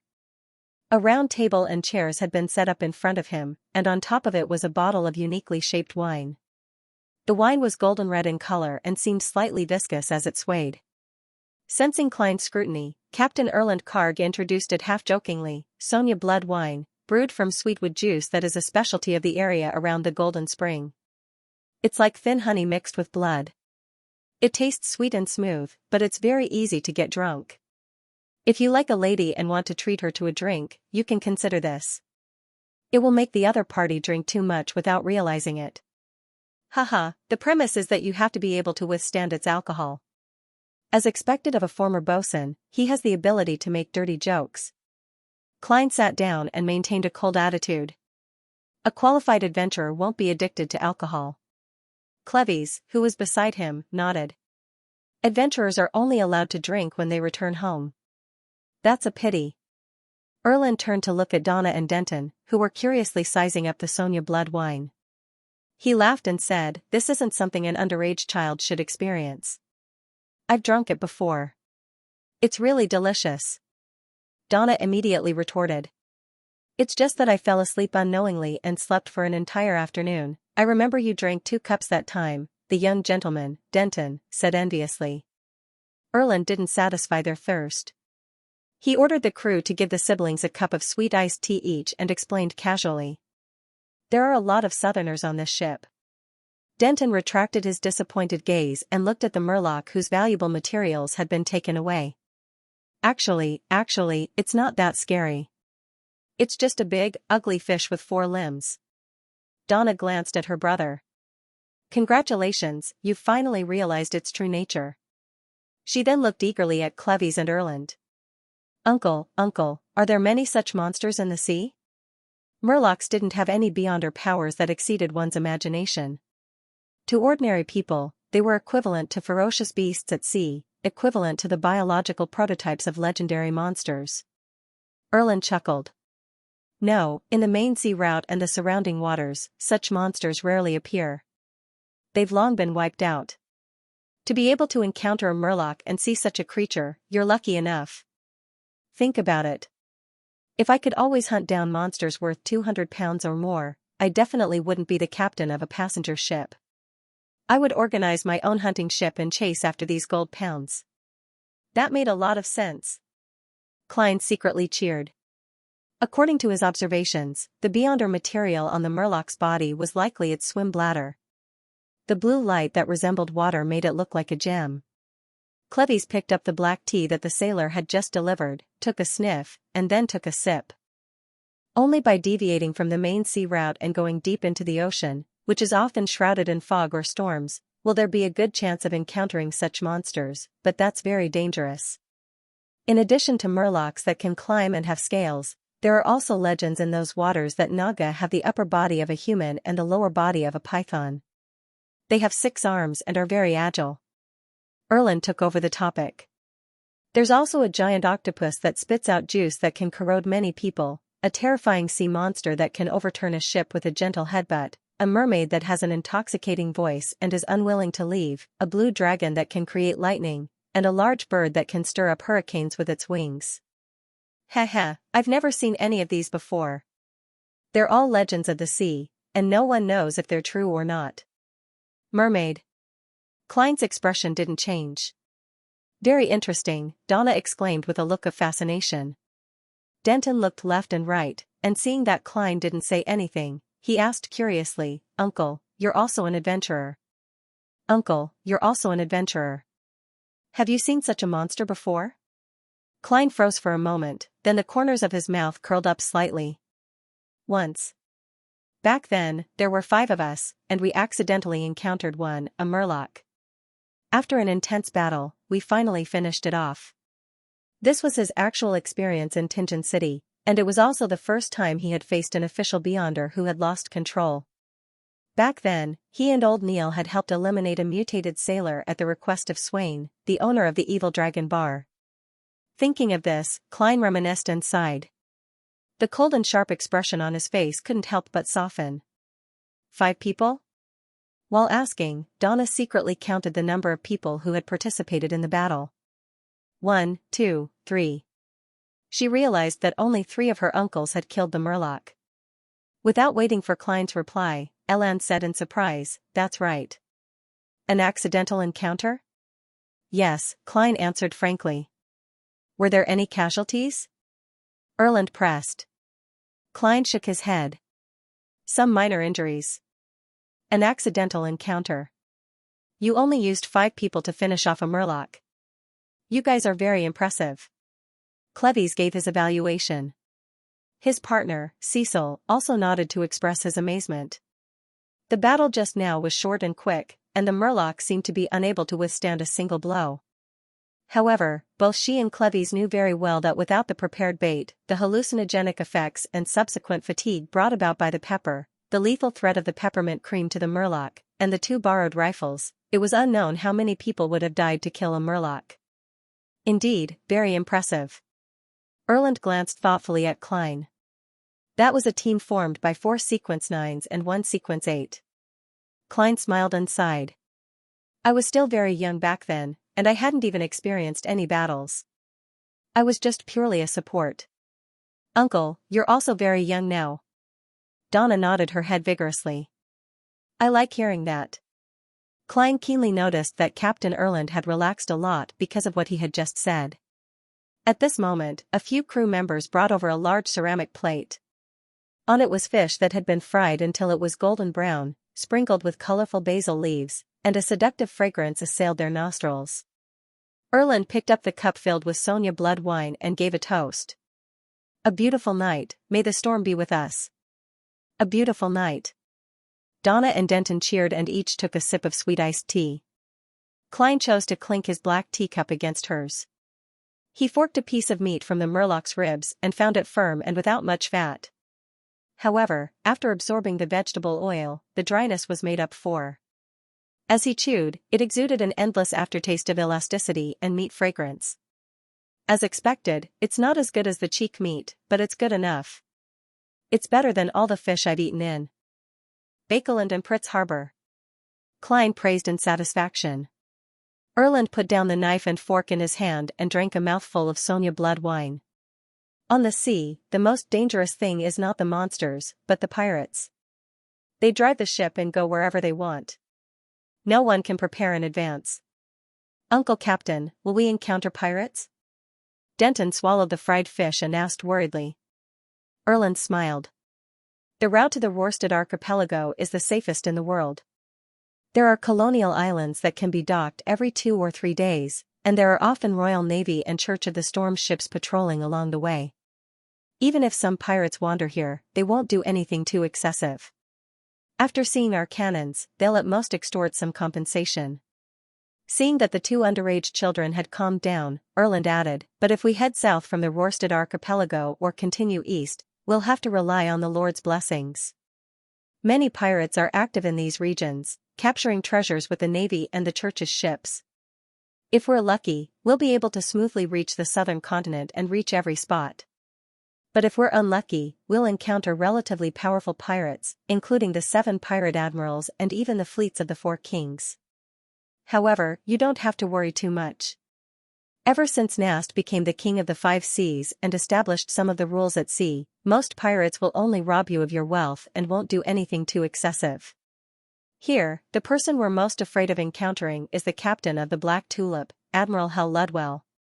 He will get his subordinates to kill everyone on the ship and throw these innocents into hell. Next is Admiral of Blood Seigneur. He loves blood and indulges his subordinates in all their evil deeds.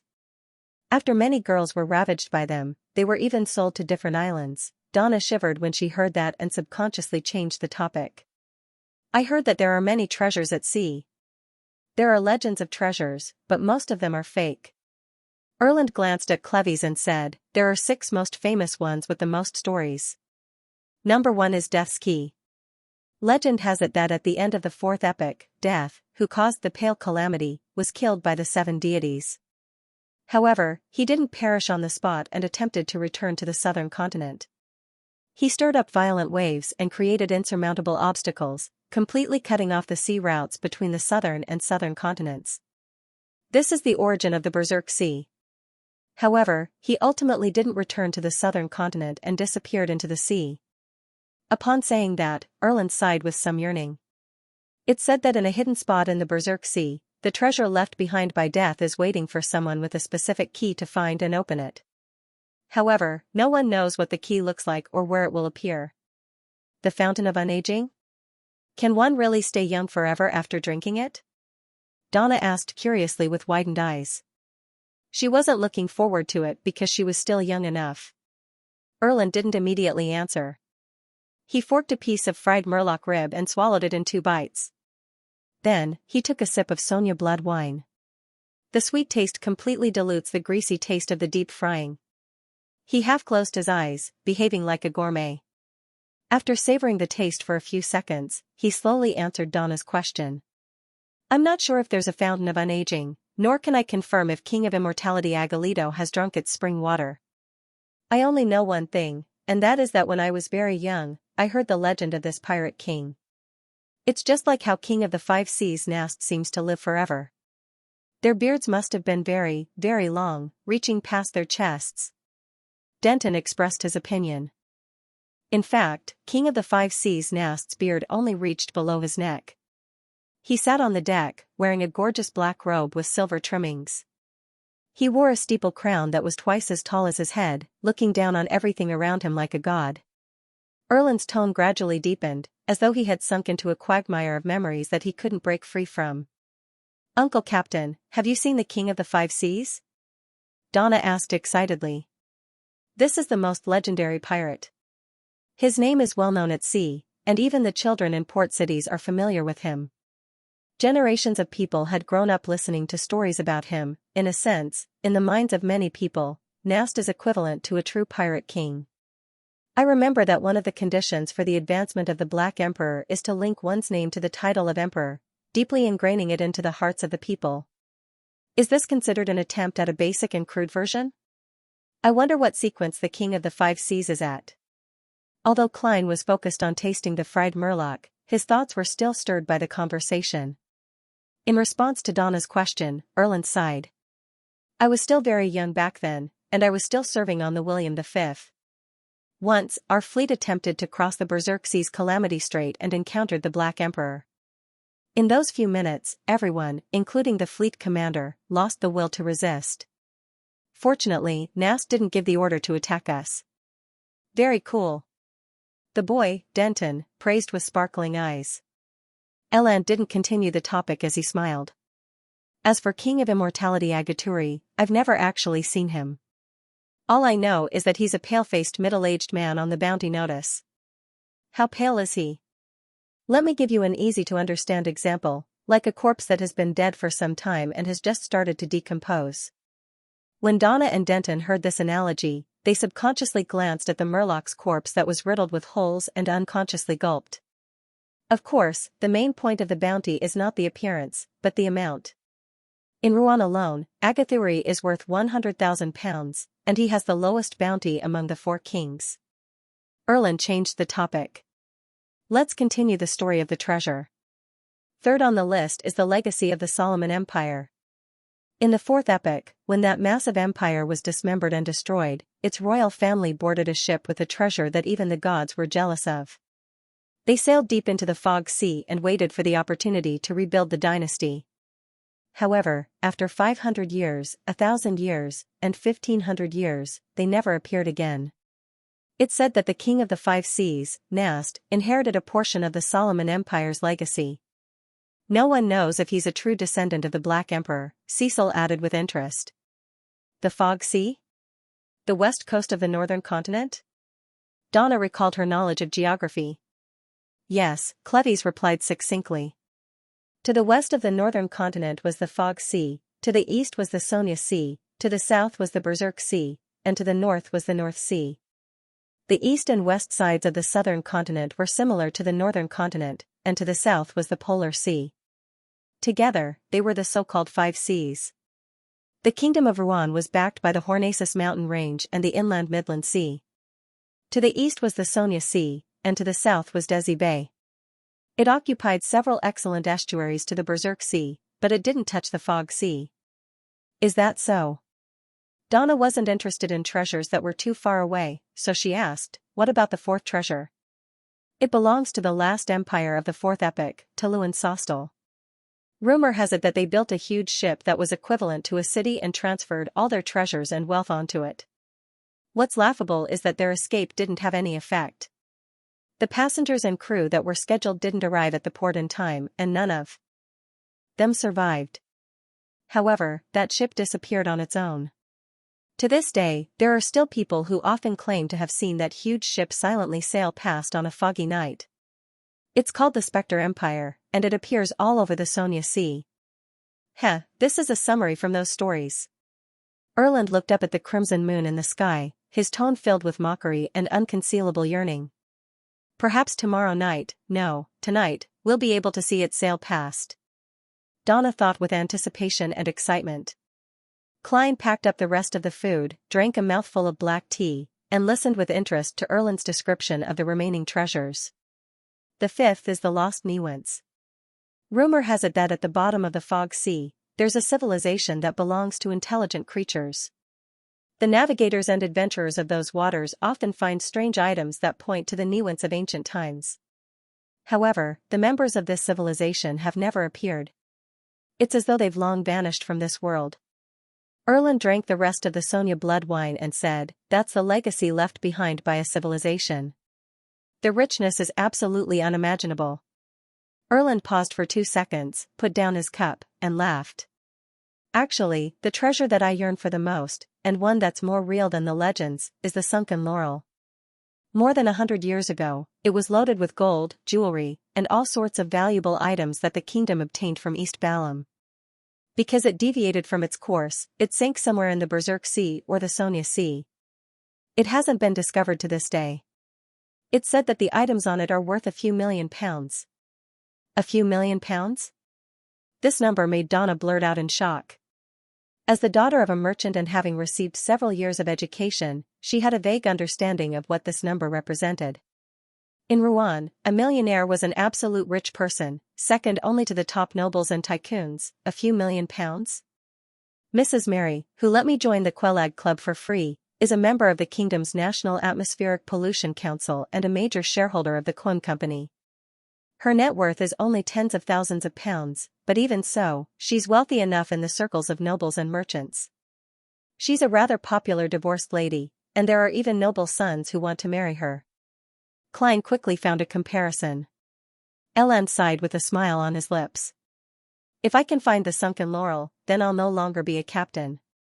I'll head to Bakeland. I want to become a philanthropist. I want to buy land, donate to a political party, and obtain a hereditary title of nobility. I heard Talum mention that the title of a lord, which is a baronial title, costs about £300,000, and a baron is about £800,000. If you salvage the treasure, you can imagine how much a viscount, or even an earl. That's a few £1,000,000. In his mind, Klein helped Donna perfect his plan. If it were me, I wouldn't do this. I want to buy a very large manor. Cecil also began to imagine life after harvesting the treasure. I want to hire a lot of servants and helpers, plant large tracts of wheat, build a vineyard, and make wine for myself. Also, a large room with sunlight, leisurely cows, sheep, and horses, and bread produced by my own mill. It's like a beautiful scene from a painting. Erland laughed when he heard that. "Ma'am, do you know how much such a manor is worth?" "No, I don't." Cecil shook her head. "It's only a few £1,000s. As long as the sunken laurel is salvaged, you can buy 1,000 similar manors." Erland used specific numbers to clarify the value of the treasure. 1,000 manors? Cecil couldn't help but pick up her cup and take a sip of black tea. Before this, she knew that a few £1,000,000 was a lot of money, but she didn't expect it to be this much. In order to ease the shock in her heart, she looked at Cleves. "Boss, if you find the sunken laurel, what do you plan on buying?" "No, what kind of life do you plan on living?" Cleves was silent for a moment. "I'll go home, hug my wife and children, and tell them that I don't have to venture out to sea anymore." "Not a bad guy." Klein nodded slightly. Donna looked at him curiously. "Uncle Adventurer, what about you?" Klein replied without any expression, "That's right. Tell yourself to stop sleeping and wake up quickly." Pfft. Donna spat out the sweet iced tea she had just drunk. Fortunately, the fried fish on the table had already been finished.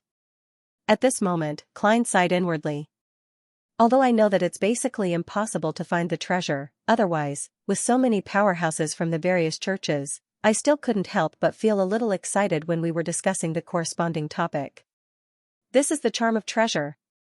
Even if it's just a legend, it can still attract many adventurers." Donna wiped her mouth and sat down like a lady, as if she wasn't the one who had lost her composure. The boy, Denton, still hadn't had enough. "Are there any other treasure legends?" Erland looked at Cleves, indicating that he would answer. Cleves calmly took a sip of black tea and said in a low voice, "There are countless legends of treasure at sea. There are countless legends of treasures on the sea. Hidden elves' residences, pirate ships that have gone missing in the depths of the fog, underwater cities that have powerful monsters sealed within them, Emperor Roselle's final secret treasures, and so on." After the legend of the treasure that had inspired generations of adventurers to go to sea was finished, the chef finished roasting the meat from the murloc's belly. It was cooked white, slightly charred, and covered with tiny brown granules that shimmered with a moist sheen. The repeated application of seasoning had seeped into the texture of the meat, presenting a tempting visual effect. Desi grilled fish. "It's not the same as what you usually eat." Erland pointed to the white porcelain plate that the chef had placed down.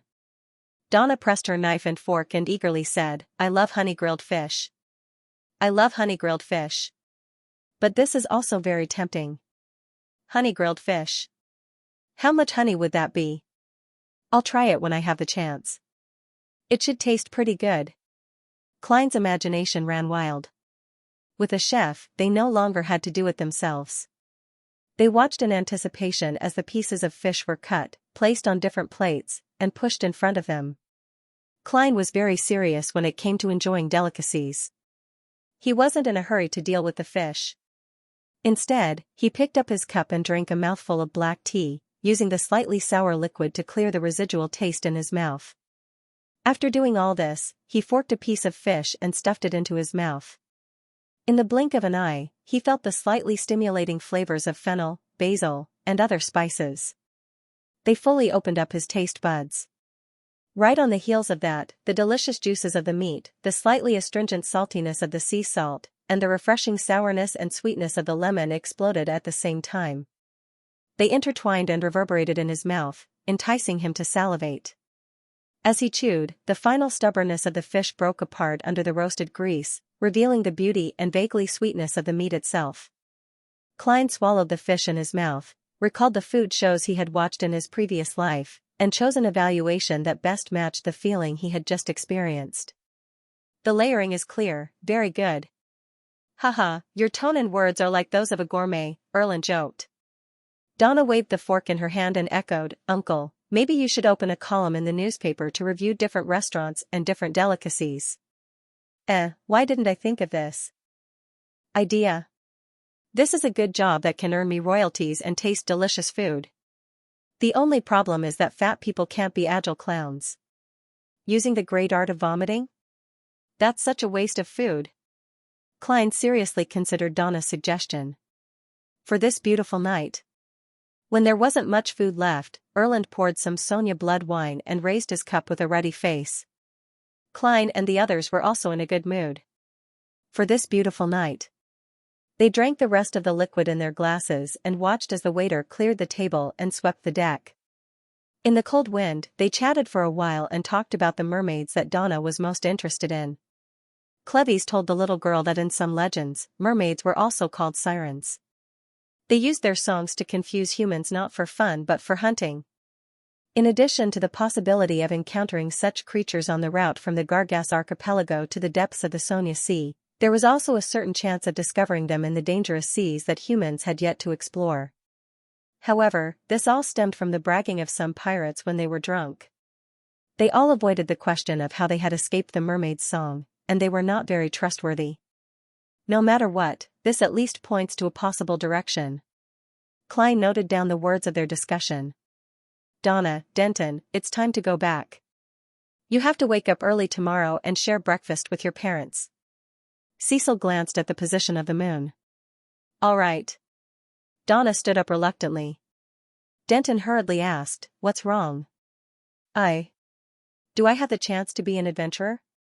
His heart had already been captured by the previous hunting activity and the legends he had just heard. Cleves walked to his side and patted him on the shoulder.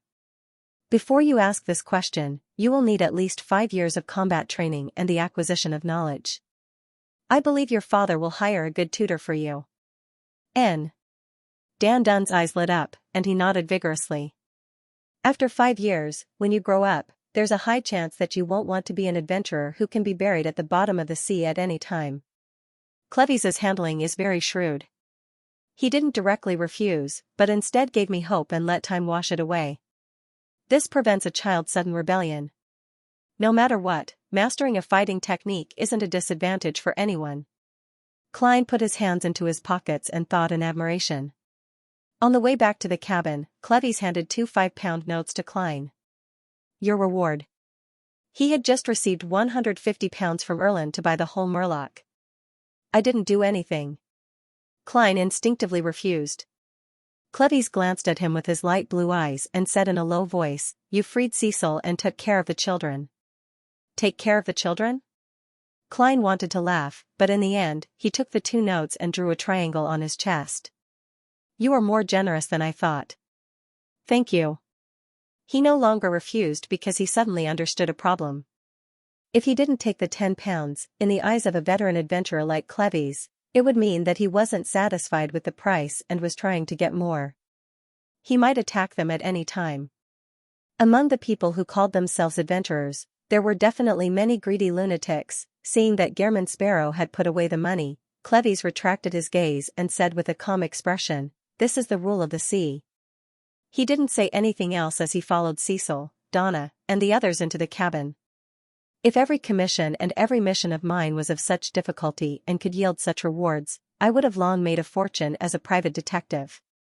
Klein gave a self-deprecating laugh as he turned his head to look at the crimson moon in the sky. It continued to quietly and gently illuminate the night.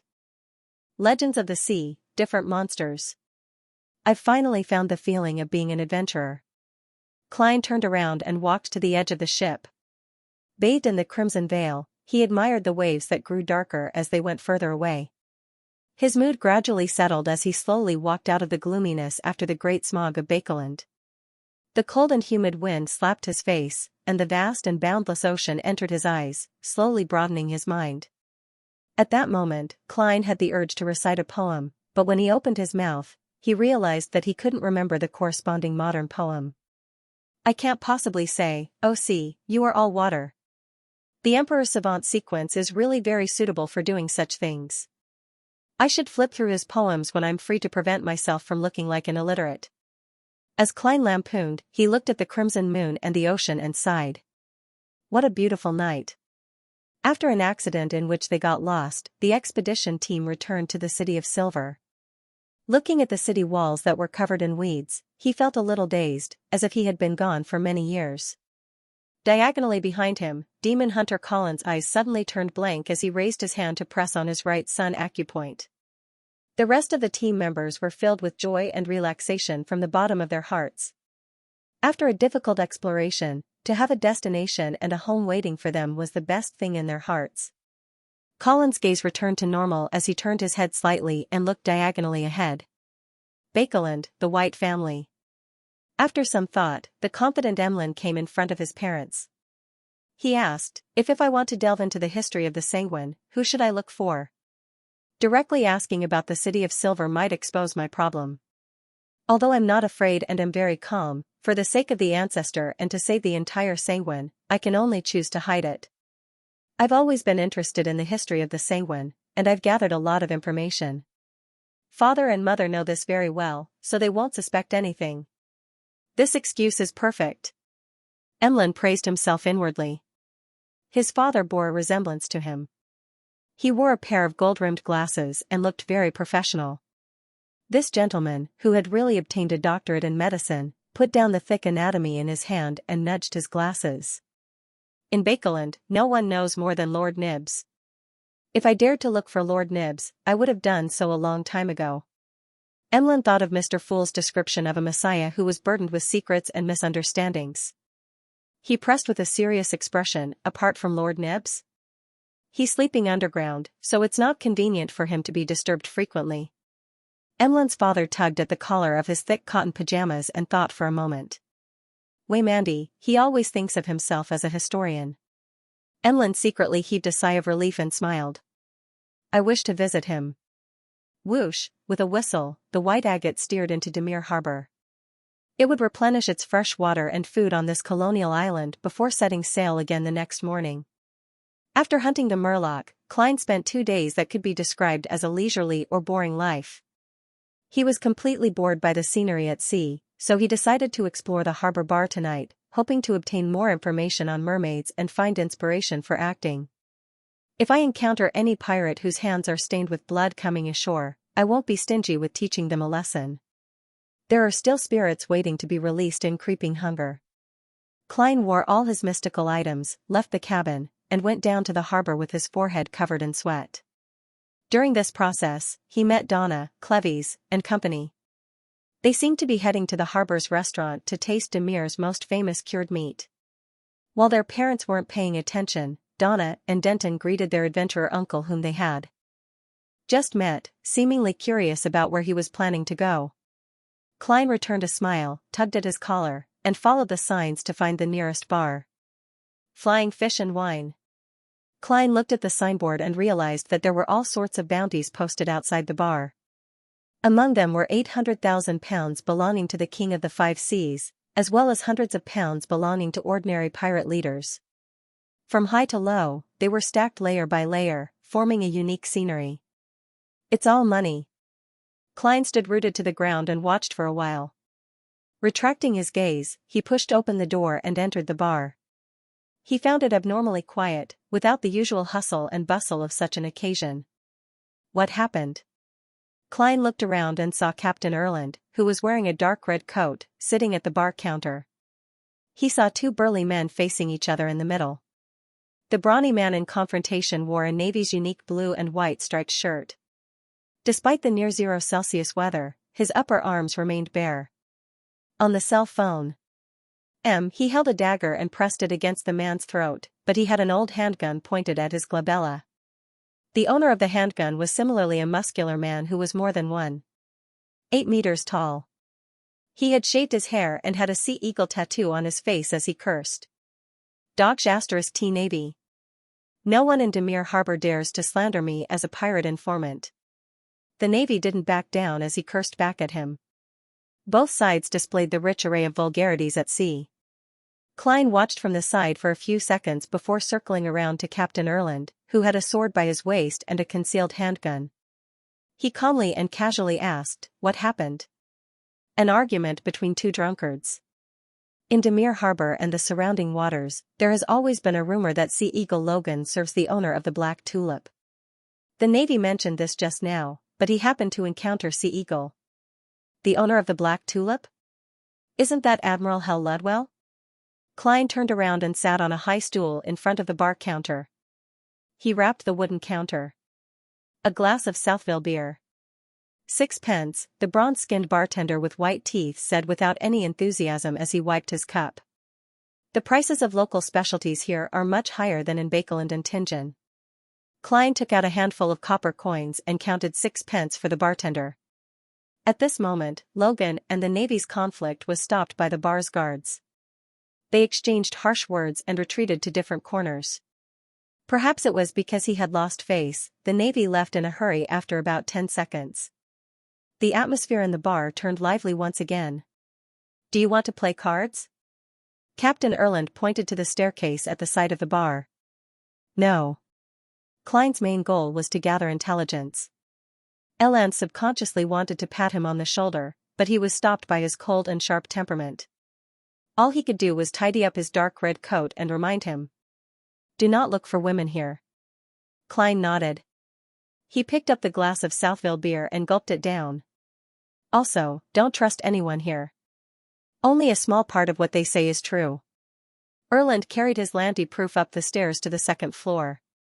Klein turned his head to look at him and asked without changing his expression. "Including you?" "Maybe." Erland was stunned for a moment before he burst out laughing. "At least my reminder was true." "Yes, it's also true that I'm a man." "That's not necessarily true. This world has a potion called witch."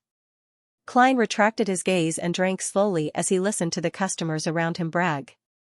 After 2 or 3 minutes, a short and thin man brought his own wine and sat next to Klein. "Buddy, you look like an adventurer." He tilted his head slightly and smiled. The man who greeted him had black hair and blue eyes.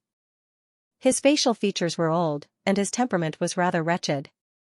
"You can say that," Klein replied coldly. "I can tell that you're a hunter who pursues bounties and riches."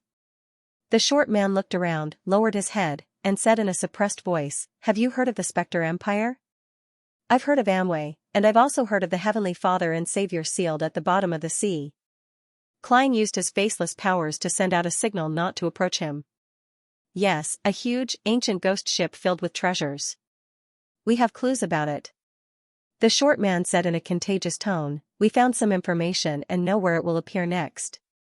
We don't want the pirates and Navy to benefit, nor do we want others to rob us of our wealth. Therefore, we decided to rent an armed merchant ship to wade in those waters. It will cost about £1,000. I've already found 15 companions and raised £720. Are you interested in participating?"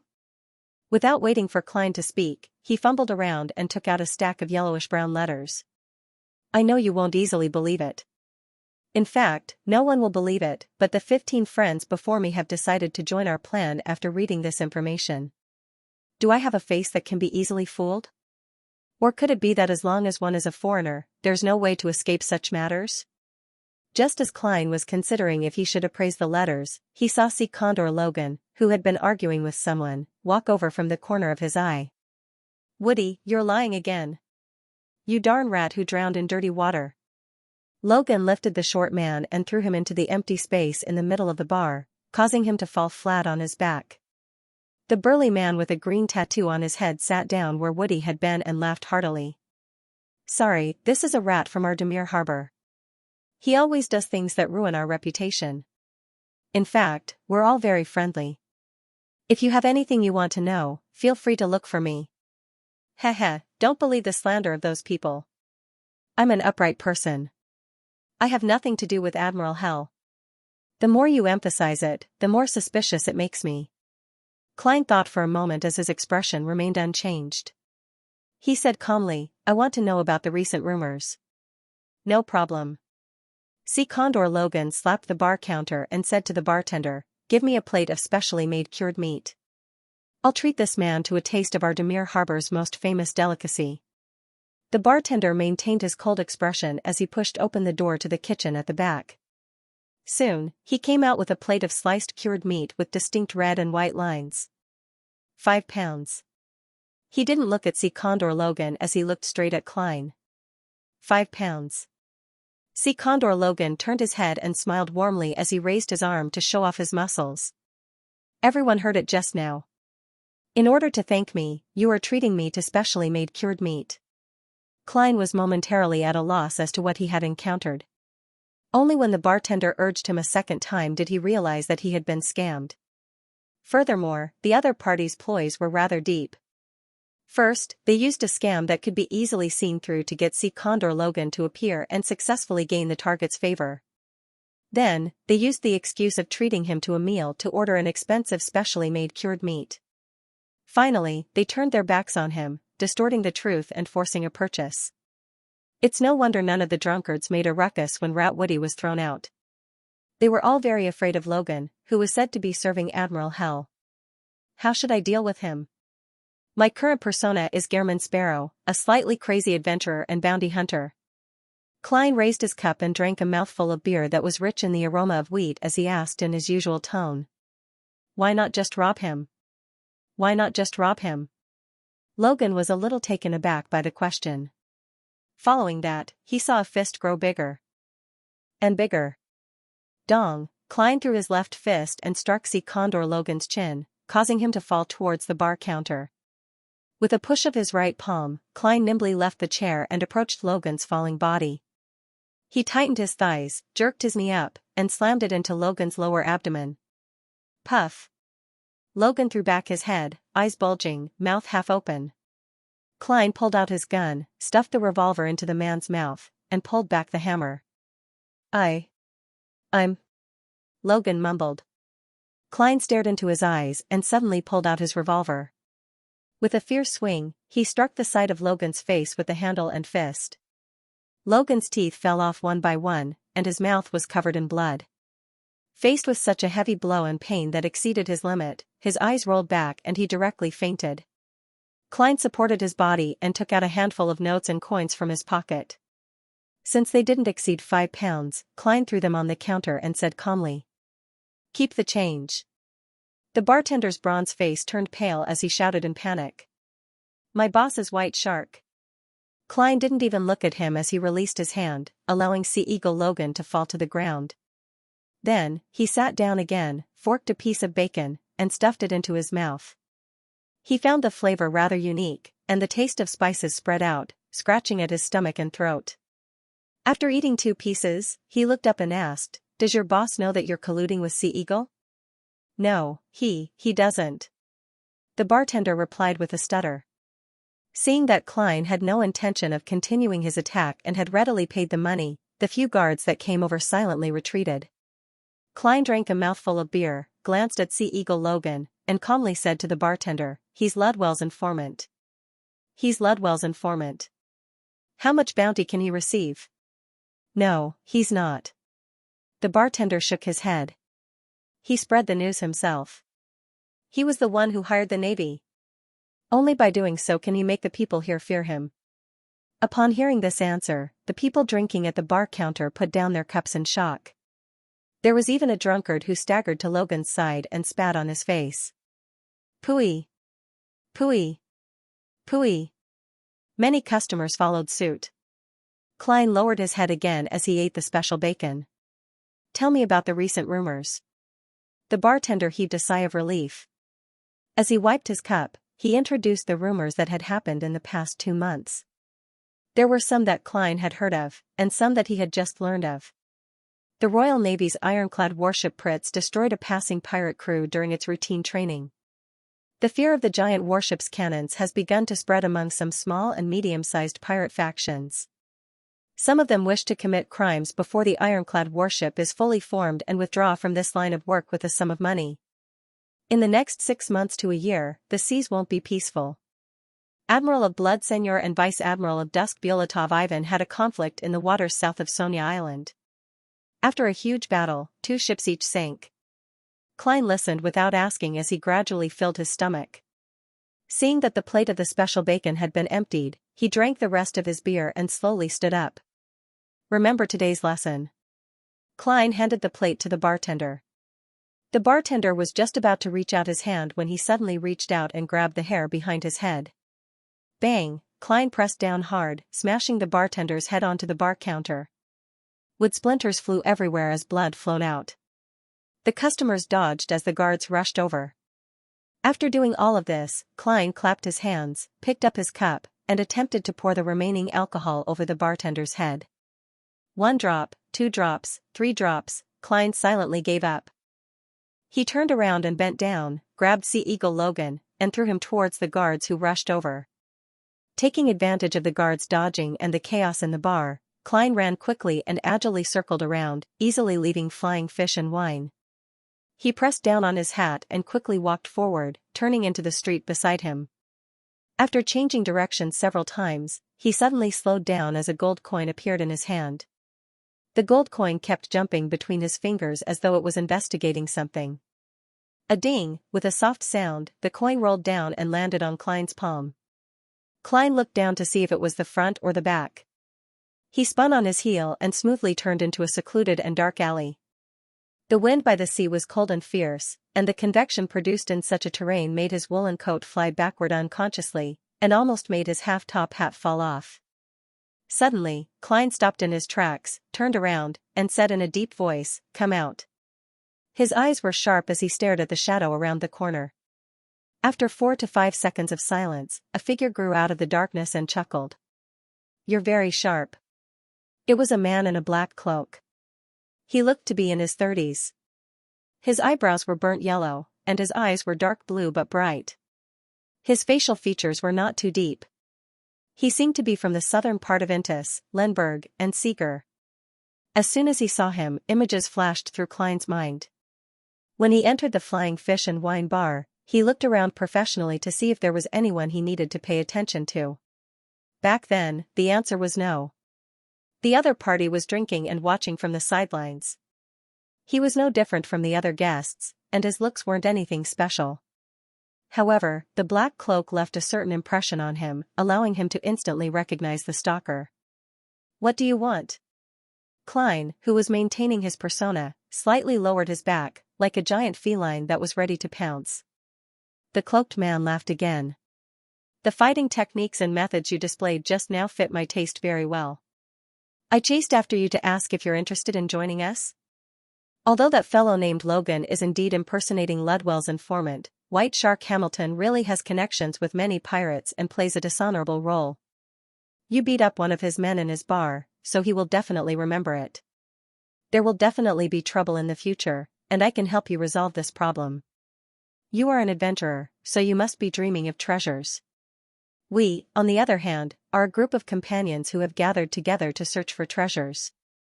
We are chasing legends such as Spectre Empire, Solomon's Legacy, Secrets of the Fountain of Youth, Death's Key, the Sunken Laurel, and Roselle's Hidden Treasures. We have traversed the 5 seas, and although we have yet to accomplish one of our main goals, we have found many missing pirate ships. Hee, this sounds similar to what the rat said just now, right? He cleared his throat and said, "To be frank, we are a group of pirates, a pirate crew formed by adventurers. However, we only plunder merchant ships and passenger ships when we are especially poor. Furthermore, we won't harm the innocent. Our main focus is on searching for treasures, and we often reap rewards. Seriously, I've once slept on a bed made of gold coins. If we encounter other pirate ships, we will also strike them down in passing to obtain supplies. By the way, our captain has stipulated that we have to explain our principles and remuneration before we recruit newcomers."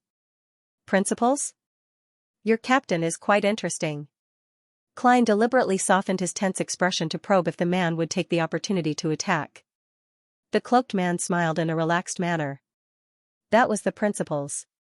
Next, I'll talk about remuneration. This fellow sure is confident." Although he isn't a spectator, Klein could tell that he was extremely confident.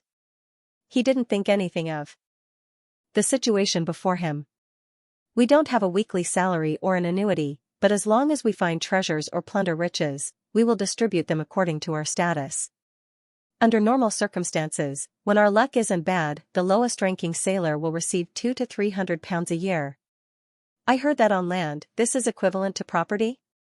Heh, if we can find the sunken laurel, all of us will become tycoons.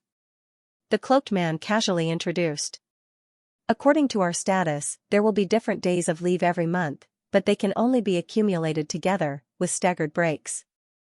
As he spoke, he suddenly cursed softly, T. The year before last, we missed the best opportunity to find the Spectre Empire because our captain was on leave. Pirates have annual leave? Klein was momentarily surprised. He felt that the pirate crew described by the man exuded a strong sense of humor. It reminded him of a Somali pirate recruitment advertisement he had seen in his previous life. Seeing that the man seemed to be frightened by his words, the cloaked man smiled and added, "As an adventurer, are you still pursuing the legendary powers that transcend nature? As long as you join us, you will have the chance to obtain them." Having said that, he coughed and said, "I forgot to introduce myself." His expression turned serious and was no longer as humorous as before. Subordinate of Iceberg Edwina Edwards, the Golden Dream's fourth bosun, Blazing Donnas. After reporting his nickname, real name, and identity, Donnas patiently waited for the other party to show a panicked and fearful expression. After a second, he heard the adventurer, who looked polite but acted a little crazily, speak in a deep voice. "Blazing Donnas with a bounty of 3,000 pounds? Just as Donnas was about to answer, he suddenly had the illusion that the person standing in the dark alley had turned into an indescribable, hungry monster that was drooling over his soul and flesh. Donnas abruptly clenched his fists. His body lost its previous ease and was so tense that he was actually trembling slightly. His spiritual sense told him that he was facing an abyss full of madness and bloodlust. In this state, Donnas had no idea how much time had passed until the man spoke again. "Why are you here?" I am on vacation." Blazing Donna's dignity didn't allow him to answer the question, but his instincts made him spit out a reason. As soon as he finished speaking, he felt the other party retract her gaze, and the hunger that wanted to gnaw at his flesh and soul disappeared. He stood in his spot and watched as the young adventurer in a black coat and half-top hat turned around and walked to the other side of the alley. Just as he was about to turn a corner, he stopped and turned his head to the side. "Where's Jaws?" He lives at 1 Seawall Avenue, but he spends most of his time on the second floor of Flying Fish and Wine. "It's the same today," Blazing Donnas answered the man's question truthfully. When the figure disappeared into the distance, Donnas straightened his back and pulled down his cloak. "A terrifying fellow." He sighed silently. Then, he regained his train of thought and muttered to himself, "I have to inform Captain that there's a terrifying fellow in the sea. This is a fellow who looks like a gentleman on the outside, but he's a lunatic on the inside. If I don't have the determination and confidence to kill him, it's best not to deal with him." Donnas pulled up the hood of his black cloak and decided to return to the hotel to sleep. He would wait for the telegraph office to open tomorrow morning so that he could pass the message to his contact in the Rorstad archipelago. As for what would happen to Jaws, he didn't care at all.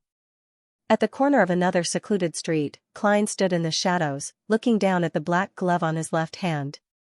He discovered that although Mr. Aztec had sealed creeping hunger to a certain extent, its desire for flesh and soul still existed in its essence, and it was attempting to show itself. Under normal circumstances, Klein wasn't worried that anything would happen to the sealed item, but when he had the urge to kill, he would be affected accordingly, causing the hunger that could backfire on him to spread out. Just now, when he heard that the other party was a famous pirate with a bounty on his head, killing intent instantly arose in his heart, causing creeping hunger to become active like a fish that had found water. Fortunately, Klein had always had good self-control in this aspect. From the other party's previous words, he could tell that he wasn't a sinful pirate, so he easily restrained the impulse in his heart. With creeping hunger, there's no loophole in the German sparrow's persona. Klein paused for a few seconds, took out a gold coin, and did 2 divinations. The first was to see if Blazing Donnas was lying, and the second was to see if White Shark Hamilton could cause any harm to him. The first revelation he received indicated that there was no need for Blazing Donnas to lie, and the second indicated that White Shark Hamilton couldn't cause any harm. Klein put away the gold coin, and as he pressed down on his hat, he slid his palm down and caressed his face. He instantly changed his appearance. He had blonde hair, blue eyes, and ordinary facial features. Right on the heels of that, Klein unbuttoned his coat and pulled up his shirt so that it wasn't tucked into his pants. After a simple change of clothes, Klein, who didn't bring his cane, broke out in sweat. His lips were dry as he identified the direction and returned to the Flying Fish and Wine Bar. Along the way, he met Blazing Donnas again. The other party only glanced at him before retracting his gaze and walking to the inn on the other side of the bar. After examining the bounty wall, Klein calmly reached out, pushed open the door, and walked in. At that moment, it had been less than 10 minutes since he escaped. Inside the bar, most of the customers had dispersed, but there were still many drunkards who surrounded the area to watch the commotion. Their gazes were cast at the new customer, but they retracted them one after another. Klein arrived at the bar counter without any obstruction. He saw the bartender standing beside a fatty with a terrified look in his eyes. His forehead was wrapped in a thick white bandage, and his nostrils were stuffed with soft tissue. His face was bruised. The fatty was tall and large. His skin was fair, as though he was a great white shark that had swum onto land. He touched his shiny bald head and said to Erland, who was wearing a dark red coat and a captain's straight sword, "Someone told me that you know that guy from before? There are only 3 passenger ships that have arrived at the port today. There won't be many unfamiliar foreigners. Don't try to lie." Erland patted the hilt of his sword and smiled in a relaxed manner. "Yes, he's my passenger. But today's problem is clearly your personal safety. That's why I only wish for him to return here and apologize to me and compensate for the damage to the bar counter," the tall fatty said with a frown. Erland laughed. "White shark, there's a saying in my hometown. Don't hate a stray dog that passes by just because of a rat in a warehouse." "The just Erland, is that your attitude?" White Shark Hamilton narrowed his eyes.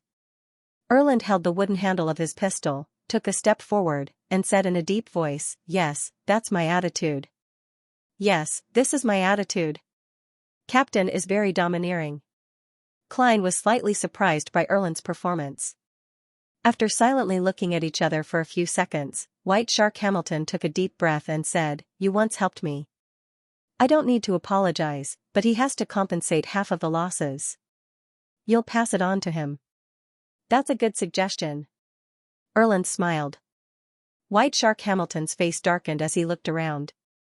He suddenly waved his hand and slapped the bartender's face. The bartender flew out, losing a few teeth. 5 meters away, Klein watched quietly, as though none of this had anything to do with him. P.S. Second to last day of November. Seeking monthly votes.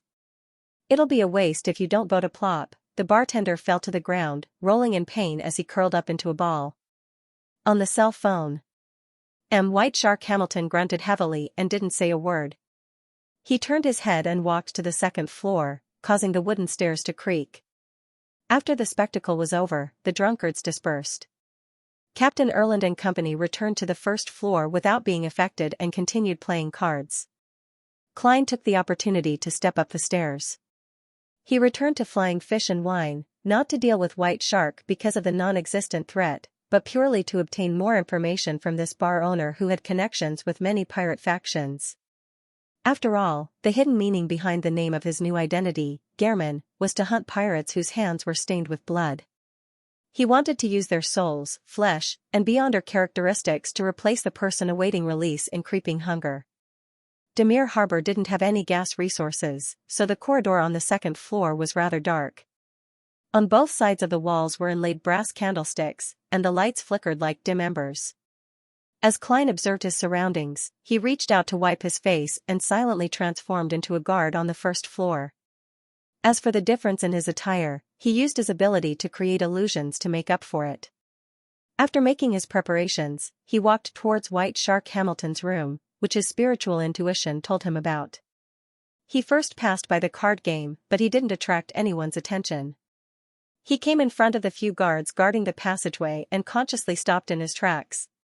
He suppressed his voice and said, "There's something happening downstairs again. There's a storm."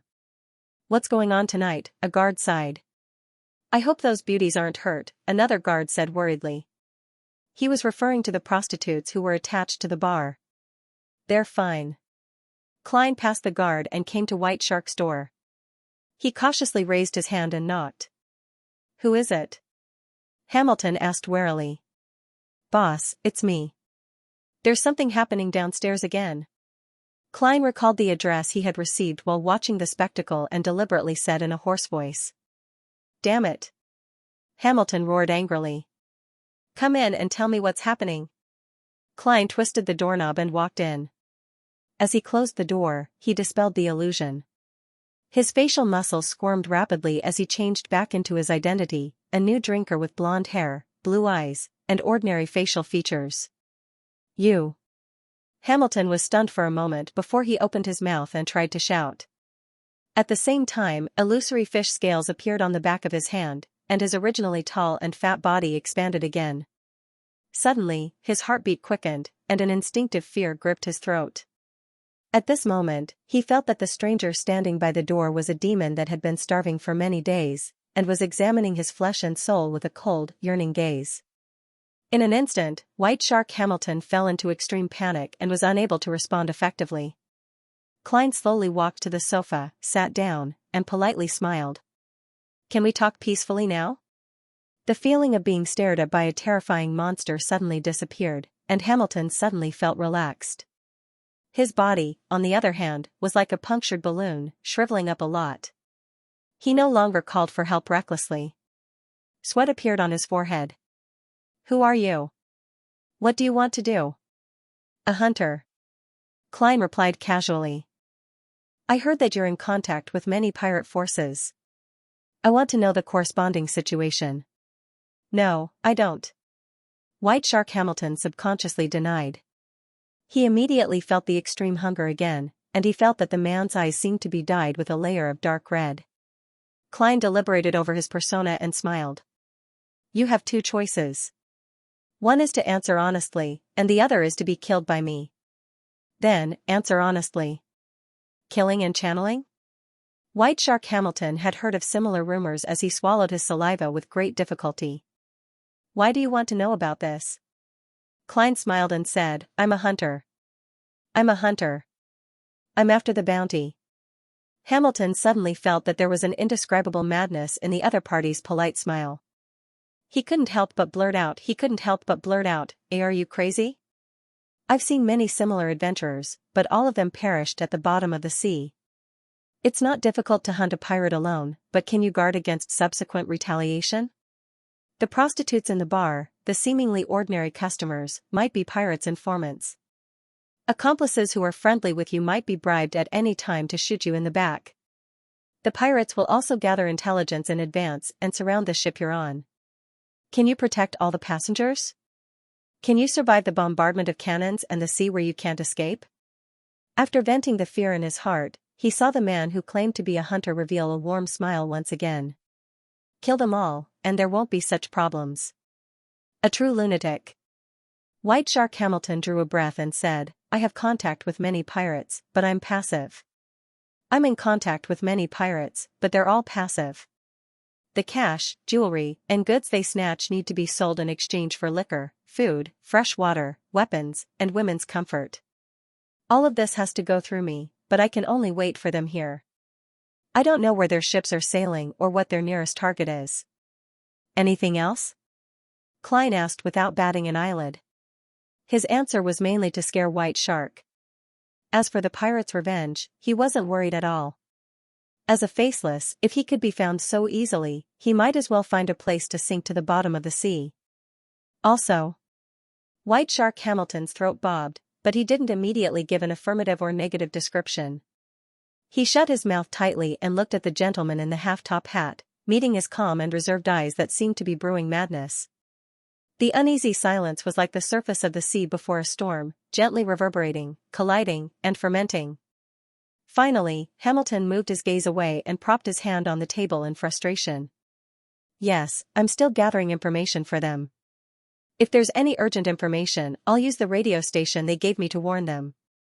White Shark didn't dare take the risk, afraid that the other party had a unique beyonder power that could determine if he was telling the truth or if he was telling the truth. Radio station? Klein, who had succeeded in his gamble, keenly captured the term. that's what they call it. It's similar to a telegram, but there's no need for a wire. Hamilton turned around and walked to the grayish-white safe before squatting down. Wireless telegram? Pirates are so high-tech? Klein vaguely guessed what the radio station was. He had once thought of inventing something similar, but only after flipping through the corresponding magazines did he realize that wireless telegrams had long appeared. It was just that they hadn't found a place in the commercial field yet. The berserk sea that separated the northern and southern continents had lightning and thunder all year round, with chaotic magnetic fields and storms. Only a few sea routes were passable, and even if they were equipped with wireless telegrams, it was almost useless. Similarly, the Fog Sea and Sonia Sea had drastic weather changes, and there were many factors that affected electromagnetic transmission. The application of wireless telegrams was greatly limited. Could it be that there's an improved version that can solve some of the problems? Klein watched White Shark pry open the floorboard in front of the safe, and by twisting the device, a secret door appeared in the wall. Behind the secret door was a hidden cabinet divided into 3 compartments. The top layer was filled with some documents and bills. There were revolvers, new half-arm guns, and other weapons. Below it was a complicated black machine. With just a glance, Klein determined that the mechanical object was a radio station through his memories from his previous life and the information he had gathered. It's this thing. They call it a radio station. The news it sends can be received by something as far away as the Rørsted archipelago. Any further will depend on the weather and luck. Usually, it's very troublesome and has many restrictions. Hamilton didn't quite understand. Based on the teachings and experience he had received, he vaguely described the corresponding situation. The new radio station that's currently being commercialized is even more powerful. I wonder who invented it. Klein listened quietly and directly asked, "Who are they?" He made himself appear like a bounty hunter who didn't know anything about technology. White Shark Hamilton wiped the cold sweat off his forehead. Silver Coin Viper Oder, who claims to serve the owner of the Dawn, and Old Quinn, the intelligence officer of the General of Blood, appeared together. I can't confirm if they are working together. Of course, Oder has always been making claims. The owner of the Dawn, that Queen Mystic? Klein retracted his gaze. At some point in time, a gold coin had appeared in his hand. The gold coin constantly rolled between his fingers before finally leaping into the air and landing. It left White Shark unsure as to what was going on as he trembled in fear. Lowering his head to take a glance, he slowly stood up. At this moment, he suddenly asked, "Who gave you the potion?" "Oh well, Old Quinn." Hamilton hesitated for a moment before choosing to answer honestly. Klein nodded gently and didn't ask any further. He turned and walked to the door. Creak. The wooden door opened and closed as the figure in the black coat disappeared from White Shark's room. Hamilton held his breath and waited for more than 10 seconds before finally letting out a long sigh. He quickly wiped the sweat off his face, moved the radio station to the table, took out a codebook, and hurriedly sent a telegram into the distance. "I'm being watched." An unfamiliar fellow. Beside the focused Hamilton, Klein had his hands in his pockets as he watched silently, taking in the weight-band spectrum and the contents of the codebook. His departure just now was just a large-scale illusion performance. It was more than enough to deal with a low-sequence beyonder of the sailor pathway like White Shark.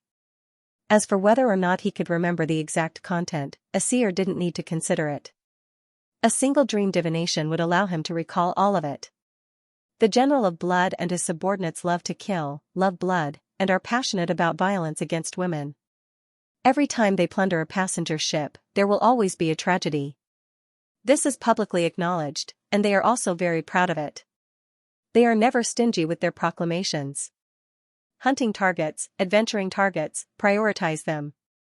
Klein thought for a moment, and while Hamilton was packing up the radio station, he prepared to leave the room. He didn't plan on dealing with White Shark for the time being, afraid that he would alarm his true prey. After all, this fellow was on land and had a fixed territory. Furthermore, he had something on him. He could easily deal with him with a report letter. Amidst Klein's silent footsteps, the door slowly opened and closed, bringing in a cool breeze. P.S. Last day and a half in November. Seeking monthly votes after sending the telegram and tidying up the table, White Shark Hamilton completely relaxed. He had the mood and ability to think about the details of the matter. The first question that popped into his mind was, where are the guards outside? He propped himself up with both hands and abruptly stood up. He walked to the door with heavy footsteps and pulled it open. He saw a few of his subordinates standing there in a crooked manner, cracking jokes related to women. Hamilton was furious at first, but he quickly calmed down. His facial muscles twitched slightly as he pounded on the open door. Dong! The guards jumped in fright and instinctively turned their heads to look at the door. Boss, boss, when they saw who made the noise, they hurriedly stood up and began to speak. White Shark silently took a deep breath and said, "Did you see anyone enter my room just now?"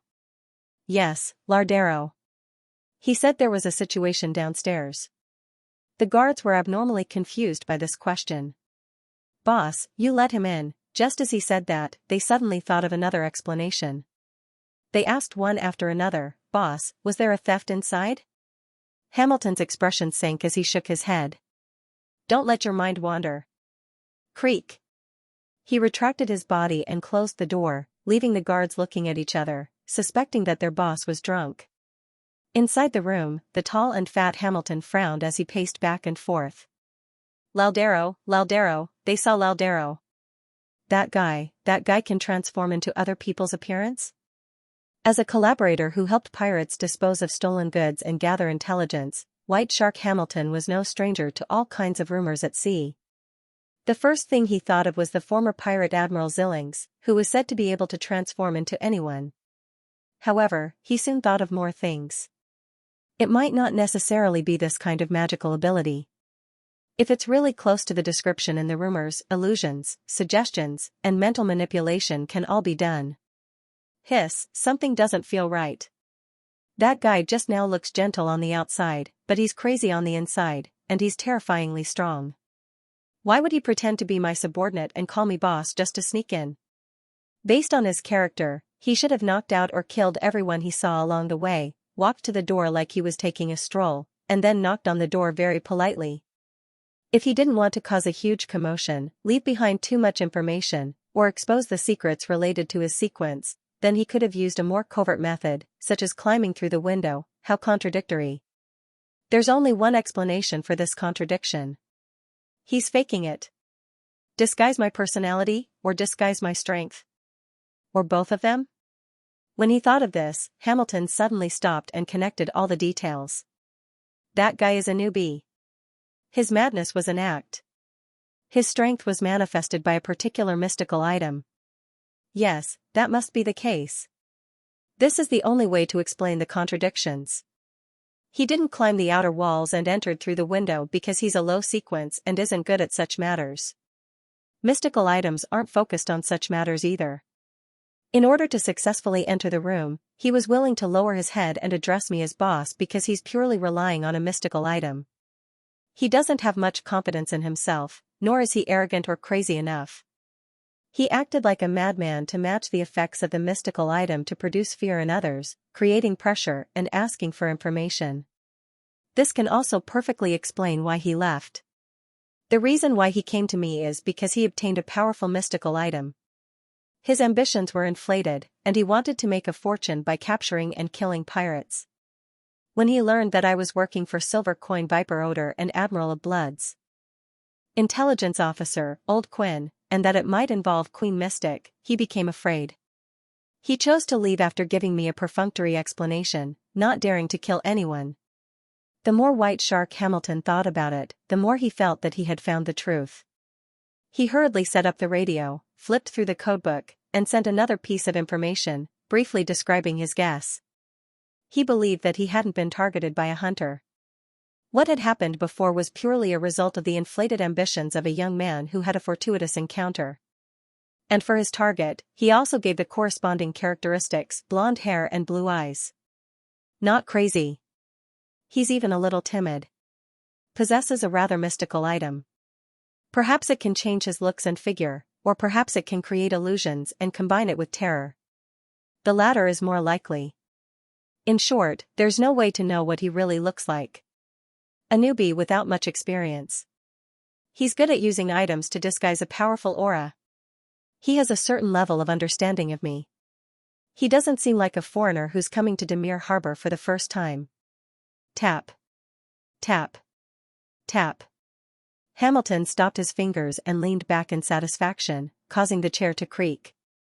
The corners of his mouth curled up bit by bit, as though he could already see the outcome of that bastard. A guy with a very low sequence who possesses a powerful mystical item won't have a good ending at sea. Many greedy sharks will swarm towards him. When the time comes, I won't have to worry about my problems being exposed. The harbor was rather quiet under the night sky. After leaving Flying Fish and Wine, Klein circled into the distance. He first sped up before slowing down, gradually entering a stroll. After confirming that no one was following him, he passed through a dark area and changed his face back to Gehrman Sparrow's. He tucked the hem of his shirt into his trousers. Combing his sideburns, Klein took out his gold-rimmed glasses and placed them on the bridge of his nose. There was a hint of coldness in his refined appearance. He began to rely on the stars to determine his direction and return to where the white agate was docked. As he walked, he chuckled softly.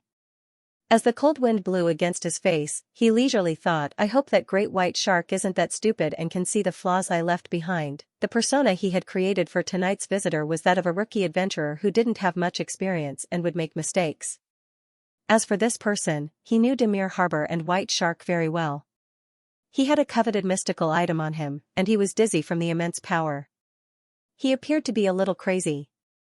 Klein's original idea was that pirates roamed the seas, making it difficult for even the Navy to find them. If he could obtain more accurate information from White Shark, he could obviously visit him directly. If that didn't work, he could use this identity as bait to attract pirates who knew their stuff to a predetermined location and complete the preliminary hunt. After discovering that White Shark could contact Admiral of Blood's intelligence officer, Old Quinn, Klein's plan was perfected.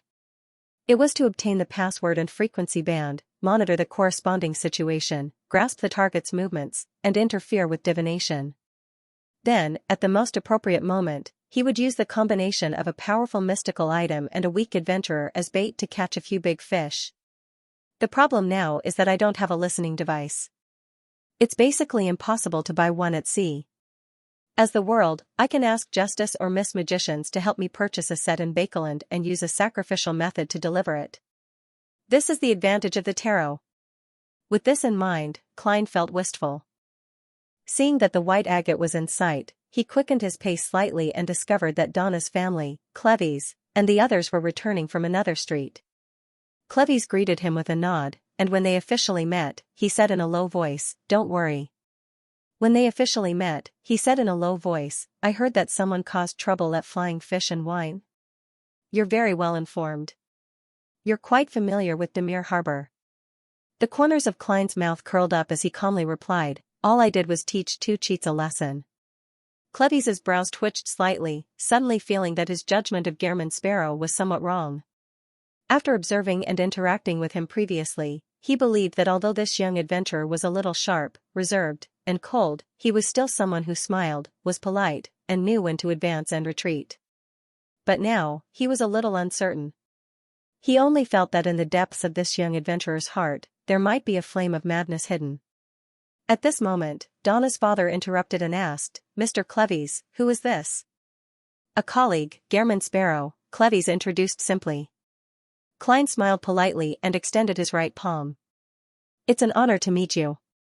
If you need to hire servants in the future and can't find Cleves and company, you can consider me." "No problem. I hope you're as strong and professional as them." Donna's father shook Klein's hand warmly and introduced himself. "Ertie Branch." Just as Klein released his hand and retreated, his spiritual perception was triggered. He felt that there was a slight abnormality in the gift box carried by the Branch family's servants. He quietly activated his spirit vision and discovered that the gift box contained strips of cured meat. However, the surface of the cured meat was very red, very white, and very black, as though it was something from the spirit world. "It has the aura of the spirit world, but it's basically harmless. This cured meat is very special." Klein was surprised. Noticing his gaze, Donna's father laughed. "This is a specialty of Demir Harbor. In the middle of the island, there's an extinct volcano, and there are a few cracks in the surrounding caves. Natural hot winds blow through, and the cured meat can be dried there, giving it a wonderful and unique flavor. It can be used as a gift for friends. Mr. Sparrow, if you wish to buy some, it's still not too late. Unique flavor? Taste of the spirit world? Klein roughly understood what was going on. According to the theory of mysticism, the spirit world and the world completely overlapped but did not interfere with each other. One had to rely on extraordinary power to break the separation, but this situation was not absolute. There were places in the world where the spirit world was too strong and could vaguely affect reality. In such an area, the dead could easily turn into water ghosts, zombies, and so on. There was also a high chance of supernatural incidents occurring in the residences. There should be a similar situation in the underground cave of Demir Harbor, but it wasn't serious and didn't cause any abnormalities. It only gave the cured meat a unique flavor. There's no problem if you don't eat a lot of it at once. Klein replied with a smile, I'm not interested in bacon. It was only at this moment that he confirmed that the cured meat the bartender had given him was a normal breed and not a special one. At that moment, the boy, Denton, pointed at the moon in the sky. So red. Yeah. Donna nodded in agreement. So red? Klein looked up and felt that the crimson moon tonight was no different from usual.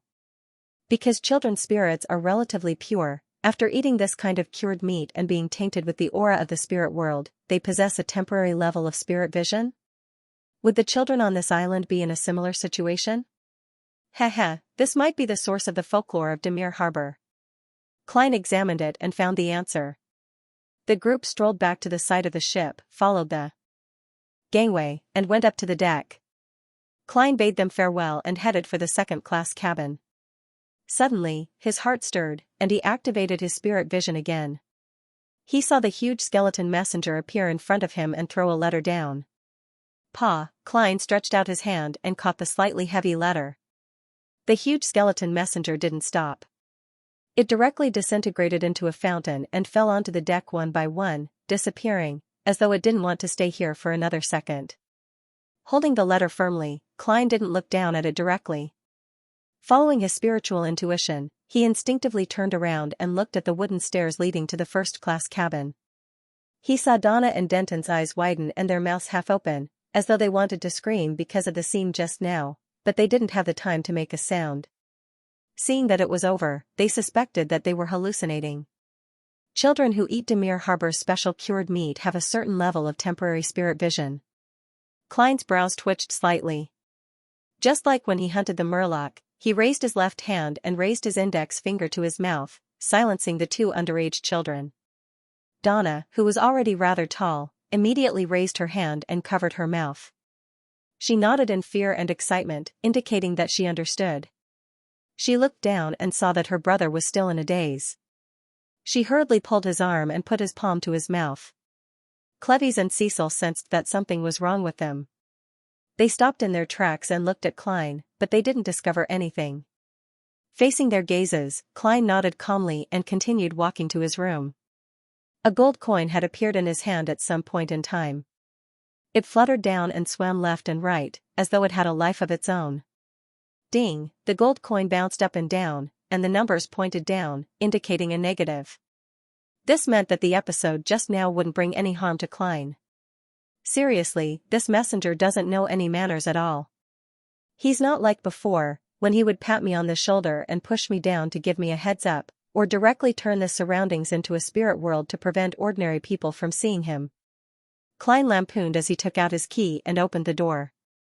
He sat on the edge of the low bed, lit the remaining half of the candle, and opened Mr. Aztec's reply. When he pulled out the item inside, the first thing that caught his eye was the Dark Emperor card. Looking at that irritating face, Klein instinctively heaved a sigh of relief and let go of his worries. He wasn't afraid that Mr. Aztec wouldn't return it to him.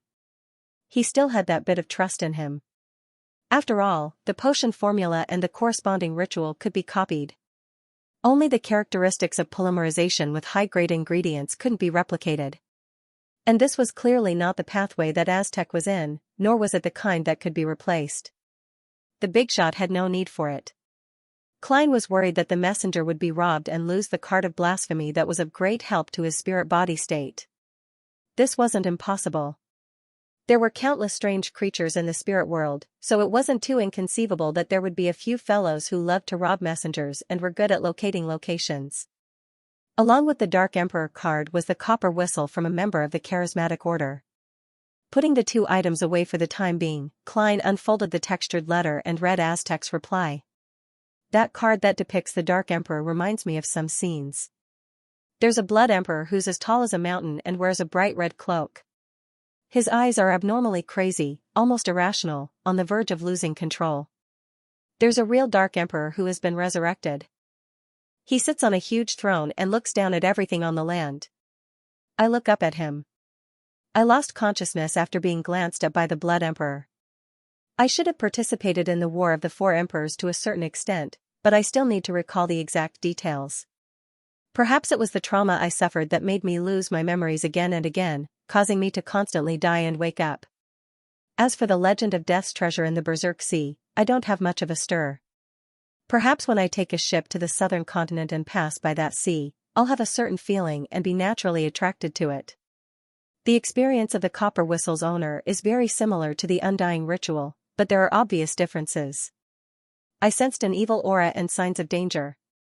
I believe that the owner of the copper whistle is in a strange and terrifying state.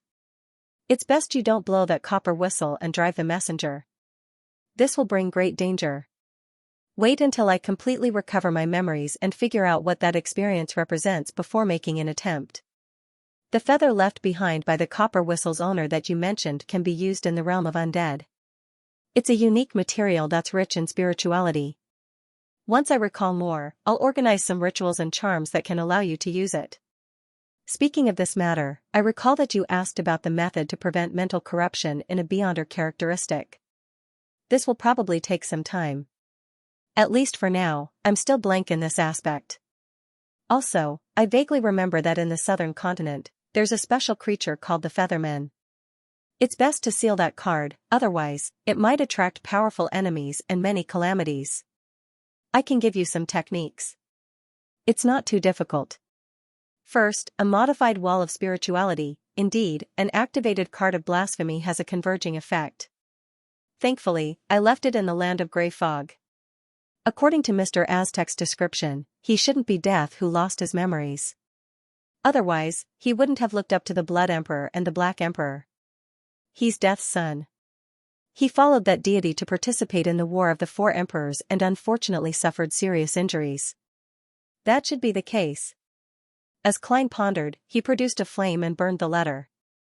Following that, he tried the sealing technique and familiarized himself with the knowledge that Aztec had taught him. After doing all of this, he held a ritual and brought the Black Emperor card and the copper whistle of charismatic order into the mysterious space in the land of grey fog to eliminate any possibility of accidents. Without a doubt, Klein didn't wish to suddenly encounter King of the Five Seas Nast at sea. Early in the morning, the sun leaped over the horizon and dyed the distance golden. Klein went to the second-class buffet cafeteria, ate 2 slices of bacon and butter on toast, and drank a cup of lemon black tea. After filling his stomach, he went to the deck to breathe in the fresh air and enjoy the beautiful early morning scenery. At this time, he saw Captain Erland return drunk, the straight sword he wore swaying. Thinking of what happened last night, Klein walked over and said without a smile, "Good afternoon. Did Great White give you any trouble? He should be able to find out that I'm a passenger of the White Agate." Erland, who was wearing a dark red coat, took off the boat-shaped hat on his head and laughed. "That's his own problem. Actually, he did ask you to pay half of the bar counter repair fee, but it's not much, just a few solely.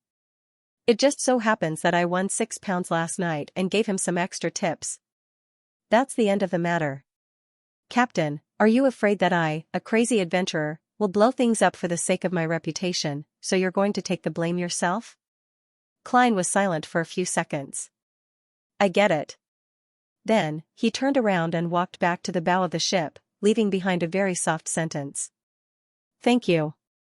Returning to his previous spot, Klein felt the sea breeze blow against his face and slowly exhaled.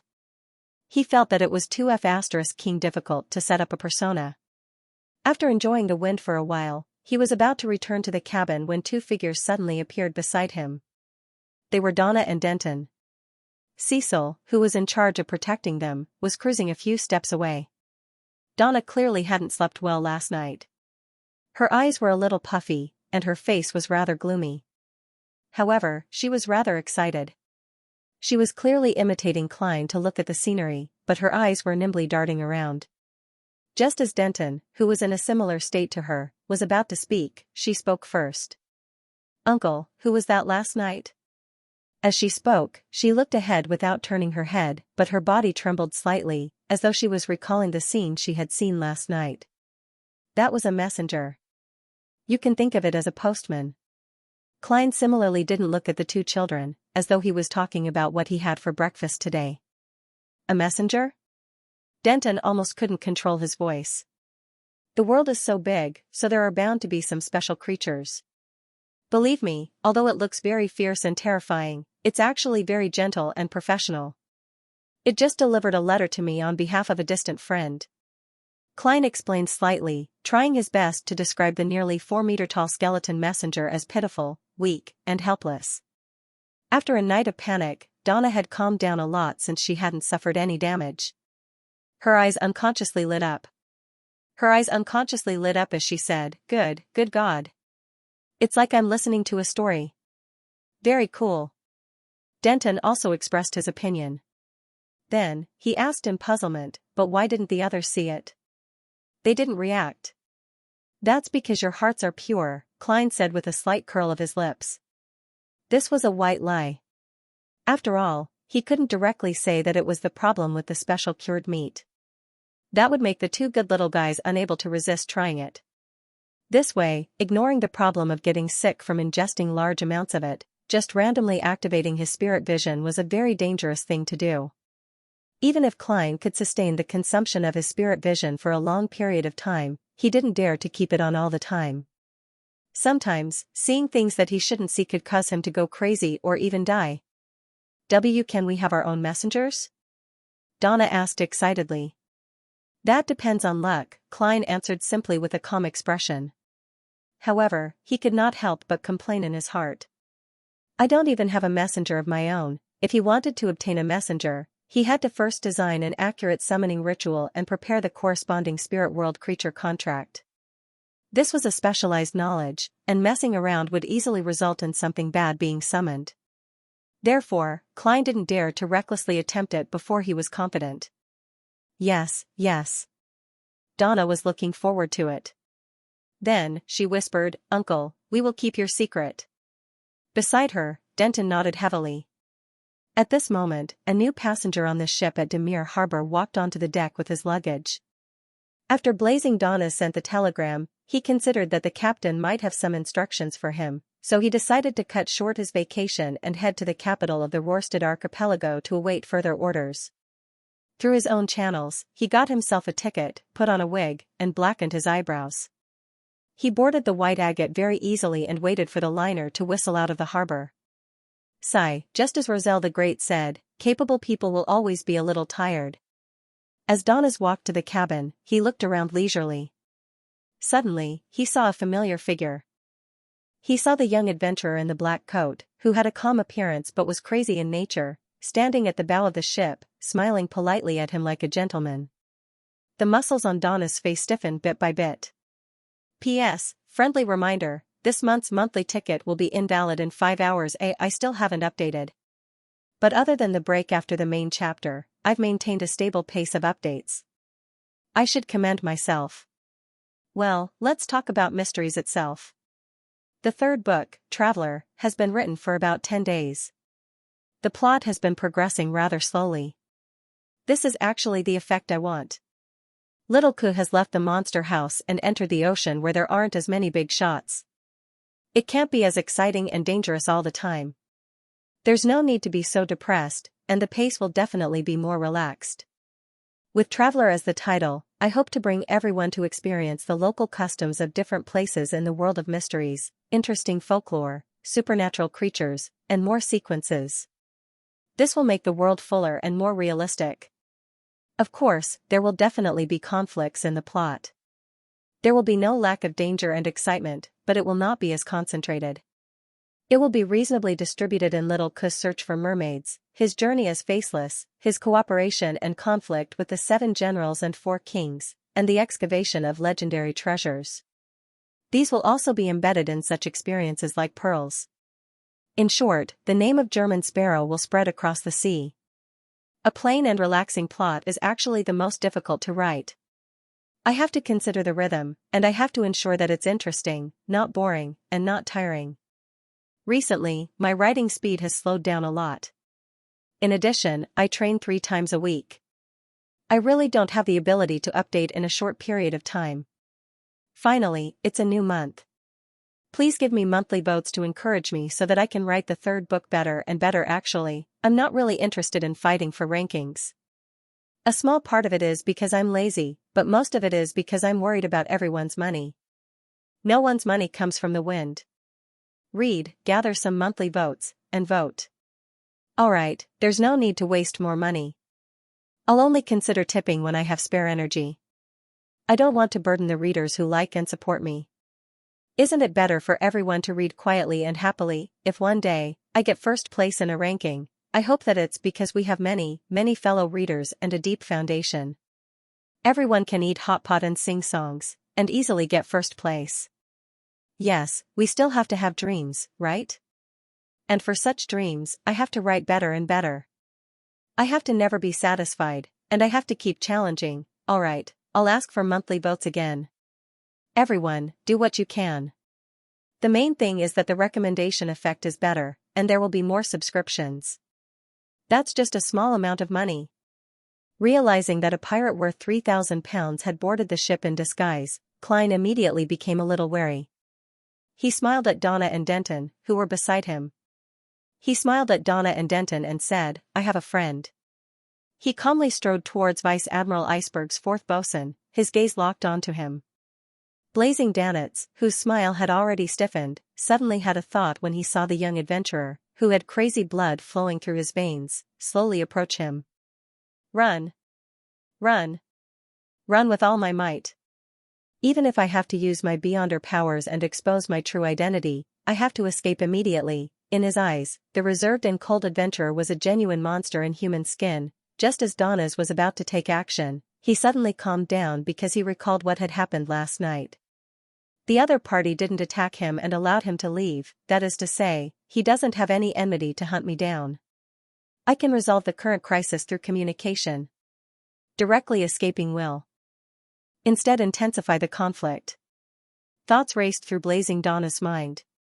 Relying on his rich experience, he forcefully controlled his legs and waited in a seemingly normal manner. Klein walked up to him step by step and revealed a smile. "Good morning, we meet again." That warm and polite smile made Danitz shiver inexplicably as he twitched the corners of his mouth. He twitched the corners of his mouth and said, "Good morning." Klein maintained his persona, his expression turning cold bit by bit. "Why are you boarding the ship?" To the Rorstad archipelago, Blazing Donnas, who could be considered a famous pirate, answered honestly. "Why are you going there?" Klein asked calmly. Donnas forced a smile and said, "Waiting for our captain's orders." "Wait for our captain's orders. There might be a mission for us. He'll probably chase me off the ship. No matter what, there's a potential risk for a pirate to board a passenger ship." After saying that, Donnas guessed the possible developments. This was a pretty good outcome for him. At most, he would just waste a ticket. Klein fell silent, so silent that Donna's hair stood on end. After 5 or 6 seconds, he spoke again. "Which cabin are you staying in?" "First class, room 312. Donnas raised the ticket in his hand to his eyes. He didn't dare to look down, afraid that the other party would take the opportunity to launch a sneak attack. Klein nodded indiscernibly. "Is there a servant's room?" "Yes." Blazing Donnas answered subconsciously, but he was at a loss. He didn't understand the meaning of the question at all. Then, he heard the other party say in a flat tone, as if he was ordering a subordinate. "You sleep there." "Huh? Where?" "I sleep in the servants' quarters." "Aren't you going to kick me off the boat?" Danitz was a little taken aback as he blurted out, why? Klein swept a glance at him and said indifferently, "You're not the only one." Hostage. Hostage? He's worried that I'm a spy on the ship so that the subsequent pirates can hijack the white agate, so he plans on using me as a hostage? Makes sense. If that's really the case, even if I'm kicked off the ship now, I won't be able to avoid the pirates' attack. It's better to take me as a hostage. It'll be easier to negotiate. *T, I hate this kind of arrogant and indifferent guy who can't speak human language the most. He always says one or two words or half a sentence, and I have to guess the rest myself. If it weren't for the fact that I can't beat him, I wouldn't even interact with such a guy. Why did I find his temper to my liking? I must be crazy. Donas gritted his teeth as he thought. All right. He exhaled helplessly. Go to your cabin. Klein maintained the perfect persona of a German sparrow. Phew. Blazing Donas carried his suitcase and reluctantly led the monster in human skin into the cabin. They arrived at the upper deck and arrived at room 312. After opening the door, Klein quickly scanned the room and felt that it was many times better than the second-class cabin. The living room was about 30 square meters, and it was connected to a master bedroom and 3 servant rooms. There was a separate bathroom, a standard wardrobe, and a mahogany desk. Donas put down his suitcase and looked at the servant room. He suddenly thought of a very important question. Are we just going to leave the master bedroom empty? Just as he said that, he already knew the answer. It's mine, Klein said with a refined smile. As expected, in order to watch over me. Donas felt depressed. Klein took 2 steps on the carpet in the room and pointed at the door. Follow me downstairs. Okay. Donas was somewhat confused, unsure of what the other party was up to. The adventurer and famous pirate team quickly arrived at the second-class cabin area and found Klein's original room. After opening the door, Klein didn't enter. He pointed inside and said to Donas, "Pack the things on the table." Pack the things on the table into the suitcase. What? Pack?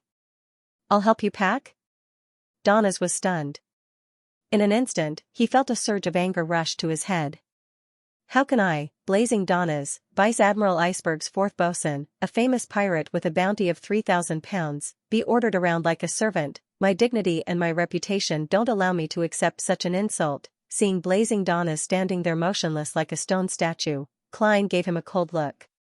Donas' body immediately trembled. He took a deep breath and replied with a smile that looked uglier than crying, "All right. All right." He bent his back and entered the room that wasn't considered high, and he quickly placed the items scattered outside into the suitcase. Without needing Klein's reminder, he placed them neatly, even more attentive than his own luggage. After doing all of this, he carried the suitcase and followed Klein upstairs.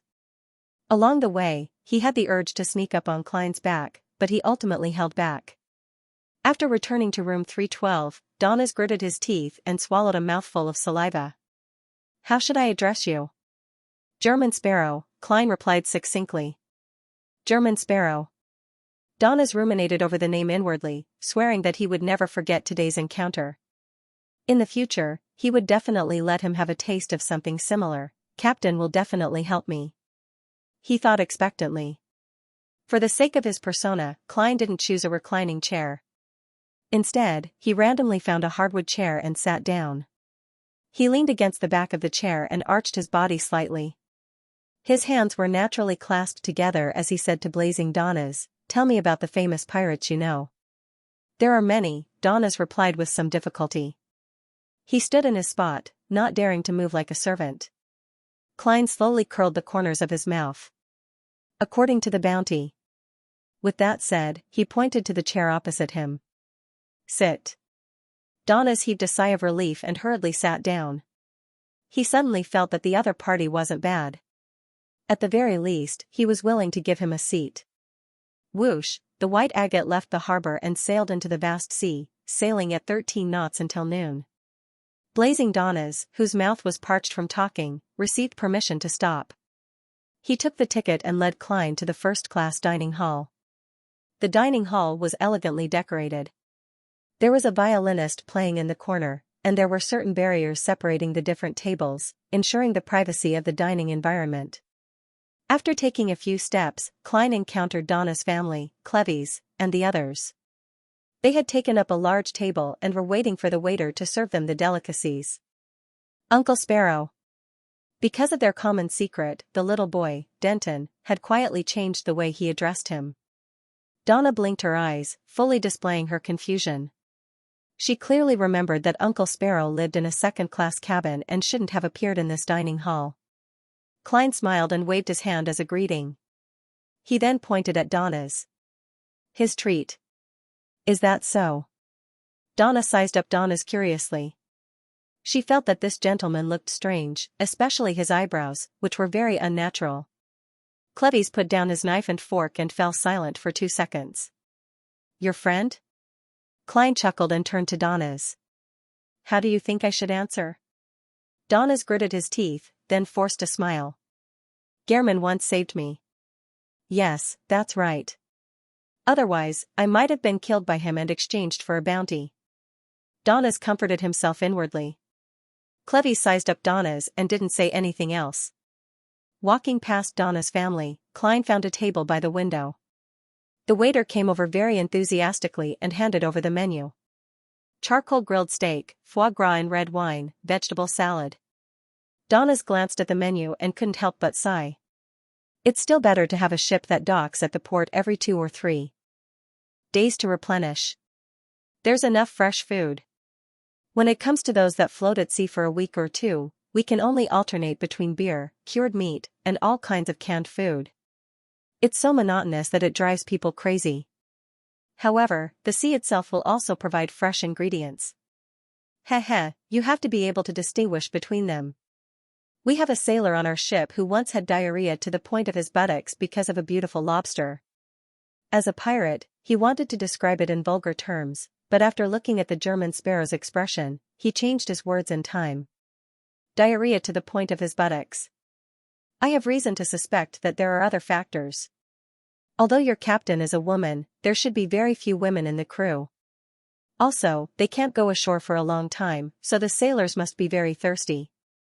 Klein criticized inwardly. He took the menu and scrolled down according to the price. All of these. Okay. The waiter's expression didn't change in the slightest. At this moment, Klein saw Captain Erland enter the restaurant and pass by, so he simply greeted him. When he turned around, he found that Blazing Donnas had already turned his head to look out the window, as if he was looking at the scenery. Does the captain know you? Klein asked in an almost declarative tone. Donnas laughed dryly. When he was the bosun of the William V, we fought with them. And I'm also considered a relatively famous pirate. At this point, Donnas thought of his current situation and suddenly felt a little melancholic, so he changed the topic. I've always wondered why the just Erland suddenly left the Navy. At that time, he was already an arbiter. A Beyonder was allowed to leave the fleet? Without needing Donna's explanation, Klein easily understood why he found it odd. In the Nighthawks, even the purely civilian staff were subject to strict restrictions. Normally, they would sign a lifelong confidentiality agreement when they left their jobs. They were not allowed to leave the Nighthawks' jurisdiction without approval. After obtaining approval to move to another city, they had to immediately register with the local church of Evernight. From such a rule, one could see the officials' attitude towards Beyonder powers and related matters. It was impossible for a Beyonder who had drunk the potion to leave the organization so easily. Klein clearly remembered that Miss Justice clearly had the means to become a Beyonder, but she wasn't willing to attempt it. The reason she gave was that she didn't want to lose her freedom. Similar thoughts flashed through his mind, but he didn't express them. This was because the polite but cold German sparrow wouldn't be interested in such rumors. So what? Klein looked at the cutlery on the table and calmly asked. Do you know how to chat? Blazing Donnas secretly took a deep breath and forced a smile. Haha, I just find it odd. We all suspect that he has joined MI9 and is monitoring the sea route as a captain. That's possible. Klein picked up the cup of water and took a sip. The dishes he had ordered began to be served according to their categories. The restaurant even gave him 2 cups of sweet, bubbling, pale golden aperitif. Klein didn't say another word and focused on enjoying the delicacies. He felt that this was indeed much better than the second-class restaurant. The melodious sound of a violin reverberated in the air, and the slight contact between the cutlery and porcelain plates could be heard. Outside the window, the blue and open sea rippled quietly. Everything seemed so beautiful. Just as Klein entered the dessert segment, a crew member ran in and rushed to Erland's table. "Captain, there's a pirate ship." He didn't hide his voice. Most of the passengers were shocked and stopped eating. Klein looked up, his eyes dark and cold as he looked at Donna's. Blazing Dannet stiffened for a second as he smiled bitterly and suppressed his voice. "If I say this has nothing to do with me, would you believe me?" Klein relaxed his eyelids that had almost twitched from his performance and slowly curled the corners of his mouth. "Guess. I guess you're a son of a bitch." Donna's was furious and almost cursed out loud. He maintained his smile. "Your wisdom is enough to judge everything." At this moment, Erland had already quickly asked about the situation. He stood up and said to the flustered first-class passengers, "Captain, there's only one pirate ship. We have enough power to deal with it. Ladies and gentlemen, please return to your rooms in an orderly manner and await the arrival of good news. Believe me, the damage caused by the chaos far outweighs the pirate attack.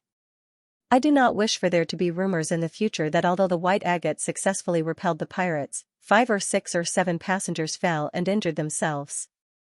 Under his arrangements, Donna and the others left the dining hall and returned to their cabins, including Klein and Blazing Donna's. "I thought you would temporarily take over the White Agate and strive to prevent any damage to the ship." In room 312, Donna's closed the door and asked with the mindset of watching a drama. To be able to immediately throw out an olive branch after discovering a suitable candidate and talk about his principles and treatment was enough to show that he was an extroverted bosun who was willing to talk. Klein glanced at him, walked to the window, and looked out. He saw a large ship with a Red Skull flag sailing towards them. It had a chimney and sails. "Do you know them?" Klein stood behind the thick glass window with his hands in his pockets. Donna's came diagonally behind him and looked out for 2 seconds. "The Red Skull Pirates, a small to medium-sized faction. The captain is Seawolf Johnson with a bounty of £900. The first mate is One-Eyed Anderson with a bounty of £500. In the world of pirates, bounties were an important reference for status and identity. Considering that he didn't have good underwater mobility at the moment, and allowing pirates to board the ship could easily cause casualties to innocent people, Klein was silent for a few seconds. "Do they know you?" "Of course." Donna's instantly straightened his back. "They are qualified to participate in the gathering of pirates. I once kicked their butts." As expected of a famous pirate with a bounty of £3,000. Klein asked again with an unchanged expression. "Do they have binoculars?" "This is a necessary item. Even if we control the ship, there will be sailors standing on the lookout deck.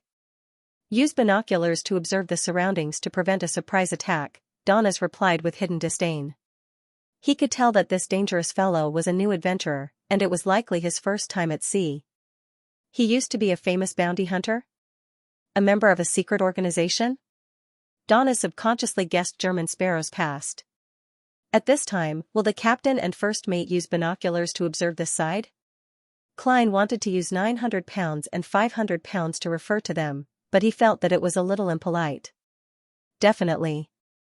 They must always grasp the situation of the target they are plundering," replied Donna's, slightly confused.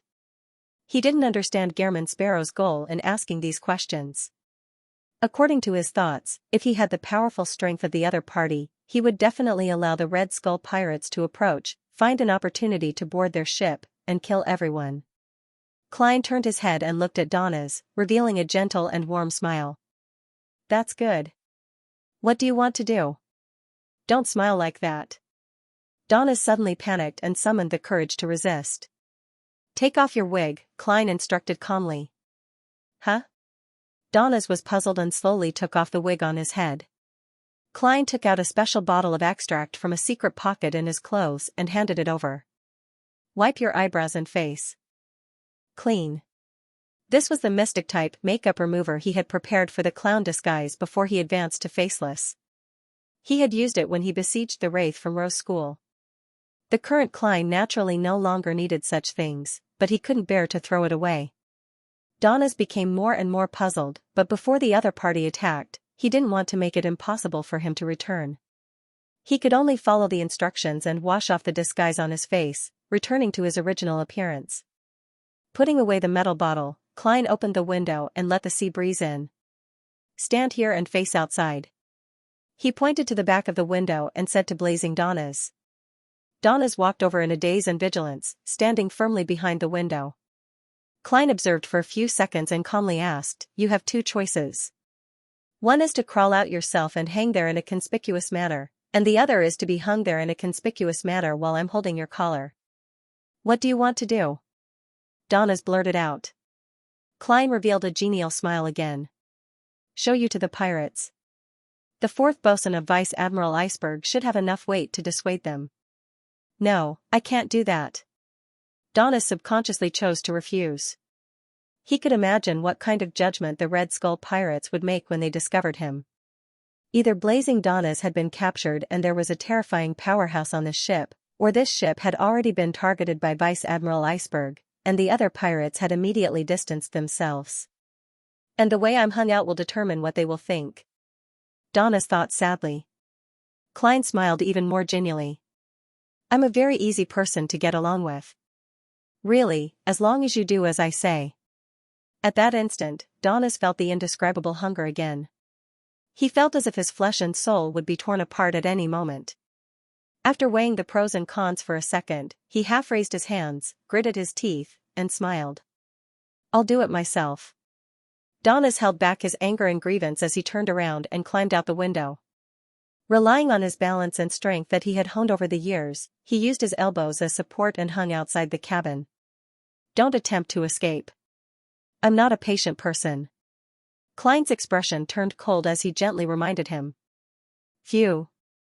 Donis resisted the urge to release his elbows and jump down. On the pirate ship in the distance, the crew member in charge of observing the white agate sent a message to Seawolf Johansson. "Boss, there's a strange fellow hanging outside the window." Johansson was taken aback for a second as he raised his binoculars and held them in front of him. He quickly discovered the strange fellow that his subordinate was referring to because his position was just too conspicuous. Isn't this Blazing Donis?" Johansson's eyebrows twitched as he recognized him. Why would he appear on the white agate? What's the meaning of him hanging outside? Is this Vice Admiral Iceberg's prey? After a series of questions, Seawolf made a judgment. He raised his right hand and said, "Everyone, take note. Everyone, stay away from this area immediately." Inside room 305, Cleves gripped his revolver tightly and stood by the window to prevent a possible boarding battle. Donna's family was a little afraid and didn't return to their respective bedrooms. Instead, they sat in the living room, waiting for the bombardment to begin. Cecil and the other bodyguard, Teague, stood guard by their side, fully on guard. At that moment, Cleves's slightly aged eyes revealed a puzzled look. After a few minutes, he took a step back, lowered his gun, and said to everyone, "The pirates have left." What? This development surprised and puzzled Branch and the others. They had no idea what the pirates were thinking. Room 312. Blazing Donis crawled back and snorted uncontrollably. "You're using our captain's reputation to your advantage. She hates this kind of thing. Just wait to be taught a lesson by Vice Admiral Iceberg." Donis thought angrily. Klein listened quietly and asked thoughtfully, "What's the matter?" "I remember her bounty in Rouen was 26,000 pounds. This lunatic." Donis couldn't find the words to respond. "Captain, the Red Skull has escaped." A sailor rushed into the captain's cabin. "Escaped?" Erland raised his monocular and looked at the calm sea in puzzlement, just in time to see the Red Skull disappear into the horizon. He frowned, completely at a loss as to why such a development had occurred. From his point of view, the armed forces of the White Agate definitely wouldn't be able to directly scare off the Red Skull pirates. Both sides would definitely circle around dozens of times and fire multiple volleys. Only then would the other party feel that they couldn't take down this tough nut and not dare to engage in a prolonged battle. Thus, they would rationally retreat. Could it be that the Red Skull was just passing by and had no intention of plundering? However, if they weren't plundering, why would they enter this sea route? This is the place where naval fleets and the church's ships are most likely to block.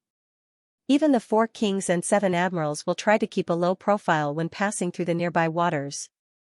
Erland was filled with doubts and felt that things weren't that simple. Caution prevents disaster. I can't be careless. Erland put away his yellowish-brown monocular and paced back and forth. He half raised his hand and said to the navigator, "Stop at Bansi Harbor tonight. Report the encounter with the pirates to the Navy and the church." According to the normal plan, the White Agate's next stop would be Tiana Harbor. It would take about 3 more days to reach it at a speed of 13 knots. After leaving Tiana Harbor, it would reach its final destination, the capital of the Rorstad archipelago, the city of generosity, Byam. There was an even faster way to sail from Pritz Harbor to Byam, and that was to make only one stop, at Bansi Harbor, which was 120 nautical miles from Demir Harbor. Has the Red Skull really left? Donna's father, Erty Branch, walked to the window and looked into the distance. Cleves nodded calmly. Yes. Just as he said that, a sailor's shout came from outside. Danger averted. Danger averted. Upon hearing the official confirmation, Donna and Denton finally relaxed. They had the courage to approach the window and observe the situation outside. Are the Red Skull pirates very powerful? Donna widened her eyes as she searched for a ship that had already left. Very powerful. Cleves gave his answer. How powerful? Denton immediately asked. On the other side, the bodyguard, Digger, tidied his hair and chuckled.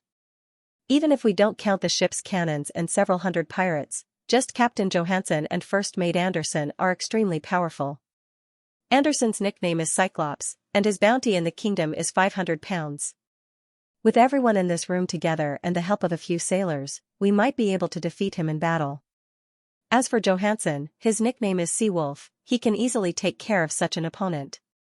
If they board the ship, Seawolf will be unstoppable. His bounty is 900 pounds, close to 1,000 pounds. Is that a lot?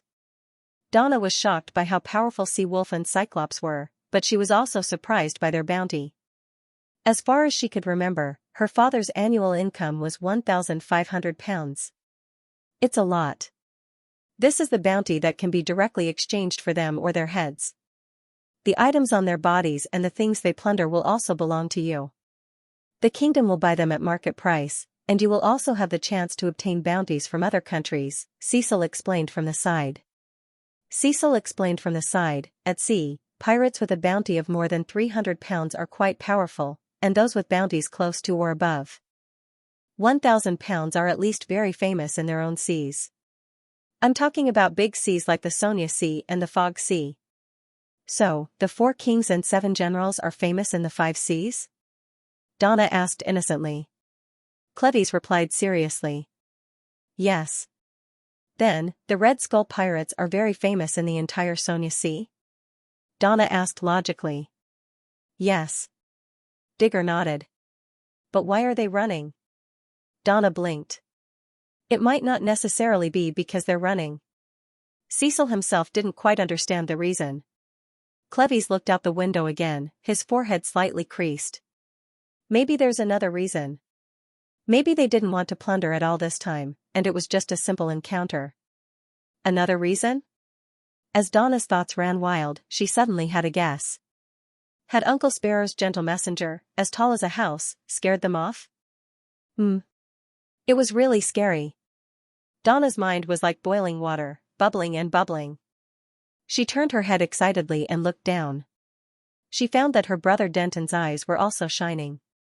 Both of them pursed their lips at the same time and immediately understood that the other party was thinking about the same thing as them. Let's go out for some fresh air. It's on this floor. Donna found an excuse and pulled her brother out of room 305. Outside, Denton suppressed his voice and said, "Are we going to find Uncle Sparrow?" "Correct." Donna smiled energetically. "I saw him enter 312 earlier. In room 312. Without mentioning Vice Admiral Iceberg, Blazing Donnas looked back at the Red Skull, which had turned its bow around. They must have been frightened by the declaration of the Navy's cannons and the news of the destruction of the pirate groups. They actually took the risk to enter this channel to plunder, hoping to earn enough money to leave the sea. Heh, so what if they have cannons? The Navy and the Church have many powerful things, and they've always existed. They haven't caused a situation where they can't continue being pirates. If we can't beat them head-on, we can always escape, right? They can't possibly be escorting those merchant ships all the time, right? I know that ironclad warships are getting bigger and bigger, and the steam turbines installed will also get more and more powerful. Their speed will one day exceed 18 knots or 20 knots. Once we're chased by them, we can only wait to be caught up. But the sea is so vast, and even if thousands of ships are thrown into it, they won't be able to fill a corner. There are still many, many unexplored seas by humans. Although it's dangerous to hide in those places after doing something, there are also opportunities. This fellow is indeed the talkative type. Don't you think a crazy adventurer wouldn't care about such things? Klein retracted his gaze and scanned the room. His gaze finally fell on his leather suitcase, and then he raised his chin at it. Wash the dirty clothes inside. Donas, who was about to give a long speech, froze. He wished he could set the entire ship on fire. He felt that his anger was like a gush of steam, pushing against the floodgates of reason. Donas opened his mouth, took a breath, opened his mouth again, and took another breath. His flushed face eased, and he asked without a smile, "Is it everything?" "Just the dirty ones." "Just brush the coat." "Just the dirty ones." "Just brush the coat." Klein was almost amused by the other party's act of suppressing his anger.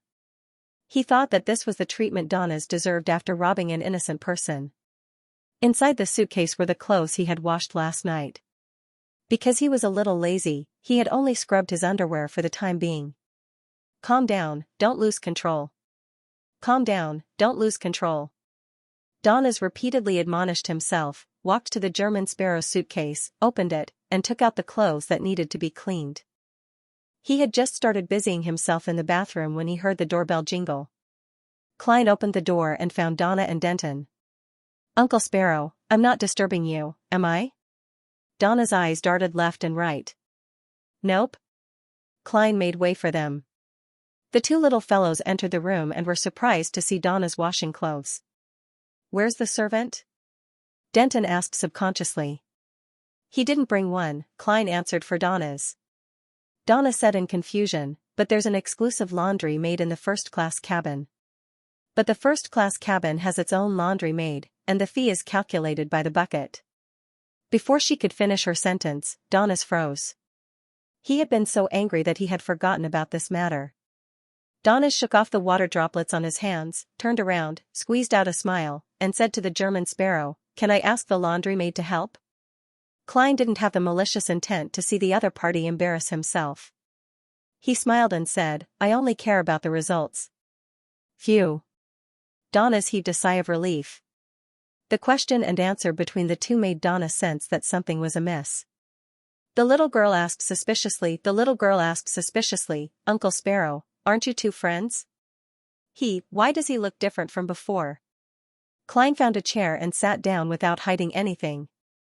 "To be precise, he is my prisoner of war." "Prisoners of war?"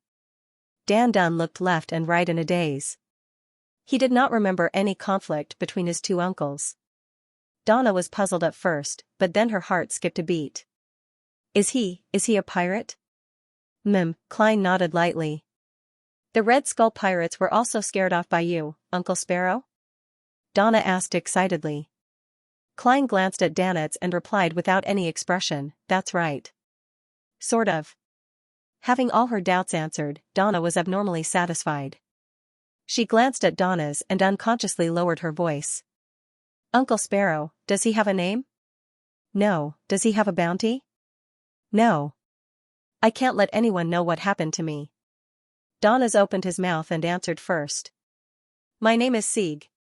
At this moment, Klein said lightly, "That's right. Donna's."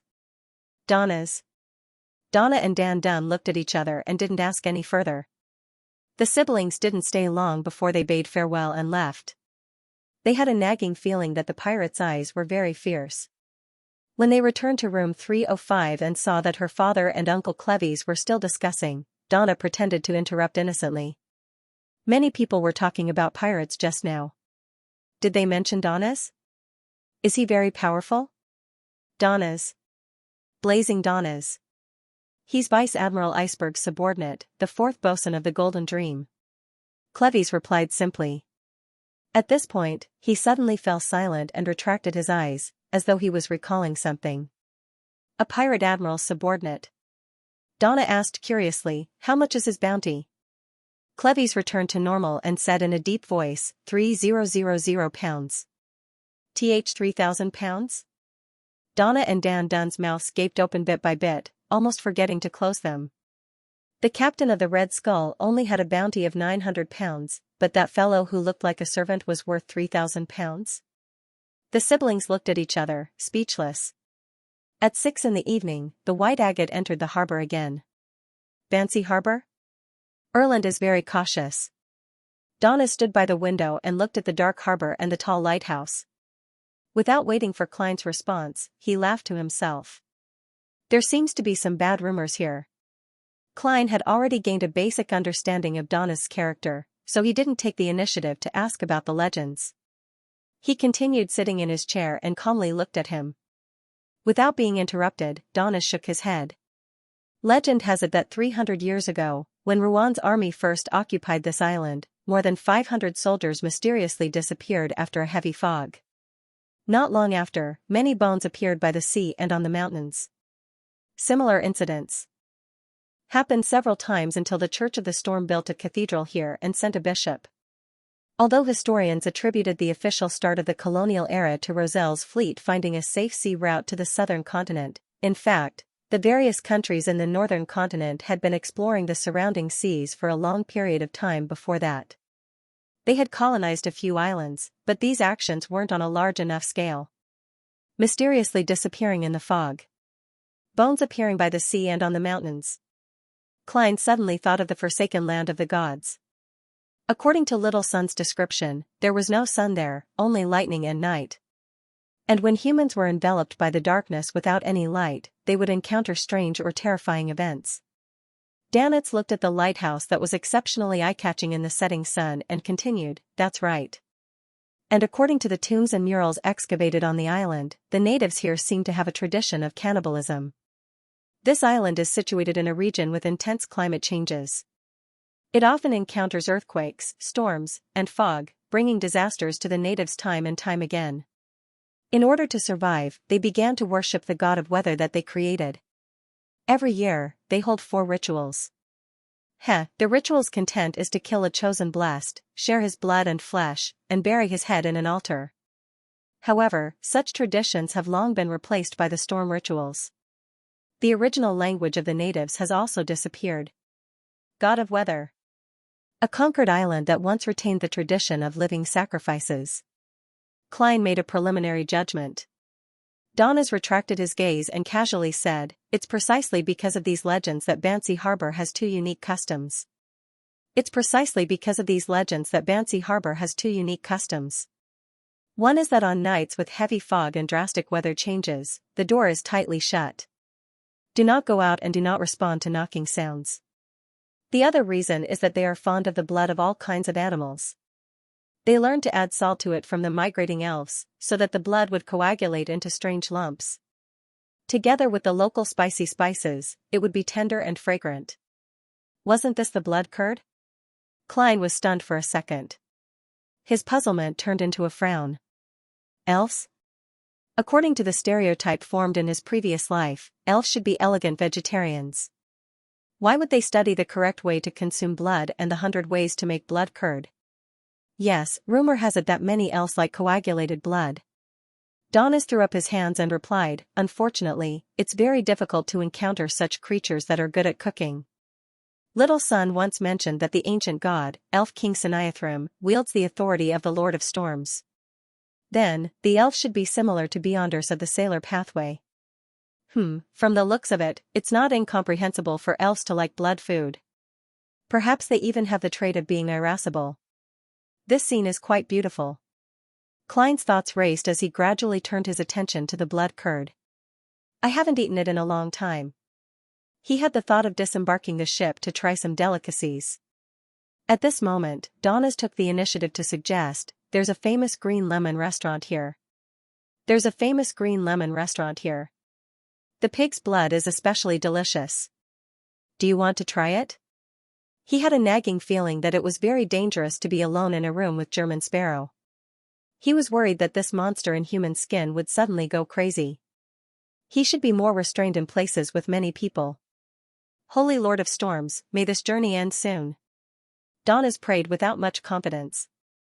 As a pirate, he also believed in the Lord of Storms, but he lacked sufficient respect for the church. Upon hearing Blazing's suggestion, Klein, who was already interested, felt his heart palpitate. However, the legends and customs that Blazing mentioned made him feel a little uncomfortable. Therefore, he took out a gold coin and did a divination in front of Donna's. The result was that there was no hidden danger in Bansi Harbor for him. Klein looked at the gold coin in his palm and didn't move his eyes away for a few seconds, still feeling uneasy. When Donna saw this scene, he suddenly realized that the monster in front of him was good at divination. Even if I sneak away, I'll be easily found. Blazing felt depressed as a faint sense of sorrow welled up in his heart. Just as he composed himself, Klein suddenly stood up and walked to the washroom. Before closing the door, Klein turned his head with a deadpan expression. "You can take this opportunity to escape." With that said, Klein slammed the washroom door. Donnas opened and clenched his fists, took 2 steps towards the door, and finally stopped. The unknown was the most terrifying. Before figuring out what other beyonder powers the German Sparrow had, he didn't dare to take the risk of intensifying the conflict. At least he's kind and didn't hurt me physically. When I reach by him, he'll probably let me go. The thought of being lucky occupied Donna's mind. In the washroom, Klein took out a paper figurine, disguised himself, and took 4 steps counterclockwise to go above the gray fog. He sat at the end of the long bronze table, took off the spirit pendulum on his left wrist, and wrote the corresponding divination statement, "There are hidden dangers in Bansi Harbor." He lowered his spirit pendulum and got into a good posture.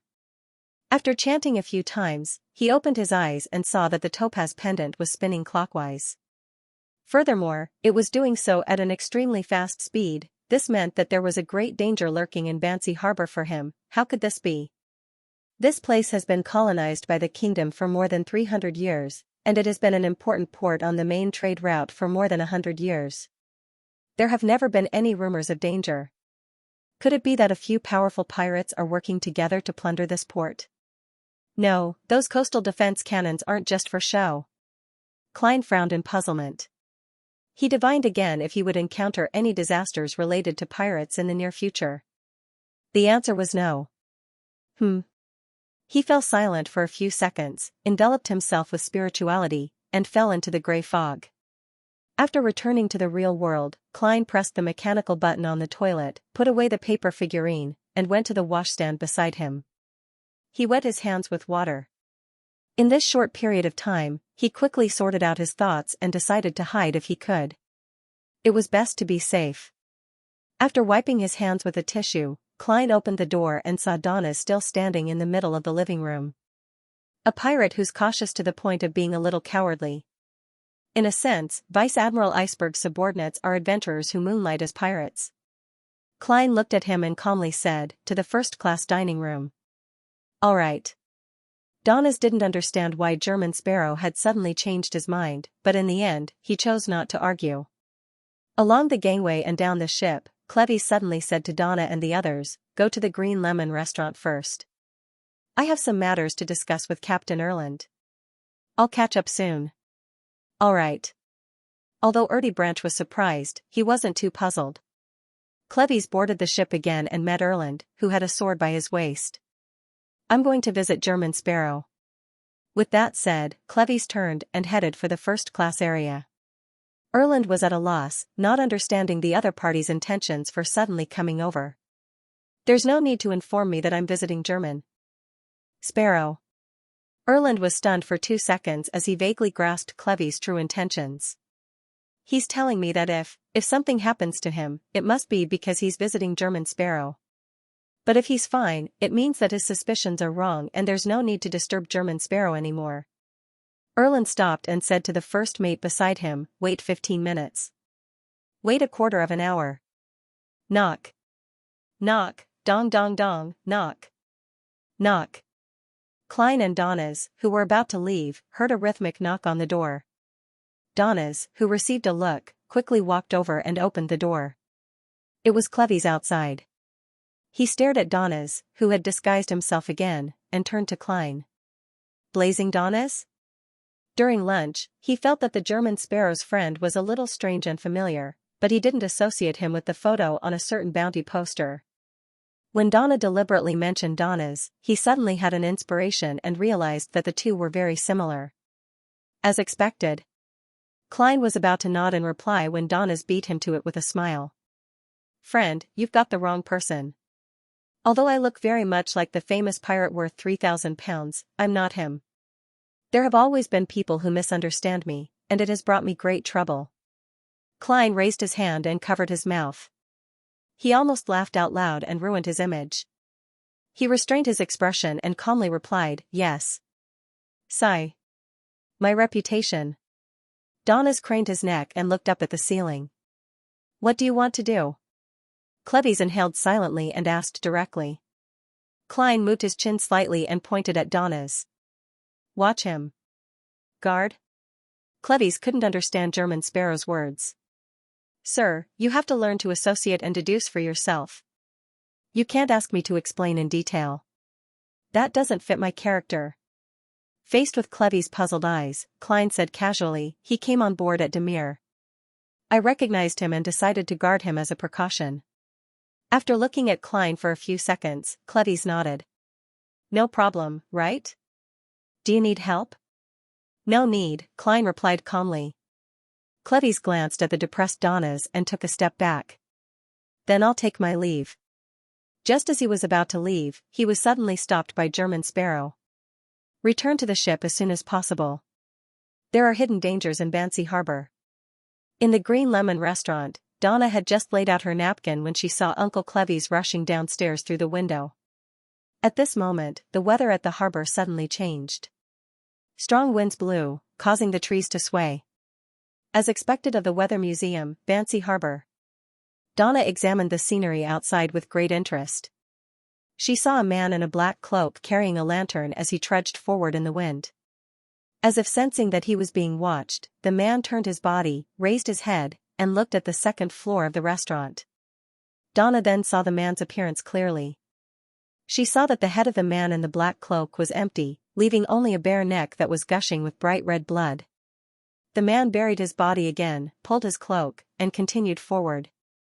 Donna's body jerked back, her pupils constricting violently. Her mouth was half open, and the scream was already at the tip of her lips. If she hadn't seen the messenger before, she definitely wouldn't have been able to control herself. She would have staggered to her feet in horror, not caring if the tables and chairs would topple over. Fortunately, she was no longer the little girl who didn't know anything about the sea when she first boarded the White Agate. Her voice only sharpened slightly as she pointed outside the window and stammered, There's a zombie. A headless zombie." She used the most common zombie in folklore to describe the terrifying thing she had just seen. Cecil stood up and took 2 steps to Donna's side.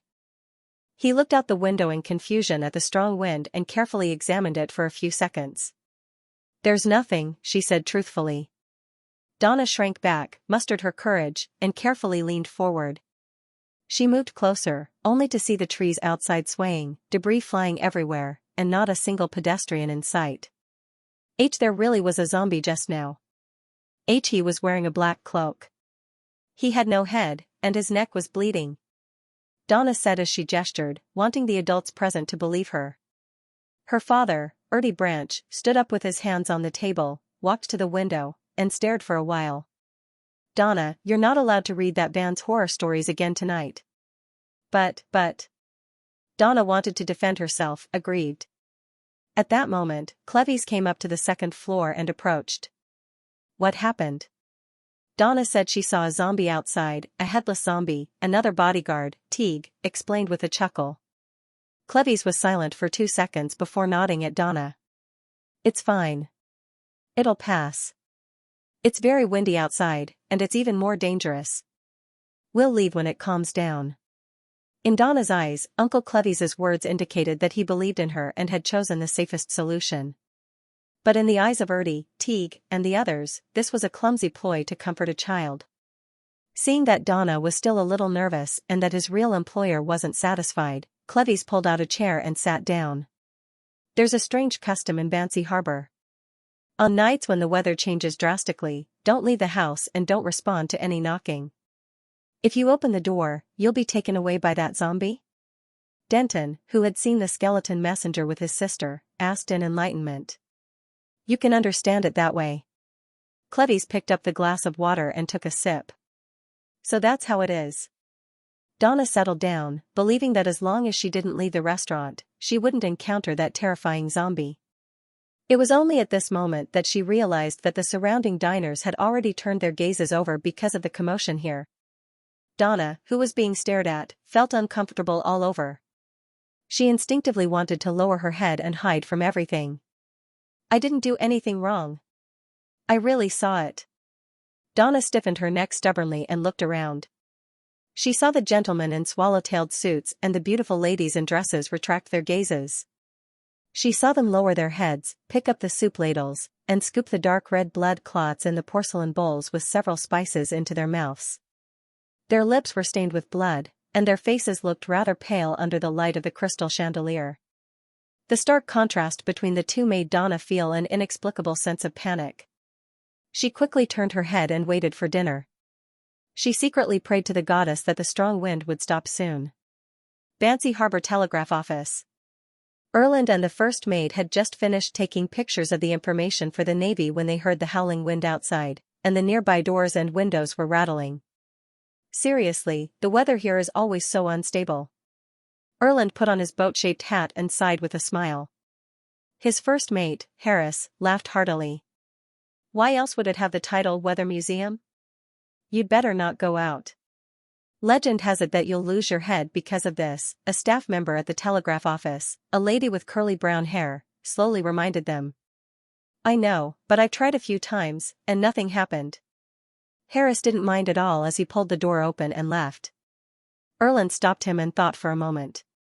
It's fine to go to the cathedral next door, right? Your telegraph office should be closing soon, right? No problem. The lady with curly brown hair was still as slow as ever. Erland nodded and opened the telegraph office's door.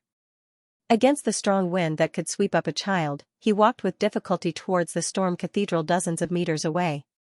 The first mate, Harris, pressed down on his hat and followed beside the captain, as though he wanted to express the thought of rushing straight back to the white agate. But the moment he opened his mouth, the strong wind poured into his mouth, and all his voice was stuffed back. After stammering for a while, he wisely shut his mouth and stopped making an obviously unrealistic suggestion. There was still 15 minutes before 7, so it could only be considered evening. The door to the storm cathedral was still open, facing the believers. The strong wind became much gentler when it came here. At the very least, Erland and Harris didn't need to worry that their hats would abandon them at any moment. After entering the cathedral and walking down the dark and strict aisle, the two of them stepped into the prayer hall. They saw a man in a dark blue priest robe sitting in the front row, quietly looking at the huge storm's sacred emblem on the altar that was formed from the symbols of wind, waves, and lightning. Erland smiled as he approached and patted the familiar figure on the shoulder. Jess, where's your bishop? After being patted, the priest's head clearly shook. Then, it fell forward and fell to the ground with a thud, rolling continuously. Blood gushed out from the priest's neck like a fountain, drenching Erland's face. A cold and wet feeling entered his heart, and the bright red color blinded Erland's eyes. All that was left in his vision was the blood-red world, as well as the head that had finally stopped rolling and was looking up with its eyes in a daze. At 7:15, when Klein and Donnas came out of the first-class dining hall, they realized that the strong wind that had rocked the ship had calmed down significantly.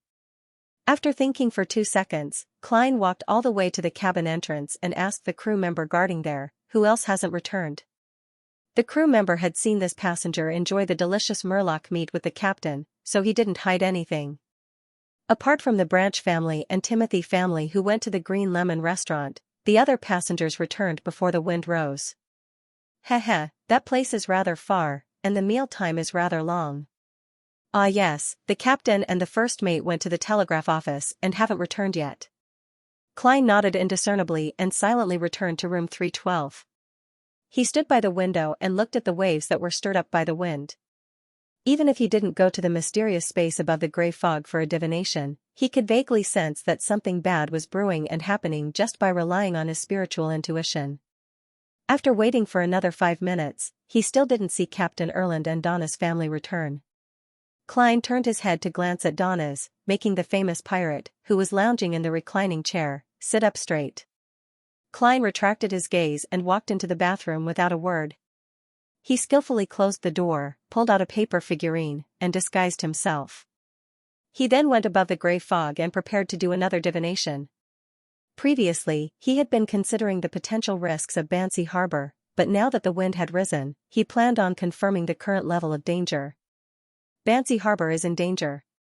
Klein held the spirit pendulum and chanted softly. After repeating it over and over again, he opened his eyes and discovered that although the topaz pendant was spinning clockwise, it wasn't very fast.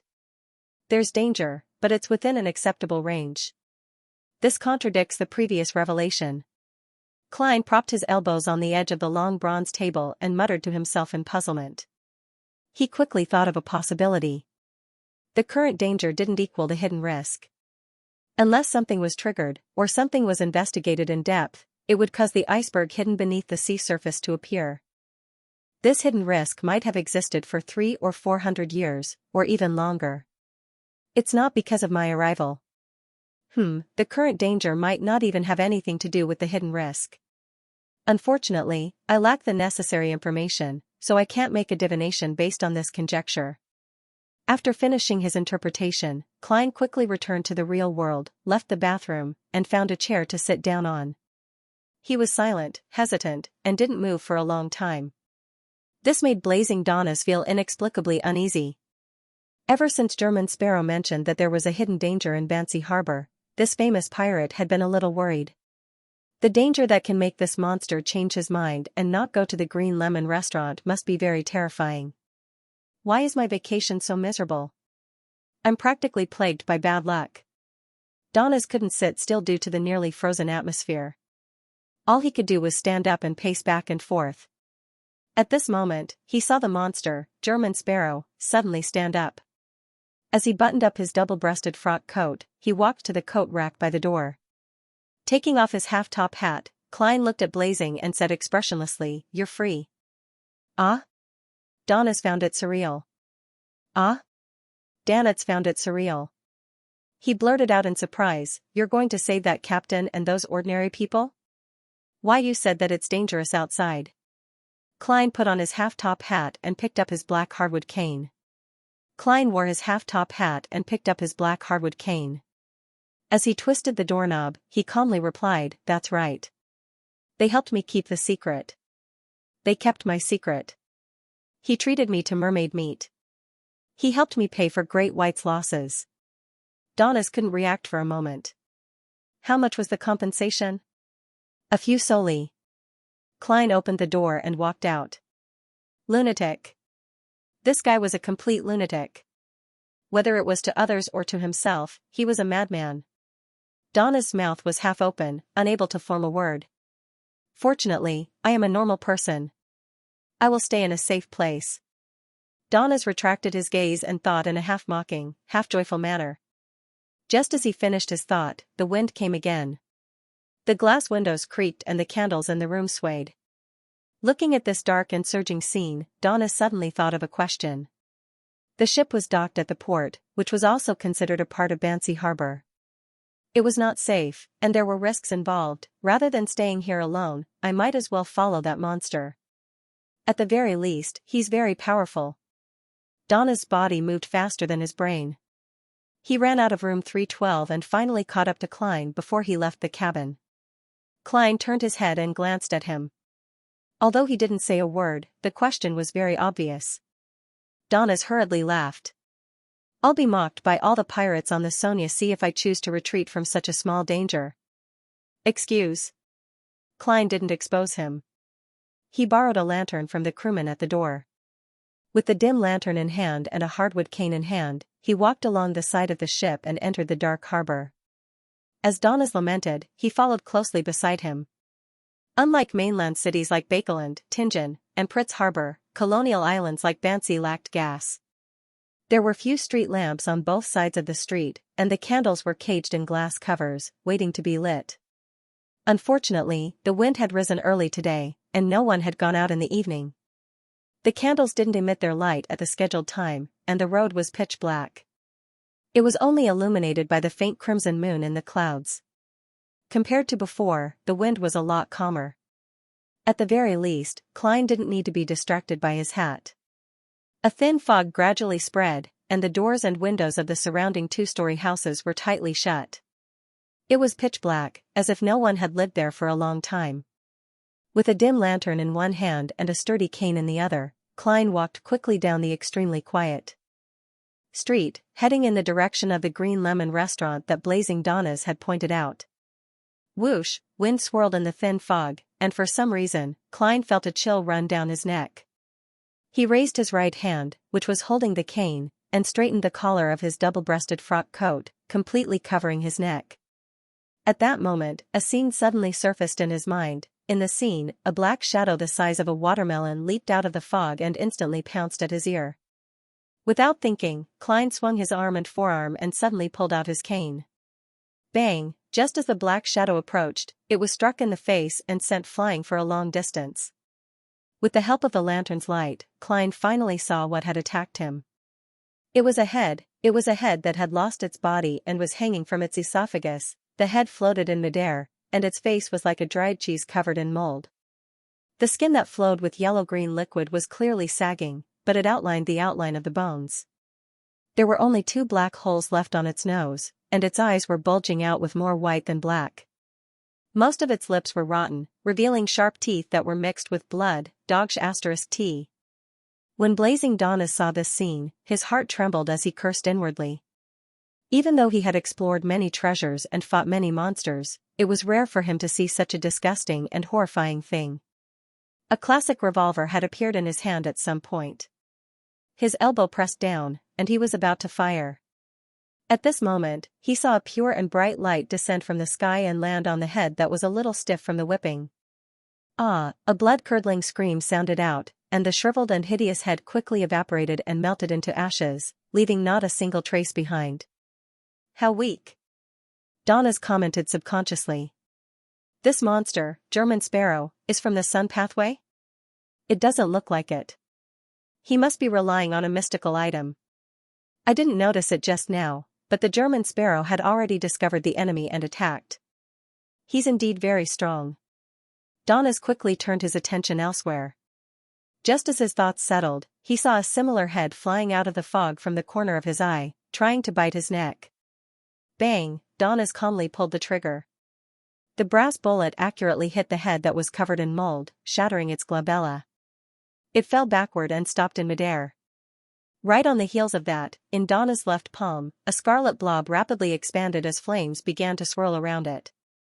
He leaned forward, dragged his arm, and threw the blob of flames, causing it to slam into the stiff head.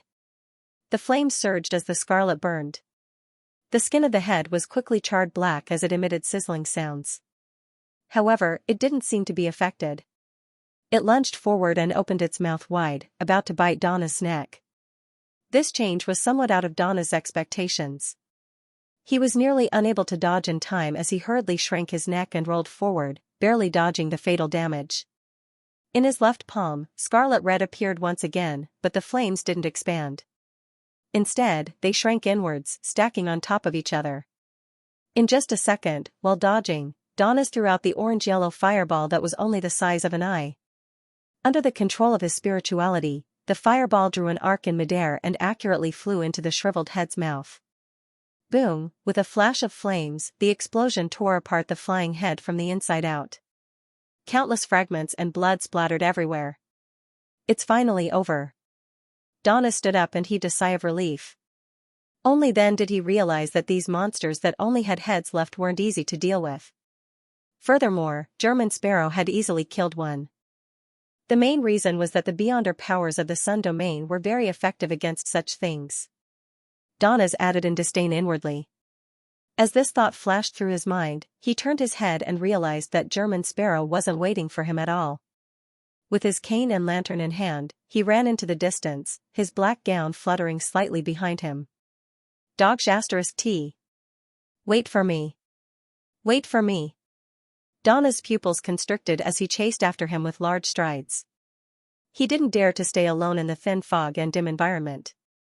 Inside the Green Lemon restaurant, Donna looked at the white porcelain bowl in front of her and the dark red blood clots in it.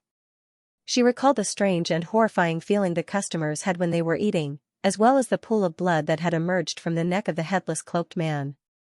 Her throat squirmed, and she nearly vomited. Donna decided to give up on this delicacy, even though the strong fragrance had already entered her nose. She casually ate some salad and mashed potatoes and waited for the wind to stop. She felt that the clock on the wall was ticking very slowly. As time passed, table after table of customers paid their bills and left the second floor.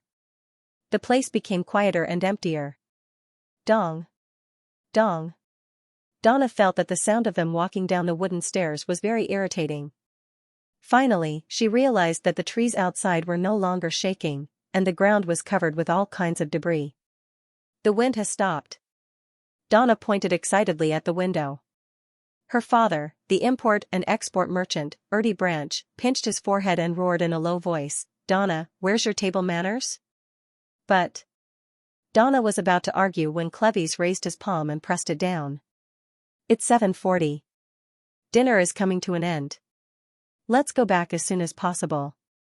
There are many bad rumors about nighttime in Bansi Harbor." Every merchant who relied on the sea for a living was more or less superstitious, especially when it came to folklore and legends. Therefore, Erdie pondered for a moment and agreed to Clevis's suggestion. He quickly paid the bill and led his family and bodyguards down to the first floor. Clevis was about to open the door to explore when a creaking sound came from the room next to him. Donna nearly screamed in fright as she gripped her brother's hand tightly. A figure walked out, glanced at them, and said calmly, "It's foggy. It's best not to go out." The figure wore a black tuxedo without a hat, and a pair of glasses on the bridge of his nose. His face was fleshy and almost round. "Mr. Fox, what are you trying to say?" Clevis recognized him as the owner of the Green Lemon restaurant. Fox said expressionlessly, "In Bansi, it's best not to go out at night when the fog and the weather changes drastically. Don't answer the knock on the door, or else, something bad might happen. Someone has already left ahead." The more Donna listened, the more afraid she became as she emphasized loudly. Fox pointed at the rooms on the first floor. They chose to stay the night. Creak. Clang, as soon as Fox finished speaking, doors opened one by one. The gentlemen and ladies from before came to the door and quietly watched Donna's family as they tried to leave. "Maybe we should respect the customs here," Erdie Branch said after some deliberation. "Staying here for one night won't prevent us from boarding the ship." According to Clevy's original experience, he should have listened to Fox's suggestion and stayed at Green Lemon restaurant, but he thought of German Sparrow's warning. It was a warning from a powerful adventurer who could guard blazing Donnas. "There's a hidden danger in Bansi Harbor. I didn't specify whether it's indoors or outdoors." Clevis quickly made a decision and said to Erdie, "Mr. Branch, please believe in my professionalism." "Yeah, I've seen a lot of folk customs, but none of them have any practical use," another bodyguard, Digger, echoed. Before he could finish his sentence, there was a sudden knocking sound from the restaurant's door, and a series of screams could be heard in the distance. "Look, there's a knocking sound." "Don't respond," Fox said unhurriedly. Erdie's heart trembled, and he was about to choose to stay the night. Donna looked at the gentlemen and ladies standing at their respective doors and felt that their gazes were indescribably strange. "No, we have to go back," the little girl emphasized, almost screaming. Clevis also felt the indescribable pressure and coldness that seeped out from within his bones, and he emphasized his opinion once again. "If there's a problem, staying here will be more dangerous. There are cannons on this ship, and there are sailors with guns and knives." This reason convinced Erdie, and he gestured for Clevis to open the door. Clevis waited for the knocking sound to subside, then held his gun in one hand and pulled back with the other to open the door. Outside, the wind was low, and the darkness was deep. fog filled the air, as if there were many monsters hidden inside. Donna pulled her brother Denton, hid behind Cecil, and left the restaurant step by step. Clang, the restaurant's door suddenly closed, making it impossible for them to return. At this moment, they were like ships in a storm, and they were the only ones left in the world. Cleves walked in front with the lantern in hand. Suddenly, he saw something fly over, hit the ground, and roll a few times. Donna and the others subconsciously looked over and immediately let out cries of horror. It was a shriveled, moldy head. Then, they saw light. Light descended from the sky, and the disgusting head melted away. This? Erdy and the others swallowed their saliva with difficulty, their bodies trembling. At that moment, they saw a dim yellow light approaching from the depths of the fog. It was a figure carrying a lantern. He wore a neat half-top hat and a double-breasted frock coat that was the same color as the night. His face was well-defined, and there was an obvious sharpness amidst his coldness. "Uncle Sparrow!" Donna and Denton blurted out. They felt that their hearts had become calm and steady. Klein threw the lantern to Danitz beside him and walked over with his cane in hand. He calmly said to Cleves and the others, "We're here. Go to the telegraph office first." "Where's the Timothy family?" "Timothy? They're still in the restaurant." Erdy Branch subconsciously replied. Then, he pointed to the spot where the moldy head had been purified and asked anxiously, "What was that just now?" Klein, who maintained his German Sparrow persona, didn't answer. He glanced at Donna's, walked past Donna's family, and walked to the tightly shut door of the Green Lemon restaurant. Blazing Donna's held the lantern, feeling much more relaxed because he had finally completed a goal. He straightened his back, looked at Erdy and the others, and chuckled. "You don't need to care about what it is. Just remember that it's a monster that will hurt you."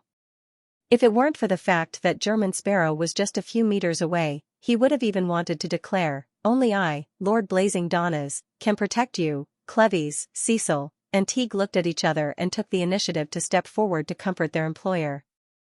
"We'll ask when we return to the White Agate." Frankly speaking, the three bodyguards had all been adventurers for a period of time, but their understanding of monsters was still stuck at the level of folklore and drunken words of their peers. At this moment, they couldn't help but feel like they were dreaming. But to them, since they had seen creatures like murlocs, other things weren't too hard to accept. At most, they were a little uglier and a little more unique than murlocs. With this in mind, their hearts calmed down a lot, and the guns in their hands seemed to have regained their strength. However, the pure light that descended from the sky still exceeded the scope of their understanding.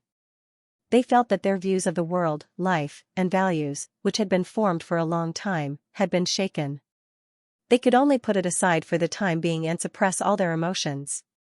Klein stopped at the entrance of the Green Lemon restaurant, raised his right hand, and knocked with his fingers.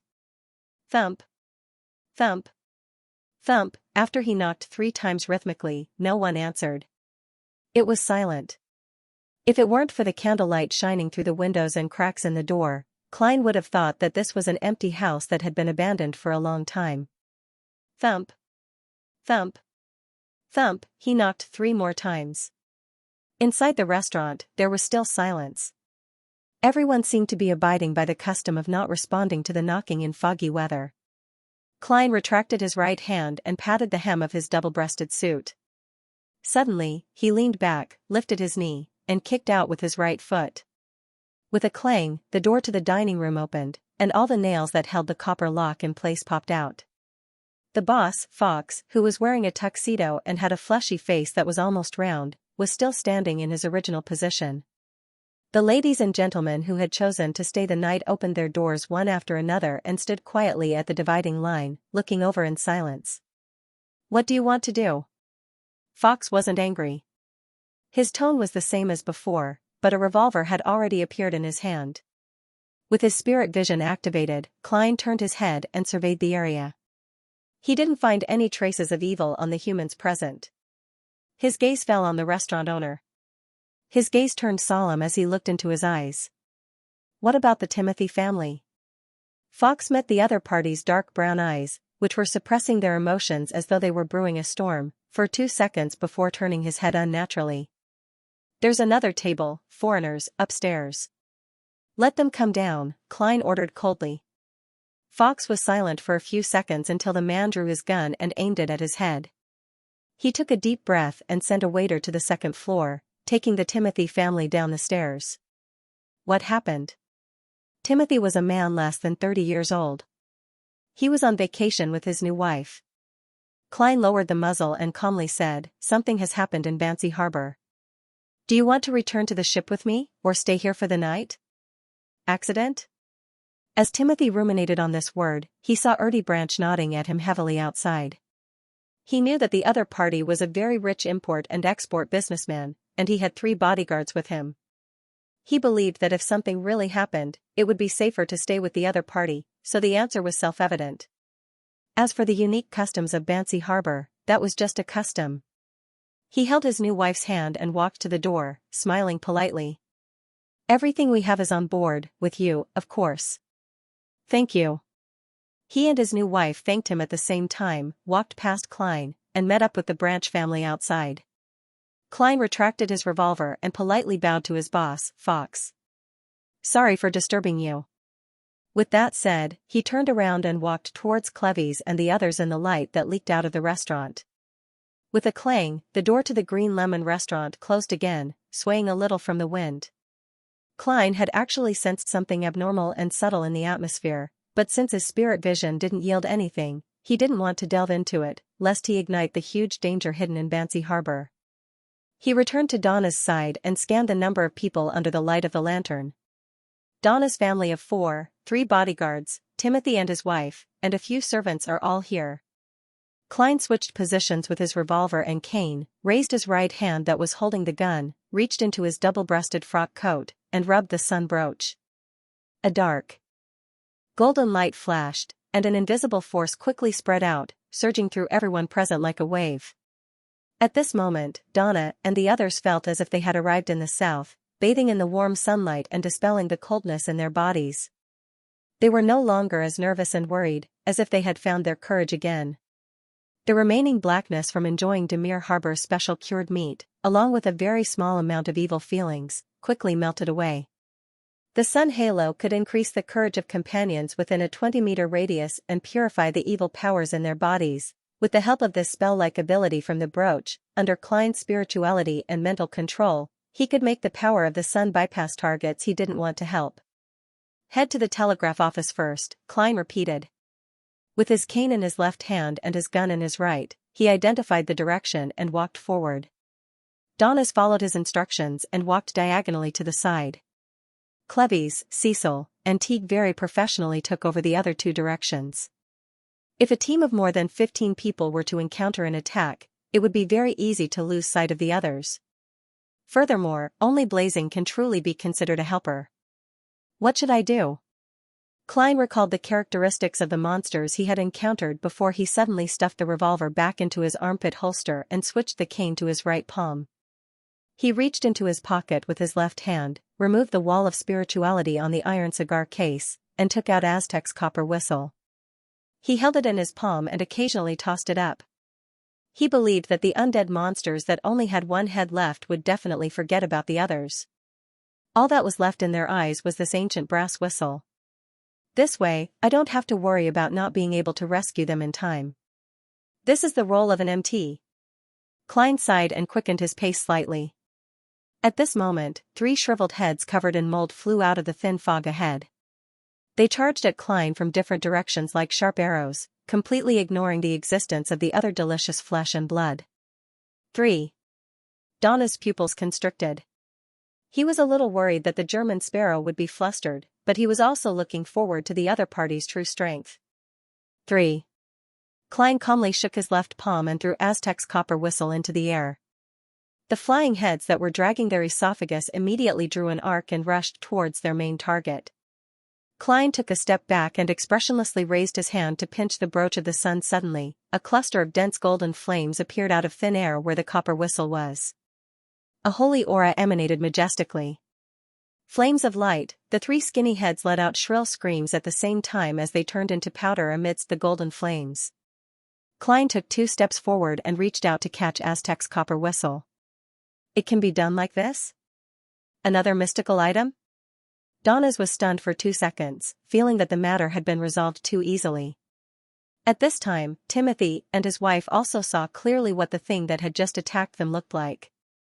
One of them was so scared that his face turned pale, and the other asked in panic, "What is it?" What is that?" Donna immediately turned around and nodded seriously. "We'll ask when we return to the white agate." With that said, she raised her finger and placed it to her lips, mimicking Uncle Sparrow's silence. Thinking of the holy aura displayed by the young man in front of him, Timothy swallowed his saliva with difficulty. He pulled his wife's hand and vigilantly fell silent. When the servants saw this, they could only obey. The group continued on the street illuminated only by the faint moonlight. The lights in the houses on both sides of the street had been extinguished, and behind the oriel windows was an indiscernible darkness. Donna had a nagging feeling that there were pairs of eyes following them, but due to certain reasons, no one revealed themselves. They must be afraid of Uncle Sparrow. She held her brother's hand tightly as they walked in the protective circle of their parents. Suddenly, a figure appeared at the side of the street. He was wearing a black cloak, and his body was leaning forward, revealing a neck that was still bleeding. There was nothing above his neck, and only the lining of the cloak reflected the moonlight. Gasp! The headless figure let out a beast-like growl from its throat as it charged at Klein, causing the street to tremble slightly from its footsteps. It happened to run into Donna's as it passed by. The famous pirate cursed inwardly, waved his arm, and threw out an orange fireball that had been compressed repeatedly. Boom! The fireball exploded, causing the headless man to take a few steps back. His clothes were tattered, his skin was quickly charred, and his cloak began to burn. But to a monster that had long lost its life, this wasn't too serious of an injury. At this moment, with a crisp crack, the scarlet flames on the black cloak suddenly soared, as if they were blooming. Klein, who was wearing a coat, leaped out of the flames. Using the inertia of his fall and his own strength, he stabbed the cane in his hands directly at the headless man's neck. Splat! The cane sank into the headless man's body and extended out from its crotch. Bang! The muscles on Klein's back bulged as he forcefully stabbed the headless monster to the ground. Taking advantage of this opportunity, he stood behind the other party and continued gripping the cane tightly as he infused his spirituality into the sun brooch. He had already used his spirit vision to determine that holy light summoning, cleave of purification, and flames of light were unable to finish off this blackish-green monster in a short period of time. He could only use another method. 5 seconds, 4 seconds, 3 seconds. The headless man struggled with all his might, but like a snake, he was pinned to the ground by the cane while half kneeling. 2 seconds, 1 second, Klein spoke in a deep voice as he said a word in ancient Hermes, "That's right. Son." Specks of light appeared and turned into water droplets that sprinkled down, drenching the headless man's body. Sizzle. Blackish-green gas emitted as Klein let go of the cane and took 2 steps to the side. In the sparse rain, the headless man twitched continuously before finally calming down and melting into a pool of blood. No beyonder characteristics. This means that he's not a real enemy. At most, he's a servant created. Klein retracted his cane and turned to walk back to the team. So cool. Denton let out a belated exclamation. Donna's eyes were also sparkling. He's still borrowing the power of a mystical item. However, that flash that relied on flames shows his true strength. He's really not easy to deal with. Blazing Donna's retracted his gaze, feeling that his decision to not run away blindly was too wise. 7 or 8 minutes later, the team that had cleared 2 more waves of monsters arrived at the telegraph office in Banksy Harbor. Cleves took the initiative to step forward and knock on the door. "Who is it?" A calm female voice came from inside. "We're looking for the captain of the White Agate, Mr. Erland," Cleves replied through the door. In the quiet night, the female voice said unhurriedly, "He and his first mate went to the church next door." He and his first mate went to the church next door. The way the people here speak is a little strange, or is it only like this on such nights? Klein tossed a gold coin to confirm that the other party wasn't lying. Just as they were about to leave, the female voice in the telegraph office hesitated for a moment. "Can you guys help me keep an eye out for someone? He's my colleague. He went out before the wind blew tonight and never came back. Pavel Cotter." Cleves didn't directly respond to the woman behind the telegraph office's door. He turned to glance at German Sparrow and waited for him to make a decision. In the eyes of this former adventurer, it was a rather difficult task for a group of more than 10 people to safely return to the White Agate. They couldn't and shouldn't be distracted to help find someone at such a time. However, he also knew very well that the current pillars of support were German Sparrow and Blazing Donnas. Only they had the authority to agree or not. Klein fell silent for 2 seconds before speaking in a voice that wasn't too loud or too soft. What does he look like? He believed that grasping more information would help him escape this strange fog-filled city, so he casually asked. As for whether he would help keep an eye out, it all depended on what happened next. While asking, Klein warned himself not to delve too deeply into the matter, or else it would easily trigger the danger lurking in Bansi Harbor. Between understanding the situation and avoiding risks, he had to be like walking on a balance beam, no more, no less, no more, no more, no more, no less. This might be easy or difficult, because no one knew what would happen once they took a step. He could only make judgments based on experience and intuition, and he could fall into a trap at any moment. This made Klein extremely tense, and his thoughts raced faster than ever. Amidst the thick darkness and thin fog, the telegraph office's door remained tightly shut. The woman inside paused for a moment before saying, the woman inside paused and said, "He's a very handsome man. He has 2 eyes, 2 ears, a nose, and a mouth." Why is this answer so terrifying? Is there something wrong with this woman? According to the customs of Bansi Harbor, she shouldn't have responded at all. Blazing Donnas had the urge to kick open the door and rush into the telegraph office to check the situation inside. At this moment, he saw German Sparrow raise his hand to press down on his hat, turn around, and walk to the side. Storm Cathedral. Klein briefly mentioned his destination. He didn't care what problem the woman in the telegraph office had, just like he didn't want to find out what secrets the owner of the Green Lemon restaurant and the guests were hiding. The wind grew weaker and the fog remained thin. The candlelight in the church shone faintly from the narrow window high above, like a lighthouse in a storm. After Klein used the sun halo again, Donna and the others regained some courage. They were like drowning people desperately grasping at the last straw as they quietly and hurriedly walked down the deserted street. Soon, they arrived outside the Storm Cathedral, but the 2 doors were tightly shut without any gaps. Glancing at the storm emblem on the door, Klein raised his hand and knocked 3 times. Dong. Dong. Dong, a slightly vigilant male voice came from behind the door. Who? German Sparrow, Klein answered directly. He could tell that the one asking the question was Captain Erland. Why did you come here? Erland asked again without opening the door. Klein held his cane and said calmly, "You helped me pay the compensation to Great White." Erland was taken aback at first and found it a little funny. Then, he confirmed that it was really German Sparrow outside. At the very least, no matter how good a monster at disguise was, it shouldn't know about a matter that was limited to the 2 of them. He was still a little hesitant until Cleves, Erdy Branch, Donna, and the others spoke up one after another. Only then did he relax and get the first mate, Harris, to remove the lock and open the door. A heavy creaking sound echoed into the distance. Klein saw Erland, who was wearing a boat-shaped hat, holding a straight sword in one hand, and a musket in the other. "There's a problem here too?" he asked keenly, considering the previous situation. Erland turned to the side to let Donna and the others enter before pointing to the prayer hall. "The priest I know, Jess, died inside. His head was separated from his body, and I don't know where Bishop Miller went. It's the same for the other priests. Also, the servants in the cathedral are all gone. A priest is dead and a bishop is missing?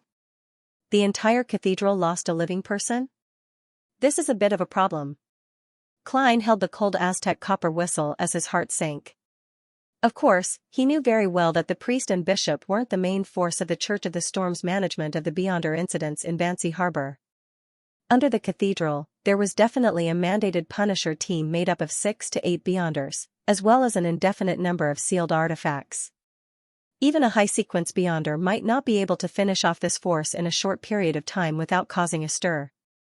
As long as they're still alive and can still use sealed artifacts, the problem won't worsen.